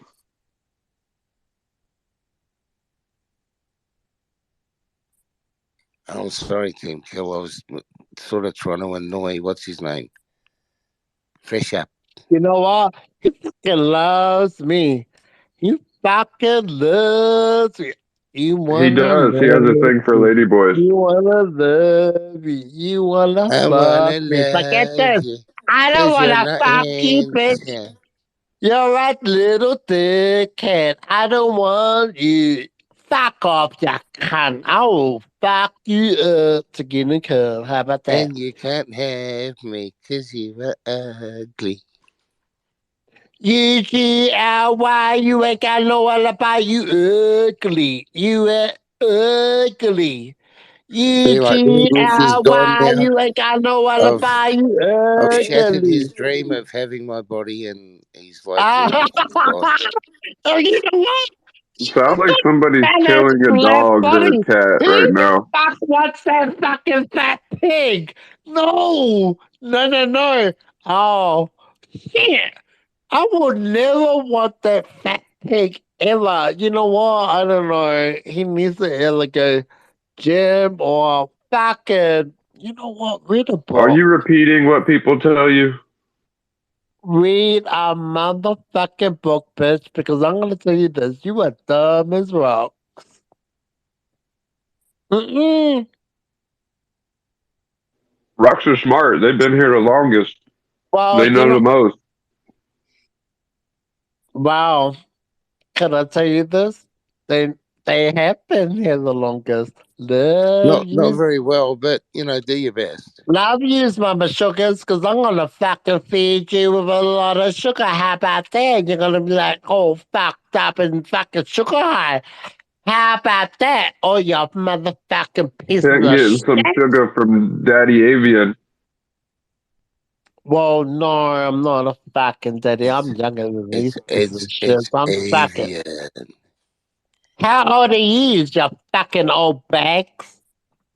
You fucking. You can go right over there. Right over there, you evil motherfuckers. I'm like an Anyway, evil genius. I do I'm apologize. evil too. I have to admit it. I'm done going evil.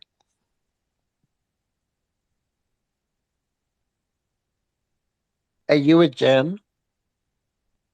You sound Am like a I? Muslim. You sound like a Muslim motherfucking Jen. Fuck off. Only on my Fuck, circumcision. Yeah, fuck. Oh, what circumcision did you go through? the painful kind. How old That were got his you? attention. How old were you when you got your dick cut? How old? I want to What? know. How old do you want him to be? The No, hang longitudinal on. slice or the Hang horizontal on. one? Hang on. How old were you when your dick was cut? How old? He's answering you. Yeah, I wanted He some can't. clarification. You know Like what? when He can't they took answer the the question end off, because he or don't when they know. did He's the a fucking longitudinal one. liar. You gotta shut He's up and a let him answer the liar, question. and he's fucking lying. Jesus Christ. Okay, try it real quick, Kent. Okay, I think one was when I was 5, and the longitudinal one was when I was about 8.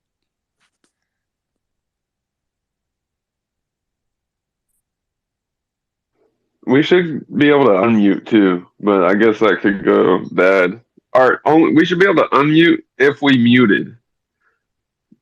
That way it makes sense. That way you can't just like unmute people's mics. Yeah, but like you should just do it periodically and just let certain words come out and make him look silly. I totally forgot the question. I do apologize.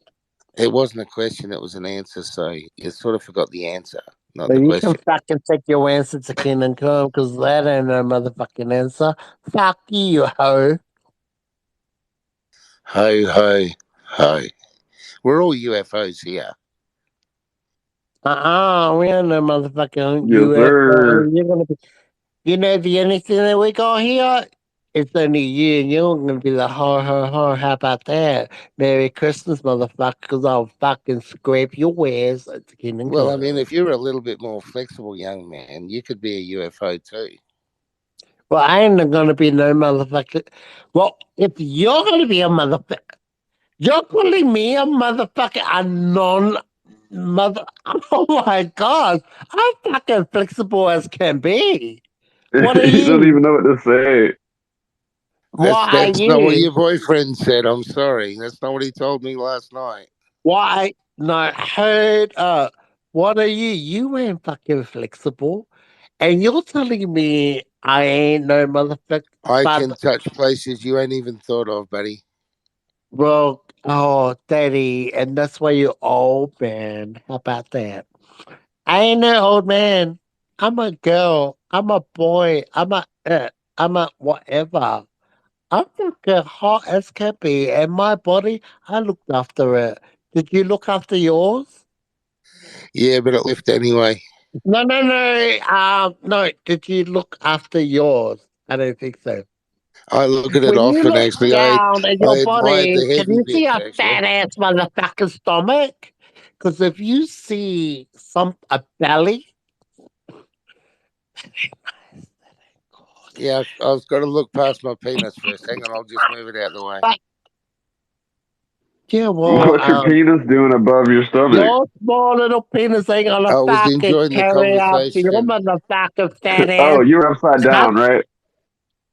Yeah, I'm hanging, dude. That motherfucker tried to question me. I'm like, I'm gonna question you. Who the fuck are you to question me, bitch? I'm fucking younger I'm than you, you fucking avian. old peck of That's bones. who I am. I'm Silly ass. avian. As in the Well, flu, shut or up now. I You know what? My brother told me to shut up. I'm gonna fucking shut the fuck up. The next time you come out with me, I'm gonna fuck you up. Yeah, just hey. Tell your brother a little bit sooner next time. My Matter of brother's fact, dead. tell Not him to that take other your thing. phone Hang on. Nah, and your my liquor.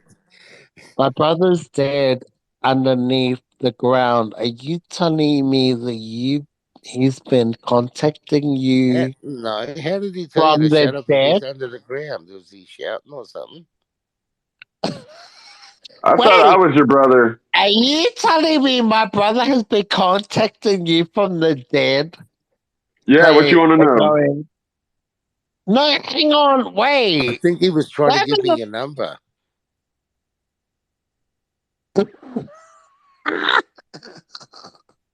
Fuck you. Or maybe you want to just get his number. You know what? You know where to dial it. By in the graveyard where go away. Pull your dick in my do it. And that's what you wanted to do. Bye, bitch. I did not understand 80% of that, dude. You got to do better. If you want to abuse me, string at least 5 words together at a time and try and make them make sense. And then at I least I knew can be none of it. try it, you know. Did your balls just drop or was that someone else? It was me. Sorry, I do apologize. I was getting That's really okay. You lazy. can't help it. Yeah, but you There are schools for it, by the way. You know, you can get help.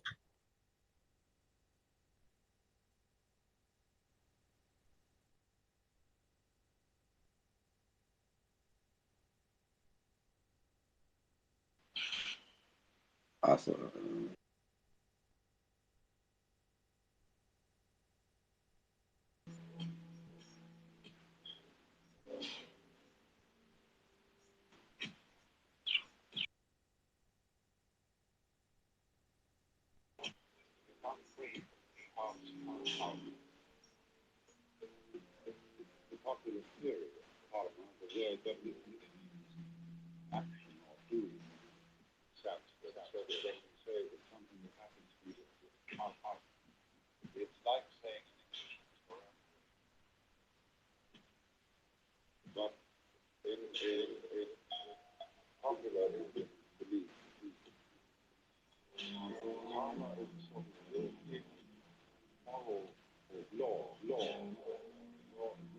Hey, Team Kill, can you either speak up or is it just me? I can't hear a word. I was playing like a DJ mix. I didn't know if it would kind of clear out the vibe. Oh, I just couldn't hear it, mate. No, sorry. It was Alan Watts talking about karma. AVN messing ran everybody off. People left and started a new space. It says UFO Twitter Week. Oh, shit. Was that my fault, Screen?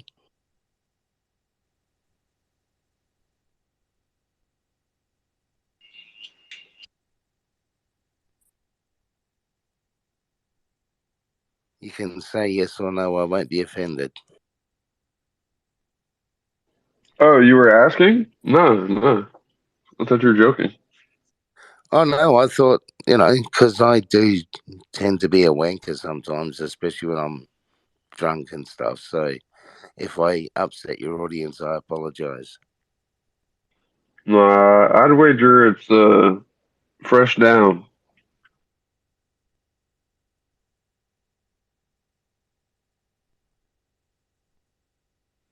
Is it for the proper Twitter week, though? Like Shane and all his crew? Nah, they mooching off the title to get people in there. Yeah,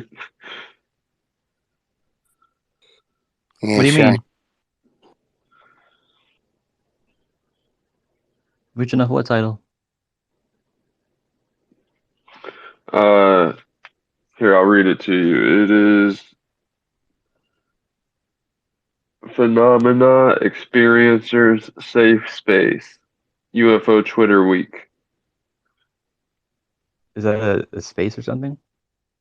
Yeah. Rob Wood started it. He had one yesterday. That's the one that Chris kind of like stuck up for everybody in there for Randy. It's like, bro, you can't be like telling people you're gonna kill them and send pictures of guns and shit. And it just really sounded like they were just like bashing everybody basically because they didn't get things their way. Not It's all been a of them. I pretty just meant savage Randy week, and though. kind of Sue.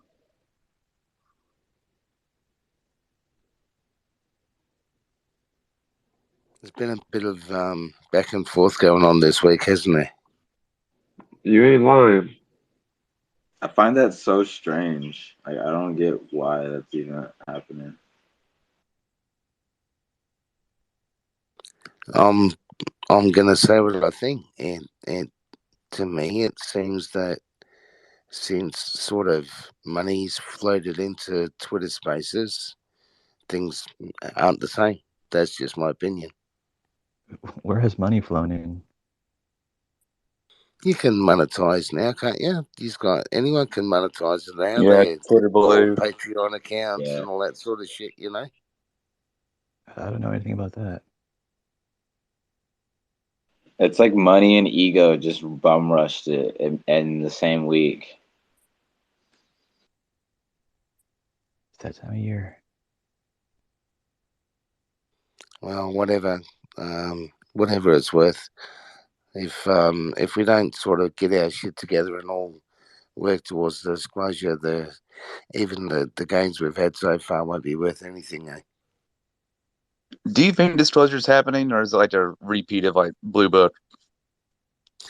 I think they've already disclosed. I think it's to be honest, I don't get. I mean, what they the haven't fuck really. No, they have. Like, honestly, DoD has stated that, for an example, the Tic Tacs were not your tech or any other tech of any other adversary. They made That's the that only statement. thing. Yeah. Yeah, Everything but else that's has a been pretty walked big back. statement.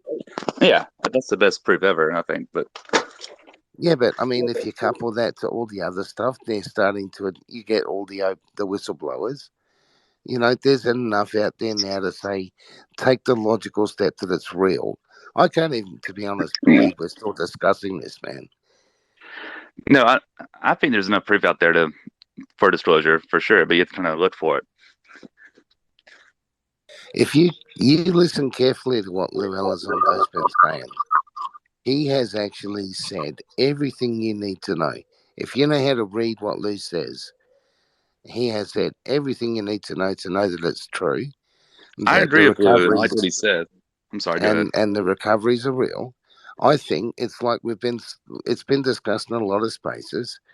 This thing is such a huge phenomenon that they're scared because they don't really have a grip on all of it. And that's the bit I think they're scared of. I agree with you completely on that. Everything that Lou said, though, is, it's kind of hearsay, right? But I do agree with what you're saying, 100%. I don't think the government will acknowledge anything they can't control. Period. They never do, right? Lou's in the unfortunate position of being of having to say everything he says in a way that the people who and I don't want to use all the colloquial terms, but the people who want to get validation of what they already know can get it. The people who want to play the skeptic can, and very effectively, and the people who just don't give a shit won't even notice it. So I think he has really done a masterclass in how to tell people everything they need to know without telling them anything. And I don't say that lightly. I haven't always been a fan of Lou. I'm not sure some of the things he said were helpful, but I do respect him, and I do think he's been very smart about what he's done. And I think he'll do the right thing. I do too. I think he's a good catalyst, for sure. Getting the word out, getting the information out there, trying to get people knowledge about what's going on. But it's all kind of like shallow.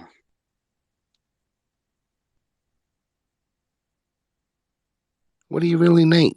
Well, I mean, honestly, I challenge anyone to say that it's all just nothing. What do we really need? Ask yourself, what do you really need? What would you want from the government to say, okay, yeah, this is Biden's not going to do it. Trump wouldn't be taken seriously if he'd have done it because of the way he came to be. So you've got to ask yourself, unless they're going to do the whole landing on the front lawn of all the major country thing, there's not really much they can do that will convince people. It's really going to be up to the people to make the decision for themselves.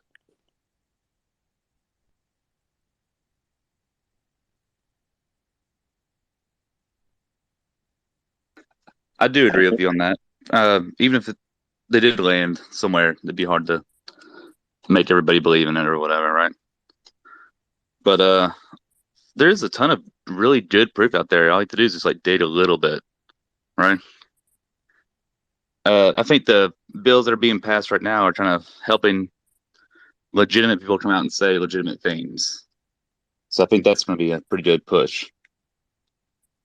Well, I'd say this much. When they admit, when you stop hearing the excuse that we can't get all the super squirrel stuff because it's all tied up in private contracts, any contract lawyer will tell you that the contract owner always remains the contract owner. And no matter what you put in little details, if it comes to litigation, the contract owner is the contract owner. They're the one who initiated the contract. So if contracts have been made on the behalf of the American people, then the American people own those contracts. And I reckon any good lawyer could support that in a court of law. I mean, what you're talking about is the main issue, actually. In America, it's an unfair competition within companies, and people are going to have to pay for that if they got material or whatever, right? It makes sense to do stuff in the way they've done it. It doesn't make sense to keep tabs on it once it's made its use known. Once you know what you can do with it and what you can't do with it, and I still think there's an awful lot they can't. But once you know what you can do with it, if we can make, fiber optics or circuit boards or whatever out of known, then the obligation is to get it out. If you're doing it on behalf of the people, that's what I would say. That's just my opinion.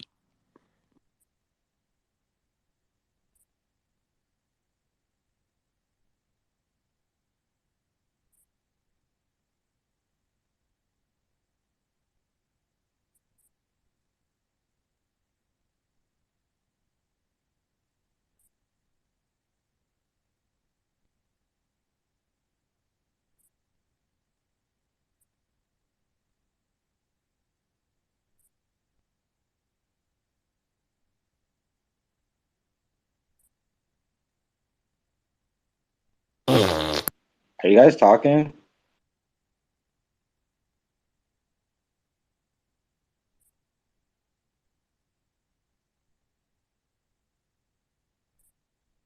I was just checking to see if my phone's messing up. I can't hear Kent or Observer. Yeah, sorry about that. My phone is messing up too. Hold on. I was trying to be quiet to give other people a chance to speak because I talk too much. Kent, I really appreciate your presence in all these chats. You offer such a great perspective, and I really enjoy the way that you communicate it and the way that you make us think with that in regards to like how we're in our current system in the West. So it's like, yeah, there's some stuff that I wanted to mention once I like remember the right way to put it, I guess. Hey, thanks for that, mate. No, if I've spent a lot of my life trying to teach people how to work safely, do their job safe. So, sort of trying to be a helper. And you'd be surprised how hard we used to make a joke about it, how hard it is to stop people hurting themselves. And so all I've ever tried to do is get people to think. I don't think we need to be taught as such. I think we need to be helped to learn ourselves. And that's all I just want people to think different. I'm not saying I know more or know less or whatever. I don't want to just listen to what other people say and agree with it or disagree with it. I want people to think about the same thing differently, because maybe you can get something different out of it, you know?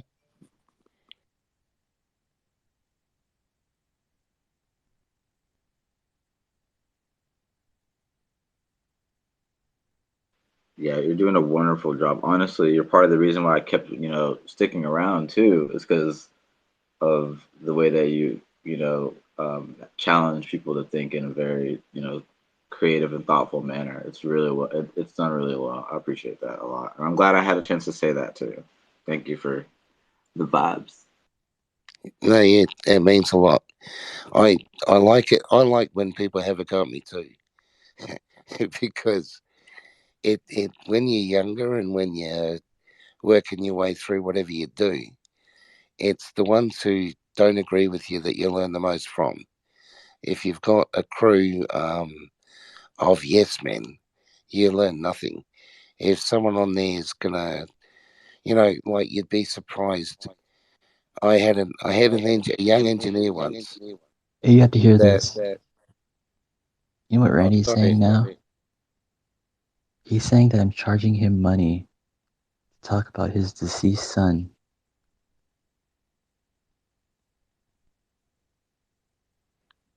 Who's that? Randy.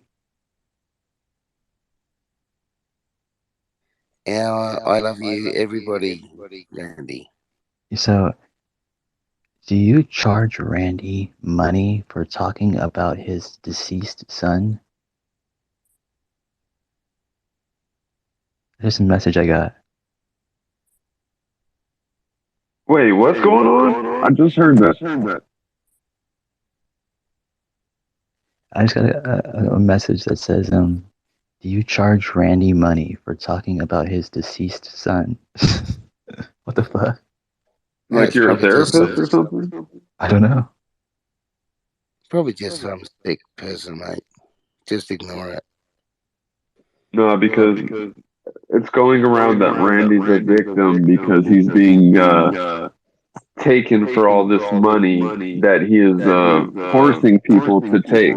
And then he talks about how they didn't mind when I helped them with this or that. And there's a lot of stuff going on right now that we need to not be focusing on the drama, but it does need to be aired out, right? So people should be cautious when dealing with Randy. That's all I'm going to say about it. Fucking hell. I mean, jeez. What next? I thought, when do we finish destroying all the good guys? I mean, I thought we were going to sort of lobby for a hug emoji for Randy, weren't we?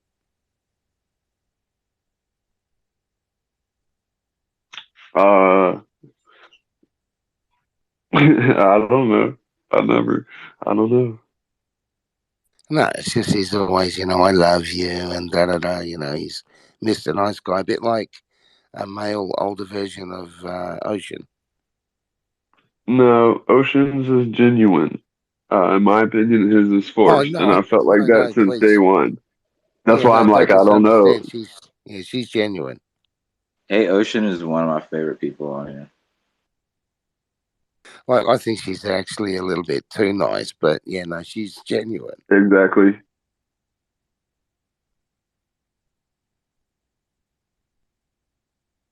She knows it. But some people just don't like confrontation like that. Like one of my friends that I grew up with, he was like that. He just he did not like confrontation. Like he wouldn't tell somebody if they gave him the wrong amount of change back, or he just like he couldn't even talk to people like that. It was weird. I've never met anybody like that avoided confrontation like so much. My wife was one of those people. I mean, she'll beat the crap out of me, but especially with authority figures. The only person she ever stood up to was the chief of police here. But yeah, no, it's very common here in Thailand. Any authority figure, even shops, and when they go into shops or doctors, if they're not getting good treatment, they won't say a word. It's frustrating.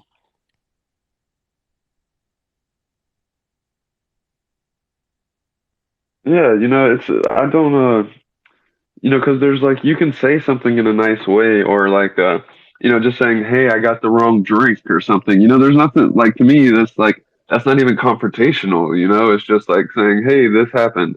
But it's like some people consider that a confrontation. Oh, mate, like the other day we went out and we were having, like, I'm trying not to eat much meat. And we had a steak and I ordered a steak, sorry. And it came out and I said, I want it really well Oh, done I because I saw your don't want plate. raw That meat. was awesome. Yeah, but it was raw. And when I cut into it, it was cold. And I said to them, babe, I'm not going to eat this. And we sent it back. And when it came back, you could have used it to reshoe the car, man. It was burnt, it was hot as hell, and it was like an old leather boot. So yeah, I just shouldn't have said anything, eh? It sounds like they were being jerks a little bit. Oh, a They lot. probably were. Yeah, like a I had a lot. situation. I had a similar situation. I asked like my friend. Okay, this was a friend of mine, or I would say more so an associate. Like they were serving up burgers. I stopped by. I biked over to like support them and everything. I was like, because they have like their own little independent like shops around the city, and so I was like, oh cool, I'm gonna slide in, and I was like, I asked for a single patty, and then like he served me up a triple patty with like bacon on it, and I was just like. Well, I already knew it came with bacon, but I was like, you know, super annoyed that he gave me a triple patty when I I specifically was like one patty. So I kind of I don't know. I didn't I so for the confrontation part, I didn't say anything. I just like I opened it, I looked at the burger, I wrapped it back up and put it into the bag and just kind of sat there for a second and then I left. See, that's personally, I would have been like, "Yo, that's 2 free patties.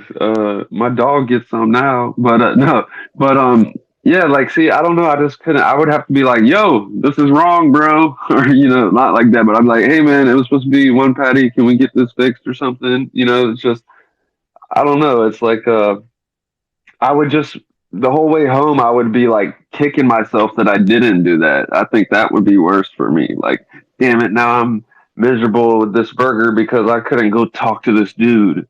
Right. Yeah, that was the vibe. That was it. You're absolutely right. I was like, I should have just said something about it.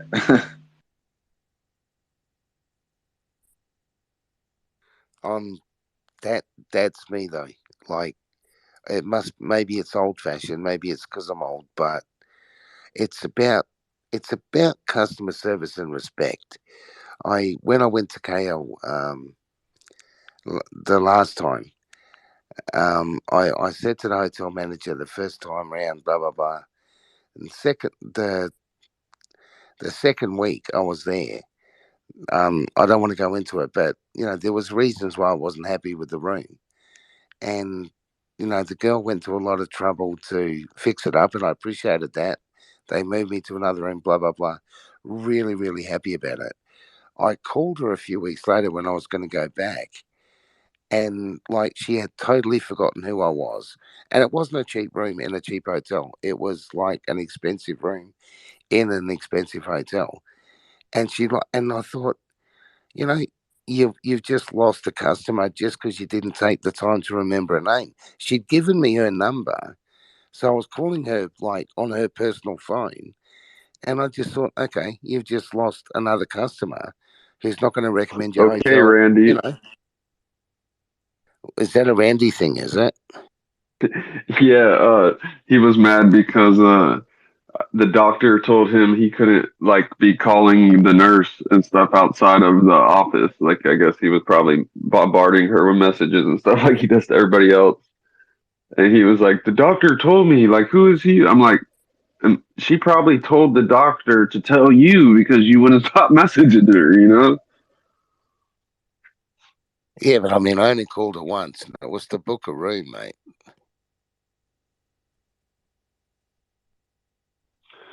Yeah, I'm just saying, I can't remember all my customers' names. You know what I mean? Like, I don't know, like, I would have had to, like, remind her, you know, like, yeah, the bald guy, you know, this and that. And then she would probably be like, oh, okay, yeah. You know, maybe she just needed, like, a memory jog.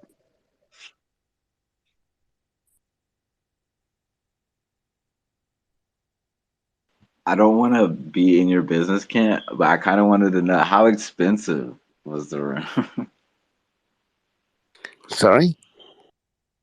How expensive was the room? Probably About $100 for the suite. $250 a night. That's crazy, man.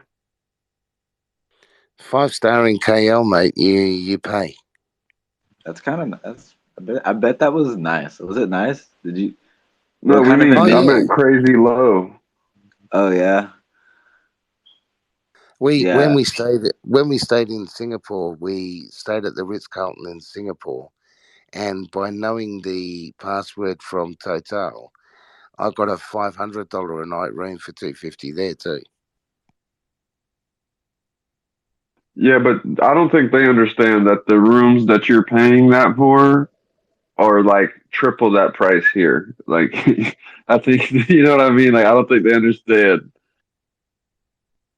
Oh yeah, but mate, some of these rooms are bloody expensive, eh? I went to one hotel once. It was in Sydney. They were just finishing the hotel, and I mean, this was when I was 17. I was, believe it or not, I was actually in the Mormon youth choir at the time, singing at the Sydney Concert Hall. But we went to this hotel that was the first 5-star hotel in Sydney, and the top we said, can we got the tour, and we said, can we go up to the what do they call it, a penthouse suite?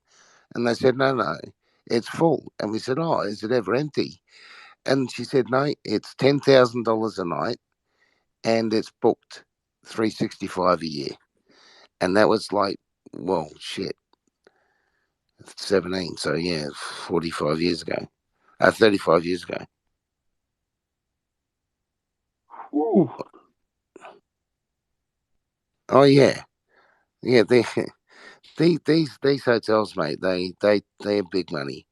Our rooms in Romania at the Hilton in Romania were 300 euros a night, and we had, oh God knows how many people living there until the offices were finished, and they got us flats and stuff. Yeah, no, these companies, mate, they pay millions for people to go into these places, eh?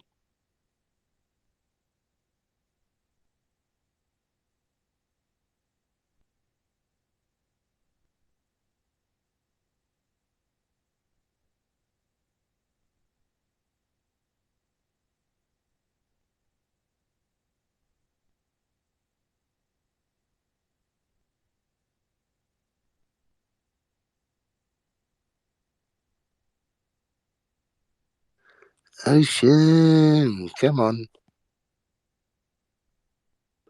It's not working out. What, you can't get her up, or I've bored everyone to death? Vice versa. Didn't.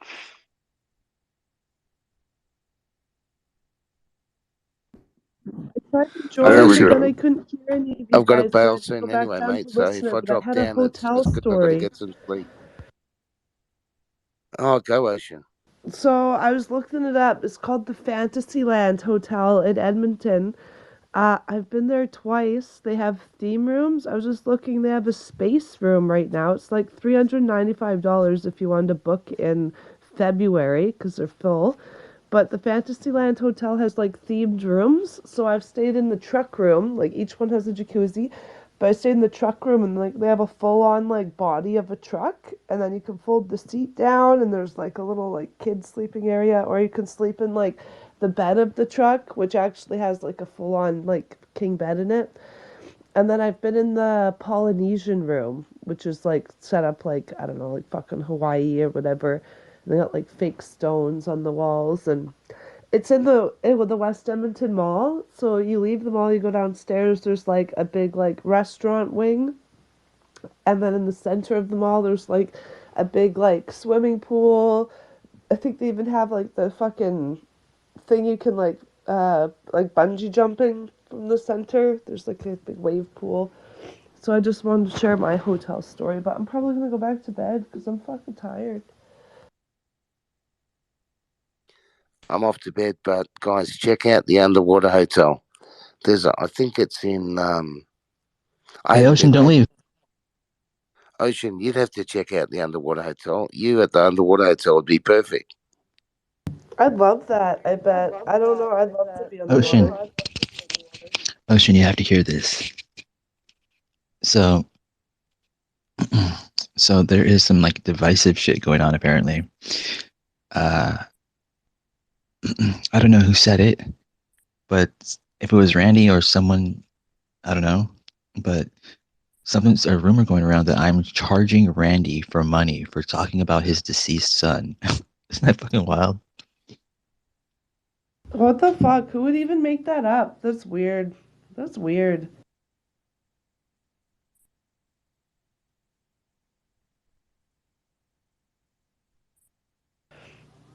That's like really fucking weird. You give everyone a platform to speak on, to share their story. You don't charge people. And that would be frowned upon anyway. Like if anybody did that. Yeah, that is bizarre. I feel bad. I feel like maybe Randy's losing his marbles a little bit because he's trying to be positive and he's not in a healthy mind state himself.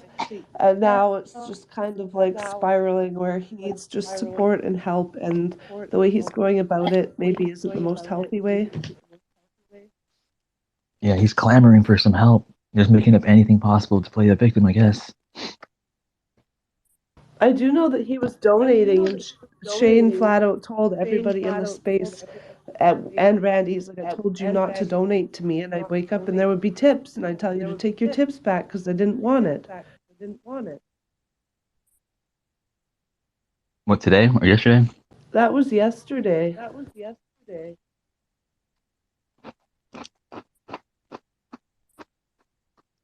Still today for me, I guess.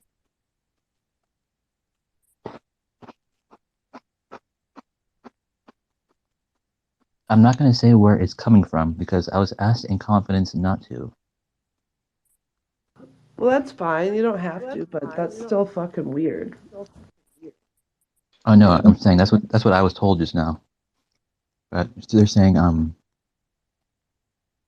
it's being perceived that someone doesn't like how well I'm. Let's see, what's that say? Someone doesn't like how well you are doing with the spaces numbers. What? Oh yeah, I forgot Your about that. spaces? Some people like consider it like some type of game to like hold spaces and count and see how many more people each other have. It's weird. That Periscope group I was in, they would do that all the time, and I think that's why Ricky would let anyone have a voice, which is what I love about Ricky, but like people would be in there screaming at each other, telling each other to kill themselves, and he wouldn't stop because, people would join and listen. And it's like, buddy, half of them are probably fucking bots anyway. Like, who cares? That's insane. What in the fuck? That's the reason he Oh, didn't shut there's anybody down? Damn. There's some radical stuff that goes on, but guys, I just wanted to say good night. I've got to jump down. I'm not leaving because I don't like you. I just got to sleep. I love you, Alright. Ken. Good night, Take mate. care.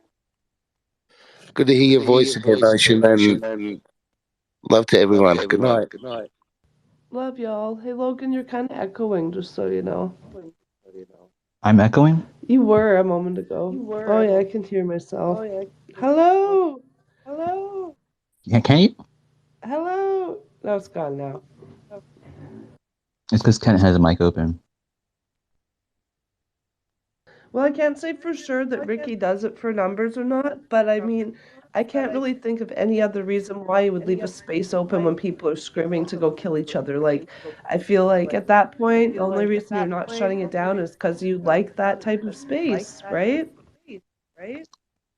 I don't know. Whenever like this room like goes to shit like that, people clear out. So Yeah, I don't know. That's weird. That's what's going on in there right now. what? I just worry that like Randy is trying to show his affection in the form of money, and then he's gonna do that for people that don't care about him, or like are gonna be like, thanks for the money, but they're not gonna fall in love or, treat him any differently because it's just fucking like a donation or something, you know what I mean? Like there's people out there that like try to fucking buy your love, and they don't even mean to do it in a like mean way. It's just they're trying to show that they appreciate, and it's like, well, I'm not gonna like, you know what I'm trying to say? Some people just throw money at you if it means that they think that you like, as a way of showing affection or appreciation or that type of thing.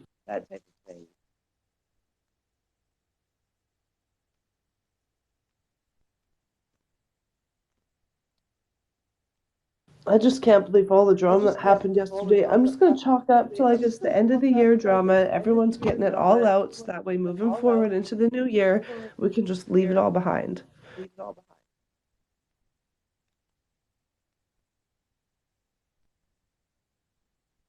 Yeah, that shit was like a daytime TV talk show yesterday. It's fucking crazy. I Yeah. was listening to the COVID debate instead of that. I did listen in a bit to the COVID thing, but I didn't really hear much of the highlights of it.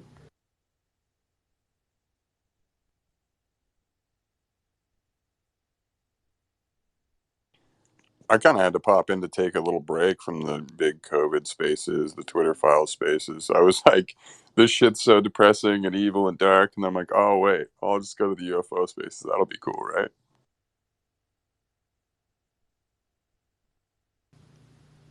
Yeah, it seems like everywhere's getting a little bit fucking.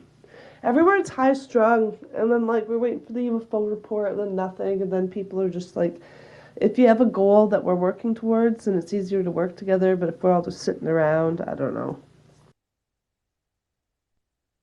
A lot of me feels like people think it's like some weird. I feel that people might have a.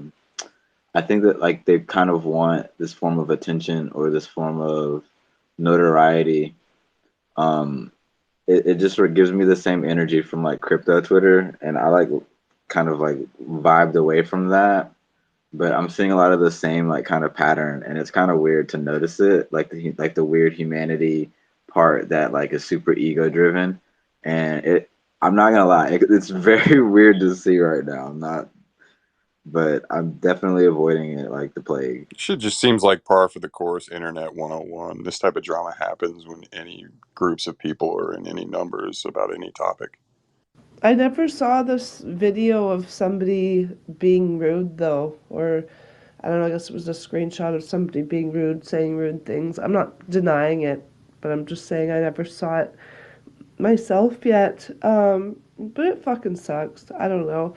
Like, everyone makes mistakes, but then the feelings get hurt, and I don't know. That's usually when I just start backing out because I only like to stick around if I can bring about something positive, and if I don't feel like I can add any value because it's just too much shit. It's like, I don't know. I'll be here to talk when y'all want to be happy type of thing. I don't know. I try not to get involved in other people's shit anymore because I used to just get way too involved trying to help, and then I was in the middle of someone else's shit. And now I'm just like, not my circus, not my monkeys. I love you all.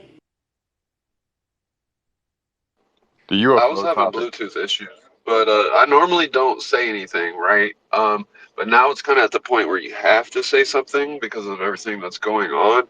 Um, it's one thing if you're helping people for the kindness of your heart, and like y'all are saying, if he's buying people's love or trying to show his love with his money or whatever it is, that would be one thing. Except for the fact that Randy is basically making people take this money and then holding it over their heads with other people with their personal business, and that's not right. That's what needs to stop. I'm kind of unaware of what you guys are talking about. If anybody wouldn't mind giving me a quick rundown.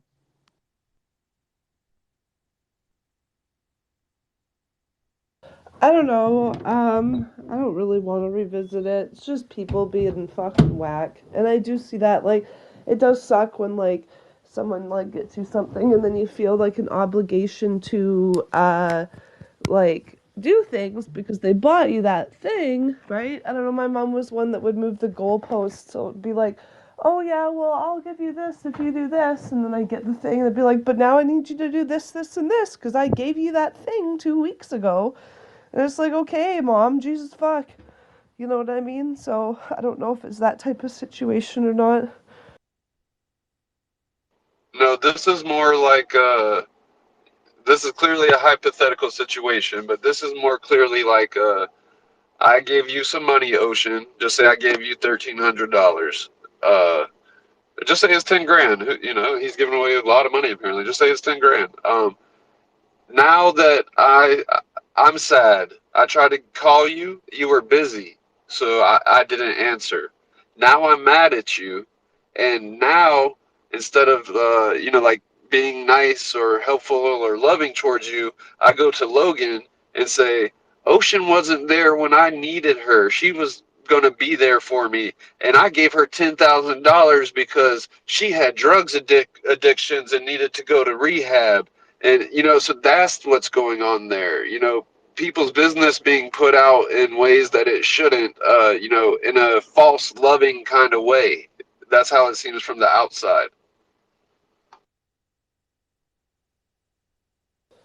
Yeah, I think like it's an important lesson everyone that's like learn like just sitting through it or observing can learn is that like when you give a gift, do not expect anything in return for that gift ever. A gift should be given out of the kindness of your heart, and it should be given because you want to give it, and that's it. You know what I mean? It doesn't matter if you give a gift a million times. Nobody owes you anything for choosing to give something. And if you're giving somebody a gift and then you're expecting something, you're not giving for the like, say if I'm gonna have a party, I'll like buy a bunch of booze for us, like little shots and like a 2-6, and we'll drink at my house. Them to ever like do that for me, right? It's like if I want to have a party, I host a party, and then if they invite me, then like I'll come to their party. But it's not like I don't feel like I do it because I care about them.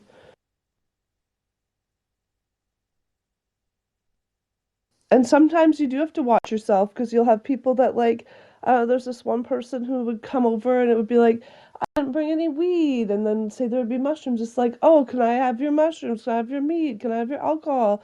Can I stay here? Can I eat your fucking food? And it's like, okay, like, sometimes you have to be aware if like your giving is being taken advantage of. But I mean, like, I don't feel like anyone here is taking advantage of these gifts, especially when, it's coming like to this type of situation. Also, good to be very careful of who you accept gifts from, and just to always people always have ulterior motives when they're giving gifts out. Always. Yeah, especially if it's like a couple grand and you just met the person. Yeah, for sure. Low key, I like to get all my friends drunk because I like when they act a fool, and then I can take pictures of them, and then later I can be like, "Look at us acting a fool." That's my like, uh, underlying reason for sharing. But no, yeah, like, and that's the thing too is if people aren't even asking for it, right? It's like nobody even asked for it, so like, how dare you bring it up and be like, "Oh, I donated this money that was told that I was told I shouldn't donate," right? I don't know. It's whatever. Hopefully it all just like deals with itself and He didn't have trouble accepting the money. right? You know who I haven't seen in a couple days? Makes me wonder how he's doing his loyalty.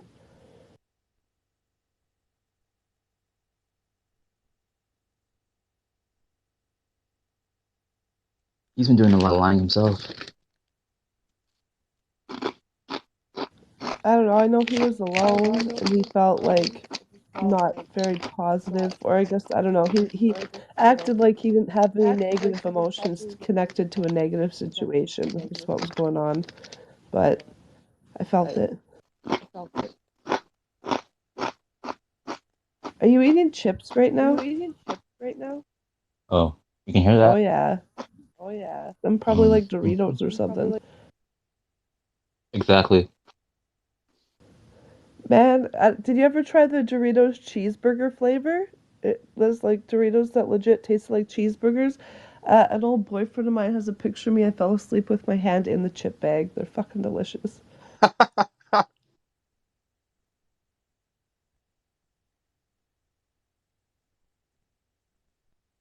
never heard of it. Ain't no shame in my Dorito game. Just saying. Doritos would be the best to make nachos out of too. Holy fuck. Oh yeah, done that plenty of times. Yeah, definitely been there. Have you ever tried to burn them though? Wait, tried to burn them? Yeah. They don't burn very well.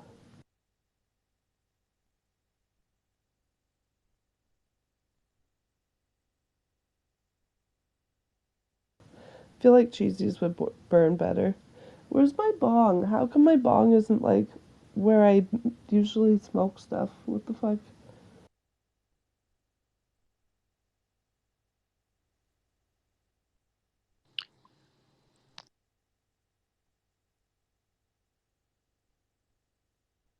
I have to go back to work tomorrow.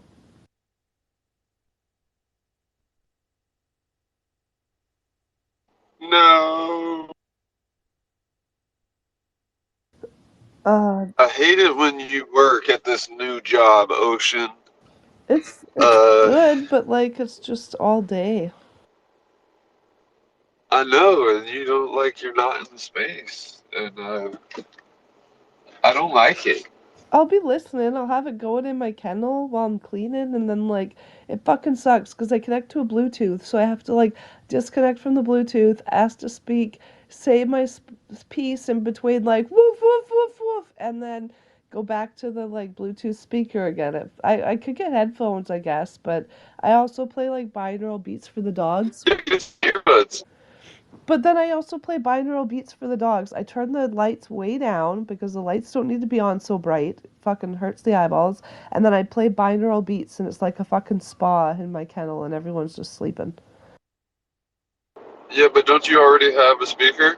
No, I brought my own speaker because I'm like, this is bullshit. There's no music in here. No, that's what I'm saying. Don't you already do that? Yeah, but now I do it for the dogs. So if you're not going to be doing that if you're like talking on a space, right? So Yeah, at home when I did the like when I do binaural beats, I have a separate device I can use. Like I either use my TV or I use my son's phone. Oh man, Milkfart is not stopping with the posting of Sam stuff. there's more.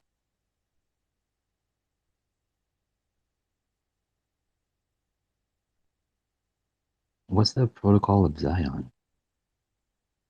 Say again? What's the protocol of Zion? Oh, is that the Galactic Federation thing? I have no idea what it is. I did come across that. There's the whole like join the Galactic Federation, and I do get an email. I signed up for like their Ascension emails, but like I never paid anything for it, right? So I don't know, it could be a little bit culty, but I think it's just another ideology that's out there. Maybe people can get sucked into it, but like I've never been asked to pay anything.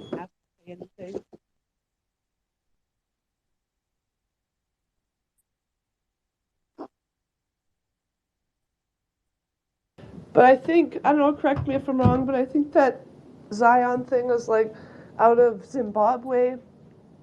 My dog's limping around. They got in a fight yesterday. Um, I think in Zimbabwe there was this guy that fucking said he channeled an alien or something.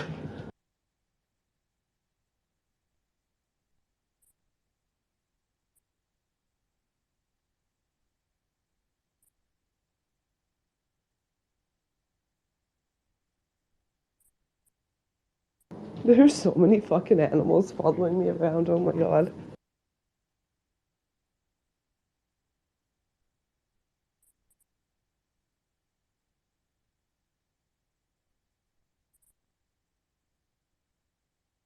Yeah, I don't know. Eric Mitchell seemed to think that Chupacabra had lots of good information that he didn't share. Eric said that he was impressed with how like calm Sam was holding that space, considering what he knew. But I don't know what to think of that. What do you mean? When did he say that? He said that Yeah, dude. Eric Mitchell was like, oh, you know, he's involved in Harvard. There's only so many people that have this information. One of them being Eric Mitchell, who's me. And then, like, was saying Sam had, like, information. So I don't know if that's, like, true and Sam has information and has worked with Eric Mitchell and, like, the government, or if Eric Mitchell is just saying that. Like, I want to believe everything, but I don't take everything as a truth, right? When did he say that? He basically said that Tupa had like Harvard and all these other universities and like important people on speed dial, like sitting in his pocket, basically. I saw that. Ray So was where? there Like, too, no one's gonna answer actually. the I was question. very Where was for it? wow face because I was thinking wow also when he was saying that. No, Eric Mitchell said that in the space. No, I know, but what space? I think it was Lacey's space before the astral space that happened last night. The one that randomly dropped. I thought Lacey closed it. I was like, yeah, did you do a whoops? Don't know what happened there. She's like, no, my space disappeared. It was one where it glitched out really Oh, bad and like it kept doing my fucking voice over and over. oh, she opened up that space after I had to leave, right? And that's the space you're talking I about? think so, yeah. Yes.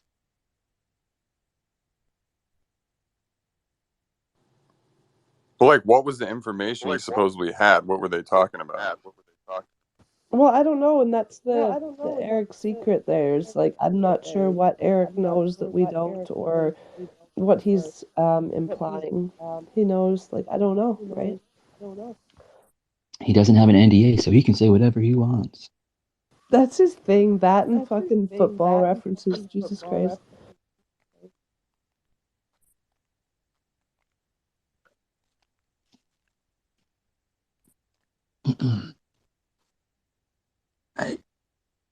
I drink too much eggnog. Oh, my insides are clogging up. Oh man. Oh, I don't know how much longer eggnog's gonna be available, so I gotta drink as much as I Got the can. nog clogged, Logan? Careful, brother. I told you, bro. Oh. That stuff's like, My stomach drinking like hurts solid just food. thinking about you drinking it. Can you freeze eggnog to make it last longer? Probably, yeah. But it Probably doesn't last a not. day You anyway. remind me of this young grasshopper who's just, I don't know, filling up on eggnog, worried about not having any. And it's my favorite thing in the whole world. You gotta put rum in it though. Rum and eggnog. Oh no, I wouldn't dare. Oh, Ray It would messaged me really. asking if today is gonna be a better day. And fuck yes, today is gonna be 100% better. Because we got all that shit out yesterday. And the way to make sure it's better is just we talked about it, we discussed it. There's no reason to go over things over and over and over again. That's just re-traumatizing self, right? There's dealing with issues and then there's re-traumatizing self. And so we dealt with it. So if Milk Fart or Chupacabra or anybody else wants to keep revisiting it, we need to just say as a group, we gotta say, no, we had that space yesterday. We got it all out. If you want to have your stuff, why don't you open your own space and you can talk about it? But we can't be letting people hijack our spaces anymore. And like some issues are important, but like I don't know, there's no point in revisiting things if it's not helping.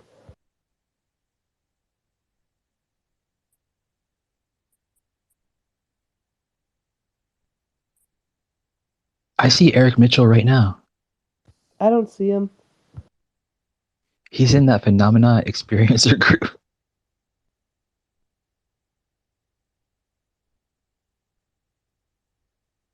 Is that the Big E adventurer guy? No, it's his friend. Oh, okay. They're both named Eric. They're two very One's different with a C, people. one's with a K. They have different voices. They're two very different people, I think.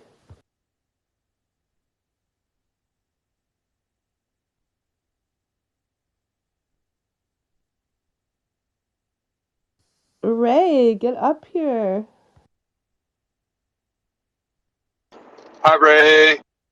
You know what people hate? There's one thing people like really hate about me. It's it's that they think this. Well, I don't know, they're not wrong, I guess, in thinking this completely, but that it's a like a safe space. Like they can come in here and it'll be safe, and it's gonna be strictly about one thing and that one thing only, and anything else, how dare you, you know? And yeah, I like to mix it up, you know. So and I get like messages from people like, well, I got a bunch of when Fresh Up was in here earlier with Avian, like I got a bunch of messages.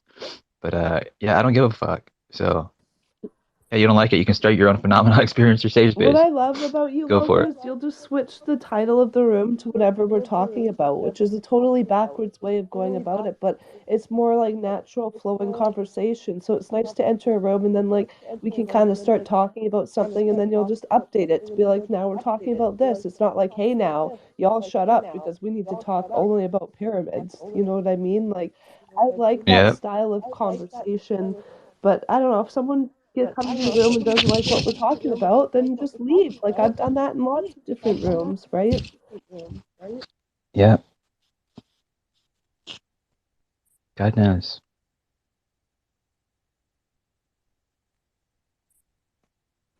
Hi guys. Good morning. In order for this to be a safe place for me, I need Logan to mute himself so I don't hear the feedback of my voice while I'm talking.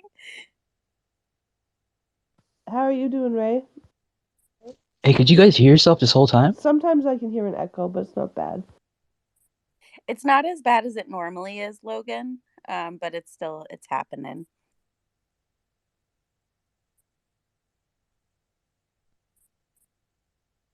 It's okay, Logan. We love you anyway. Yeah, we wouldn't be here without Logan hosting this space. But yeah, I just want to say hi and hang out, and hopefully today's got to be better than yesterday. Yesterday was a dumpster fire on this platform, wasn't it? So yeah, I agree. Move forward, not rehash things. I think there's probably going to be some new people that are like finding out news that might need to process. But I think, it's possible to have conversations and like help people and point them in the right direction or whatever, just kind of support them without having to rehash everything because my brain literally cannot take anymore. Oh, I was visiting a thing that happened right before that space crash, which was Eric Mitchell saying that Sam had lots of different information. And I know you were in the space when he was saying that, and I was like, huh, this is strange. You know, it's like I don't know what to think about that, but You don't know what to think about what he's like him saying that he has different well, information, yeah, just because he or like came in and was all like, "Oh, you know, Sam's like high up there. He's got information at colleges, blah blah blah." He didn't say anything. I'm really proud of him, and it's just like, I don't know. It just made me wonder what type of dynamic was going on, but not enough to like fucking bring it all up and ask them again because the wound is healing, right? Just let it heal. so I think, yeah, I think a lot of wounds need to heal. I think we all have to process, but one thing that this can two things can be true at the same time, right? Somebody can have a lot of information and do valuable work.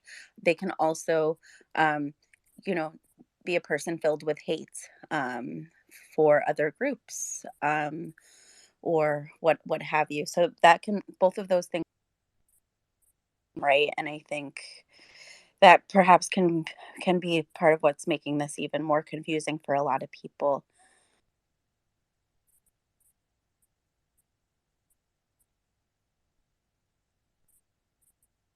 I wasn't really. I mean, some people were like really, really upset to the point of tears, and then other people like me were like, "Why are people so upset?" So there's like opposite ends of the spectrum and like all in between too. So that, I mean, it'll range. And I think that's kind of like humans, right? We all experience things differently, and we bring different baggage or whatever to the table. So when certain things happen, whatever baggage we bring, can be triggered kind of differently. So I think a lot of voices I heard that were most hurt and most angry were, um, you know, uh, members of the LGBTQ community. And that was really the only population that was kind of represented in that conversation yesterday. I didn't see or hear a lot of black and brown voices. So I know me, They're scheduled for tomorrow. so I know, like, for me personally, I'm pansexual. I am a member of the LGBTQ community, but I'm straight passing because I married a man. So I'm in a heterosexual marriage. I mean, I think Katie Howland tweeted something like that pretty perfectly. And I've experienced a lot of oppression and hatred and like bigotry throughout my life. So learning that Really? about Tupo was really triggering to me, but it was also like I kind of knew these things for the past few months. I just had to stay quiet, I guess. So I wasn't super, super See, and I shocked. never even saw that video where Discord fucking screenshot whatever the fuck it is. I never saw that. So I still don't know what y'all are talking about, which is fine. I'm guessing it was terrible. So Same. I didn't see most of it. I saw like maybe one screenshot or two screenshots, and I was like, I don't want to see the rest. Yeah, do yourselves a favor. Well, it could go either way. You could do yourselves a favor and look so that you know kind of what people are so angry about, because it's really bad. You do we guys, know this that is it was not just Sam and somebody. not somebody just trying We to we fuck up his do, life? and he did acknowledge it. I believe he took ownership of Yeah, it he in the admitted space it. last night. Yeah, so I think, this is not somebody just throwing the N-word around like, oh, my bro, like saying it like there's context here. Like there's some real hateful slurs being said, blaming black people for slavery, saying that the cycle of please forgive me, people of say the cycle of faggotry needs to end. That was really rough. I think and these are things that were said, in the past year and a half or 2 years. I've been working with lots of people that have, been on a journey of self discovery. Growth on this scale does not happen in 2 years. This is like a decade long journey that somebody most likely will have to go through. I know for me personally, at least, I need I need more time before I even begin to think about interacting with this person.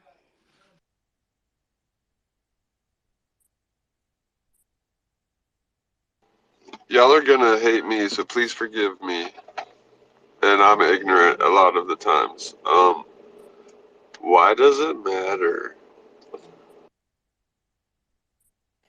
Which part, Screen? And I could never hate you. I like you especially because you do play devil's advocate, but you're not a dick about it, right? Like you're able to engage in difficult discussions without going off the rails or without triggering other people to go off the rails.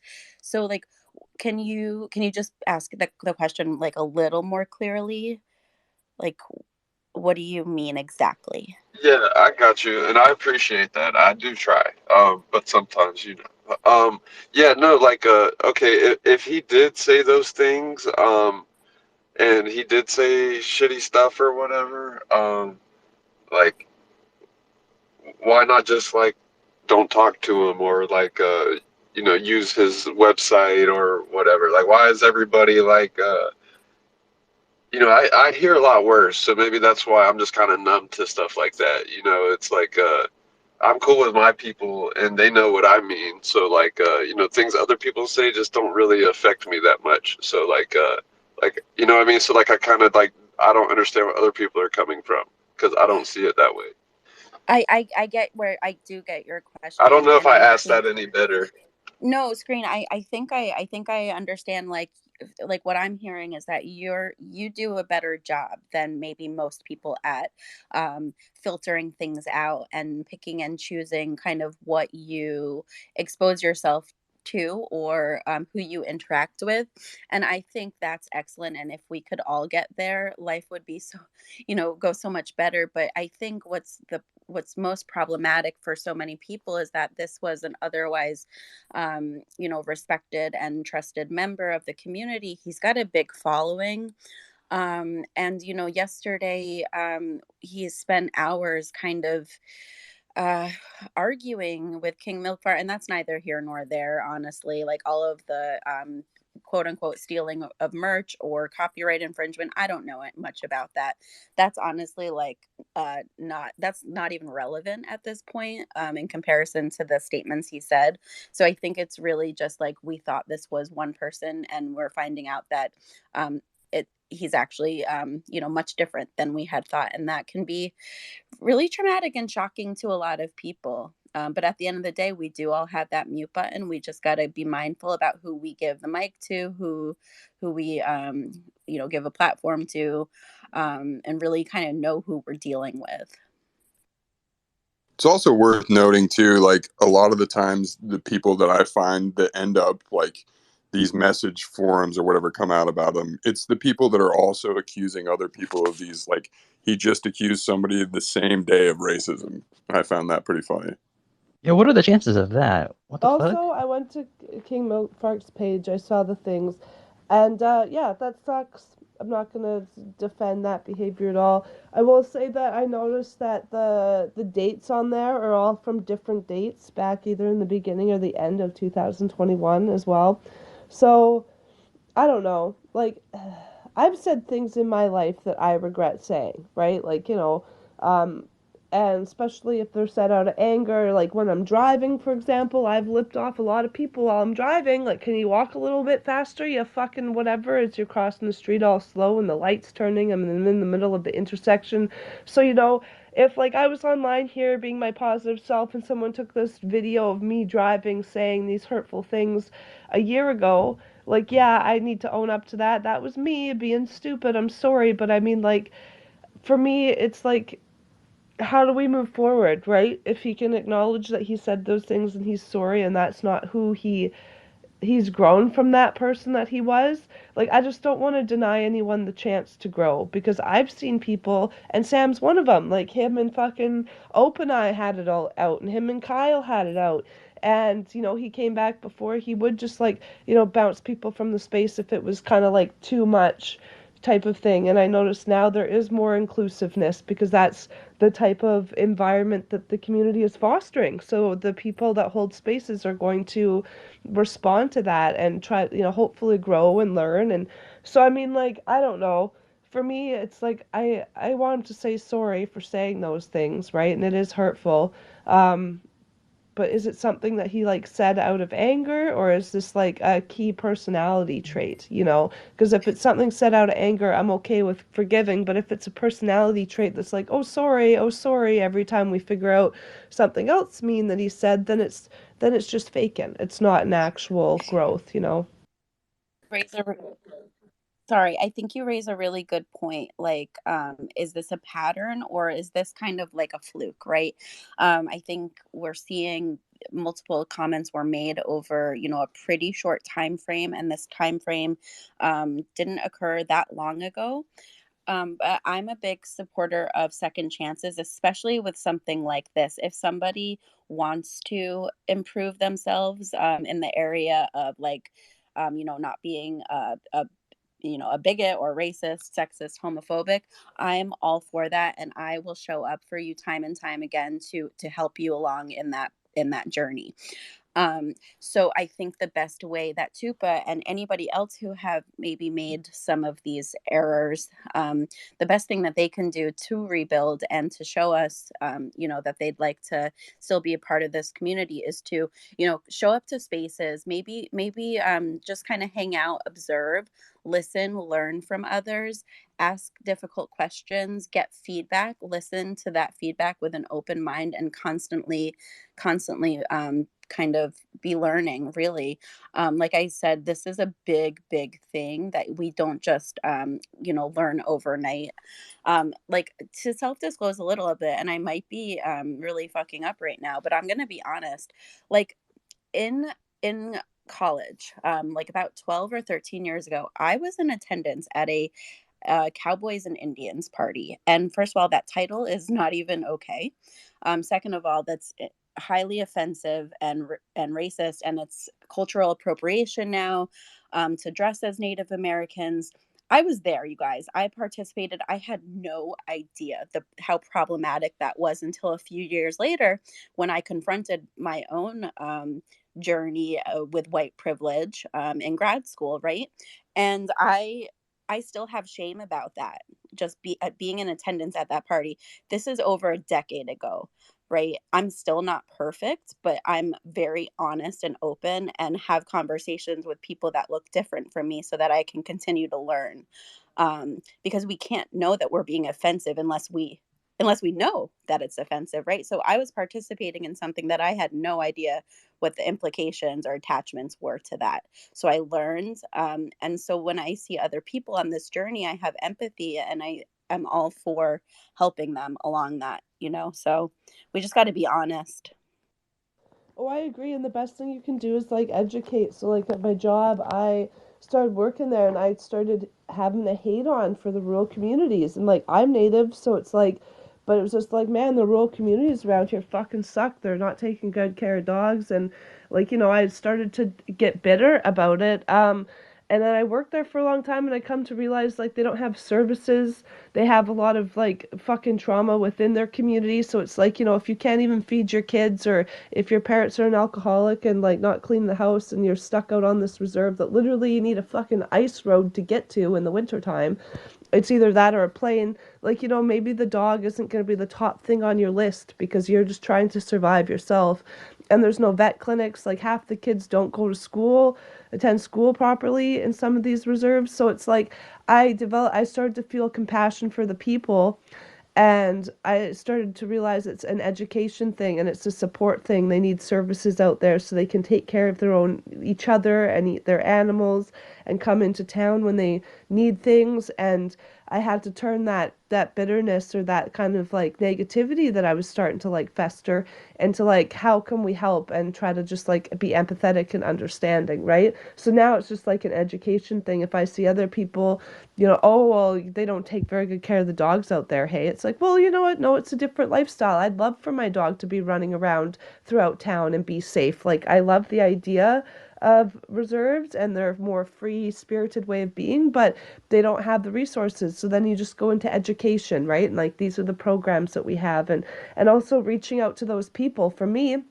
when I went out to the reserve and like I took a bunch of toys and collars and stuff, and I saw firsthand the people are like, I don't want to give up my dog, but I'll give you these two dogs instead. And I'm like, here, do you want a collar? And talking to the little native kids, and they're like, oh yeah, this is my dog and these are her puppies. And I don't know, when you're there and you fucking see it for yourself, it takes, I don't know, it took the judgment away because it's just like, wow, I just want to be able to help these people and these animals, right? So then it's just like now I feel like it's my mission to teach other people where if I see them having, like these upset thoughts or, kind of maybe judging to be like, hey, now this is like my experience, right? So I think when you fuck up, that's what's important is what you do next. And it's like trying to prevent other people from walking down that road of like judgment, I guess. Yeah, absolutely. I think we and this was said in the space yesterday too, like whatever happens up until this point, it only matters so much. What really matters most is what we do, and how we do better moving forward. I don't think we should exclude him. I don't think we should outcast him. I absolutely do not think we should bully him. I think he is probably feeling really shitty enough. I have a lot of empathy and compassion and concern for kind of what he might be experiencing right now. We don't know what somebody's going through behind the scenes. We really just don't, right? So I think the best thing we can do is, again, welcome him into spaces. Maybe not give him the mic so much. Because I think that he's had his time, and now it's his time to listen and learn and kind of maybe figure out where he might be able to fit back into the community. A lot of people aren't feeling very safe around this person, and for unfortunately really good reason. So we can just continue to educate and learn and be compassionate, while setting boundaries. No forgiving, like no forgiving, in that no excusing the behavior. We can forgive, but we can't say, well, maybe he was angry, maybe this. Yeah, maybe so, but he still said what he said and hurt a lot of people, and those waves are I don't large. even recognize the language. Like when I read the post, it's like, is that even him? Like just the way that he like writes his structures and stuff. Like I don't know, just it blows my mind kind of. Yeah, and I think that really speaks to how shocking it was for a lot of people. And I hope, I know that I come off as like I'm like the PC police, or that I'm trying to always tell people, what they're saying that's wrong. That's really not my intentions, you guys. Like maybe I don't always present information in the best way possible, but I'm human, right? And I don't have my therapist hat on all the time. But I struggled with Tupa a bit there, and I did know a lot of the stuff that was going on, but I didn't have hard evidence, so I would never like dox somebody or spread that information without evidence. But I noticed a lot of problematic language, and communication he was using. He was using a lot of these manipulation and gaslight tactics with me. After I had muted him in a space, he then came in and kind of went after me and complained, that he was being muted. And then, in the space the next day when I confronted him, he lied. He completely denied saying any of that. And like, listen, it was recorded. A lot of people were there. He eventually did acknowledge it and apologize, which I was really, really pleased with, and just really happy that, he did get to that point of acknowledgement. But the process to get there was exhausting, and it's this dangerous like tactics that a lot of us women, and minorities, or oppressed folk, kind of face on here. Lots of double standards too.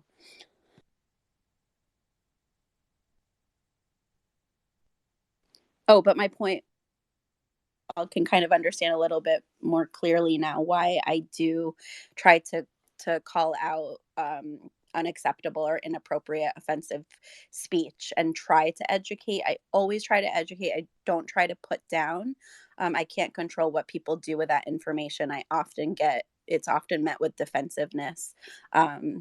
but you know, every so often, like I think OpenEye was really open-minded, and able to engage in discussion. So every so often it works out. Oh, for sure. And you gotta call it out, right? Like I remember once it was the summertime and it was after either I think it was when OpenEye sent the werewolves after Chupacabra, and then it was MySpace and they were both in there and they started, and I was just like, everyone has different realities. I was probably on a level myself, but I'm like, everybody is living in a different reality, so you are not one to judge someone else's reality. You know, I'm over here living mine, Sam's over there living his, and Open Eyes in his own fucking reality. So we just gotta listen, and as long as we're not being rude to each other, and I feel like that was like a big day because, you know, everyone, I was hoping that everyone left whether it was over or not, but like everyone felt accepted in that moment. It's like we're all here for each other, right?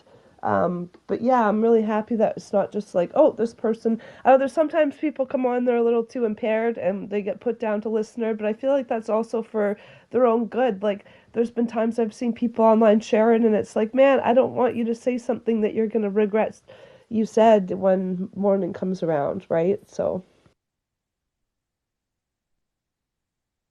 But it is kind of hard to touch on like the whole experiencer and mental health thing, and so I can see why some people would want to like shy away from that just for fear of being judged, you know, because it's like, oh, you're judging people. It's like, I'm not. I'm trying to look at evidence, right? I'm here with kindness and love and looking at evidence of people's traumas. It's not about calling names, and I think we've really progressed with that with Shane and with you, Ray, and everybody else. Like, we've been able to move past that we're not calling people crazy thing just because we're noticing that there's similarities, or you're having traits of certain an umbrella of things. We're not calling you a name, right? And so I'm really proud of the community for moving past that, because that's a hurdle, right? Like, we all share our stories, and then, you know, we don't want to say that sounds traumatic, or it sounds like you might need help with that, because, you know, that's what everybody else says, that, and you know, but that's what the people that don't believe them say. It's like, we're believing you, but we still want you to get help and be happy, right? So Does anyone blame the Jews for this? there's probably a couple that are sus, just like a couple Christians, couple in everyone that are sus, but I feel like the majority of everybody is good, regardless of belief. You know, and I think, like, I want everybody to know that if I do give you feedback or say, hey, listen, here's a suggestion of maybe a better way to say this that might not, you know, upset other people. I'm not coming for you at all. I'm telling you this from a place of compassion with intentions to help the community as a whole, right? We want to gain momentum. We want to be a respected community. So what does that mean? Well, that means community members need to have respect and be respected too. And if this isn't a safe place, then that's not really going to happen. And I think, you know, one thing, listen, everyone's free to block away. I don't care. It's when we're not able to be a part of spaces or interviews that can be a problem.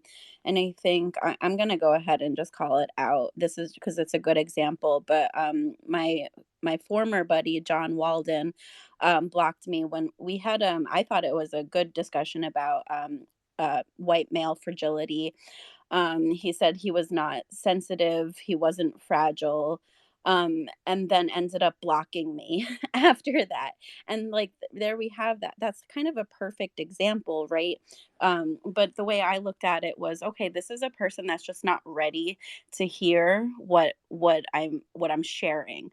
I'm not sharing personal thoughts or feelings. I'm sharing facts and evidence, like things that have been researched, talked about, right? These are not personal opinions. These are experiences of others, that are, I don't know. So I, we just need to really like be able to look within when people are telling you something, instead of defaulting to let me defend myself and let me explain myself and justify my actions. Why don't we think, like, pause and say, huh, maybe that was offensive. Could that have been offensive? And really, really think about it.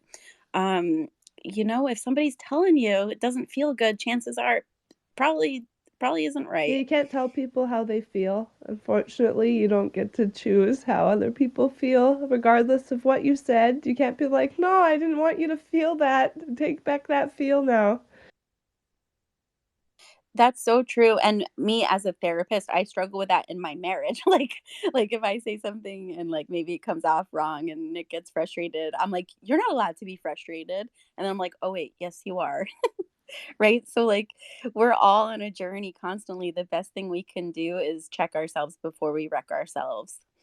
You need to do this, and because I'm doing it with good intention, you need to be happy about it. Right? How funny is that? Right? But I don't know, something that like I do is like I'll still show up for everyone, right? I'll still go there and have the conversations and I'll hear the, you know, the stories and that and I'll still love because I feel like how you respond is entirely up to you, right? There's only one person, right? I don't know if you were in the space the other day, but there's this person who was talking about making objects that are very harmful. And I'm like, why are we talking about making these harmful objects? And he just wanted death to humanity. And I was like, well, then. And I was drinking. I'm like, I'm just going to get another drink. And he's like, you obviously haven't had enough. And I'm like, well, how many would be enough? And he's like, I don't know, like 40 or something. And I was like, seriously, you're just trying to kill me over here. You just want death to all humanity. And I'm not going to interact with that person. That's one person I found online that I will not talk to now. But that's it. Have you noticed that like there's a whole new class of people today that were like, oh, I wasn't on UFO Twitter yesterday. What did I miss? And they're all commenting on King Millport's like horrible Jew thing. Like, oh, it's so sad. I don't think it's gonna end today. Are we sure that it is him too? Like, I don't know. I guess if Sam owned it, then he owned it. But Yeah, he admitted it. But he also said that like it was like a 4chan kind of like chat, and like the whole point is to like say horrible shit. kind of like in mockery. Go ahead, Dean. Sorry. I can't hear you.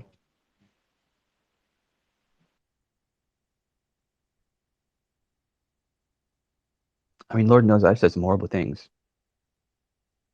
But I mean, it could have even been one of those situations where they were mocking people that talk like that. You know, like we've been in spaces where it's been like, we start saying like, oh, well, those guys that are like this, and then we say it, but we're saying it in not from a first person or a personal perspective. But I don't know. That's the thing. It's like it's also a year ago, man, and I was saying shit a year ago that I wouldn't say now. So it's like I just think if you just keep showing up with love, then it will get better. It will. What happened to Ray? I think that was I don't know the full context of that too, so that's kind of something, but I'm not defending either one of them. I don't know the full context, but I do want to say something I did notice. I'm noticing that like all of the drama is like hashtagging UFO Twitter and hashtagging like all the douchey replies are all hashtag UFO Twitter. Like it's like hyper focused to just bring into that type of drama or whatever the fuck. Like, and then so people might see that are just kind of casual, users of the app, and then will engage with it. And then, today now they're joining UFO Twitter because they see all the like drama that was created from that, like the overuse of that hashtag, like specifically creating divide in that realm. Okay, well, end of UFO Twitter, we need to have like a rally marathon space that goes on forever that just restores the positivity. I'll just run one for like 24 hours and I'll just be like, I love everyone. It'll be good. Hey, what happened yesterday with the whole UAP Med thing? I missed it because I was with the whole Tuba thing. I popped into that one for a bit. I was in that one for a bit. It was good. Like I was in the one. I don't know. I feel like I've been in all of the spaces, but yeah, no, I was in Astral and Shane's space, and I think that's when your space was going on. And then Kent popped in and was like, "Oh yeah, we're gonna have a wrestling competition with King Milkfart, and then Astro was like, "I didn't want that shit in this room. Keep it out of here." It was kind of funny. Um, but yeah, they were really trying to avoid the You know what's funny topic. is because you missed it. Like Kent had said that in Jules. It wasn't me that had the Oh, room. It was Jules' Jules. room, that one, yeah. Jules. Yeah. So Kent was in there, and like Tuba and Milkbar were saying like, I guess like they would oil wrestle together to sort it out, and Kent was getting in on it, and then I guess he went over to that space and said the same thing over there. Yeah, which I found it funny. I like the laugh. I was like, haha, I like the when you can joke it off or find like silly ways to deal. If you could turn anger into a laugh, then that's always great, right? But I know Shane and Astro were trying so hard to stay positive and to just like make it about the topic, and I don't think it's really fair that we shouldn't entertain this type of conversation when our friends got other important stuff going on, right? It should be like, hey guys, I know you guys are having drama, but like, our friends like planned this. We want to be there to support them, and we'll come back to these issues after, right? Because I don't want it to take away or be a distraction from the cause. And of course, it needs to be dealt with. These other things, people want to talk about it, they should, but I just don't like. I kind of felt torn, right? But I'm like, I'm gonna be in this space, and I can always pop over to like Jules in the other space after. But I don't know. It's just I just feel bad is all. I miss the blunts and It's like we're coffee. better than Like, where's this. We're better than the arguing.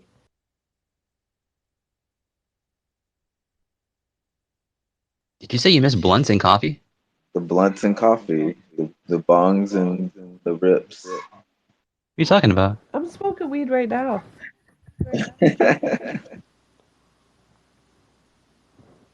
I don't have coffee though. It's just like the vibe of smoking weed and talking about cryptids. I haven't had coffee in fucking forever. I think the 420 is a deterrent from the drama for sure.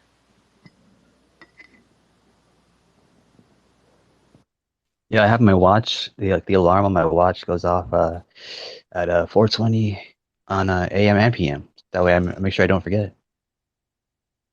I have 24-hour clock.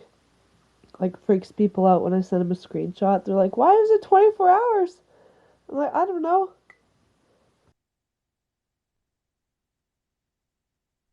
I'm having weed and coffee right now. What a fucking coincidence.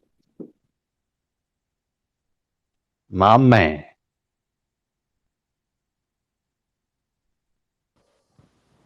I don't know. I don't do the blunts though. I just do the bongs for me. I smoke a I like lot of weed. bongs, I've bowls, got and to almost blunts. Triple 7 now. Bs. Oh, the stuff's 5.5. It's alliteration. You like that, Logan? That's pretty hard. Oh, that got me good. Let's see what my other bag is. Speaking of hard, got some morning wood. 5.5. Is 5.5 milligrams per gram a lot in flour? I don't know. Feels like a lot. Wait, why are you doing milligrams? Because it's a bag of flowery weed, it's just regular ass weed, but they say the grammages of the THC in there. Oh, I'm not smart enough for that. I just go by grams.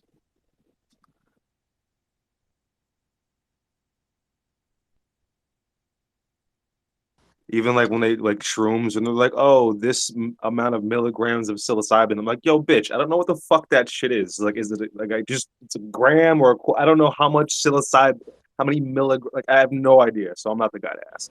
Mine is called Tropic Thunder today. That's my flavor.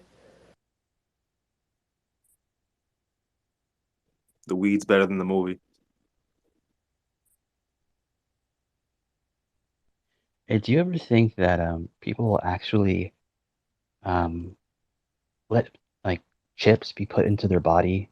Like the shit the WEF wants to do. Not on my kid. That's already happening, man. Not widespread, but like there's literally like I remember a few years ago there was like certain jobs where they started doing that. It might have been optional or something, but mad employees switched over to that so they could like get their lunch and shit. Like, oh, look how convenient it is. You just put your fucking forehead or your wrist on the fucking thing, and you can just scan your lunch. You know what I mean? So there's already like stuff like that taking place, like not like conspiratory, just factual. That's actually happening some places, and it's probably gonna get more like mainstreamed. Dude, the first time you guys know, like the old clocking things at work, like it used to just be like you clock in, like right? It's like manual. And then like they started getting like fingerprints and shit like that. It's like, wait, what? What are we even doing? Like, why? Like you have this like wherever regular job, and I have to put my fucking fingerprint on this scanner. So wait, so this company, like once I leave, they just have my, you know what I mean? Like that's already like the pre-stages of like some of this like chip stuff. So it's probably going to be like optional for a lot of things and stuff like that, and then it's just going to get fucking like mainstreamed in. But it's already started. Okay, I would only get a chip in my body if it would make it so I could have Dorito flavor in my mouth whenever I want. Like they'd be like, okay, we're gonna put this hunk of metal in your arm, and you can press this button on your arm now, and it will just taste like Doritos. I would do it. That's what it would take. Bill Burr said it like fucking 15 years ago. It's like whatever they're fucking doing to dogs now, they're gonna be doing to us. And like it's already like it's just, you know, it's it's just fucking crazy. And the example he used was great. It was like when the kid got lost, that Duracell commercial, where the kid gets fucking lost from years ago. I know you guys remember that shit. And she just pulls out like a fucking pad and starts beeping on her fucking thing, and then Billy comes running out of the forest. And it's like really subtle, but it was like a wristband that he had on then. Like so then it was a wristband. Pretty soon, and then he's like, yo, pretty soon it's just gonna be like a little chip. It's just gonna be in your fucking forehead. You know, we'll just fucking put it in there just in case they're gonna scare the shit out of you, try to get you to chip yourself up. It's not happening, not to me. I refuse. Yeah, there will be people that get chipped and those that don't, and that is going to be a huge divide. Get the fuck out of here, Chipper! Chipper. It's gonna be rap songs. It's gonna be like, I ain't got no chip. I ain't got no chip. You won't see me slip.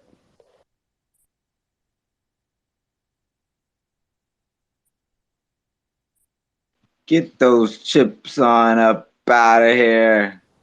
You know what? My son's dad told me, I think he was like kind of a kid. I don't know if he had his fillings or not, but like he was chewing on a piece of tinfoil and then he could hear the radio in his head. You say he was chewing on As a tinfoil? kid, yeah, he said he had a piece of tinfoil in his mouth and he was like biting down on this piece of tinfoil and all of a sudden he could hear the radio. I could believe that. Old braces used to do that, and when we were floating, at the end of the float was power lines, and floating under them, you could hear the AM station sometimes just playing like in the air through the power lines. Yeah, my son's dad don't lie, so that's why I was like, holy shit. How old were you? Were Yeah, you old whatever. You enough to guys be are fucking high, or X-Men. was it like when you were old enough to still imagine things? But I don't know. Yeah, it'd be freaky. It makes me wonder about metal in our mouths, even like with our teeth or whatever. Like, what does that do to our like magnetism, and especially when you add more uh like air pollution, right? I didn't know that was possible. Right. I could hear like a radio in my head like not too long ago, and I'm just like, what the fuck is going on? I think you already chipped, Logan. Do you have fillings? It just has to be the right frequency. Yeah, this was like was it this year? I think it might have been last year, but yeah, I was in my room and I could hear like in a certain part of my room, if I stood there, I could hear voices in my head. I was like, what the fuck is that? And then I like listened to it for a while to try to figure out what they were saying. And then I realized I think I'm hearing the radio. United Furniture Warehouse, beep beep. Is that the only time you ever heard voices in your head? Yeah, it was strange. Maybe I was like standing like in the right spot for like I don't know, something's going on. I was just asking about that. I used to hear like a lady calling my name. That's your I mama. was just gonna ask if anyone else has heard that. Dude, the only time I've ever heard it, and it was fucking weird. It was like some woman saying "I love you," and it was fucking weird. It's probably me from a This one distance time, because I say I love you to everyone. maybe Tiffany, it was fucking. It was I weird. love you. Good morning, Tiffany. I see you trying to talk. No, I wasn't trying to talk. I just asked in a space. Yeah, I guess I was trying to talk. I just asked in a space recently about that because in white noise I can hear like the radio station. Sometimes when I'm in the shower I hear country music. One time in an airplane I heard Beyonce. And then like some like new wave stuff this other time. It's like very weird. And I know it's the radio. I don't always know the song, but it's very weird. And I thought there was something wrong with me. Yep. Maybe if you got. I'm so glad to hear you say that, Tiffany. Thank I God. wonder if it's fillings. Do y'all have fillings? Nope. Well, what the fuck? Nope. Maybe earrings. Were you wearing metal earrings? Nope. One of my earlobes is busted. I can't wear earrings. I was wearing my metal butt plug that day. It just makes me wonder, like, in order to hear it, it has to hit your eardrum, right? Does it not? Well, I only hear it in white noise. So, like if there's something else happening, like I said, the shower, or I had my head resting on an airplane, it's like I can make out the music inside the white noise. But like if there's no noise, my head just rings though. Like when Maybe there's like no you noise. use vibration as a bandwidth to carry sound. Like in the vibrating plane, it's vibrating at a frequency where it can like pick up sound waves and then carry it to your ear in the form of vibration or something. I thought I just like freebased too much tinfoil back in the day. I'm just kidding, sort of. Woo! You Tiffany, wow. do you have a? Did you ever have any ear problems as a kid? In one of my ears, I have hearing loss. Like Meniere's disease. I've never heard of that. You never had like tubes in your ears or anything like that? Nope, no earaches or anything. I have like vertigo or whatever, and that causes tinnitus. Oh, I said vertigo. Jesus. What about like? Did you have like a lot of head injuries? You could say that, sort of. I've had some, but the music started before the head injury. Oh, I don't know. I mean, I figured that's why I had it. Maybe not. Why do you have your hand up, Fred? I just joined. Jesus, what is going on? You have your microphone out the window? Is that better? No. I'm gonna rejoin. Oh, I just realized that was me. My bad.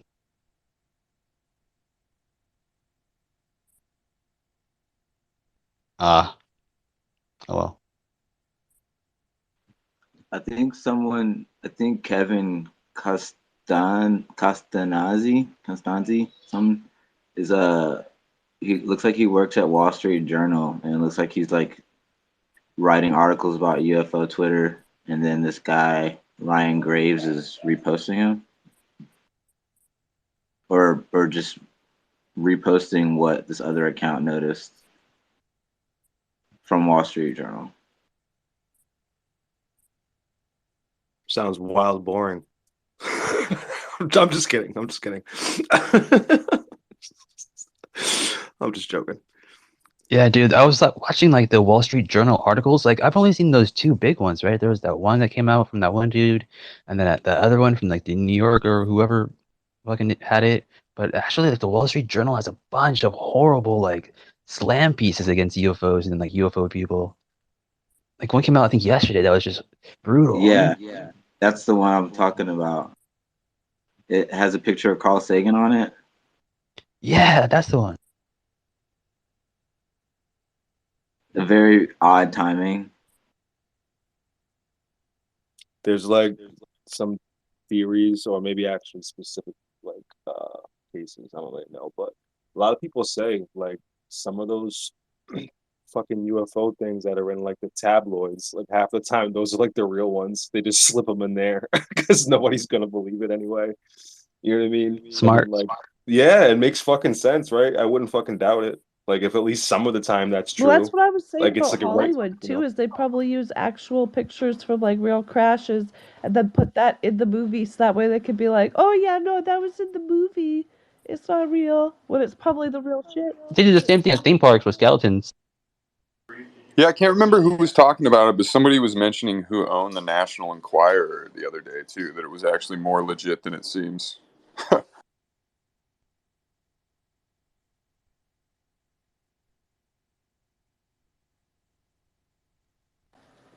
I still is blowing my mind the idea that wearing braces can like make your fucking brain a transducer for the radio. Like what else are we capable of?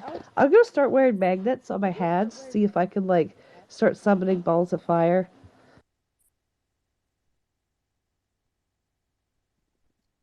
We're interdimensional beings.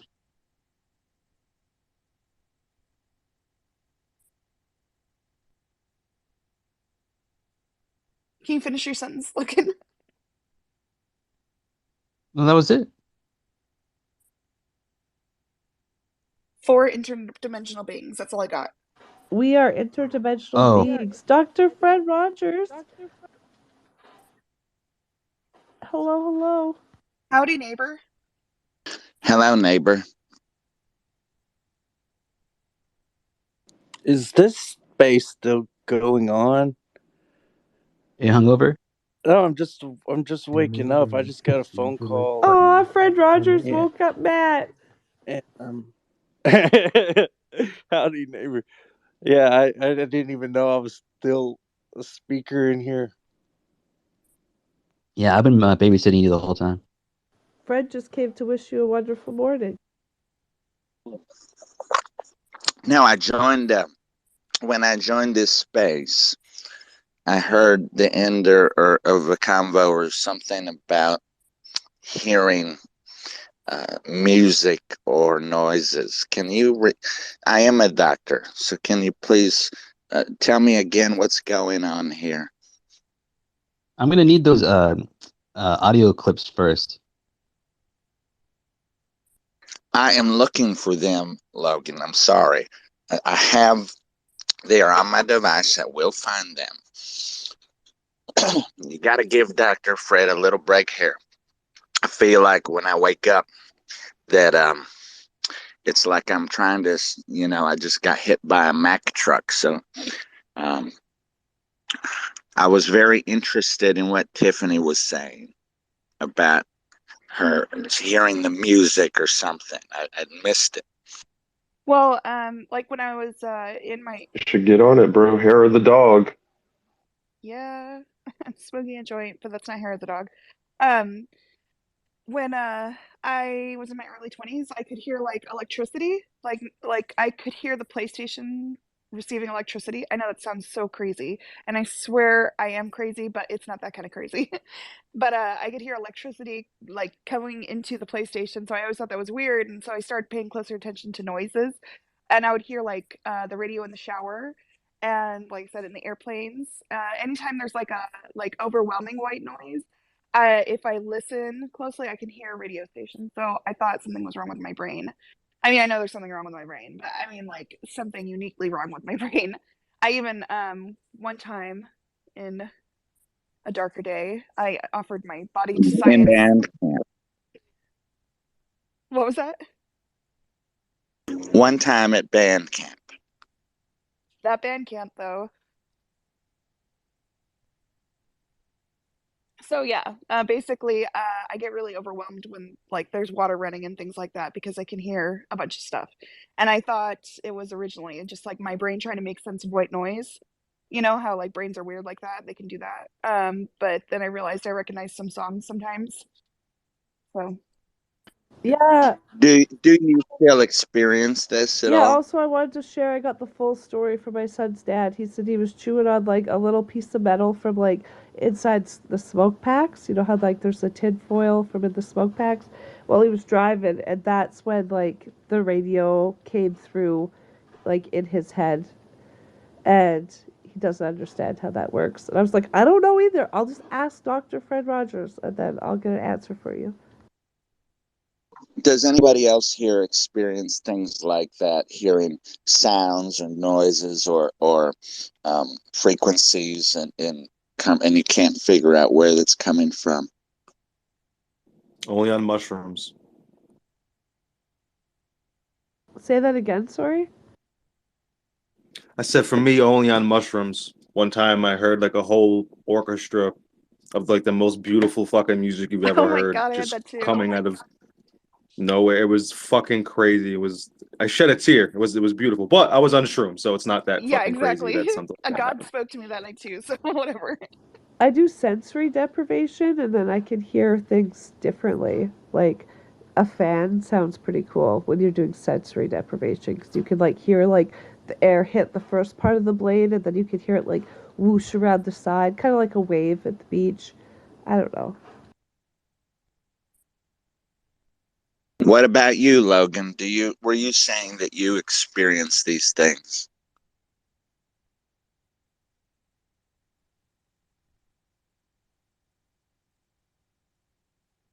Logan probably is having a quick cat nap or something. How dare you?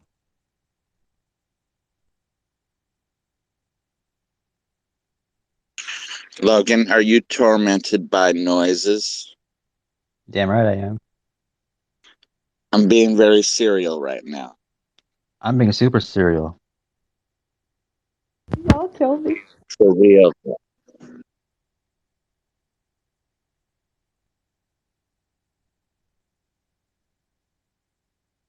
Anyways, as I was trying to get to the bottom of it, because I do think I have some explanations, but I need a little more info. If you're really, who is going through Well, Off the this. Pillow just hopped up. Maybe they got something to add. Obviously, like at the convo. How's it going? It's going okay. Hopefully everybody had a great holiday. But I came up because Tiffany was trying to explain something and she got interrupted. She said something really quickly, but then was quickly diverted. But you said something, Tiffany, along the lines that back in the day or, in the past, you did sign up for some scientific research.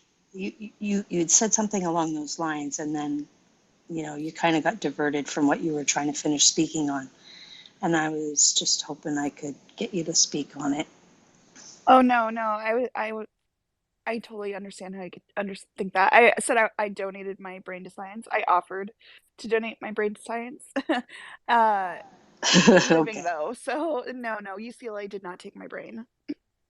I thought you were saying that you had, experienced some kind of You know, testing or I something. yeah, I don't I know that like when I was younger, like I had some things happen, but it wasn't like not military or anything. But yeah, it didn't start until my late 20s, the whole like hearing auditory kind of things. And I'm not schizophrenic. That's the other thing. It's not like it's only in white noise.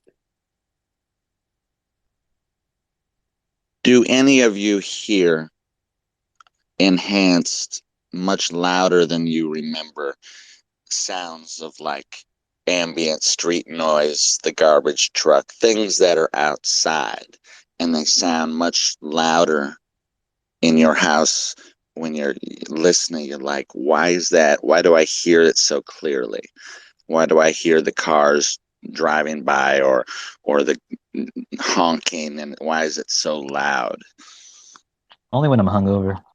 Yeah, I was gonna say only on mushrooms for me, which is so interesting too, because I'm sitting here listening, and when I'm on shrooms, I always say it feels like you're a fucking superhero, right? Because everything's just heightened and up, and when you're focused in on it, that's exactly how I hear sounds. Like, I feel like I can hear everything, and the stuff that's far away, like Fred's saying, just seems like really close. So, and again with the music that I had heard, so. Again, that's an altered state of consciousness. That's never happened to me, just in regular life. But all these things that we're talking about kind of happen for me when I'm on mushrooms. After doing not mushrooms, a different hallucinogenic, I noticed that I could give thought to certain things that I was doing, and I could hear those things better. So like I had my phone down listening to a space, and I was frying probably bacon. I don't remember what it was, but I was frying food, and I remembered and I started chopping something, and I remembered like I could separate the things that I was listening to and choose to listen to one more than the other. And before having that experience, I think I was still capable of that, but I wasn't aware of how to physically do that until after I had this experience where I was like, wow, there's so much sound. But it depends on where I'm putting my thought. So like my house could be really loud, and if I'm putting thought into like that helicopter outside, then I can hear it better. But honestly, like if my house has like a TV going and a kid like running around yelling, it's not usually until things like quiet down inside where I can hear more, or I become aware that there are other sounds. But it's like once I'm aware of it, I do find it like easier to hone into certain like sounds than before, I guess. And I'm sure I could have got there with meditation too. Like you don't need drugs. I'm just saying. Yeah, but it's so funny. I know. I was real quick. I know exactly what you mean, and just even with music specifically, like when I'm on mushrooms, I'm able to do that. It's like the music breaks down in like however many different pieces. I can hear all the different sounds separately. Um, and then to the point where now I have something where I just call it like the shroom sound, because I can hear music different now. So like I can listen to a song and then kind of focus in on the beat, and then I'll hear a note that would be buried for me before. I wouldn't be able to hear it, but it's like it fits. It's always in the same pocket in music for me. I You can't can really hear the explain it, whole but I could rhythm just, and how the rhythm separates, yeah, and how like when a DJ right. builds a beat, he starts with the boof boof, then adds some and adds some. It's like you can. It's just amazing like how much it can break down and just all the different stuff. And then yeah, but what you're saying about the separate sounds and being able to tune in, I can relate. I love when the DJ does a boof boof and he builds up that sound with the boof, like Ocean was saying. What I was trying, and those things that I'm hearing sound like, for the most part, they're not disruptive. That they're like very interesting, pleasurable, not really disruptive types of experience. I think what I'm trying to hone in on is if anyone, when I was listening to Tiffany, if anyone is experiencing what is known as voice to skull modulation. Well, I think my son's dad had radio to skull modulation, but Now, things like a headache or um, cognitive disturbances and confusion that happen alongside of these things, that would be more of an indicator, and not on any drugs, that would be more of an indicator of some kind of voice to skull transference. If there's a bad kind of reaction to it, headaches and things like that.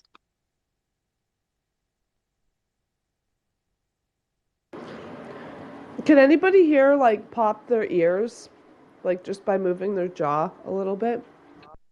Why are you asking that? Because I noticed that affects sounds too. Like it can cause like my hearing to be better after I like pop my ears. Sounds like TMJ.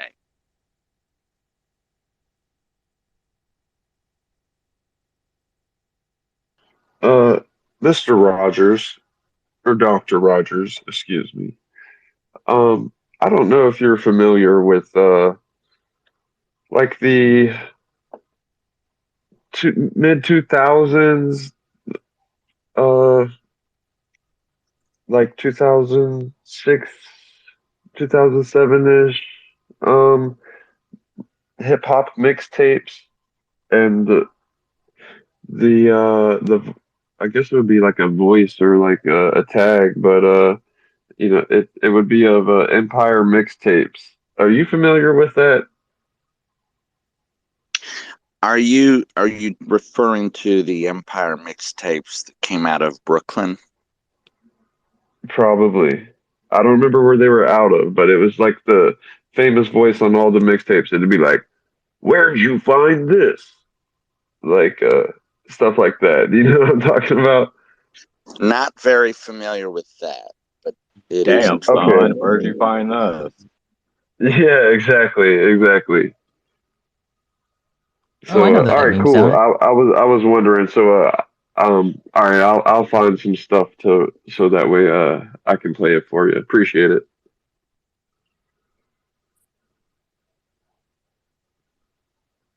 Why though? That's top secret. It's G14 classified. It's above top secret. It is, and it's mostly tell me what your interests are, who you be with, things to make you smile. What numbers do I dial? Now, are you going to be here for a while? I can call my crew. You can call your crew. We can rendezvous at the bar around 2. That's Biggie.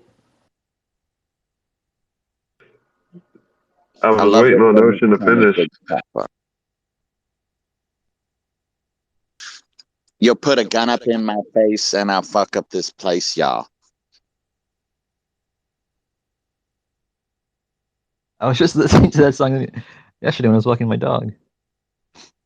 I've been listening to like a lot of Tupac and Biggie lately. If we conversate for a few, and then we'll do what we came to do. Ain't that right, boo? True. You got to do like a mixed tape of rap songs as Can you do Gangster's Paradise as Keith Morrison? I don't know. As I walked through the valley of the shadow of death, I took a look at my life and realized I don't know, I get the Weird Al one fucked up all the time because R.I.P. Coolio. my mom showed me Weird Al before I was introduced to real rap music, so I kind of learned that one backwards. That's the most That's Canadian thing tragic. I've ever heard.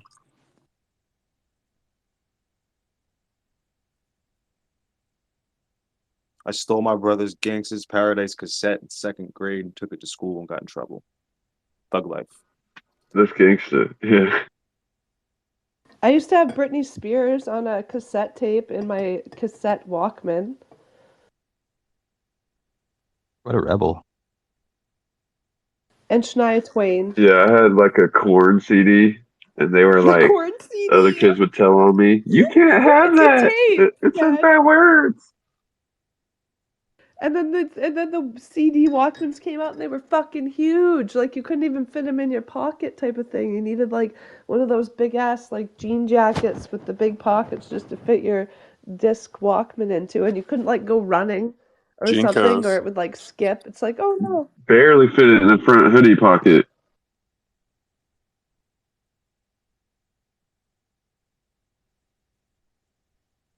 I love that the iPod Nano when that came out too. I was gonna say iPod changed everything. I remember when I got an iPod, I bought this case because I was worried I was gonna break it, and it was like waterproof. That thing was like $200. Oh shit, here it goes. Shh, quiet, let Fred do it. As I walk through the valley of the shadow of death, I take a look at my life and I realize there's nothing left. Because I've been blasting and laughing so long that even my mama thinks that my mind is gone. But I ain't crossed a man that didn't deserve it. May be treated like a punk, it's unheard of. You better watch how you're talking and where you're walking, or you and your homies might be lying in shock. I really hate to trip, but I gotta something. I'm a pistol smoke, fool. I'm the kind of G your homies want to be like. On my knees in the night, saying prayers in the street. Street light. I've been spending most of my life living in a gangster's paradise. I've been spending most of my life living in a gangster's paradise. You never know when it's gonna teeter over into Creed. The situation. That They was got a me faces. Grammy-winning song you just did that to. Okay. Look at the situation. I got my first son. Can't live a normal life. I was raised by the streets. I gotta be down with the hood team. Yo, man, too much television watching. Got my chasing dreams. I'm an educated fool with my on my mind. Got my pen in hand and a gleam in my eye. Yeah, oh yeah. My name is Chris. Yeah, motherfucker. Yeah. Oh, this is just what I needed. Thank you. I love it. Well, a classic destroyed He right in said, front of your "My eyes. name is That's what you Creed." needed. It was a nice touch of James Hetfield on the end there too. Y'all, thank you. I just took a shower with you guys, and it was lovely, lovely soundtrack. Thank you so much. I hope you were singing along. Always. You know, I'm constantly singing. Actually, that's one of my coping skills and like ways that I self-regulate, like my nervous system, because like singing and humming stimulates our vagus nerve, which is the longest nerve in our body. So that's why you'll see like a lot of like some people on the spectrum kind of stimming. They'll have like some vocal tics. These are ways that we self-regulate. So for me, that's singing.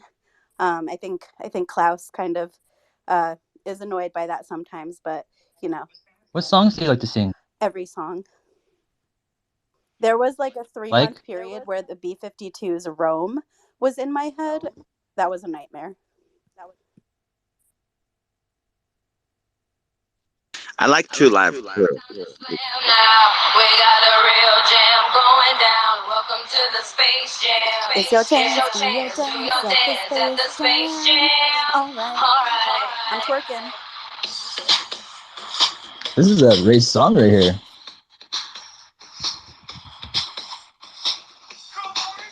I know I might have to use this as the intro for the women's space on Saturday. Definitely. This is like how you should get out of the shower from now on. Just twerk to that song. You ever remember when Two Live Crew was on Donahue in the That's the only 1990s? band or group I ever saw live was Two Live Crew. Oh my god, it's because I was working.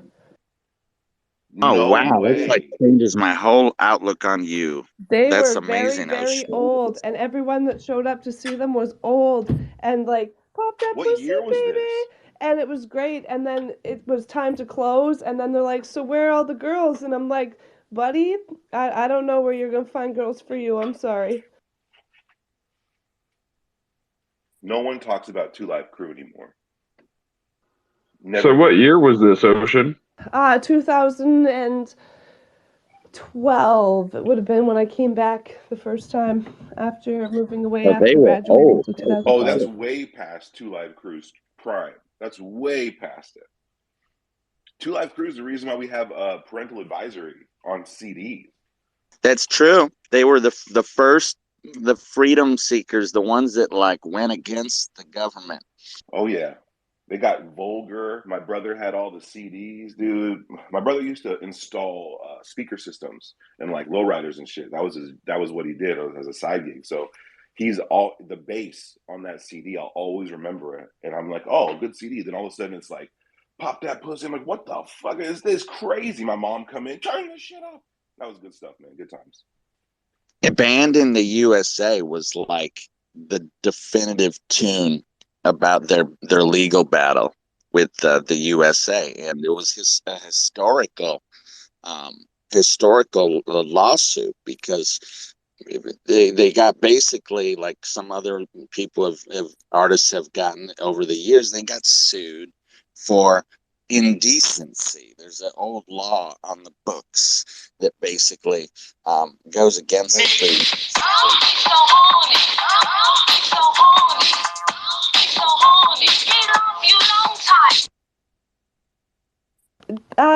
Fred, didn't Twisted Sisters have that too? Like, I know What it's can I rock get for music, but I $10? thought rock music also had to like go to court and shit because the Twisted Sisters A were little like bit. they had to defend their "we're not gonna take it" nonsense. The government's like, you And can't play Cube. that. You're talking about Dee Snider, and he showed up to the parental advisory thing. Some of that stuff was pushed off by, I think it was Al Gore's wife, who heard a Prince album and was like, "What?" Because the Prince album was getting pretty graphic, and she's like, "We turned on the Prince album during dinner, and while we're having our dinner, Prince is talking about like, you know, the kind of stuff Prince talks Cream. about," and it embarrassed her. So then she does this whole campaign too, and that's when they get this thing going. Two Live Crew was hella sued for it, but then a lot of musicians, Dee Snider included, a lot of people came out in defense of freedom of speech, and they said you can't censor this stuff, you can't put a sticker on this stuff, it's not right. I think Frank Zappa was in the mix too, but yeah, Twisted Sister dude showed up without his makeup on to court for once and did a pretty good, made a pretty good case for freedom of speech. Well, he wasn't like running around acting a fool, like screaming in the court. He showed up in, his regular attire, but he was coherent and smart, and it was like, wow. So smart. He's never drunk one beer or had one cigarette. Dee Snider? Yep, completely sober. That is amazing. He made that weird fucking movie like Strangeland or something too. See, I'm low-key When did that jealous come of out? people that can be that fucking cool without, like, smoking weed or drinking. Like, I don't know. I feel like I would love to just walk through the world and have, like, this totally different outlook without needing to take, like, things. Just be different. I just wish I was more different. But are those people only cool to people that smoke drugs? Do you think smoking drugs is cool? I just think when I smoke pot, I can be way more creative. It Yes. like brings out creativity in me, and it'd be so cool to just naturally be that interesting. Sorry, I was making an office reference. Sniffing drugs is way cooler. Oh no. Yeah, see, the problem with that is instead of learning how to be more creative, you just use drugs to do that instead. You never make yourself better. It's because when I try to learn something and I'm not stoned, it's hard for me to fucking focus on things. And like, I'll be trying to learn something, but then my mind will be like on 9 other tabs and playing a game of Tetris. And then when I smoke weed, like, I can just totally be immersed in what I'm doing. It's like I wish I had that like dedication to a thing. 9 other tabs? Yeah, like my brain's busy, like 9 other tasks or tabs or whatever. Oh, I thought you were doing a lot of acid. No, the most I've ever done is 3 in one go. There's this website called like I don't know, it won like website of the year, like it was the second place winner, and it's just a website that has like you don't have to like make an account or anything. Everyone just comes and puts like their best life hacks or whatever. And the one that was the top 2, like the second one was we are not multi-thread computers, we're single thread. So stop multitasking and focus on one thing at once. That was like life hack number 2. Like, well, I should learn that one. I can't. Like, I struggle even when I try my hardest to focus on one thing. My brain's just like, I don't know. That's why I smoke weed. It's because then I can focus on one thing. Then I have to. I'm like that too, Ocean. I have a very overactive brain. My cognitive processes, I'm having like, 5+ processes going on at once. So things like reading are very hard for me. I will get like a million ideas after I read. Ray, you cut out. For me to read. Oh yeah, I got a spam call. No, it's just like hard for me to read. Like if I read one sentence, that will trigger like 3+ new thoughts, and I just cannot focus. But the flip side to having an overactive brain is that we do have more thoughts, and that's more opportunities to learn things, right, and develop more new things hobbies I and forget interests. later. Well, and then that's the other side, of ADHD is the forgetfulness. I can relate to that too. It's called burning and learning. You gotta I'm take really good at notes. skimming, man. I can take a book and I can like skim it and like remember like the key things, but don't ask for details. And then if I read it, I'll still remember those key things, but still don't ask for details. It's like it doesn't matter. Like I can read it quick, or if I go slow, it's something my brain still only takes what it wants to, and then it's busy on those like 9 other tabs that are open anyways, regardless. But skimming's fun. For me, like I can read, so I often edit Klaus's articles before he puts them out, and some of those are really lengthy, but I'm able to hyper focus on those because it's like outside of myself. It's to help somebody else. So my brain is really weird that way, like what it picks and chooses to allow me to do. It works really well for my like ADD situation to do something physical while I'm absorbing information. Like I have a lot of luck absorbing audiobooks at the gym, especially. Yes, that's what I on Christmas morning I was listening to an audiobook while I was bouncing on the trampoline. Y'all, if you have a home with a yard, get yourselves a trampoline. They are so so therapeutic, Buddy, it's so good -30. for It's gonna self-regulation. break. Well, get yourself a new one. They're not that expensive anymore. You can get them on like Facebook Marketplace. Even get like a mini trampoline. It's just great for just like bopping around. It's so calming. I should just build a trampoline pad in my basement. Just say fuck it. But also I decided if I get one, I'm gonna like dig it into the ground and make it level. yes, that's the best kind. That's the dream. So I don't know what to call you, Andrew. So what you were saying Yeah. with like, being physically active, that helps you to focus. I'm curious if you struggle with ADHD too, because there's like a lot of science behind that. There's a mind-body disconnect often with ADHD. So our brains might want to do something, but our bodies aren't allowing us to because we're either overstimulated or hyperactive at the time. So pairing it with like repetitive motions and getting that physical energy out in one way can really help us, absorb information cognitively. Oh my gosh. Yeah, I 100% agree. It's like the mind-gut connection. It's like anything else. Like you can't process information and stuff, and you like even emotionally, if you're not getting your energy out, if you're just sitting around doing nothing all day and ruminating, like it just compounds problems. It makes me wonder how big of sorry, Fred. Go ahead, Fred. I see you micing on. No. Go I ahead. just wanted to say it makes me wonder how much like certain substances come into play, because like if I'm trying to like say like put a hook on a line, like I'm out fishing and I'm trying to like tackle up, I want like to have a cigarette going or something, or like I feel like smoking's like sometimes that extra habit for me where it's like I just want to be like having a cigarette while I'm doing stuff, and it's not even like I smoke the whole thing. It just like ashes on the ground. It's not even like I'm smoking it, but I want to like have it in my hand type of thing. So I wonder like how much that plays into it. But I'm the same way, like if I'm reading, I'll often like put it to a tune or something just because I'm bored with just reading like a single line at a time. So I'll have to like add extra stuff to make it like worth remembering. Also, like what's really helped out with my stuff like that is to supplement magnesium and L-theanine.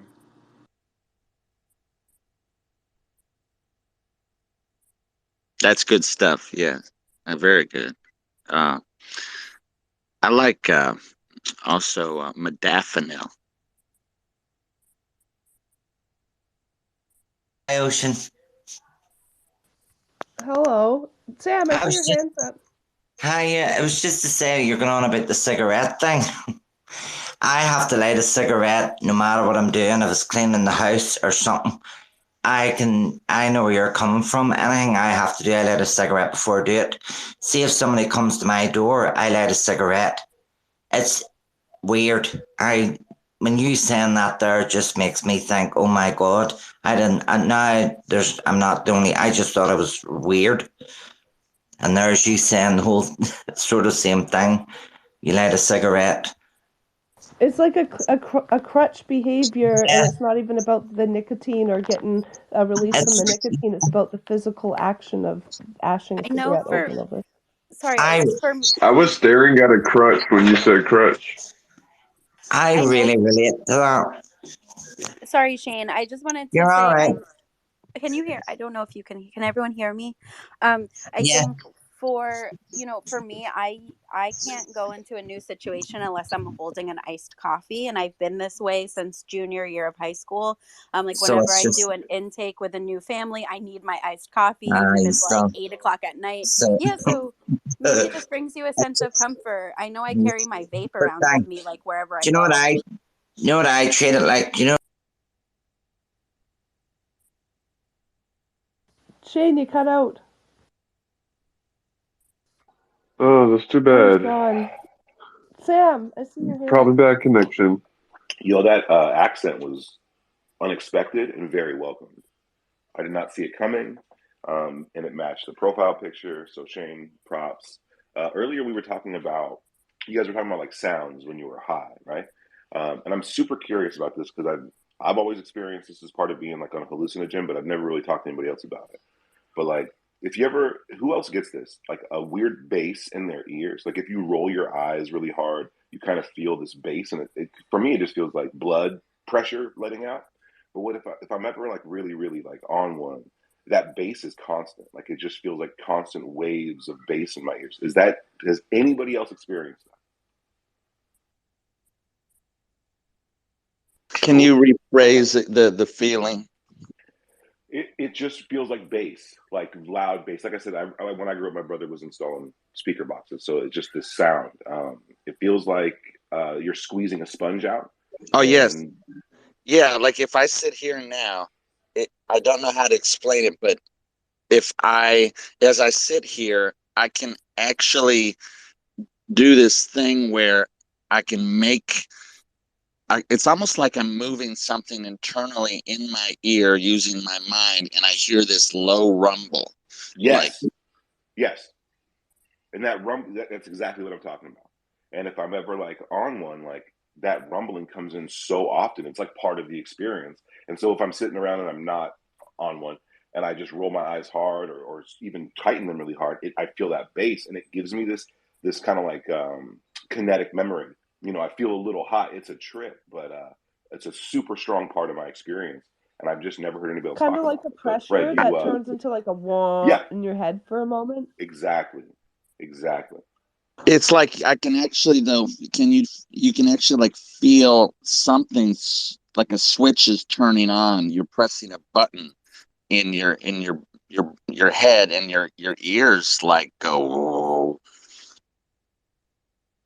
Yeah, I believe it's adjusting the pressure. Like you can have that too. Like say if you plug your nose and you blow, it's kind of like that pressure. It's like, I don't know. For me, it's like I feel like it's definitely a pressure thing. Like you're sucking in on like your internal eardrum or something.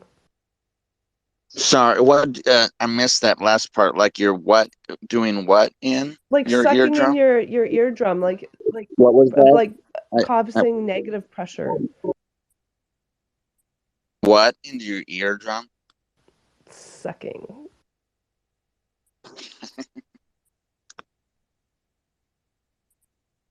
You know, like pressure in your ear. Same with like when you're sick. I get that too when I'm sick. I'll feel that sometimes more than other times.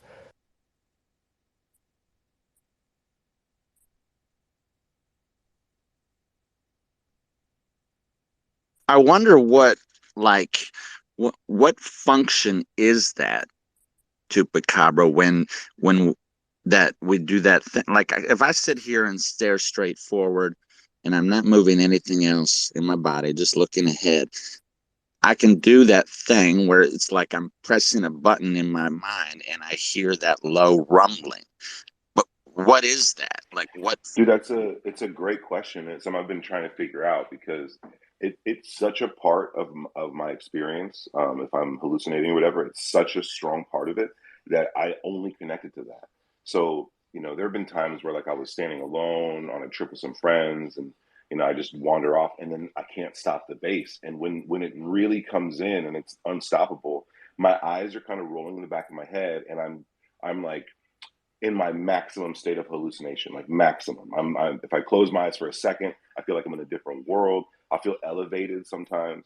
So I honestly think that it's either a sign of something, like it does multiple things, but when you're tripping, it's part of that experience. And so it's, for me, it's connected, but I just wonder if that's just It my sounds kind of association like with a it. carrier wave. So like when you're on DMT, it slows your brain down and it causes your brain to like change wavelengths from being high wavelengths to boof, a much slower one. And that process happening fast causes like this carrier wave frequency. So all of a sudden you literally hear Yeah. this whee! So it sounds like maybe your brain is like in a state of altered consciousness or relaxation where it's like fluctuating through different wavelengths. And so your ear, instead of hearing like, you know, 10 tens, it's now hearing like one 100 times. You know what I mean? Like it's just a different Totally. bandwidth. I mean, that's really dope. I can describe what it feels like, and maybe there's some crossover there. So this is going to sound kind of crazy, but it feels like there's a sponge above my eyeballs, in between my eyeballs and my brain. And if I look up really hard or roll my eyes back really hard, then it squeezes that sponge, and my ears feel this like it's like if you have water in a sponge, you squeeze it. It's what it sounds like in my ears, like really close up. So I gotta say, like, it's got to be pressure related. You're That probably sound has to flexing be the sound of like your what is it? Your basal gland, your pineal gland. You're flexing that, and that there's crystals in there that when you flex them, it lets off a charge, right? So you're probably legit when you I think focus on that part of your head really hard. You're probably putting pressure on your pineal gland. it's got to be something. If not the pineal gland, it's something. But I think you're on it. Like it feels like I'm applying pressure to something, and pressure is being released, and that release is euphoric. And I don't know if that's a normal connection or if that's just something that I've connected on my own because it happened a lot when I was high. So that's why I'm talking about it here because I just want to know what other people's experiences with it are. Fred Rogers, you're the only person I know that's like described it accurately. So I'm actually pretty That's pumped now. interesting because, like, when you just described it, when I do the thing, I feel the bass and almost in a way hear the bass, but I hear the bass like in the lower back of my head, which is and it's like that noise, the low rumbling. I feel it in the back of my head after I do that. Yeah, like the back behind the ears where the skull kind of rounds out to Yes, the back. yes. Yeah, yeah. It's a trip, man. I'm gonna have Yeah, to look into it now. yeah, it makes me think of another strange thing, and I've been trying to see if anybody else has experienced this. Like most of my life, if I'm there's been times like, for example, Mr. Rogers, right? When I would watch Mr. Rogers. Okay, when I watch that's really weird, like talking about Mr. Rogers, watching Mr. Rogers. Okay, so when I would watch Mr. Rogers, for example, or like listen to somebody else speak, um, and if they were speaking in a certain like tone, like a calming voice or tone, with like a certain like pattern or repetition. Hold on, there is something crazy happening right now. You're not going to believe this, but there are not only one, but two other fucking Logans in here. Two other Logans in here. What the fuck?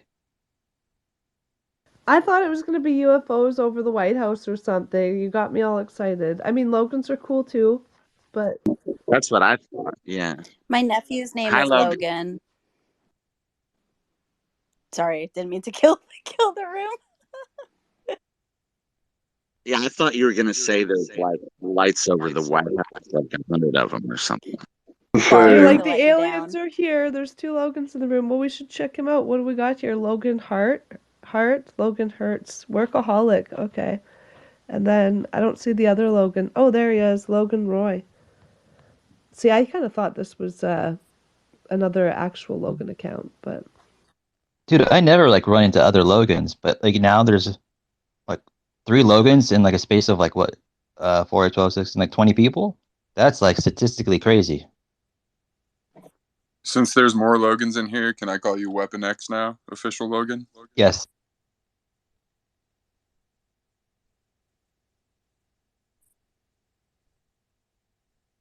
Was this like a protocol? Damn, he didn't even get that out. Yes. I was asking what I was explaining about how Logan's. If I was explaining is when listening to a calm voice like a speaker or someone and they're talking in a pattern and it's very calm. Does anybody else have in their life or any auditory sounds that are like repetition and calming?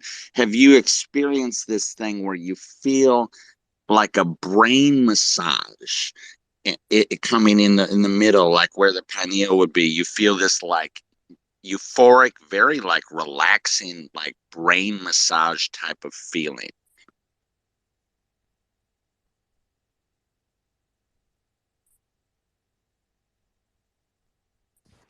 Describe that more.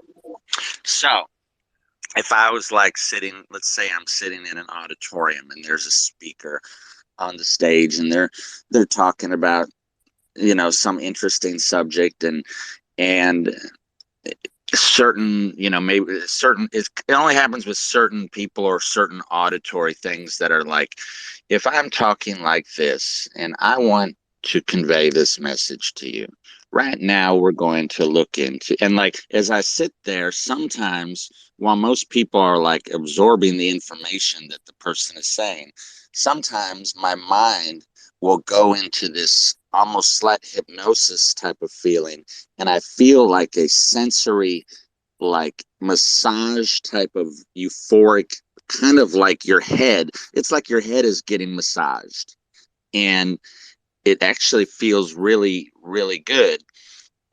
And that's how, I don't know how to explain it. Starting to not see a separation between the physical and spiritual, to be honest. It's all one at the end of the day. It's all spiritual. I feel like most Cool. things in this topic, like everything is everything.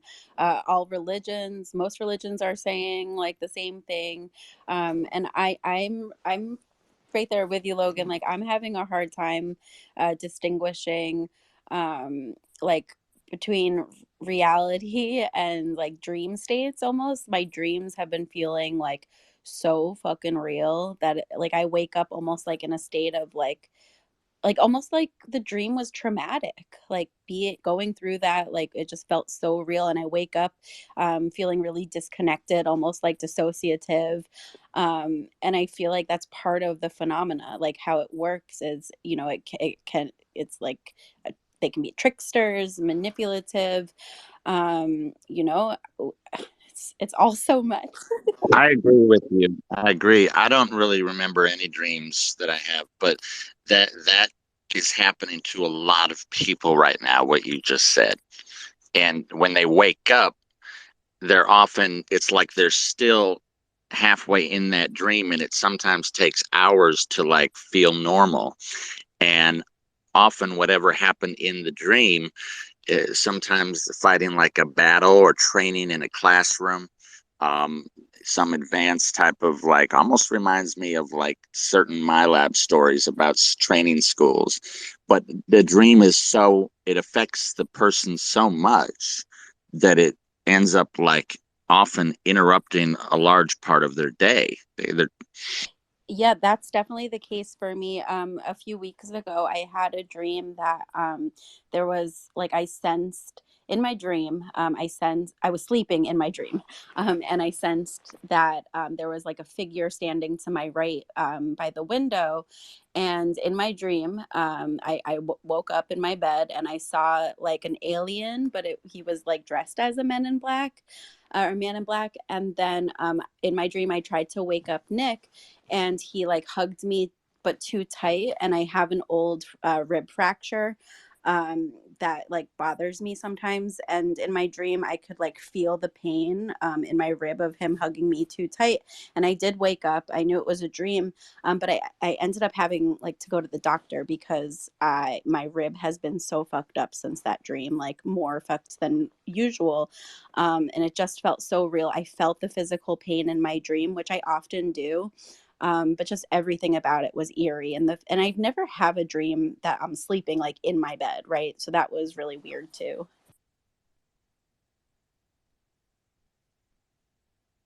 Did that make sense? Like I'm always sleeping in my bed when I have a dream, but the dream itself, I dreamt that I was sleeping in my bed.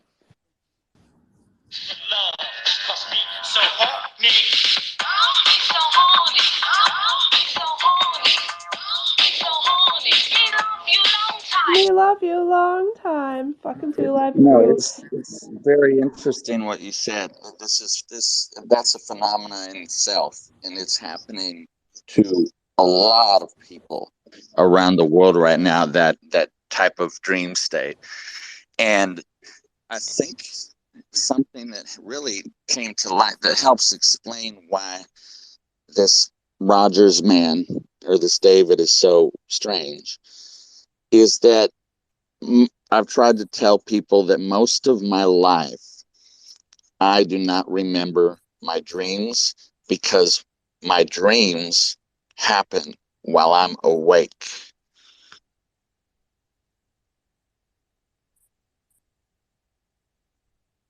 That's real. That's real. That's why a lot of people who smoke weed don't have intense dreams. Is because you're in a lucid state while you're awake. So your brain has to do a ton of work. I don't know if you guys study dreams at all. It's a big part of my research. And the thing that you said, Logan, about the difference between the spiritual and the physical starting to fade. I mean, that's what dreams are, is the blending of those two things. And they say, they being some religious circles, that the physical world is a projection of a spiritual world. So maybe the physical world is a projection of a dream, right? It's something like that. And then the reason why we dream is also something I think that's important here when we're looking at like what types of dreams we're having and how we feel in them and what when we wake up. I think a lot of people consider it like a foreign experience, when in reality it's everything. It's super important. The lack of remembering dreams isn't related to the importance of the dream. Most dreams are supposed to be experienced and give you subconscious, unconscious influences to get you through your day a little bit easier. Some dreams are focused on healing, healing traumas, healing confusion, stuff like that. So it's super vital. And I noticed that when I started smoking more, I didn't have very intense dreams. And then I started to wonder why. Of course, it's a very common phenomenon. Everyone reports that. And I just started to think about why. And it really came down for me was the amount of introspective work I do when I'm stoned. I'm constantly thinking in symbols. Like, what does that mean? What does this mean? And that's the type of work you do in your dream. It's a projection. It's an understanding. It's a translation. So when you're remembering your dream, you're trying to remember it as if it was an event, as if it went A, B, C, and D, right? It went in chronological order. That's not really how you dream. It's just how you remember them, because it's how we live every day. So when you're trying to remember a dream in your waking life, you're going to remember it as if it was an event, A, B, C, D, all the way down to Z. But sometimes it's Z all the way back to A. Sometimes it starts in the middle and works its way out both ways. Dreams are funny like that. So, interpreting dreams, it's all up to you, whatever your life is and all that stuff. But the reason why we dream, I think, is universal. Okay, buddy. Hold on, I'm making my son some breakfast. But yeah, dreams are super, super vital. So definitely look into it. It's just so when you say that, it's so interesting because, like, as long as even as far back as like 5 or 6 years old, it's always been like this. Where let's say I walk into a Walmart parking lot, like I get out of the car, I'm in a Walmart parking lot or a store or shopping mall. It's like I've had this for as long as I can remember. It's like almost like an augmented reality overlay, where when I stand in that parking lot, my brain will immediately You enter like dream tell me state. my brain will immediately tell me how many cars are there, what make models they are, how the store. I'll see like an overlay, like satellite overview of the store, the location, and then sometimes I will see a glimpse of certain events like 5 or 10 minutes ahead of time that are going to happen in that. But it's all awake. I'm always awake. It's never. I've only remembered a couple dreams in the past 5 years, and usually when I remember it, it's something like, "Oh, in my dream, I went to the mailbox." But during the day, I'm constantly in this blending of reality and some strange dream state overlay. Do you feel tired after? Like, say if you had a big experience like that, do you feel tired after, or do you feel like rested after? No, I don't. I mean, I don't feel really tired after. Sometimes I feel tired during the day. Yeah, like overwhelmed at times. But the thing is I've done the sleep testing, and because at first people were like, well, maybe you're not getting deep sleep, or maybe this and that. No, my sleep tests were perfect. I don't have any the types of sleep apnea. I wake up. When I wake up, I feel well rested every day. I only need about 6-7 hours of sleep. But as soon as I open my eyes, like when I go to bed at night and I close my eyes, the next thing I know, I'm opening my eyes. That's all I remember. And then my entire day is like this intense, like multiverse type of reality where I'm not seeing things that aren't there. it's just like enhanced. It sounds like your dreams are giving you a layout before you wake up. That's what it sounds like. Like there's a lot of information that comes through these bad boys, and then most of the information is. Hold on.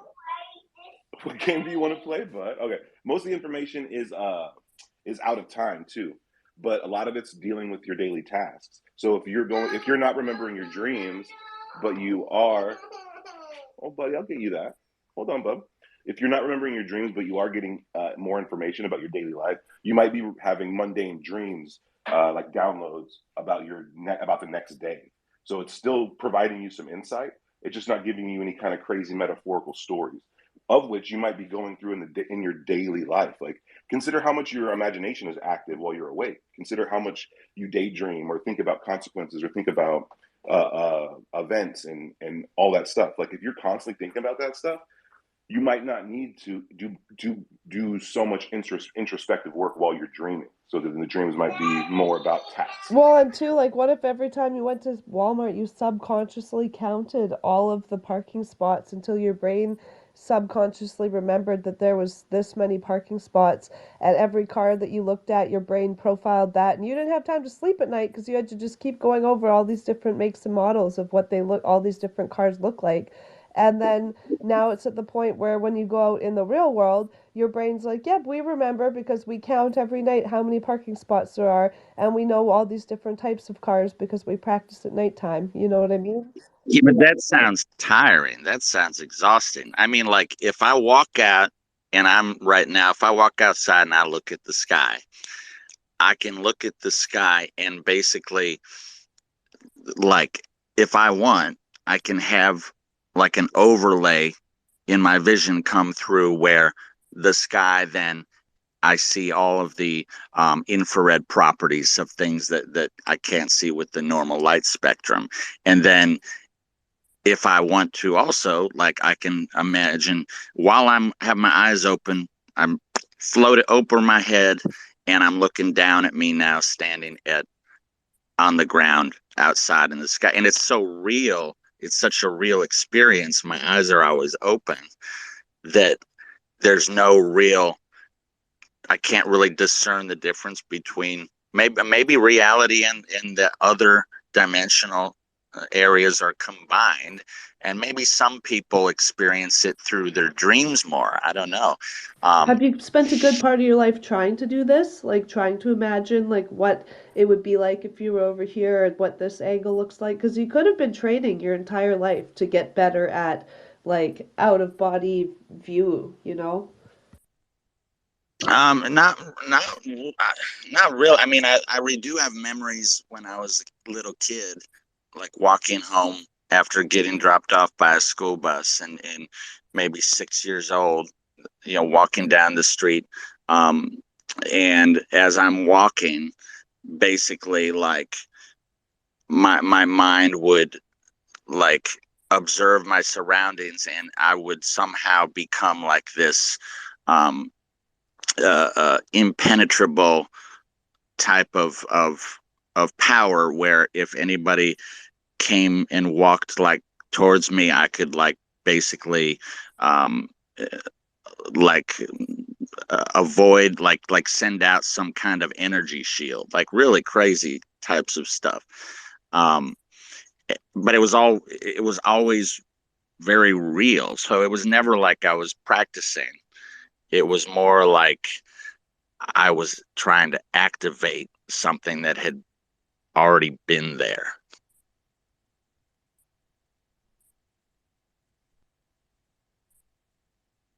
The intersection of reality and imagination, exploring the boundaries between the physical and dream world. Maybe that's really what this phenomenon is about. I mean, there's a lot of unknowns. So maybe that side of it could be one big element of what is coming. Basically, the intersection of this dimensional reality and perhaps an otherworldly AI model or simulated type of environment that's played outside of maybe the ice wall surrounding. The ice wall, please. the physical world is like I think what people are saying like Stop talking about me. it's just like an external. Stop. I can't help Cut it, the fuck Logan. out. You're just like You can talk about me. we're two peas in a pod, bro. Dreams are very telling. How do you How old are you, by the way, Logan? I'm 22. Hold on, Logan. How old are you? I'm 22. You're 22. Yep. Okay, what year were you born? 2000. 2000. Nice. All right. So yeah. Anyway, the physical world is like this external expression, right, of our internal state, and the spirit world is just like our unseen inner reality that gives rise to everything we see and experience. So they're not really separate at all, really. They're just in direct relationship at all times, I think. We just don't really perceive it that way, I guess. I'm not sure if any Logan of y'all Holt. have done DMT before, but walking around after you've done DMT, you realize that like the dream state and the conscious state are very, very close related. And it makes me wonder why we forget some of our dreams because like I didn't forget that experience. Well, I didn't have any like memory loss for that experience, but it definitely felt like I was sleeping. So I don't know, it's strange. And I think too with trauma, like say if you lived through something really traumatic, it'll feel like you're in a dream, right? It's like your brain's just going to a different place and using different skills than or tools than you do usually, right?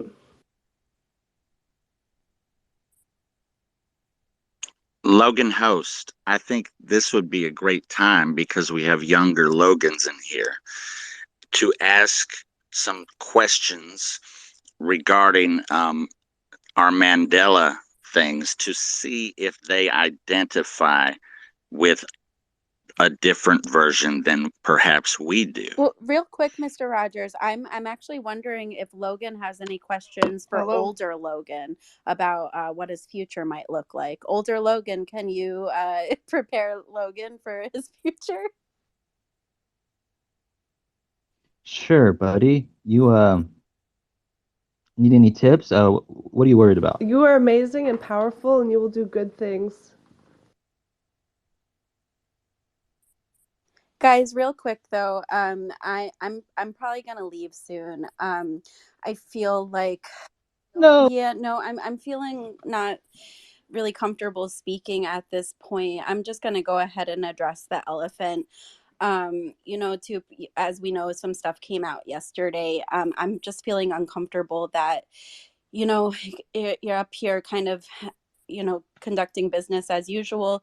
I certainly encourage everybody to be here, but I think there's a time and a place to have the mic, and there's a time and a place to have a seat and do some listening and learning and rebuilding.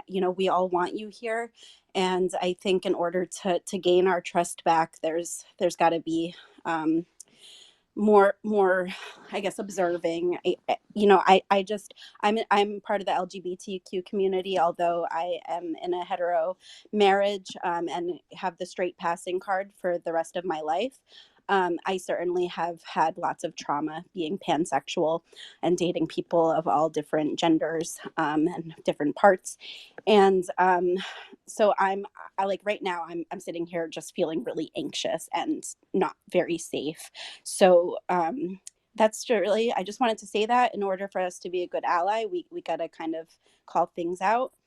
I really appreciate just again how you are able to have those difficult conversations and your openness yesterday. That definitely helped earn Oh, absolutely. some big points back for me. Ray, I just No, and I don't want to cut you off, but you're totally right. I 100% agree with you. Coming into spaces, it's important that I address the elephant in the room immediately because people might have their own opinions and their own impressions, which are totally valid and important to have. So you're right. I should have actually addressed it. I just didn't want to put a taint on the room. But Yeah, people feel recently there hurt, have I been some guess, things. but we all love you. Just saying. No, totally fine, totally fine. You guys know that. You guys, know me, Ray. I've only recently met you, but I've been talking to most of these people for the better part of the year. And so, yeah, it's important. I think that everybody feels trusted or at least safe.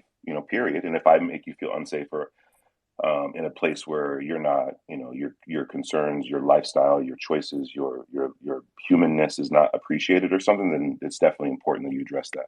I just hope that everybody knows that I don't stand by those words. that it was in a very dark place. I am who I am today because I directly address those things, not only with the people who I offended and talked to, I addressed them directly with them, but also with myself. So the Chupacabra 2 that engages with Twitter is the recovered Chupacabra, is the Chupacabra that looked back on those things and said, that's not me. That's not what I want to do. And I spent the last year in therapy. So when I popped into UFO Twitter the way I did, being positive, I'm not love and light. People make mistakes. People can do what they want.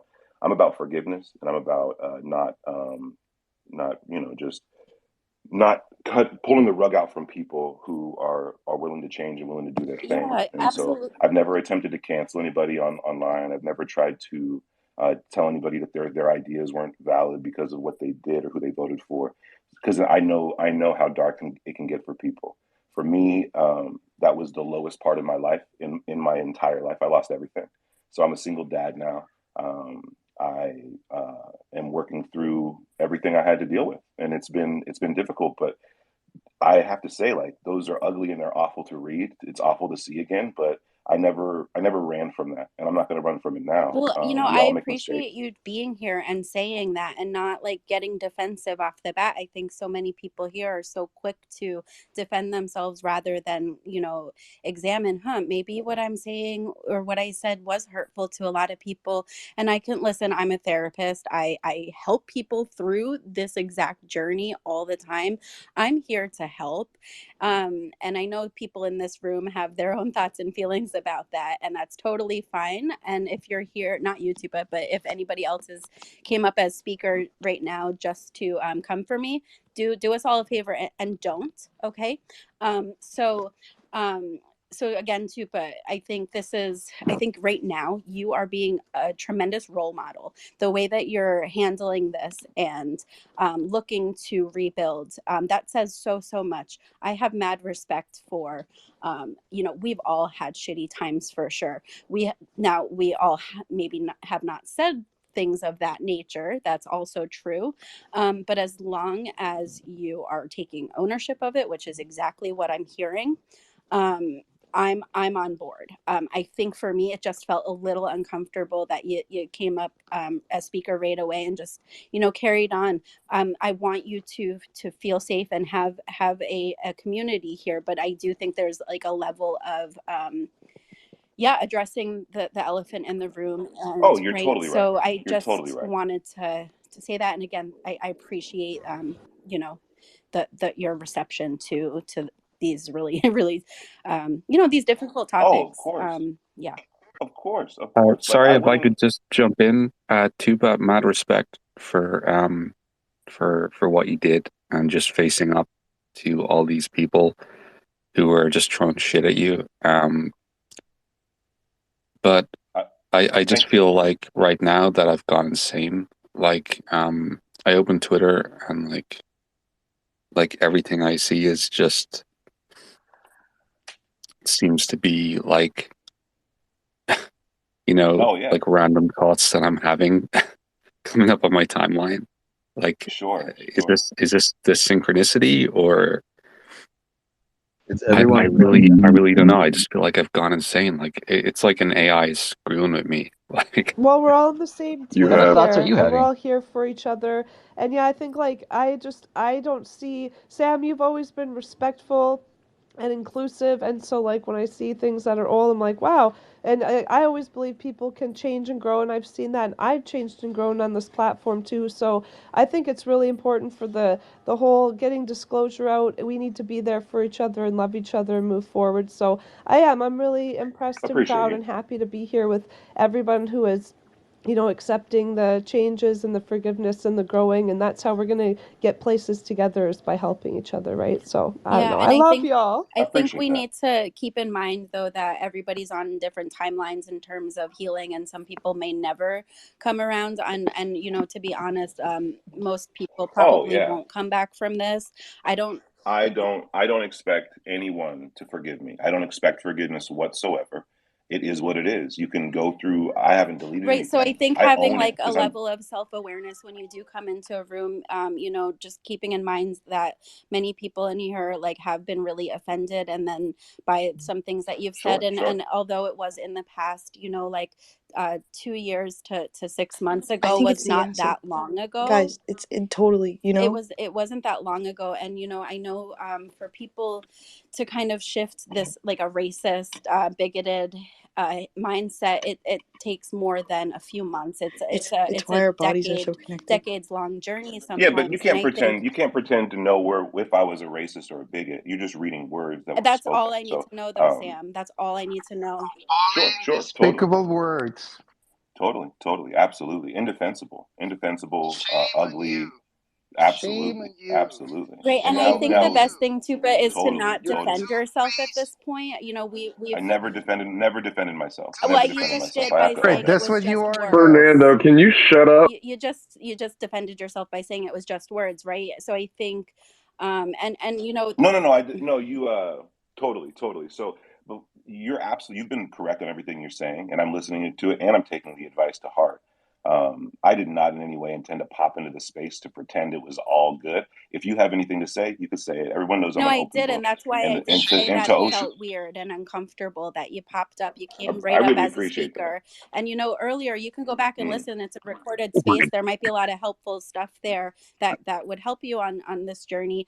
We were kind of talking about how after something like this, it's super important to understand when to take a seat. Sorry, Kenzie, no. Sure. Yeah, sorry. No, you're good. You're good. I'm with Everyone's John got. here. Like, I feel like this is bizarro world, Ray. And I did come up because you said something that you said, if anyone, disagrees with me, basically keep your mouth shut. And I don't think that's right. And I'm going to take Sam out of the equation for a second and just look at this more holistically. Like, okay, people are hurt by something that was said by someone publicly. That, is the intention of a person irrelevant? Or is someone supposed to be responsible for every single person's reaction to every single thing they say forever? So that any internet troll can rake you over the coals? Like, there are two sides to this, and I don't feel like it's been a balanced conversation at all. I respectfully disagree. I don't think there are two sides to this. I think it's pretty clear what's racist and what's hateful and what's transphobic and what's not, right? The proof is in the pudding. All I need is to see what somebody put in words. I don't need to know anything else. That's all I need to know. And if other people are taking other things into account, maybe you need to examine your own thoughts and feelings and beliefs. But Maybe Ray, you're there's not on the 100 right track million with Fred's people. history. waving at There's us. 100 million Fred's people in this having a country right seizure. now that you could do the same thing to. That's what you're not getting. There's 100 million people That in this doesn't make country it right okay. now that you could do the That same doesn't thing make to. it I'm not okay. saying it makes it okay. I'm saying there's a larger conversation. Yeah, I respectfully, again, I disagree. Again, I know that some people don't like when I do this. I'm going to go ahead and play this card. I have my master's in social work. I attended an Ivy League university for that. I don't care what people think of me playing that card. I don't play it often. I'm going to play it now. I invested a lot of time and effort into learning about social constructs and critical race theory and all of these things that are very real that oftentimes white men say are not real. A lot of white women say that too. Okay, you're not wrong. So a lot of white people say that, and then let's look at why that Yeah. is. Well, because white people are the oppressors, historically have been. Look at how our country was That's an founded. It was interesting. That's an founded by interesting. That's conquering and taking land and resources from indigenous folk. Like, come on, people. Like, this is ridiculous that we're even entertaining this as being two-sided. This is one no. side. You're totally right. But my father's indigenous, so I And have a that lot makes of it even more experience with. concerning, Sam, that you made those comments then. Can I we don't think it makes it more can concerning. we just get to Fred real quick, I'm just. guys? No, Because you're I right. Fred's was. It's the waving right. I It's at us. was already the right just. amount of concerning. See, Sam, like, I didn't want to fight with you. Yeah. This is what.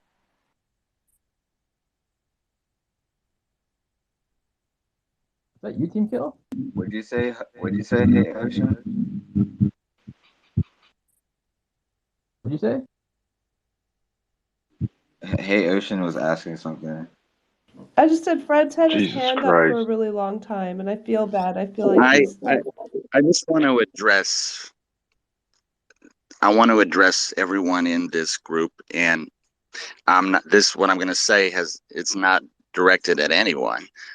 It's actually directed at all of us, and it's not meant to be insulting. It's meant to be a wake up. So here's what I want to say. There is so much more that is happening right now that is creating what we are experiencing when it comes to all of these arguments and all of this anger and division and I'm not disregarding what people say, and people have the right opinions. What I want to say is that people need to wake the fuck up, because what we are all doing right now is exactly what certain powers want us to be doing. They want us to be arguing. They want us to be yelling. They want us to be, looting stores and stealing shit. They want us to be completely divided. This is a plan. This is a plan in action. It's not about, all this disclosure. I'm all for it because I'm an experiencer, but it's so much more than that. This is a global psycho-operative situation that is happening right now. There is a reason for this, that when you look around, everyone's fucking arguing and shit, and also having these crazy, like you said, John, I relate, you said synchronicities, like feeling an integration with like some AI. This is very real right now. And so what I'm getting to is that I think that's what everyone should be focusing on, is getting to the bottom of this shit, because they are using every single friggin' resource and technology they can right now to bring humanity to a point where it cannot get any more crazier. And then once it gets to that point, boom, they are going to drop something, some kind of experience or event that is going to be seen by the world. This is planned, ladies and gentlemen. There's no accident that we are in this. There's a lot of confusion around the world. There's a lot of, I've never seen it before in my life. Think about this for a second. Ask you this question. Do you feel that is an accident, or that the other day, declassified documents literally come out and disclose that the Alphabet Agency itself had a role in the assassination of President John F. Kennedy, and no one fucking blinks? That, my friends, is the problem. Do you see that? If that would have happened 5 years ago, there would have been riots in the street. And it's part of what is happening. So we can all choose to hate and argue, which is what is happening mostly on these spaces, because it's being controlled externally. There's a lot of technologies that are creating this feeling inside of everyone, where we're just hating and arguing and debating and getting angry. We need to recognize that and seriously try our best to work together to move against that grain and become peaceful and get outside of that matrix type of situation, because it is happening. It's all a distraction. It's all a distraction. They're distracting everyone with disclosure and Elon Musk and this and that and LGBT, right? They're getting people angry, and it's working. And unfortunately, if we don't all come together and understand that, the situation might not get better.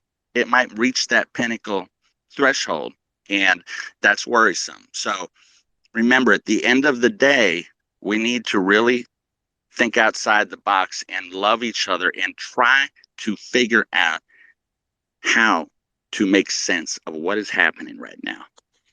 No, I agree. I think that we do need to come together, and unfortunately part of coming together is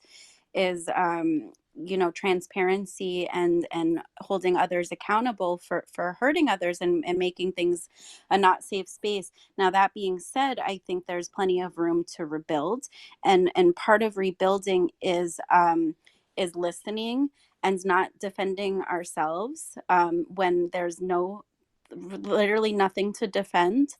I think that this conversation, I think we've had it enough, and what's happened, we all know what's happened, right? I think I'm really anxious sitting here, just like seeing Tupa with his hand up. I know, I see you. I'm gonna be really, really frustrated if the next thing that comes out of your mouth is you trying to defend anything that you've said. That's all. Yeah, that's fine. You can be frustrated. It's your prerogative to feel and act as however you want. You can react to anything I say however you want to. I've never defended what I said, and it's on record. I heard I'm you not say defending what doing I it said twice today, though. whatsoever. I heard it twice. You defend yourself, though. Let's just stick with hands and not cut each other off. We've been doing spaces for the better part of a year. The hand system really works, and so does letting Tupa, people like, respond you to should statements. open It's your really own good. space, honestly. Like, you always come in and tell people how to run their spaces. You I don't. do. No, You I didn't don't. hear a single word I fucking said, Red. I did, You Fred, did and not I hear a single responded. question. I would put Oh money my that you goodness. got most of the job. Am I Okay, right? so I Look, How many think jobs look, you get? I think guys, I we just want to say one thing. You guys are all good. Ray, you're good. Everyone is entitled to their own opinion. It's really important that we share these opinions, and it's really important that we hear them out. Trying your best to silence somebody or say that they can speak or can't speak when they want, or making basic judgments of people and then saying that everyone in the room should share that judgment is exactly what you're preaching against, right? So I can't tell everybody how to feel, neither can you. I can't run other people's spaces, neither can you. It's just a matter of walking into a room and being in that room with people. You don't have to walk in; it's totally fine. And I in no way, sense, or shape, or form want to control what anybody says or react to anything I've ever said or nothing like that. I think what Fred is saying is kind of accurate, but I don't think it at any way undercuts or saves me from blame or from criticism for the things I said. One thing I want to bring up though is that a lot of people in here know me. They know me post those comments, and if you've ever heard me say anything racist, bigoted, sexist, gender specific, anything like that, if you've ever seen me treat anyone differently in spaces, if you've ever seen me create anything but a safe space for people, then bring it up, because I'd like to know if and how I haven't healed from that yet, because I really worked my best to do so. And there's always room to grow. There's always things to do. But my representation here with these spaces, creating safe spaces for people, is my own personal way of repenting. I had no way of knowing that people were going to bring up that stuff and rehash it out. It's a good question. Why did that stuff come up? How did it come Why up? was What was that the stuff effort? even And said, are though, in those? the first place? Good question. I'm just going to finish my Well, statement. that's just what I'm talking about with defending yourself, right? It's No. I'm not defending myself. You're asking me a question. I'm not answering it right now because I'm in the middle of a sentence. Is that okay? I had no idea of knowing these things were going to come out and be shared to the community I created and became part of. Of course, it's a betrayal. Of course, it's a betrayal. But the reason is because that's not who I am right now. That's not who I am at all. People don't expect to see those words come from my mouth, specifically because that's not who I am. So I have the ability to grow and change and do introspective work and hit therapy and hit the gym and work through these things myself. But everyone else has to work through those things too. And I just want to make myself available. If you are having issues with me, bring it up. You don't have to DM me. If you want to make a comment about me, feel free to do so. The next, however long it takes, I'll be dealing with this, and I'm happy to do it because this isn't something that I'm embarrassed by. This is part of my own journey. If I had to look back on that and I was shamed and I was like in a way like trying to hide it, that doesn't show growth. That doesn't show healthy like perspective, not whatsoever. So I'm not where I'm at right now because I'm unhealthy or because I'm mad or because I'm defensive. I'm at where I'm at right now because I experienced the ego death based on my actions from the past. Everyone else didn't walk through that with me. That was a personal journey on my own, and I'm happy to let everybody else walk there with me too. But and I'll assist you. I'll let you know more about me if you want to know more about me, how I'm working on this, who my people are, what I've done to like come back from it. I'll just say this: this Chupacabra account, people clown on it for being love and light and all positive, and people are now saying like that's a sign of a hypocrite. That's a sign of growth. The reason why I didn't bring that shit into this space is because I already moved past it. Now I'm gonna let everybody else move past it too. And I can't just be hopping up in spaces like, hey, let's talk about this and that. You're right. I should address it right off the bat, especially for the first month, right? Because people's hearts are broken. I let people feel let down. You don't, Ray, you should look at my DMs. Like I got followers and all of them have something to say, and I'm dealing with all of them one by one. Now I will release a statement later just to address this stuff, but you guys know me. You guys know what I've been through, and if you want to ride with me, ride with me. If you want to criticize me, please do, because your opinions matter to me. Just keep an open dialogue, because I'm here. I'm not going nowhere. I'm not running from this. I'm not hiding from this. I'm not pretending it didn't happen. I'm owning up to it. I'm saying it was awful. It was shitty, and it was part of a shitty part of my life. And Ray, as a therapist, you know how people can grow and what it takes to get through that work, and what it takes to sit here, stand here today, and say, "This is me. I own it, and that was my bad." So it's not an easy thing to do, but I have to do it again and again and again and again every time I talk to somebody from this community, and that's my cross to bear. I'm happy to do it, but that's why I pop into spaces and say what's up, because most of these people I already talked to. Most of these people already DM me. Some of these people understand what's going on. Some of these people don't, and so I don't want anyone to feel. And this is on the record. This is recorded. No one has to hide from me. Y'all can pop out and say, "Sam, you're a piece of shit." Say whatever you want, because now's the time to do it. Don't harbor this stuff. Understand that people grow. If people didn't grow, then it's kind of awful. You can't do shadow work without facing your shadow. And I feel like I overcame a lot. So I'm happy to go through it again if anyone needs to do that one by one thing. And I'll release a statement later on today, just so that the people who supported me don't feel like I just sold them out and don't feel like I've been two-faced or nothing like that. I'm changing. We're all changing. My hand was next, so I'm just going to jump in real quick. I just want to really quickly say that I think it's a little bit ironic that, I felt compelled to come up and speak because I heard someone say that, we shouldn't all have a voice in this space. And then when I provided a dissenting opinion, I got immediately booted from the space, came back as a listener, got booted again, and had to, DM my way back onto the panel. And I just want to, I caught a little bit through all of that of what Fred said. Bro, hold up. No one kicked you. I didn't kick you. He didn't kick you. So it must have been a glitch. Just so you know, bro. All right. Well, God booted me then. Whatever. I just want to finish off my point, which is just taking Sam out of the equation. I understand he's on his own journey with his followers, with people, but there is a larger issue here of division in our community. And the things that Sam said, like, so many people have been driven to extremism, and it is driven to it. And Ray, I think as a therapist, you should see this. You're on the front lines of this, of people whose minds have been conditioned into these things that aren't them. That's an ideology that's captivated them. And we have to give people space to learn and grow from that. We have to forgive them, because you can turn on a dime. Nobody wants to be hateful. Nobody wants to be violent. I just, I want to see us coming together, not pushing each other further apart. I completely agree, and I certainly didn't mean to say that he can't speak. I'm sorry that for how that came out. What I was trying to say is, now is the time. If you want to rebuild, it's really a time. We just have to have self-awareness. These are supposed to be safe places, and you just got to kind of understand coming in here. That brings a lot of stuff for a lot of people. I know I got really Understood. uncomfortable. So what I mean is, like, you've had the mic for so long that I think after something like what just came out, it's really time to maybe sit back and observe and learn and have those conversations, on your own spaces. You certainly do your own spaces, and you can come to these spaces, of course, but it just felt really it feels weird. That's all.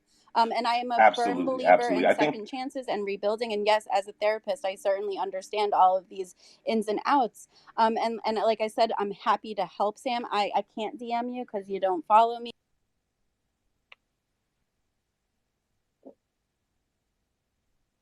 Right on. I'm going to take that advice to heart. And I think that from now on, if I pop into a space for the next month, I'm just going to address it right away.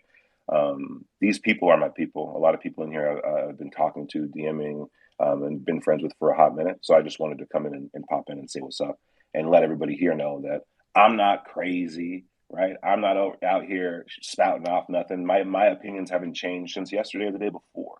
And I just wanted the homies to know. But Ray, I totally respect the idea of like, what the hell's going on? This guy is canceled. Why is he in here pretending like it's all good? I want him gone.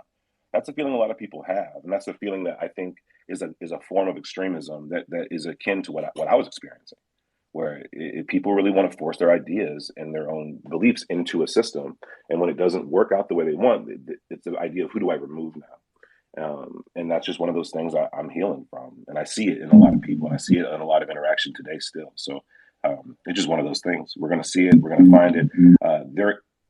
Regardless of any efforts of division, like I appreciate Quad for saying I'm going to take Sam out of the equation when I address this stuff, because it's really important. Because in a way, it could sound like you're defending me or this stuff is defensible, which, and again, it is not. But it is an interesting thing to see. I'm on the receiving end of it. It's an interesting thing to see happen, and the efforts and the organization employed. I think it's really fascinating. I didn't kick anybody either, by the way. I think you might have glitched or something. Yeah, I'm sorry, team. I blamed it on God. I understand. God forgive all. It's okay. If Tech is before me or if I'm next. Yeah, thanks. I just kind of shocked at this whole thing. I usually do a lot more listening and a lot less talking. Something I think Sam could really benefit from, to be quite frank. I don't think this guy should be canceled. I think he should. I think he should be out and take his medicine. You said what you said, right? It is what it is. And instead of trying to control the narrative and do a lot of talking and rationalizing and explaining, I think that little introspection and just coming correct and basically admitting that you fucked up and that you said some horrible things about a lot of different people. And you got to kind of own it. I mean, I didn't even know about any of this. I'm start looking at these threads and I see it seems like it was relatively recently. You're talking about whites and just all this nonsense. A couple of whites were trying to silence you, and I was really surprised to see all that. And then when I started digging into it, man, you said some terrible things, dude. And you've been no, and listen, I'm not gonna. I just think it's pretty shady, man. I just think you came out and said, and now I don't understand what your perspective is at this point. Like you're only you're reacting because you're getting called out on it, right? You know what I'm saying? Like you would have been happily to continue to go along and gain clout and continue to grow your followers and have it kind of swept under the rug, but it's not swept under the rug. And it's kind of interesting how everyone was really ripping on KMF and what did he really do? He just called out what you said, dude. You're the one who said it. Right, KMF is not the K, and I don't. Yeah, absolutely. And I don't know it. This is Twitter. I get it, and I'm not trying to start anything, but it is what it is. You can't expect to say things like that and not have a reaction from people. And it's not really canceling. It's kind of facing the consequences of your actions on that front. And maybe Sam, moving forward, you were given two ears and one mouth for a reason, bro. Like maybe do a little less talking and a little more listening and actually take to heart and instead of giving what it appears to be, maybe it's not lip service on a lot of this stuff, actually take a step back. Because a lot of people stepped up and went to bat for you too, dude. And now those people look really bad, a lot of them. And they're probably good people and they're shocked. And now they're kind of in an intractable position where they're like, what the hell do I do now? I'm kind of pot committed to this guy. So I don't know. It's kind of a mess. But hopefully we can all get past it and get back to researching the crazy shit we all love. We all need each other. I just wanted to say we all bring Tech, that so was good much, advice. and you can not like a certain behavior someone did and still love them as a person, and we can all grow, right? It's repetitive behavior. If Sam went around tomorrow and then, or any of us went around tomorrow and started doing hateful things, that's not for the group. That's not being a part of our community, right? So for me, it's all about everyone fucks up. It's about what you do next, and that's all you got is what you can do next. So that's where I'm going to hold people Well, for accountable. me, I appreciate that, and I appreciate the advice, Tech. I mean, something that people have to consider. They don't have to consider anything from my side, but this is something I've been personally dealing with for the better part of 2 years. And so it's an ongoing thing that I've been facing and eating crow on. If I wanted to hide from it, I would have deleted the messages. If I wanted to hide from it, I wouldn't use Chupacabra as a way to engage with UFO Twitter. I own it 100%. it was gross and disgusting. The type of language, the type of feelings, it made me feel gross. I had to voluntarily leave that group or that Discord, because it was causing me distress, and it was causing me outlet to hate. It was providing an outlet for me to express my anger that I was going on inside. I didn't deal with it.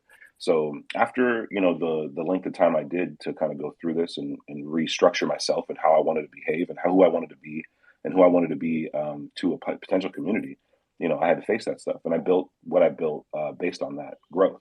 Now everyone else, because of these older tweets from a different part of my journey, they have to go through that and address it almost as if it's brand new. So people have addressed this almost as if that I just said. But it's not that. And that's the thing that I think should No, be. sorry, I didn't mean to cut you off, Sam. I'm just saying though, dude. Let's be real here, though, man. It's not that long ago that you said that, right? I mean, we're talking. Hold on. What's your idea? Well, hold on a second. And my whole thing is, I totally understand like people getting frustrated and people getting upset about things, but what's the formula that converts that into racist, misogynist, or whatever the hell, not misogynist, whatever labels you want to put on it, like directing stuff at Jews and all these people and gay people. Like I don't understand how that kind of transforms one into the other. It's kind of got to be there, right? All that happened was that there was a. If you want to believe well, it's not believing. I'm proposing a theory. What I'm saying is that there had to be some type of latent hatred inside that was unleashed. It didn't just. I'm upset about the pandemic, and therefore it's the Jews and it's gay people and it's Korean people. I mean, dude, like what other group did you not go after right there? You know what I'm saying? Cambodians. Dude, it was okay. You're totally right. Absolutely correct. Absolutely correct. Your belief is that there must have been some underlying racism there. I must have grown up in a hateful environment. Hold on, I'm just trying to answer your question. The idea is like who could say such a thing, right? Who could type that? What's the context that you would be willing to share that idea in a public forum? That you'd be willing to talk about this or that topic? I mean, it's a very fascinating question, and one that I needed personal therapy to get through and figure out myself. And I'll tell you this, at a certain point, when you become so consumed with your own personal frustrations with your life and with your surroundings, and you feel so incapable of moving and you just can't do it anymore, you take it out on whoever is going to listen. You do things that you turn your social media, you turn your community into a punching bag because you want to get through it. You just want to squeeze something, punch something. Well, you did that. Not everyone does that. You did that. You made the choice to do that. I think you're painting with a very broad brush to say, quote, you did that. I'm just saying. No, I'm walking you. I was sorry to phrase it the way I did. Well, that sounds a little bit better. That sounds better. Yeah, totally. I took those steps. I made those mistakes. I own it. If you're wondering if I have tabs on my computer open of like Protocols of Zion or Kanye was right, no, absolutely not. But why did you say that? Not something that's pretty ugly, right? I mean, that's pretty ugly. Protocols of Zion, absolutely. Kanye. Dude, I look at it like you. Like I mean, I think you've mentioned that you're. Sorry, I would encourage you. You go ahead. I would encourage you, and I would encourage every single person here who has any feelings about this to join the Discord, search my name, and look up every single thing I've ever said, and then ask me about those things. I will answer for every single one of them. I haven't deleted anything, and I'm not here to pretend it didn't happen. I will answer to every single one of them. A lot of the stuff that we've been seeing is there, but it's out of context. So find the context, get down to it, and say, what the hell did you mean by this? I'm happy to answer for it. There have been quotes of over 500 messages that people have gone through. There's a website being made by people to post them in there. You'll be able to go through and search them all. No. And I don't think that's it. I went through a dark time, and that's not necessary. I don't want to do that. And I'm not looking to tar and feather. They are. It's happening. It's happening. So you'll have the opportunity. But I went through a dark time saying the word nigger all the time. If you kind of put those messages out there, then you live by the sword, die by the sword, right? You put it out there. Absolutely. And now you're kind of reaping what you're sowing. And the thing that was really the thing that was shady, I thought yesterday was when basically you were trying to make it like KMF was the bad guy in that one I don't know how many spaces there were yesterday, but you were basically trying to make it out like, oh, he's saying this and this whole thing with this video about a fight and this one needs to be a man and that one, dude, like where are you coming from? Tech. That was the argument KMF put forth. I was only addressing what KMF had put forth. KMF was holding on to this stuff for a while, and even Lou Angeles was tweeting out ominous things. In 2 weeks, you guys are going to get ready, and then it came out. Then he goes, "Oh, KMF already figured it out." So there was already a plan to lay out this stuff. The goalposts kept getting moved, so I just opened up a space and addressed what was being moved around and addressed those. I in no way was trying to make him out to be a villain compared to this. This is brand new information that just came out last Because night. what has KMF really due to the done? All he spaces did that was in. basically said what you said. He hasn't said anything It's racist. He weird. hasn't said Hold anything. on. I don't. Yeah, go ahead. I just said that. So are I we just said doing that. hands or are we not doing hands? Oh yeah, sorry, man. I didn't mean to steal the floor here. Go ahead, guys. My bad. I just Actually, a couple of things, like real quick, like where was this outrage for Green Street, man? A guy who actually puts openly racist things out there, makes no apology for them. Where's this outrage for him? Why isn't the community trying to cancel Stephen Greenstreet? And then secondarily, I will listen. I love KMF. He's one of my favorites, man. He might be the best fucking troll ever. But I will say he's wrong here. And I think that he is wrong to be dragging these things out on some vendetta and doing this to someone in the community. This isn't a celebrity. This is just a person.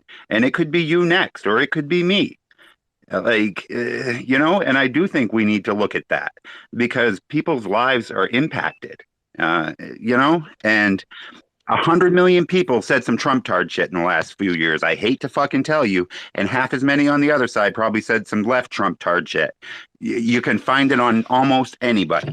Like, let's not play this fucking But game. it's not a game, though, and it's a good point. Some of it's a good point, and I agree with you. But what I'm saying is, I'm not worried about anything like that coming out because I've never said anything like that. And I'm not saying I'm not putting myself as a self-righteous. And I've fucked up in life too. What I'm saying though is, Sam said what he said, and now basically you got to kind of you just kind of deal with it, right? You say something. Tech, that's solid advice, and that's exactly what I intend to do. I think your instincts are dead on there, and I appreciate it.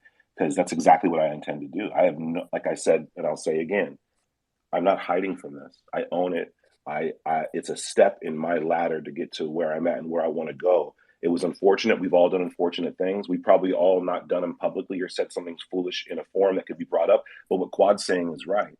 At any given time, this type of behavior can be aimed at you and dug up. So just be careful. This is one of the reasons why this type of crusade and campaigns are important to watch and monitor. Just pay attention. Agree, but it's more important to not say racist things and say stuff like that. And be hateful, right? Way more important. So that's the Trump part. It's cause and effect. The cause was you said some terrible things. The effect is now you're getting called out in it. And I understand it sucks, and I'm sure everyone will get past it. But at the end of the day.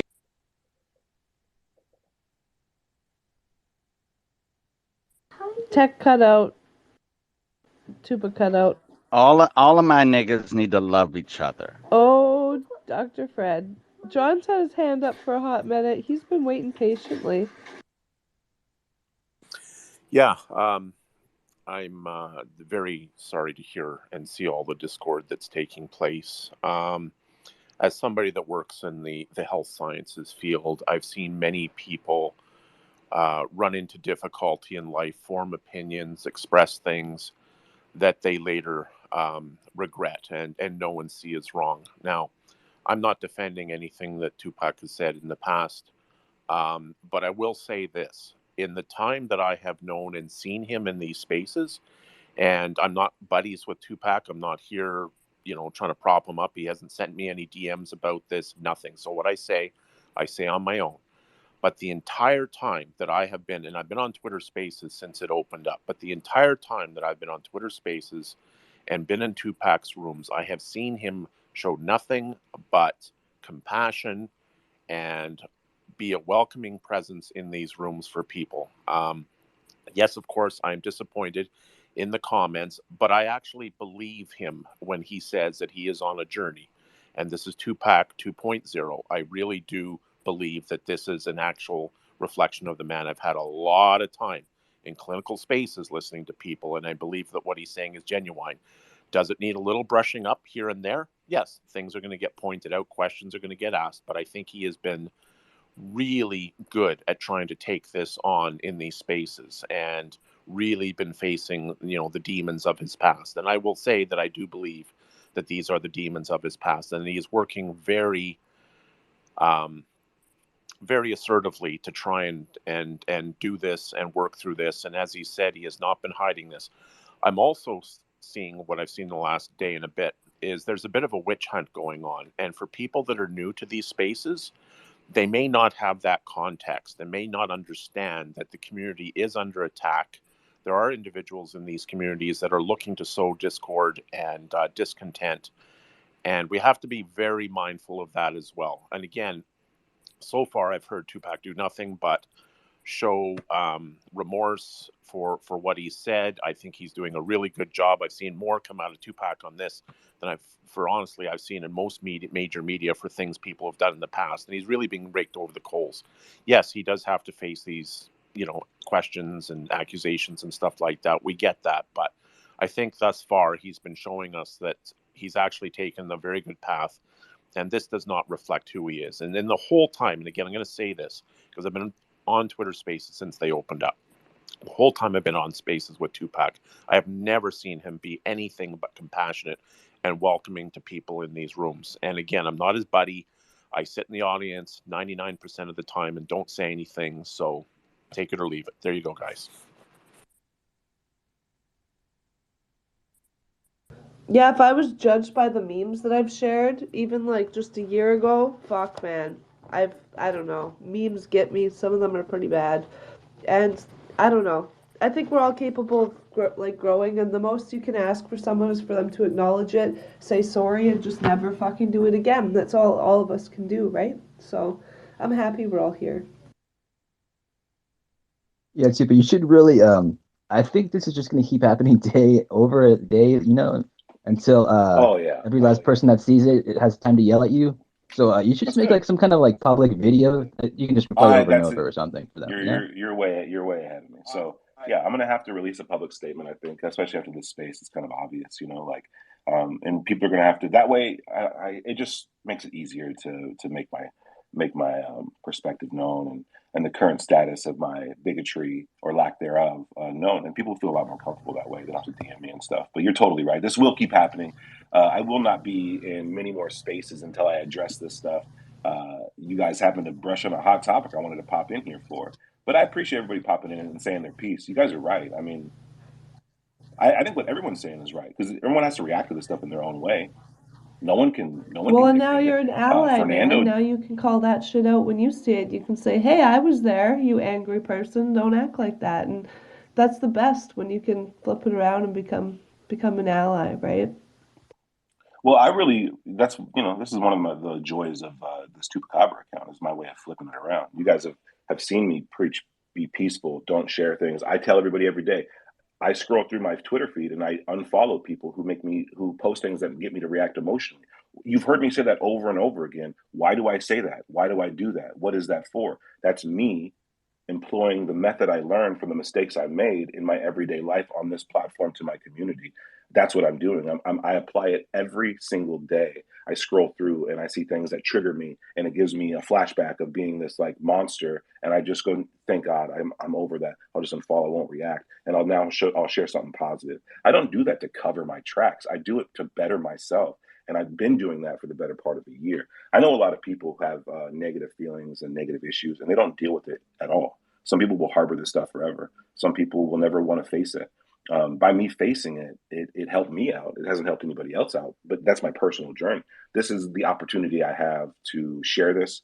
Maybe someone else out there is having these feelings. Maybe someone else out there is harboring these emotions, doesn't know what to do with them. Or maybe someone else out there is going through a personal time and it's being expressed in the most wrong way possible because hurt people want to hurt people.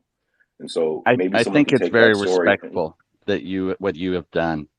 It takes a lot. It takes a lot for a person to admit, a person can be defensive. They can make a choice on how they're going to, but the fact that it does, I do think it will take some time for some people to move ahead. But the fact that you came out and were very open and honest in saying, I said this, it was wrong. I think more of my niggas in the community need to give props for people stepping out and being honest. You know what I'm saying? Is it okay for you to use that word? Someone in here. I don't know said if that. that's okay or not. I'm asking the room because I don't know. What, neighbors? Not my call. It's not my call. No, But I said the N word with the AS on the end because I wanted to see if there was going to be a reaction from some people, and basically a hypocritical reaction, whereas, oh my God, he said that N word, right? Because that would probably not be cool. Well, they say that, like, okay, my grandpa would say that it's a joke Nice as save long there, as by the way, everyone's Fred. laughing, and as soon as someone's not laughing anymore, then it's bullying. And I think the same goes with these type of things. And I don't have the right to use that word, but I know some people are okay with it. So I just want to make sure we're all good. That's all. Yeah, Just so to I lighten think the there's a mood. bunch of people here to cover that want to talk to you, and I'm pretty sure that doesn't involve much talking, if you know what I mean. And this Oh, is and people. space, I don't know. Do you No, want no, to no. address them right now? Listen, if anyone has anything to say to me, now's the time. I'll give them another 10 minutes, and I got to go back to regular life, and I'll pop in and do another statement or open up a spaces, and we can all address it back to back too. But everyone's gonna express themselves from this, and if this is the forum, if you want to give it to them, give it to them. I'm not running from nothing. I'm here. All right. That's what I'm saying. All my niggas, let's love each other. I'm all about the love. That resonates with me, Fred. We gotta love one another.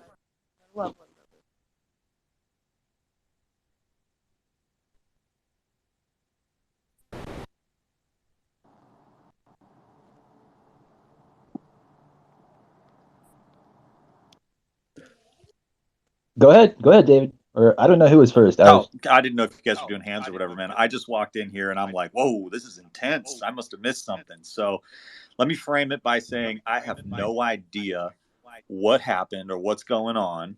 But I'm kind of starting to piece it together that maybe something was said, and I hear Tupa, apologizing and manning up to whatever happened. And I just want to say, like, I'm kind of new to this. I'm kind of new to this community, I guess. But I've been coming into these spaces for a couple months now and listening to people. And I've even started hosting my own spaces because I was inspired by what I've seen here by people like Logan and people like Tupa. And I've visited a lot of spaces over the last couple of months because I found this to be sort of an escape for the situation that I'm in. And particularly these kinds of communities because they're so distant from what I'm dealing with in my life. And it's a great thing. And so I just want to say, like, I don't know what's going on or what was said, but I've listened to Tupa. I've come into his spaces. I've followed him. I haven't always agreed necessarily with perspectives, but I think the beauty of these spaces is that people can think differently and they can express themselves. And there's a little more freedom, nuance, and context versus just being out there on Twitter. And from what I can tell, Tupa seems like a pretty cool guy, and he's always been welcoming and open to people's ideas. I don't know what was said. I don't really care. I'm just saying that based on what I'm hearing, how he's responding, I just want to say, dude, you're solid, man. To come out, whatever it was, and to be facing it, and to just man up. I mean, that's how you handle shit. So I got respect for you, bro. Whatever it is, I don't know what was said. I don't really care. People make mistakes if that's what it was, and owning it and moving forward, that's all part of growth in life. People are gonna fuck up, and there are people. There's one thing I learned. I used to be a poker player. We used to joke about this because you get these old guys who thought they were the best poker players because they've been playing for 30 years. And the reality is that there's a difference, and this is analogous to life. There's a difference between 30 years of experience and 1 year of experience 30 times over. You have to learn, you have to build on your mistakes, and you have to move forward. And in order to do that, you got to let go of the past. So whatever it is, man, I don't care. I support you, bud, and I hope it all kind of fizzles out or works itself out. All right, go ahead, David. Yeah. Let me think. It's probably about a couple of months ago. I had someone in my life break my heart. Okay, and I dealt with it by getting pissed drunk and then coming onto UFO Twitter at midnight and just lambasting people with these scathing tweets that I tried to delete by the morning. And some of those were aimed at Chupacabra, and some of it was similar accusations to what is being made by Milk Fart. Now, I regretted that because I was drunk and I was hurt. And like he said, hurt people hurt people. So that's regrettable because I think we're all here for the same purpose, and that is to help disclose UFOs and aliens to the public. So I apologize for that. However, what happened yesterday and the disclosing of some of these, things that Sam has said and some of the things that he thinks, it bothers me because my son came out as gay a couple of years ago. And it was an incredibly difficult thing for him to do. I mean, it's still difficult for him. It's difficult for me as a father. And I see the confusion and the hatred and the aversion to it from outside, from other people. And it's just, I would never get violent with anybody, but it is something that I kind of draw a line in the sand with. And I'm like, well, it's hard enough for people to have to come out, much less have to deal with that kind of thing. Now, those kinds of words would never, under any circumstances, enter into my vocabulary. I might, cut you deep and say something about I don't know. Like I said, I have said cutting things, but there's certain things that just don't enter my vocabulary, and whoever the guy that's got the Mr. Rogers profile picture, dropping that word, even with the A, I mean, why? Just to be provocative? The whole thing is just frustrating me to no end. Now, I don't want this to be a long-running issue, but this has hurt a lot of people. I was in a space last night, and a guy was in tears because he was so hurt by all this information coming out. And I'm not familiar with her, but her name is Katie, I believe, and she made a great point. And this is the last point I'm going to make, and then I'll shut up, is that there has now been a shadow of doubt placed on you. Are you duplicitous? Are you narcissistic? Are you hustling this community? Now, you have said you are not, and we can take you at your word or not, but that question has now been raised. So what you feel and what you say, in my mind, are now brought into question. So it's like if you open up a space for experiencers and you actually think a certain thing, but you're letting them talk, it feels like you're using them for content. If somebody's gay and you've said these things within a year and a half ago, or however long it was, is that what you really feel? But you're just saying one thing. So it almost comes off like a politician. Now, I don't have hate in my heart right now, and I'm not trying to drag you over the coals because that's already happening. But I'm personally bothered and hurt because of my son. And I just want to make sure that your intentions are pure and that you really are here to move this topic forward and not make a name for yourself and not build a brand, because it comes off like that sometimes. And now there's a shadow of a doubt that you may have some agenda or intention because you're not fully expressing yourself from your heart. You're playing what Katie said last night. You're playing a middle ground. And so that's a really good point. You might need to, if you think, Dr. Greer is right and this is all a psyop, say that at the top of your experiencer spaces. If you think that, the Jews are behind the vaccine or whatever you said, I don't even know, say that at the top of your space. You need to be open about what it is that you really feel so that people don't feel like they're getting played. Do you know what I mean? And I'm not, dude, David, I'm not attacking you right now. I'm just being honest, no, and that's all I have to say. Bro, that was thank you. Also, David, someone messaged me saying to check your DMs. I think they were trying to ask you a question. Yeah, but I should be able to respond. I just want to respond, to that. Valid points, valid questions, valid concerns. These are realistic concerns that I expected they should pop up. If you're having these kinds of doubts, I fully expect it. The question is like, am I presenting myself today as a mask? And do I have ulterior motives behind what I'm doing? No, I don't. So I make art, and I try to do that with pure intentions, and I love what I do. I do that because it doesn't have any political views. I engage in Twitter wholeheartedly. I'm open about who I am. I'm open about my experiences, and I try not to sway anybody one way or the other. I've never subtly or overtly pushed an agenda or a politic. I've never hid my own purposes and my own agenda from anybody else. I'm on Spaces. I was on Spaces so much, you'd have to understand, like, I'd have to have a personality disorder in order to be this open, be this honest, be this consistent for this amount of time. These aren't like 20 character tweets or 200 character tweets. I'm talking with my voice and my intention. People can hear me at a purer level than they could if I was just writing stuff. And I think that's one of the reasons why people feel betrayed and people feel confused. Like, wait a second, I thought I knew this guy. And what happens when people get this news and they start to be able to dig into older stuff is it feels to them like it happened right up next to their experience with me, which it did not. It did not happen back to back. I did not have a love and light space and then go into this chat room and start saying, this and that. That's not what happened at all.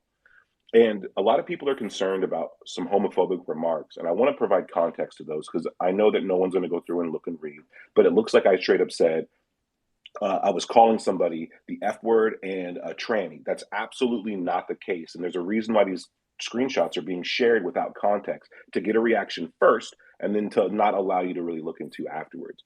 So I was responding to someone who posted something, and I'm down to read it word for word. This was someone who was online in this chat room often, and this was just the way that it was kind of going. And so what he said was, he referred to himself this way. He said, I'm just going to say it to say it. He goes, I'm just a TF. That's all I am. And he kept going on and on. That's all I am. That's all I am. And there was the chat started to talk about it in reference to that. And they were asking, like, what's the issue? And everyone was phrasing the issue with that phrasing that he used. I did not introduce that in the chat, and I did not call anybody that. It was used by someone who was describing themselves, and we were all using that term in that room for that reason. No one was attacking him. No one was going in on it. That server was heavily modded, and if anyone was using hate language in there in a way to hurt anybody, I would have been removed from there, and you guys would have heard about that too. But that's not what happened. I repeated the words that were said. They were not said in hate. They were said to someone who was going through something. I repeated those words. I regret doing it because out of context, it looks bad. And even in context, it's like, what? Because we saw what we saw first. But I encourage you guys to go read it. I would never just outright call anybody that. I'm not a hateful person. Did I have a lot of frustrations in my heart during this time? Absolutely. Did I cut a filter out and allow myself to say hurtful things because I thought it would help me flex my muscle and help me like just get rid of those icky, gross feelings inside? I absolutely did. I was abrasive. I was a dick. I was combative. I was confrontational. I was all these things, but I was never a bigot. I shared dumb takes about hot political topics to incite conversation and arguments. It was a toxic, hateful environment. I had to remove myself from it because it was bringing out the worst in me, things I didn't even think I had in me, things that I had to face. And a lot of people never face the darkest parts of themselves because they never come up against it. I had to come up against it. I had to face it.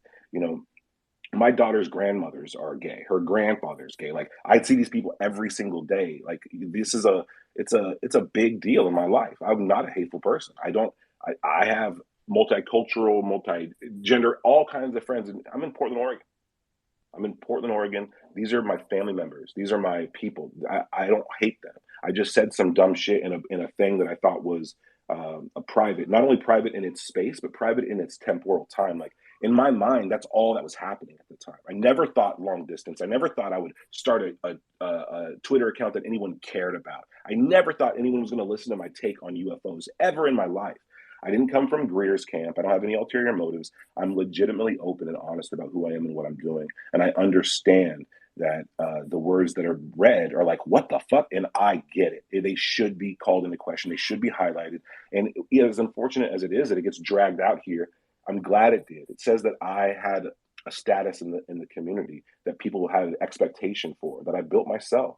And I'm happy to rebuild it, and I'm happy to bridge these gaps. I'm happy to do that work because I already did it for myself. But in no way, shape, or form was I hating on anyone for their gender, for their sex, for their race, or anything. I was saying a bunch of shit posting bullshit in a room that was reacting to it, and it was a way for me to get a reaction. Negative, awful, gross, nasty, and highly regrettable, but reprehensible and indefensible.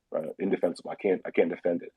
It came out, and I should have. All right, so let's move on, bro. We gotta get to some hands, bro. Darren, go ahead. Yeah, so I think we can all admit that the first step in recovery is kind of, admitting and coming to grips with with who you are and what you've done, and then moving on to making amends and healing. Really, all we're hearing is the making amends part right now. We haven't heard any admitting to the behavior. I know he's been saying that, it was just words. It was just words. People don't put just words out unless there's some kind of feeling behind it. Now, do you, Chupacabra, do you admit that you, at the time, were racist, were homophobic, were transphobic? Yeah, absolutely. Especially to the words. I can't deny that in those moments when I shared those things that were absolutely homophobic, when it was absolutely transphobic, it was absolutely racist. There's no way I could backtrack and say, no, those words mean something else. They don't mean anything else. That's what they mean. It's awful. You got to understand, you don't have to understand anything, but I mean, it's been a journey for me too. It's something that I had to face. I accept that those words came out. I accept the place from which those words came, and I had to face that. Like someone faces their shadow, like someone faces a demon, like someone faces a wolf in the room. And a lot of people haven't even done that yet for themselves, which is fine. A lot of people still have to do that for themselves in other avenues. I know I still have bridges to cross and ladders to climb, but it is what it is. I own it. And that's what I'm trying to say. I am in no way trying to hide from this. I own it. I said awful things. I typed them out for others to see. You know how much that I caused damage, real world damage to people's feelings, and that damage is going to echo with me forever. And I own it, Darren. It is what it is. I'm not dressing it up. I can't pretend it didn't happen. It just is what it is. But I did my own personal work to get over it. And now what I have to do is respectfully and tactfully do that work for the people who follow me and for the people who feel betrayed. I have to do that work publicly. And you raising the question, am I owning it? Am I apologetic? Do I admit that I had to overcome some stuff? Absolutely. And that's something that I'm gonna have to address now, so everyone else knows that too. I don't want anyone to think that I said these things and I'm walking away like, whatever, what's done is done. That's not my attitude now, and it hasn't been my attitude since I got to UFO Twitter. So I'm gonna approach it the way I would approach it, as I've been preaching. I'm gonna practice what I preach in this sense, because that's, I think, the most thing I can do with the most integrity. And facing up these questions is totally fucking reasonable, in my opinion. This isn't a hate session. This isn't a struggle session. These are grievances by people who cared about me, who feel betrayed. That means so much that people even cared about me, bro. I've just started, I'm a dude with a Wi-Fi connection and an iPad. It's crazy to think that my opinions, my experiences, they matter to people. It's crazy to think that the conversations I've started mattered to people. The platform I kind of created for myself mattered to people. It means a lot, and I don't want to lose that for anything, but I understand if people feel like they can no longer follow me or they can no longer ride with me through this journey. That's totally fine, but I'm a genuine person. I'm a real person. I don't hide from who I am. Although Chupacabra is not my real name, I'm Sam Lingle. Look me up, check me out. I'm a community person. I'm a family man, and in my family are the people that I said some awful things about. And I've had to address those things personally over the past year, and past 2 years, actually. And it's something I've been doing. And if anyone else out there has any, questions or like that, feel free to pop out, because Darren, what you just said, all right, Jules, go ahead. Out a lot. Go ahead, Jules. You there? Yeah, I'm here. I was just listening to everything everybody said, and I think the saddest part about this situation is we're all searching for reality with the subject that we usually talk about, and one of the things that we need to remember to do is treat the spaces and each other as real people with real feelings, and not just sit behind the keyboard and thinking there's no consequence to our actions. Now, the things that I've seen, and I said this last night, they hurt. They're very hurtful. But Sam isn't the only person that has come out with things like this. And I think what we need to remember is, even in jest or anger, these things can be taken really seriously and have an effect on people. In my country, I'm in the UK, if you became embroiled in something like this and started making any kind of anti-Semitic, anti-gay, anti-whatever comments that had the power that some of the comments I've seen have, you'd have a knock on the door from the police, and you would be punished for that very really. So I think people, everybody, not just Sam, needs to realise that we're in these spaces to discuss things and share things, and we need to. I mean, I'm gay. Don't get me wrong. I know that people can smile at your face and stab you behind your back. I know that not everybody in society is ever going to be on my side. I've sat in gay bars when I was younger and had to dodge bricks coming through windows and wait for the police to come and rescue those of us inside, because there were gangs of youths outside wanting to beat the crap out of us. I've seen the dark side to it, and I hope that things can change. But I think we all need to realise that things like the N-word and the words that were used by Sam have a deep and powerful effect on people. Words do have a deep and powerful effect on people, and we need to behave accordingly and remember that this isn't fantasy.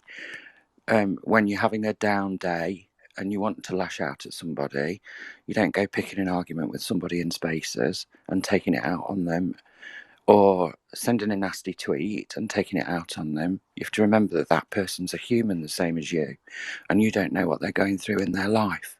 I think we all need to agree some firm rules on what is acceptable and what isn't, and move on from this, because we're being distracted from what really interests us. We can move on from it, and Sam doesn't need to continue to be persecuted by this. I think Milkfart has got a valid point in what he's brought forward, and it's obviously something that needed discussing, but I think it needs to be stepped back from, moved on from, and those of us that are sticking with Sam need to see that actions speak louder than words sometimes. But remember that those words are really powerful. Yeah, I think there was a good point made yesterday. Like, how do you prove you're sorry, right? Be an ally, right? So how are you going to be an ally to God? Do you think like actively persecuting hateful speech on Twitter is a good way to show you're sorry? What do you think? No, I don't think that. There's no easy answer for that. I mean, really, how do you be an ally? If there was one answer for that, it'd be kind of naive. Like, there's a ton of ways, right? And I think that if there's any way I can improve on the behavior I've already presented on UFO Twitter, then I'll do that. But I don't. Outside of that, I'm gonna DM some people and talk to my people and see what the best move forward would be for that, because I don't have much experience outside of just trying to be positive and trying to be a better person. So if there's ways in which I can be a better ally, Logan, you're echoing. Logan, you're pop me up. Oh, but like I know I got gay friends in here. I got gay friends in real life. So I mean, like, if you guys got any advice for me, hook me up. Let me know. Hey, Chris. Go ahead, Chris. Let me know. Yeah, I missed it. I needed a break last night. Because I'm one of those behind the scenes trying to keep all this together, and I can't do it alone, and sometimes I need a break. But anyway, I'm back. But Sam, so you're apologizing, and where is that what happened? Because did you apologize? Did I miss that? Yeah, I'm apologizing and I'm disavowing hateful speech. What are you sorry for?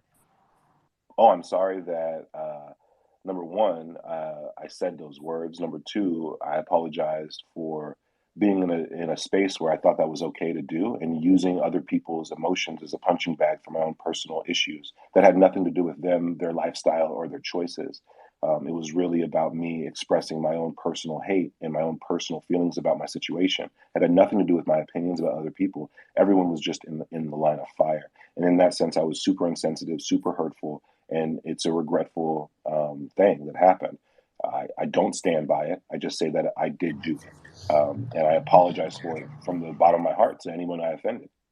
Thank you. So going forward, you will never use that. You will never say anything hateful ever again. Moving Is that right? forward, I'm taking responsibility for my actions and doing my best to monitor my speech before it comes out and then deal with it Okay. in my Well, heart yeah. before it gets turned into speech. Hate speech is unacceptable on Twitter Absolutely, and absolutely, on UFO Twitter Spaces, and absolutely, and because it should it's be. the most important thing is creating the safe space. Mm-hmm. So, yeah, we're gonna hold you to account to never repeat that ever again. You can keep it in your own head, keep it in your life off Twitter, but not here. Sure, absolutely. I don't even keep it in my own head. So again, it's not an idea I really shared. It's not a thought that I really believed in. It was an expression I did to hurt somebody and to present myself as a mean, hurtful person because it was easier to deal with that than being a sensitive, broken person. It was much more easy to be angry and mean than it was to be vulnerable and in pain, which is what I was going through at the time. And I think a lot of people might be able to relate to that. It's easier to be prickly and to be annoyed than it is to just cry sometimes. And I didn't give myself any room for a long time to be vulnerable, to be sensitive, to be hurt. I instead tried to fight through it by fighting everyone else around me, and it caused me excommunication. It caused me a lot more pain and struggle. It made my road to recovery much harder, much harder. And this is part of that road. I'm encountering things every single day that I did to myself to make my life harder based on avoidances of things I need to deal with in my personal life. And that's what I learned from it is holy shit, look at all these dark things within me that I thought weren't within me because I thought I was so virtuous. I thought I was so good. I thought I was so pure. I had good thoughts. I had good politics. I had good everything. And when it all slipped away from me, I let it all go. And so that's the rough part for me is reliving that and coming up against that person again. But again, it is what I do, So I appreciate the what you said, Chris, and I'm absolutely disavowing it. And I'm not going to repeat those words in Twitter or Spaces or the UFO community.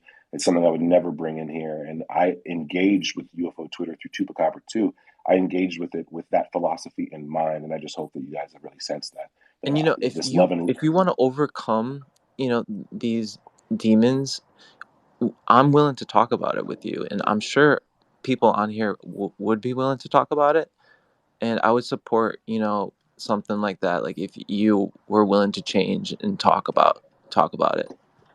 Well, I think that's actually a really good point, Chris. Is like that's one of the things I could do. I think as an ally is possibly open up a LGBTQ friendly spaces and just discuss these types of experiences with the UFO community, with just general experiences themselves. Provide a safer space. I don't expect anyone to come flooding into my space based on that because what Ray said is true. People are still vulnerable. People still got to be questioned, and people still are going to be suspicious. I'm not going to just open up a space tomorrow for that. I'm just going to try my best to look into how I could possibly do that if there's any avenues there. I know that Shane does a lot of work with Wounded Warrior. There might be a fund that I could find to donate to and to volunteer to as well because this is something I need to atone for. I'm apologetic for it. I regret it, and I want to atone for it as best as possible. But I don't want to do it in a corny, overly theatrical way that looks fake as fuck. Dude, I'm a real person, and I want to do this shit real. I don't need anyone to believe me.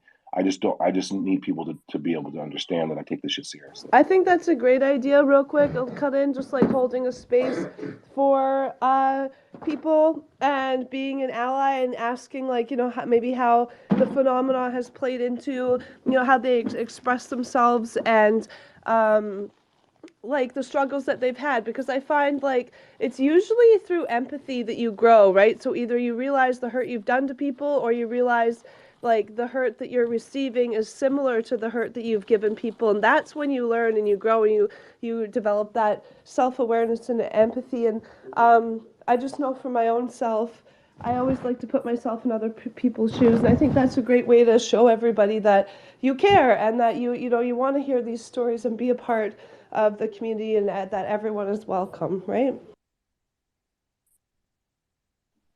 Yeah, I think it's great. And just on the record too, I don't view anybody as lesser than or different at all, depending on what you do, what you believe in, or anything. That's been a philosophy of mine my entire life.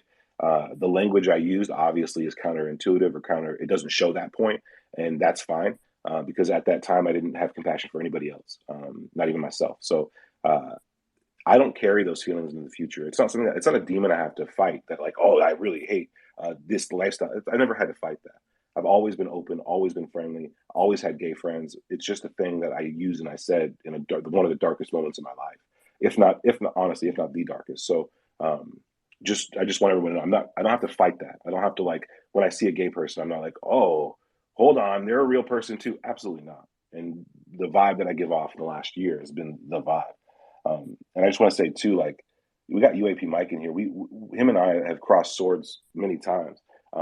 But one of the things kind of sticks out is he asked me one time, he said, hey, whatever happened to Chupacabra, like, one, why is it Chupacabra 2? And my response to him was honest, and I really felt it. And it was, I said something to the effect of, I lost my mind and I turned my social interaction into a toxic hellscape to instigate fights and arguments. And I had to overcome that. And I mean that. Like, that's exactly what happened, you know? So I've been addressing this and prepared for, you know, in looking at this about myself for a long time. But it is something that I try to move forward with in interaction. Just kind of share some good thoughts. It really helps people. Share something good. Share an idea. Not always a critical thing. Not always a thing to tear people down. And I still stand by that. Has been saying has been conned yet again. He is 100% full of shit. I can attack it point by point if need be. I am appalled by the fact that it's been nearly a goddamn hour that this guy's been able to run his mouth and say my name, and I have not even been allowed to so much as interject one time. We're not talking about you at all, Milk Fart. We're really not anymore. Not anymore. You did. You did, Tupa. Actually, you said KMF. Yep. No one ever. Okay, we'll play the recording back. Hey, Tupa, real quick, bud. So you're super sorry of what? We've summoned King Milk Fart. We've summoned him. You're super sorry for what? KMF, this is the first time I'm going to address you, and the only time I'm going to do it. You're not very constructive. You don't give honest ideas. That's what I thought. You don't communicate honestly. If what you want to do in here is come in and abuse me, you're free to do so. But I don't think it's constructive or conducive or respectful of other people's time here. If you want to use this as your own personal punching bag to attack me, please do it. I'm just asking questions, I don't think it respects people's time. Sure. Darren's got his hand up. You do this though. You come in hot. You don't respect hands, and then you attack people. It's true. It's a pattern of behavior I've noticed. I'm not attacking anybody. I'm just asking questions.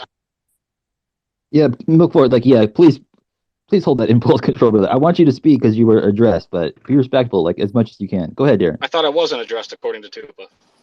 Okay, so this is kind of going back to, you know, my previous comment. You know, we're hearing, you know, I said racist things, but I'm not a racist. We're hearing I said homophobic things, but I'm not a homophobe. We're hearing I said transphobic things, but I'm not transphobic. And what I was saying is the first step of recovery is acknowledging and realizing, you know, who we are and what we are.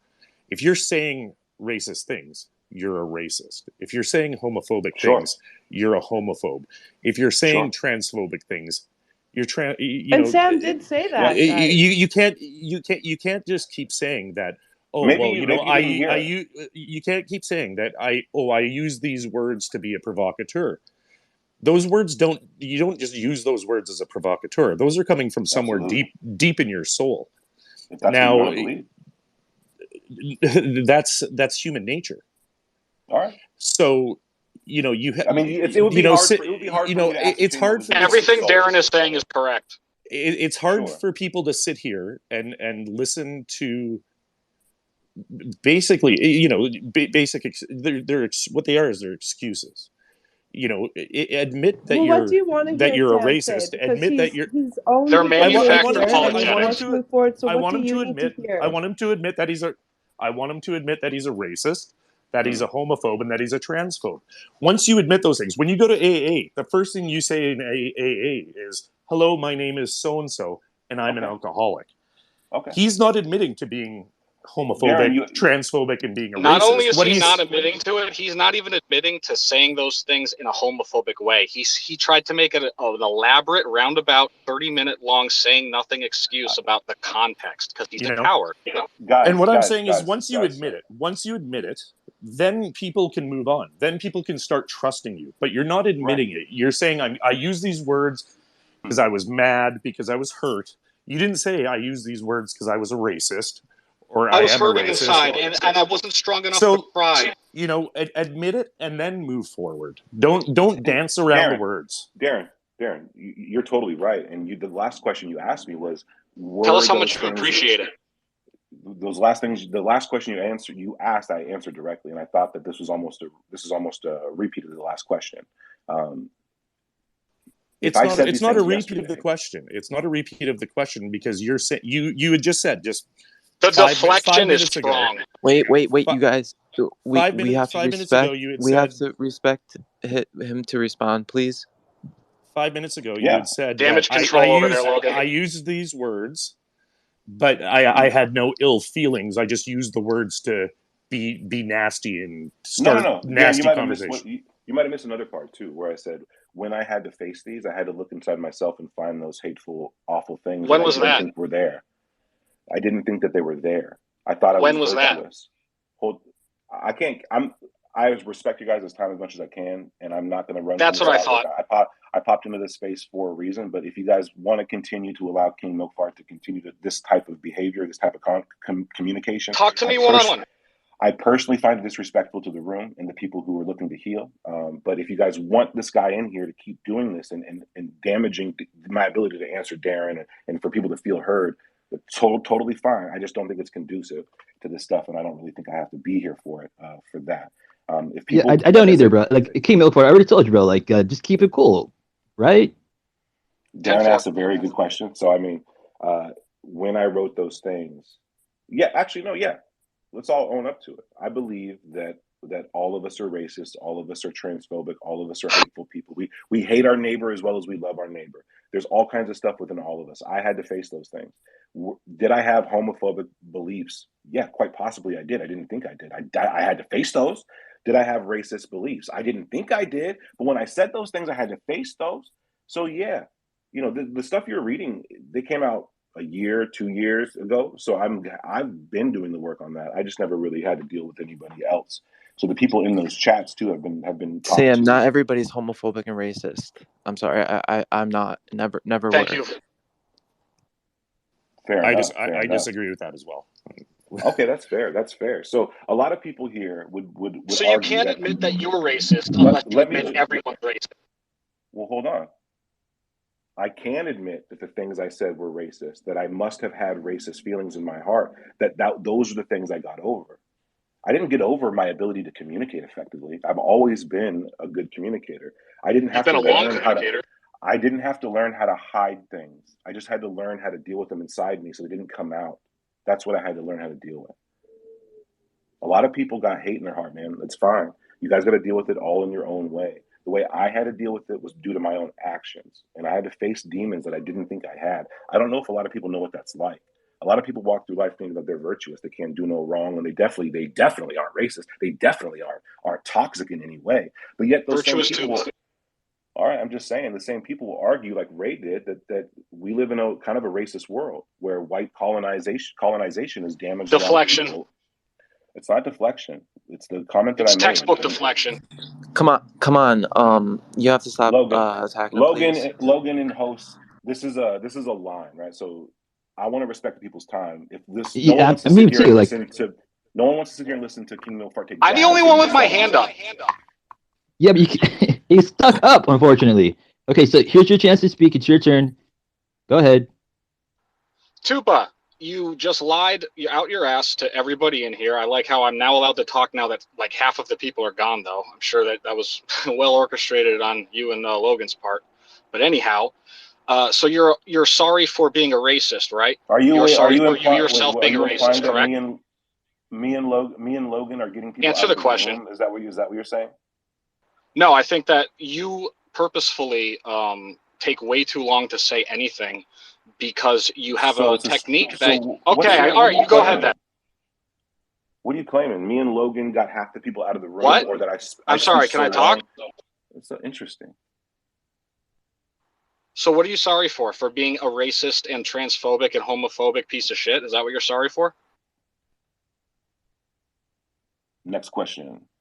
Yeah, King Milk Fart. So you can't say shit like that. Guys, like we've been going on how long talking about this, and I think it's important to talk about issues to move forward. But it feels like we're going in circles. To be honest, I don't feel like we're making any more progress. Yeah, you're right, Ocean. Guys, drop it. Yeah, this isn't a lynch mob, brother. Can I just ask a question and get an answer? You can't say like hateful shit like at his face and like expect like any productive things to be happening. I will rephrase the question. Tupa, are you sorry for being a racist, bigoted transphobe? He already apologized so many times. I don't know why we're doing this. That's what I thought. But I'd like an answer though.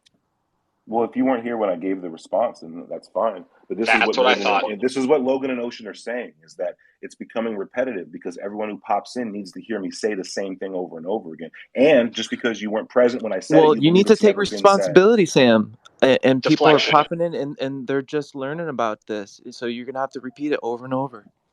You're proving my point right now, Sam. I don't know what point that is. That you're full of shit. That's fine. Like I said, dude, no one has to follow me or do anything. What was said was awful and gross, and I'll be fixing that forever. I'm happy to do the work on that on myself. I'm happy to do the work on that throughout my social media communication. It's something that I've been doing. That's what I set forth to do. With Chupacabra too, I feel like I've been very, very supportive of everybody, every race, every creed, every gender, everything. And I've done so with the philosophy that I'm learning from my past. So, I can demonstrate that that's a lie if I'm allowed. King Milk Fart, let him talk, and then you can talk. Yeah. Yeah, if he's gonna make a claim that's a lie, do I have to wait for him to make 9 more and then attack them? Yeah, go ahead. Then you can address those claims. Hold on.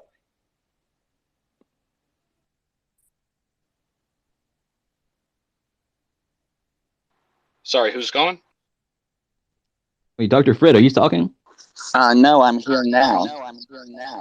Okay, yeah, just go ahead and let them talk.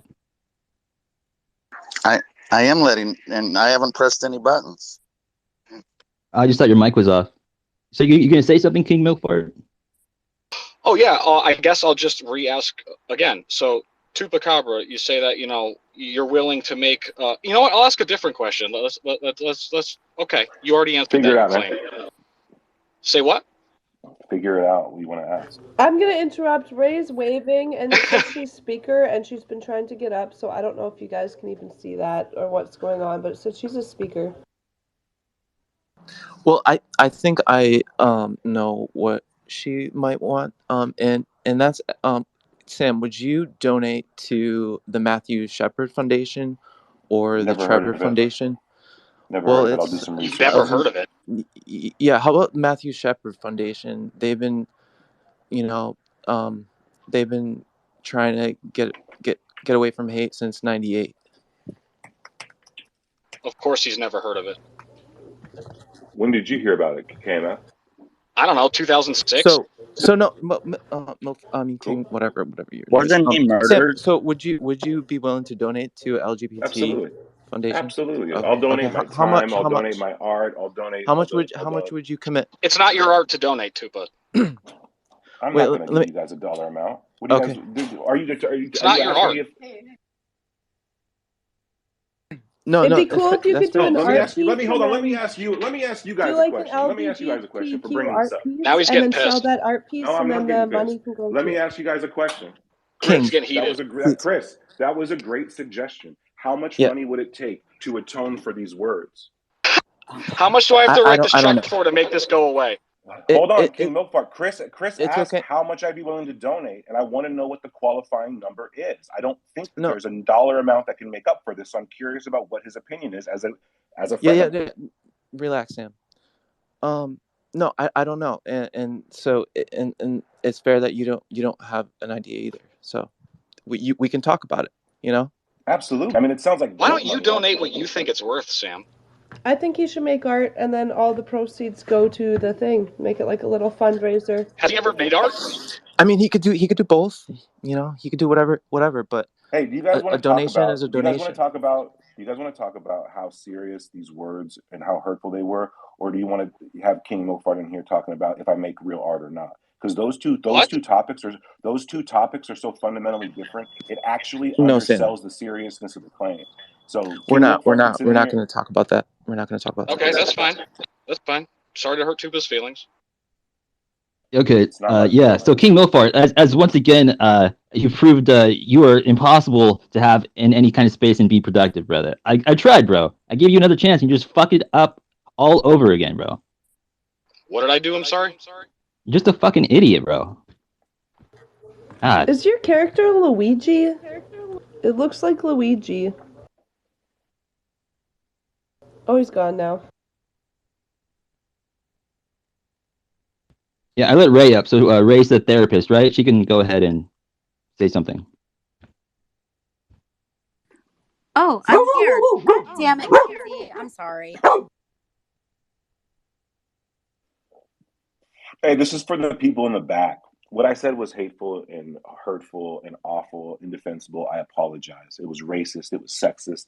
It doesn't reflect how I feel today. Does it reflect how I feel back then? Yeah, it has to. It has to be a reflection of something that was deep in there. Did I do some work and try to get that out of my system as best I can with the best knowledge and resources I had at my fingertips? Absolutely. Did I have to fucking do extra work? Absolutely. Am I still doing it? Absolutely. There's a reason why I talk about Carl Jung and shadow work. I actually faced it. Face a shadow, get through it. It's hard to do. It's difficult to do, but do it face on, do it head on, and own it. If this ever happens to you, if you ever got anything that comes up from your past, own it. This shit is not easy. I would like to know, does it bother you, Chupacabra, that when I was 14, I sucked the cock of my friend? No, I think that's great. As That's long as your too friend young. is not I 18 don't or know. older. Guys, How old was your friend? Finally, as an LGBTQ person, I have actual concrete ways that you can be an ally, Tupa. First and foremost, listening and learning, not explaining, context doesn't matter. I've been a trauma therapist for some time, and speaking from experience, I've never heard of this level of hate being born out of a pandemic. And I'm certainly not invalidating that experience for you. I don't know what that was like, but this is widespread. It's to multiple groups. It's not just a fluke, right? But we know that you have taken responsibility for that. But I'm still hearing it was a hard time for me. It was this, right? A lot of us here have had trauma, but we have not gone to say hateful things that really hurt people. And a lot of us also don't have thousands of followers. Let me finish, please. Thank you. So the concrete ways, like I said, taking a seat, listening, having difficult conversations individually with people that look different from you, people that have different sexual orientations, all of the things, talking directly to people like myself that are in these populations. Though I am white passing, I'm married to Claus, as we all know, right? I have struggled with some stuff myself. So let me get to the resources. Right? So a big resource is the Trevor Project. It doesn't matter what you donate. Nobody cares the amount.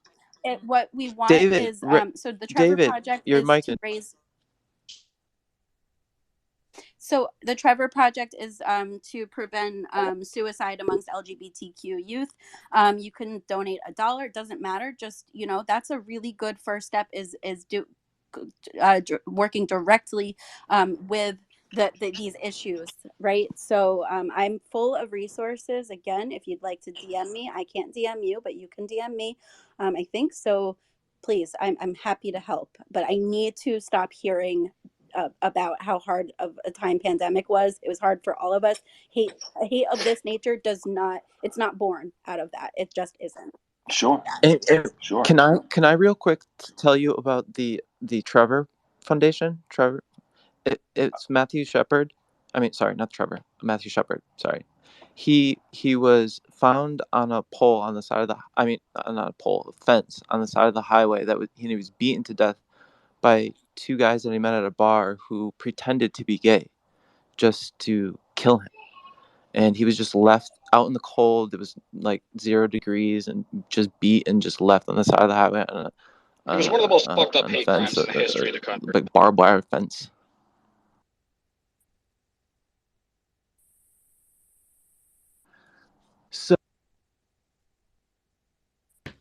So I think someone brought up something like, how can you say like these hateful things and not have hate in your heart, right? I think, when someone speaks hateful words, it can be like a clear indication of the hateful feelings and attitudes that, may reside within them. But it's important to recognize that people are, complex and multifaceted, and their actions not always perfectly reflect, true beliefs or emotions. It's possible for some to utter hateful words if they, feel hate in their heart, because of external pressure. They want to fit in with some group.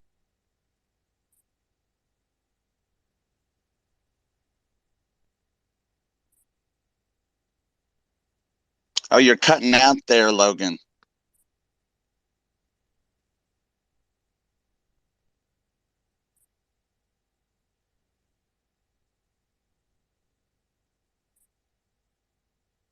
Feelings and refrain from speaking hateful words. Perhaps just self-control or like the desire to keep their hate.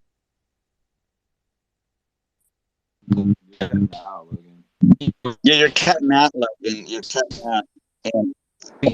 In actions that we can positive.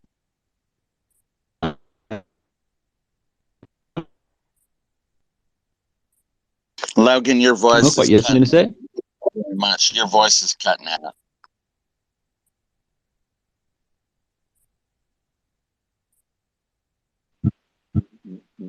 Your voice was cutting out. And I mean, I could also analyze this and say, even though you are my good friend, Logan, I could say a couple minutes ago, I mean, you said somebody was an idiot, and that could be your opinion, but that sounds like a little bit of hate. And why don't we all love one another? Why don't we shift it and understand that the part of the human condition is that nobody is perfect. And I understand. Koopa did say some extremely offensive things. There's plenty more. Exactly. But, and I'm not excusing that. What I'm saying, though, and I was trying to explain to all the friggin' idiots in this space an hour ago, that all of these things that are happening, why everyone's so angry, it's more than just what we think it is. This world is being attacked, and they are trying to get us to hate each other. It's very evident. It's a lot bigger than what it appears to be.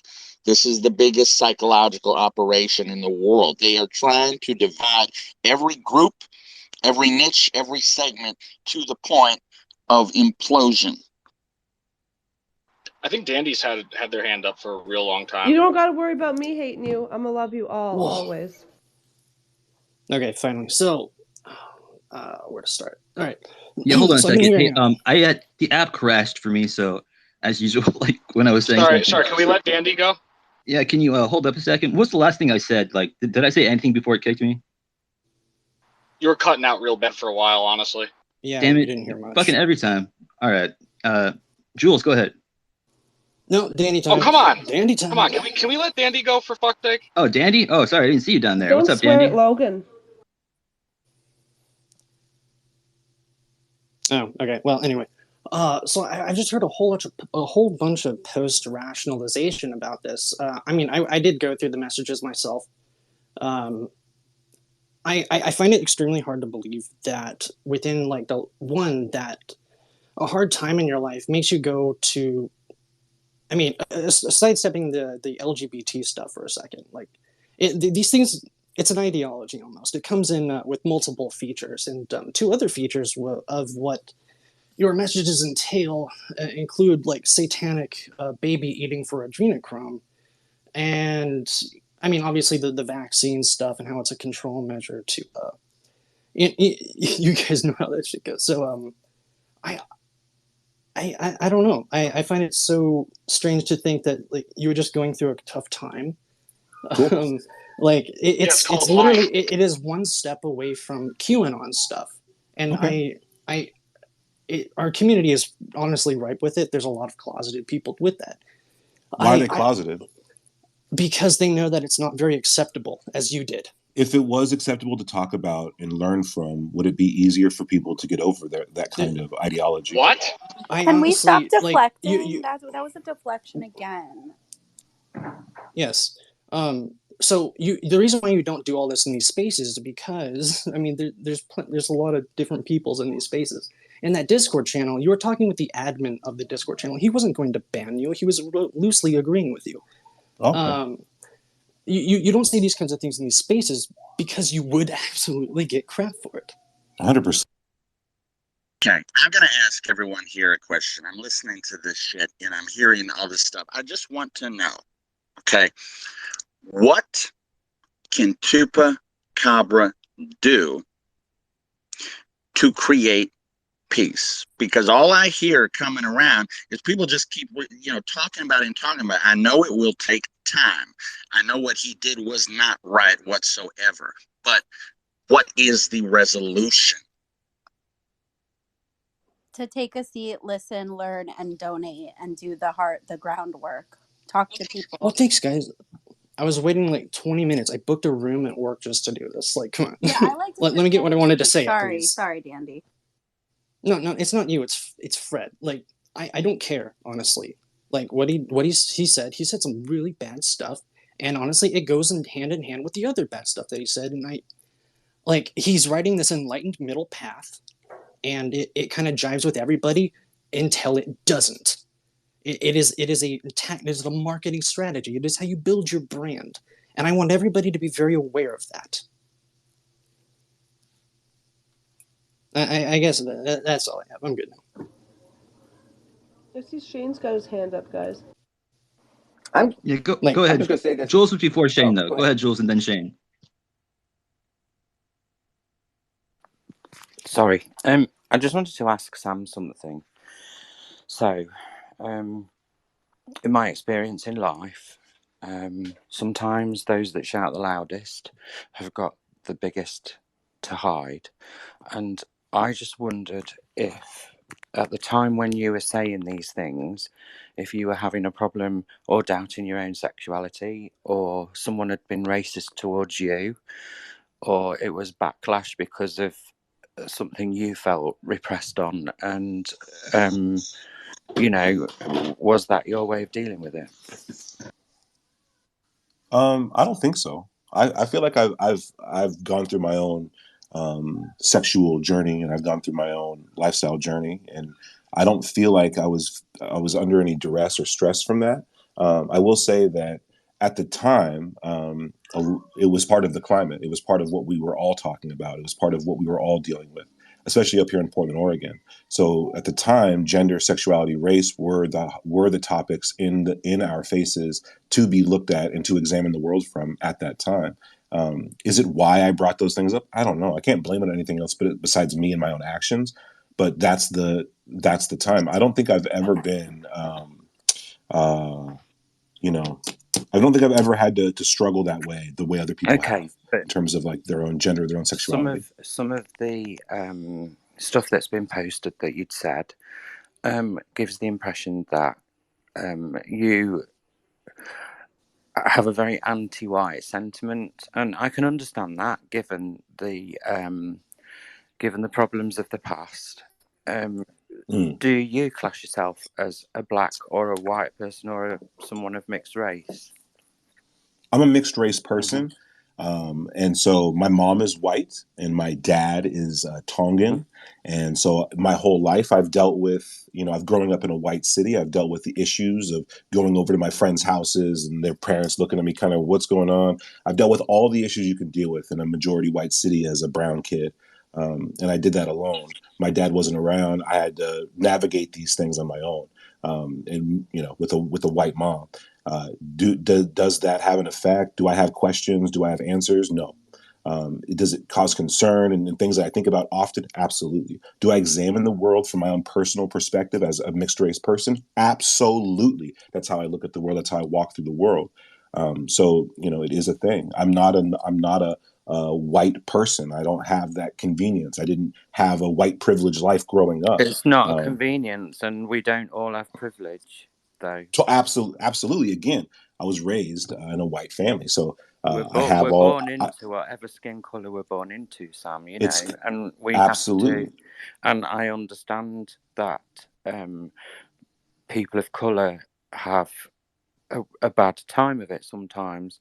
Here, it's getting to the point in Britain where white people have a bad time of it. There's a lot of positive discrimination in different places. Absolutely. But I just wanted to sort of understand where the feelings that you expressed came from. I know you said it was from the pandemic and you're being criticised on that. Yeah, the pandemic was very hard for people. And it's like this business of you, like the Matthew Shepard Foundation. I support the Matthew Shepard Foundation on Facebook.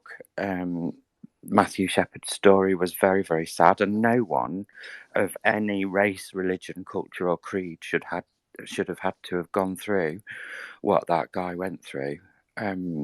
It's awful, but I don't think we need to have you dipping into your pocket to try and put it right. I don't think that is the way to do it. I think we all need to sort of step back and have some breathing space. And I think it would perhaps be a good idea if we started moving away from this now and tried to let it go. I'm someone from the LGB community, and I know that sometimes people have opinions and it's not always possible to change that. I know that not everybody in life likes me. Do you know what I mean? That's why I've got 400 and something followers and you've got 7,000. But I think, I'm getting really worried about the effect that it is having on everybody as far as their mental health is concerned. You and Milk Fart are obviously very rattled. It's upset people in the room. And I think, I'd feel awful if some kind of self-harm came from this, because it's a lot for people to cope with. It's a lot for you to cope with, Sam. It's a lot for Milk Fart to cope with. He's obviously going to get backlash. And I think we've got to sort of agree to sort of move on now.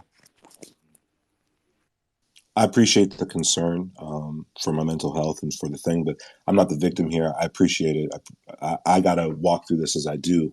And my, But Sam, you're still being attacked, and you're going to be attacked for quite some time. Absolutely. And you're going to get backlash from this. And yeah, so maybe I'll check back in next week and let you know how I feel. But I appreciate the concern. I think you need to sort of take some time away from Twitter. Good idea. And go and take the dogs for a walk or something and just live your life, because this is getting far too intense for everybody, and it really is going to affect everybody. It's going to split the community completely if we don't agree to all sort of move away from it. All right, I gotta go ahead, Shane. I was gonna say something, man. While this shit's going on, it's taken away from my fucking Wounded Warrior Project shit, man. I'm trying to do good stuff. I'm trying to pay back a debt I owe, right? And we got so many people focused on toxic shit that's all anyone sees, man. It's disappointing because King Milk Fart, Sam are both my friends. You can both love someone and disagree with their behavior. And now I'm banned for a fucking week from this account because Denny's dumbass drags me into some shit, right? So that's my fault. I got goaded into it. I fucked up. We all fuck up. But you guys got to remember, too, We're not going to forgive. I have no hope. I was a strung out fucking junkie, was in prison, locked up in institutions. I'm doing my best to be my best. Doesn't mean I'm not going to fuck up. Doesn't mean Sam, King Milk Fart. I'm saying we need to start realizing, stop promoting the drama, man. Let's just do some good fucking shit, man. I'm not some awesome guy. I fuck up a lot, man. A lot. But I'm telling you, this shit makes me like, what's the point of even trying to help people? If when you're trying to help people, the very people you consider friends are fucking you up. Not intentionally, I get it. But you guys no one even took the time to think like, oh, I guess we would be taken away from a veteran fundraiser. Last night, that was a veteran fundraiser. 90 people in the drama space, 30 people in that one. And that's sad. And I'm not mad about it. It just fucking hurts my goddamn feelings, man. It's like, fuck me. It's like, I consider you guys friends, man. We talk. King Milk Fart, man. This shit's gotta stop. This makes us look like a bunch of I was there twats. for you, Shade. I'm just wanting to say I was in your space last night. Look, I got people threatening to kill me. 100%. Threatening to kill me because I want to do proper spaces. I don't want bullshit. I don't care. Because again, I don't promote that. I'm saying this. 100% agreed. Everyone needs to. I'm sorry, but the only person that I've actually seen, and people are gonna not like, the only person I've seen that's actually coming here today, and he's getting frustrated, and he deserves it. Some people being fucking angry, but the only person that's standing up saying I fucked up is fucking Chupacabra. Everyone else is fucking shit. Everyone just needs to relax and we move together. If we can't move together as a family and love each other, and we're just going to be going around in circles, what's the point? What's the fucking point? How do you deal with an ideology that doesn't agree with other people? How do we? The basis of what he said is divisive. You love those that you. Let me put it to you this way, Dandy. Here's what that is so fucking most people dumb. don't know this, right? LBG. My entire life I've been bi. I married a woman because I love my wife, right? And I can tell you for a fact, you don't change people by fucking cut. You show them, hey, you're wrong, by leeching that positivity, those good vibes, man. If you do that, you're just fucking feeding their fucking. See, I told you, they're pieces. So don't. Just keep loving, man. Don't even let that toxic shit. If you let that bother you, this is the internet. Shit, dude. Like I said, man, I've been in mental institutions. There's not a damn thing people can say in these boards that's going to affect me in any way. So I'm fighting to live, and I prefer to be positive, and I'm not forgiving anything said. Please, no one in here think I'm taking a side. What I'm saying is this. People need to own their shit. Actions have consequences. But forgiveness is a fucking thing, guys. It should be. And it doesn't mean you have to be right away. I'm just saying people need to own their shit, all of us. And we need to move the fuck on, man. I'm trying to fucking raise money for veterans. I don't want to be dealing with this shit.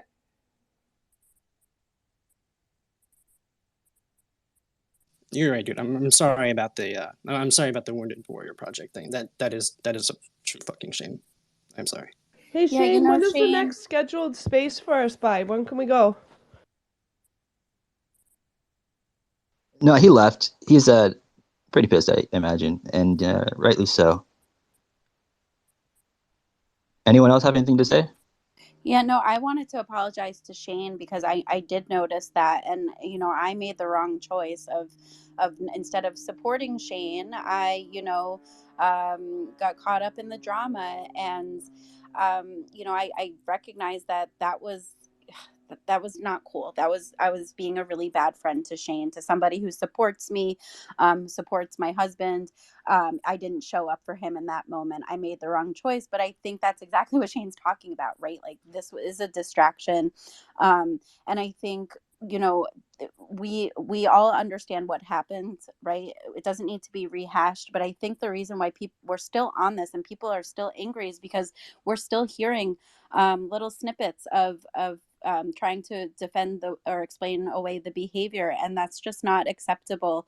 I really think we need to stop talking about context, stop talking about what went into it. What was said, damage has been done. Let's stop trying to explain it away and just do better. Listen, observe, take a seat, donate, have difficult conversations directly with people that are marginalized or look different from us. just do that work. Let's lay off Sam. He's probably feeling shitty enough as it is. And I certainly don't want to add to that. I have compassion for everybody. But I really think this needs to be dropped, and we should really refocus on supporting Shane and Astral and all those good people and Chases. I like to call him Chases now. Okay. So everyone's waiting. I had to interject. Everyone's waiting for disclosure, for the government that's been lying forever to bring us the truth. But think about this. Extraterrestrial beings or beings of higher dimensions.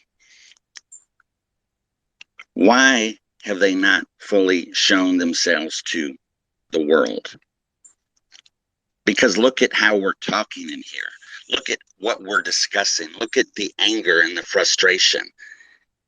Look at how we are vibrating literally at the bottom of a pit of lower density friggin' vibrations. If you were a civilization that was of higher dimensional thought, would you even want to bother sharing the truth of what's there with a group of people that are here to study the phenomenon that can't even get their shit together? That's what I'm saying. They're trying to, there are powers that are trying to disrupt people and divide people.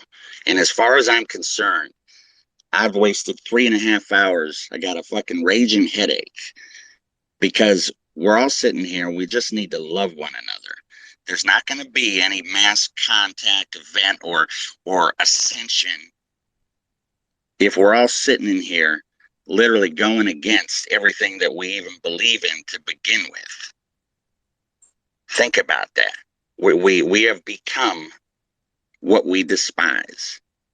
But those things can be changed very quickly. In fact, it's all the mindset. Am I offended by what Tupa said? Yes. Do I think that he's a good person? I do. I feel that. Do we all make mistakes? Yes. Do we all do it on that level? No. Do some of us have some of us? Yes. Have we all done things that we fucking regret? Yes. There's a lot of things. Could some of the people in these spaces be here for, not good intentions? Yes, everything is possible. But the only way that we will move forward is by loving those that we love and loving those that we hate. Because the only answer is love. And there's not going to be any ascension or alien contact or anything, or even disclosure from the government if the people themselves are completely just losing their shit. We need to get it together. And with that being said, this fucking headache is done. And I just want to say to everyone, goddamn, shit, look at the ass on that bitch. Look at the titties. Oh my God, goddamn. I gotta tell you, it's all about, and this one's for all my homies. We gotta rise up. We gotta rise up to the top and enhance our vibrations and our thoughts and our love. And we need to love one another. We have to do it. There's only one place that we can go to see freaky hoes doing shows, doing tricks to make us holla on a given night. All for $1, silicone breasts all on the chest, not like others but above the rest. They're doing what they can to turn us on. They bitch got them going on. I like a big booty, there's a big old titties. Girl, you know you've been a fuck 5 minutes, so come and be my private dancer. I got some money if that's the answer, and I really want to be with you. I get hard after seeing you. How hard? Hard like a rock. Come on, let's ride this cock. Yeah, pop that pussy. Hey, pop that coochie, baby. Pop that coochie. Pop that coochie, baby. Pop the coochie. Pop that coochie, baby. Pop that coochie. Pop that coochie. You freaky bitches with plenty of ass. Rolling to the music and shaking real fast. Bending over backwards, making shout. And I work that pussy in and out. Moving that body with plenty of action. Bring it to the man more satisfaction. Do it with the can to turn us out. Just work that pussy all the way out. Shake it, don't break it. And took him mama now must make it. Now open and spread them, girl. Show me those pussy curls. Come that ass and play with that clit. You know that I like freaky shit. Yo, you got it. I'm so cute now throwing that pussy the way you do. So we come together. Come together. We love one another, guys. Let's do that. So is the whole idea that we're all like coming together right now? I think we all need to hold hands and sing. I already did come.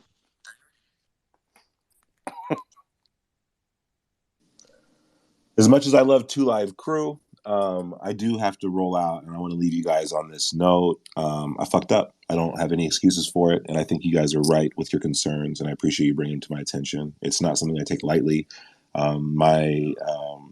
As a member of this community, I value it. I value the community. I value having a voice, and I also value being able to listen to you guys. And so I fucked up, and maybe in the future there'll be a road available for me to walk back and get back in that stuff. But for now, you know what I mean? You guys are all right. Everyone's right. And I'm going to take some time to chill and think about this stuff because it's what's needed. There's no fast answer. There's just a matter of owning it. And that's what I'm trying to do. That's the only thing I can do right away.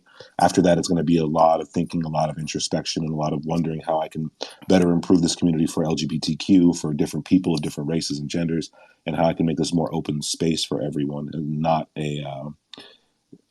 nothing exclusive or nothing like that. Nothing that brings this type of vibe to it. And I'm more sorry that I said it than I am that King Milkfart brought it out. But I think there is a point to what Shane says when it comes down to, there's an real effort going on, and I don't want to damage that at all by being around or by having him involved in the controversy. So donate to Wounded Warrior. Speaking of that, Sam, let's make up I for some hope that lost you're time. coming too. I see Astral has this space going on here starting in like 1 minute, and I think we should all be there. Logan, I don't care if you care that I'm bringing it up in your space. I think we should all be there. Let's go ahead. Let's all go over there. Yeah, just show support to Shane. And yeah, I love you all. And I love you all. And we're all going to get through this together, guys. We got to. So I'm going to head over there. I love you guys. Sam, I just want to say to you before you go, don't forget that there are a lot of people that love you very much and want to get past this and, have you hanging around again. Thanks, Jules. And it's for those people and for that support that I'm going to work on what I got to work on to get through it.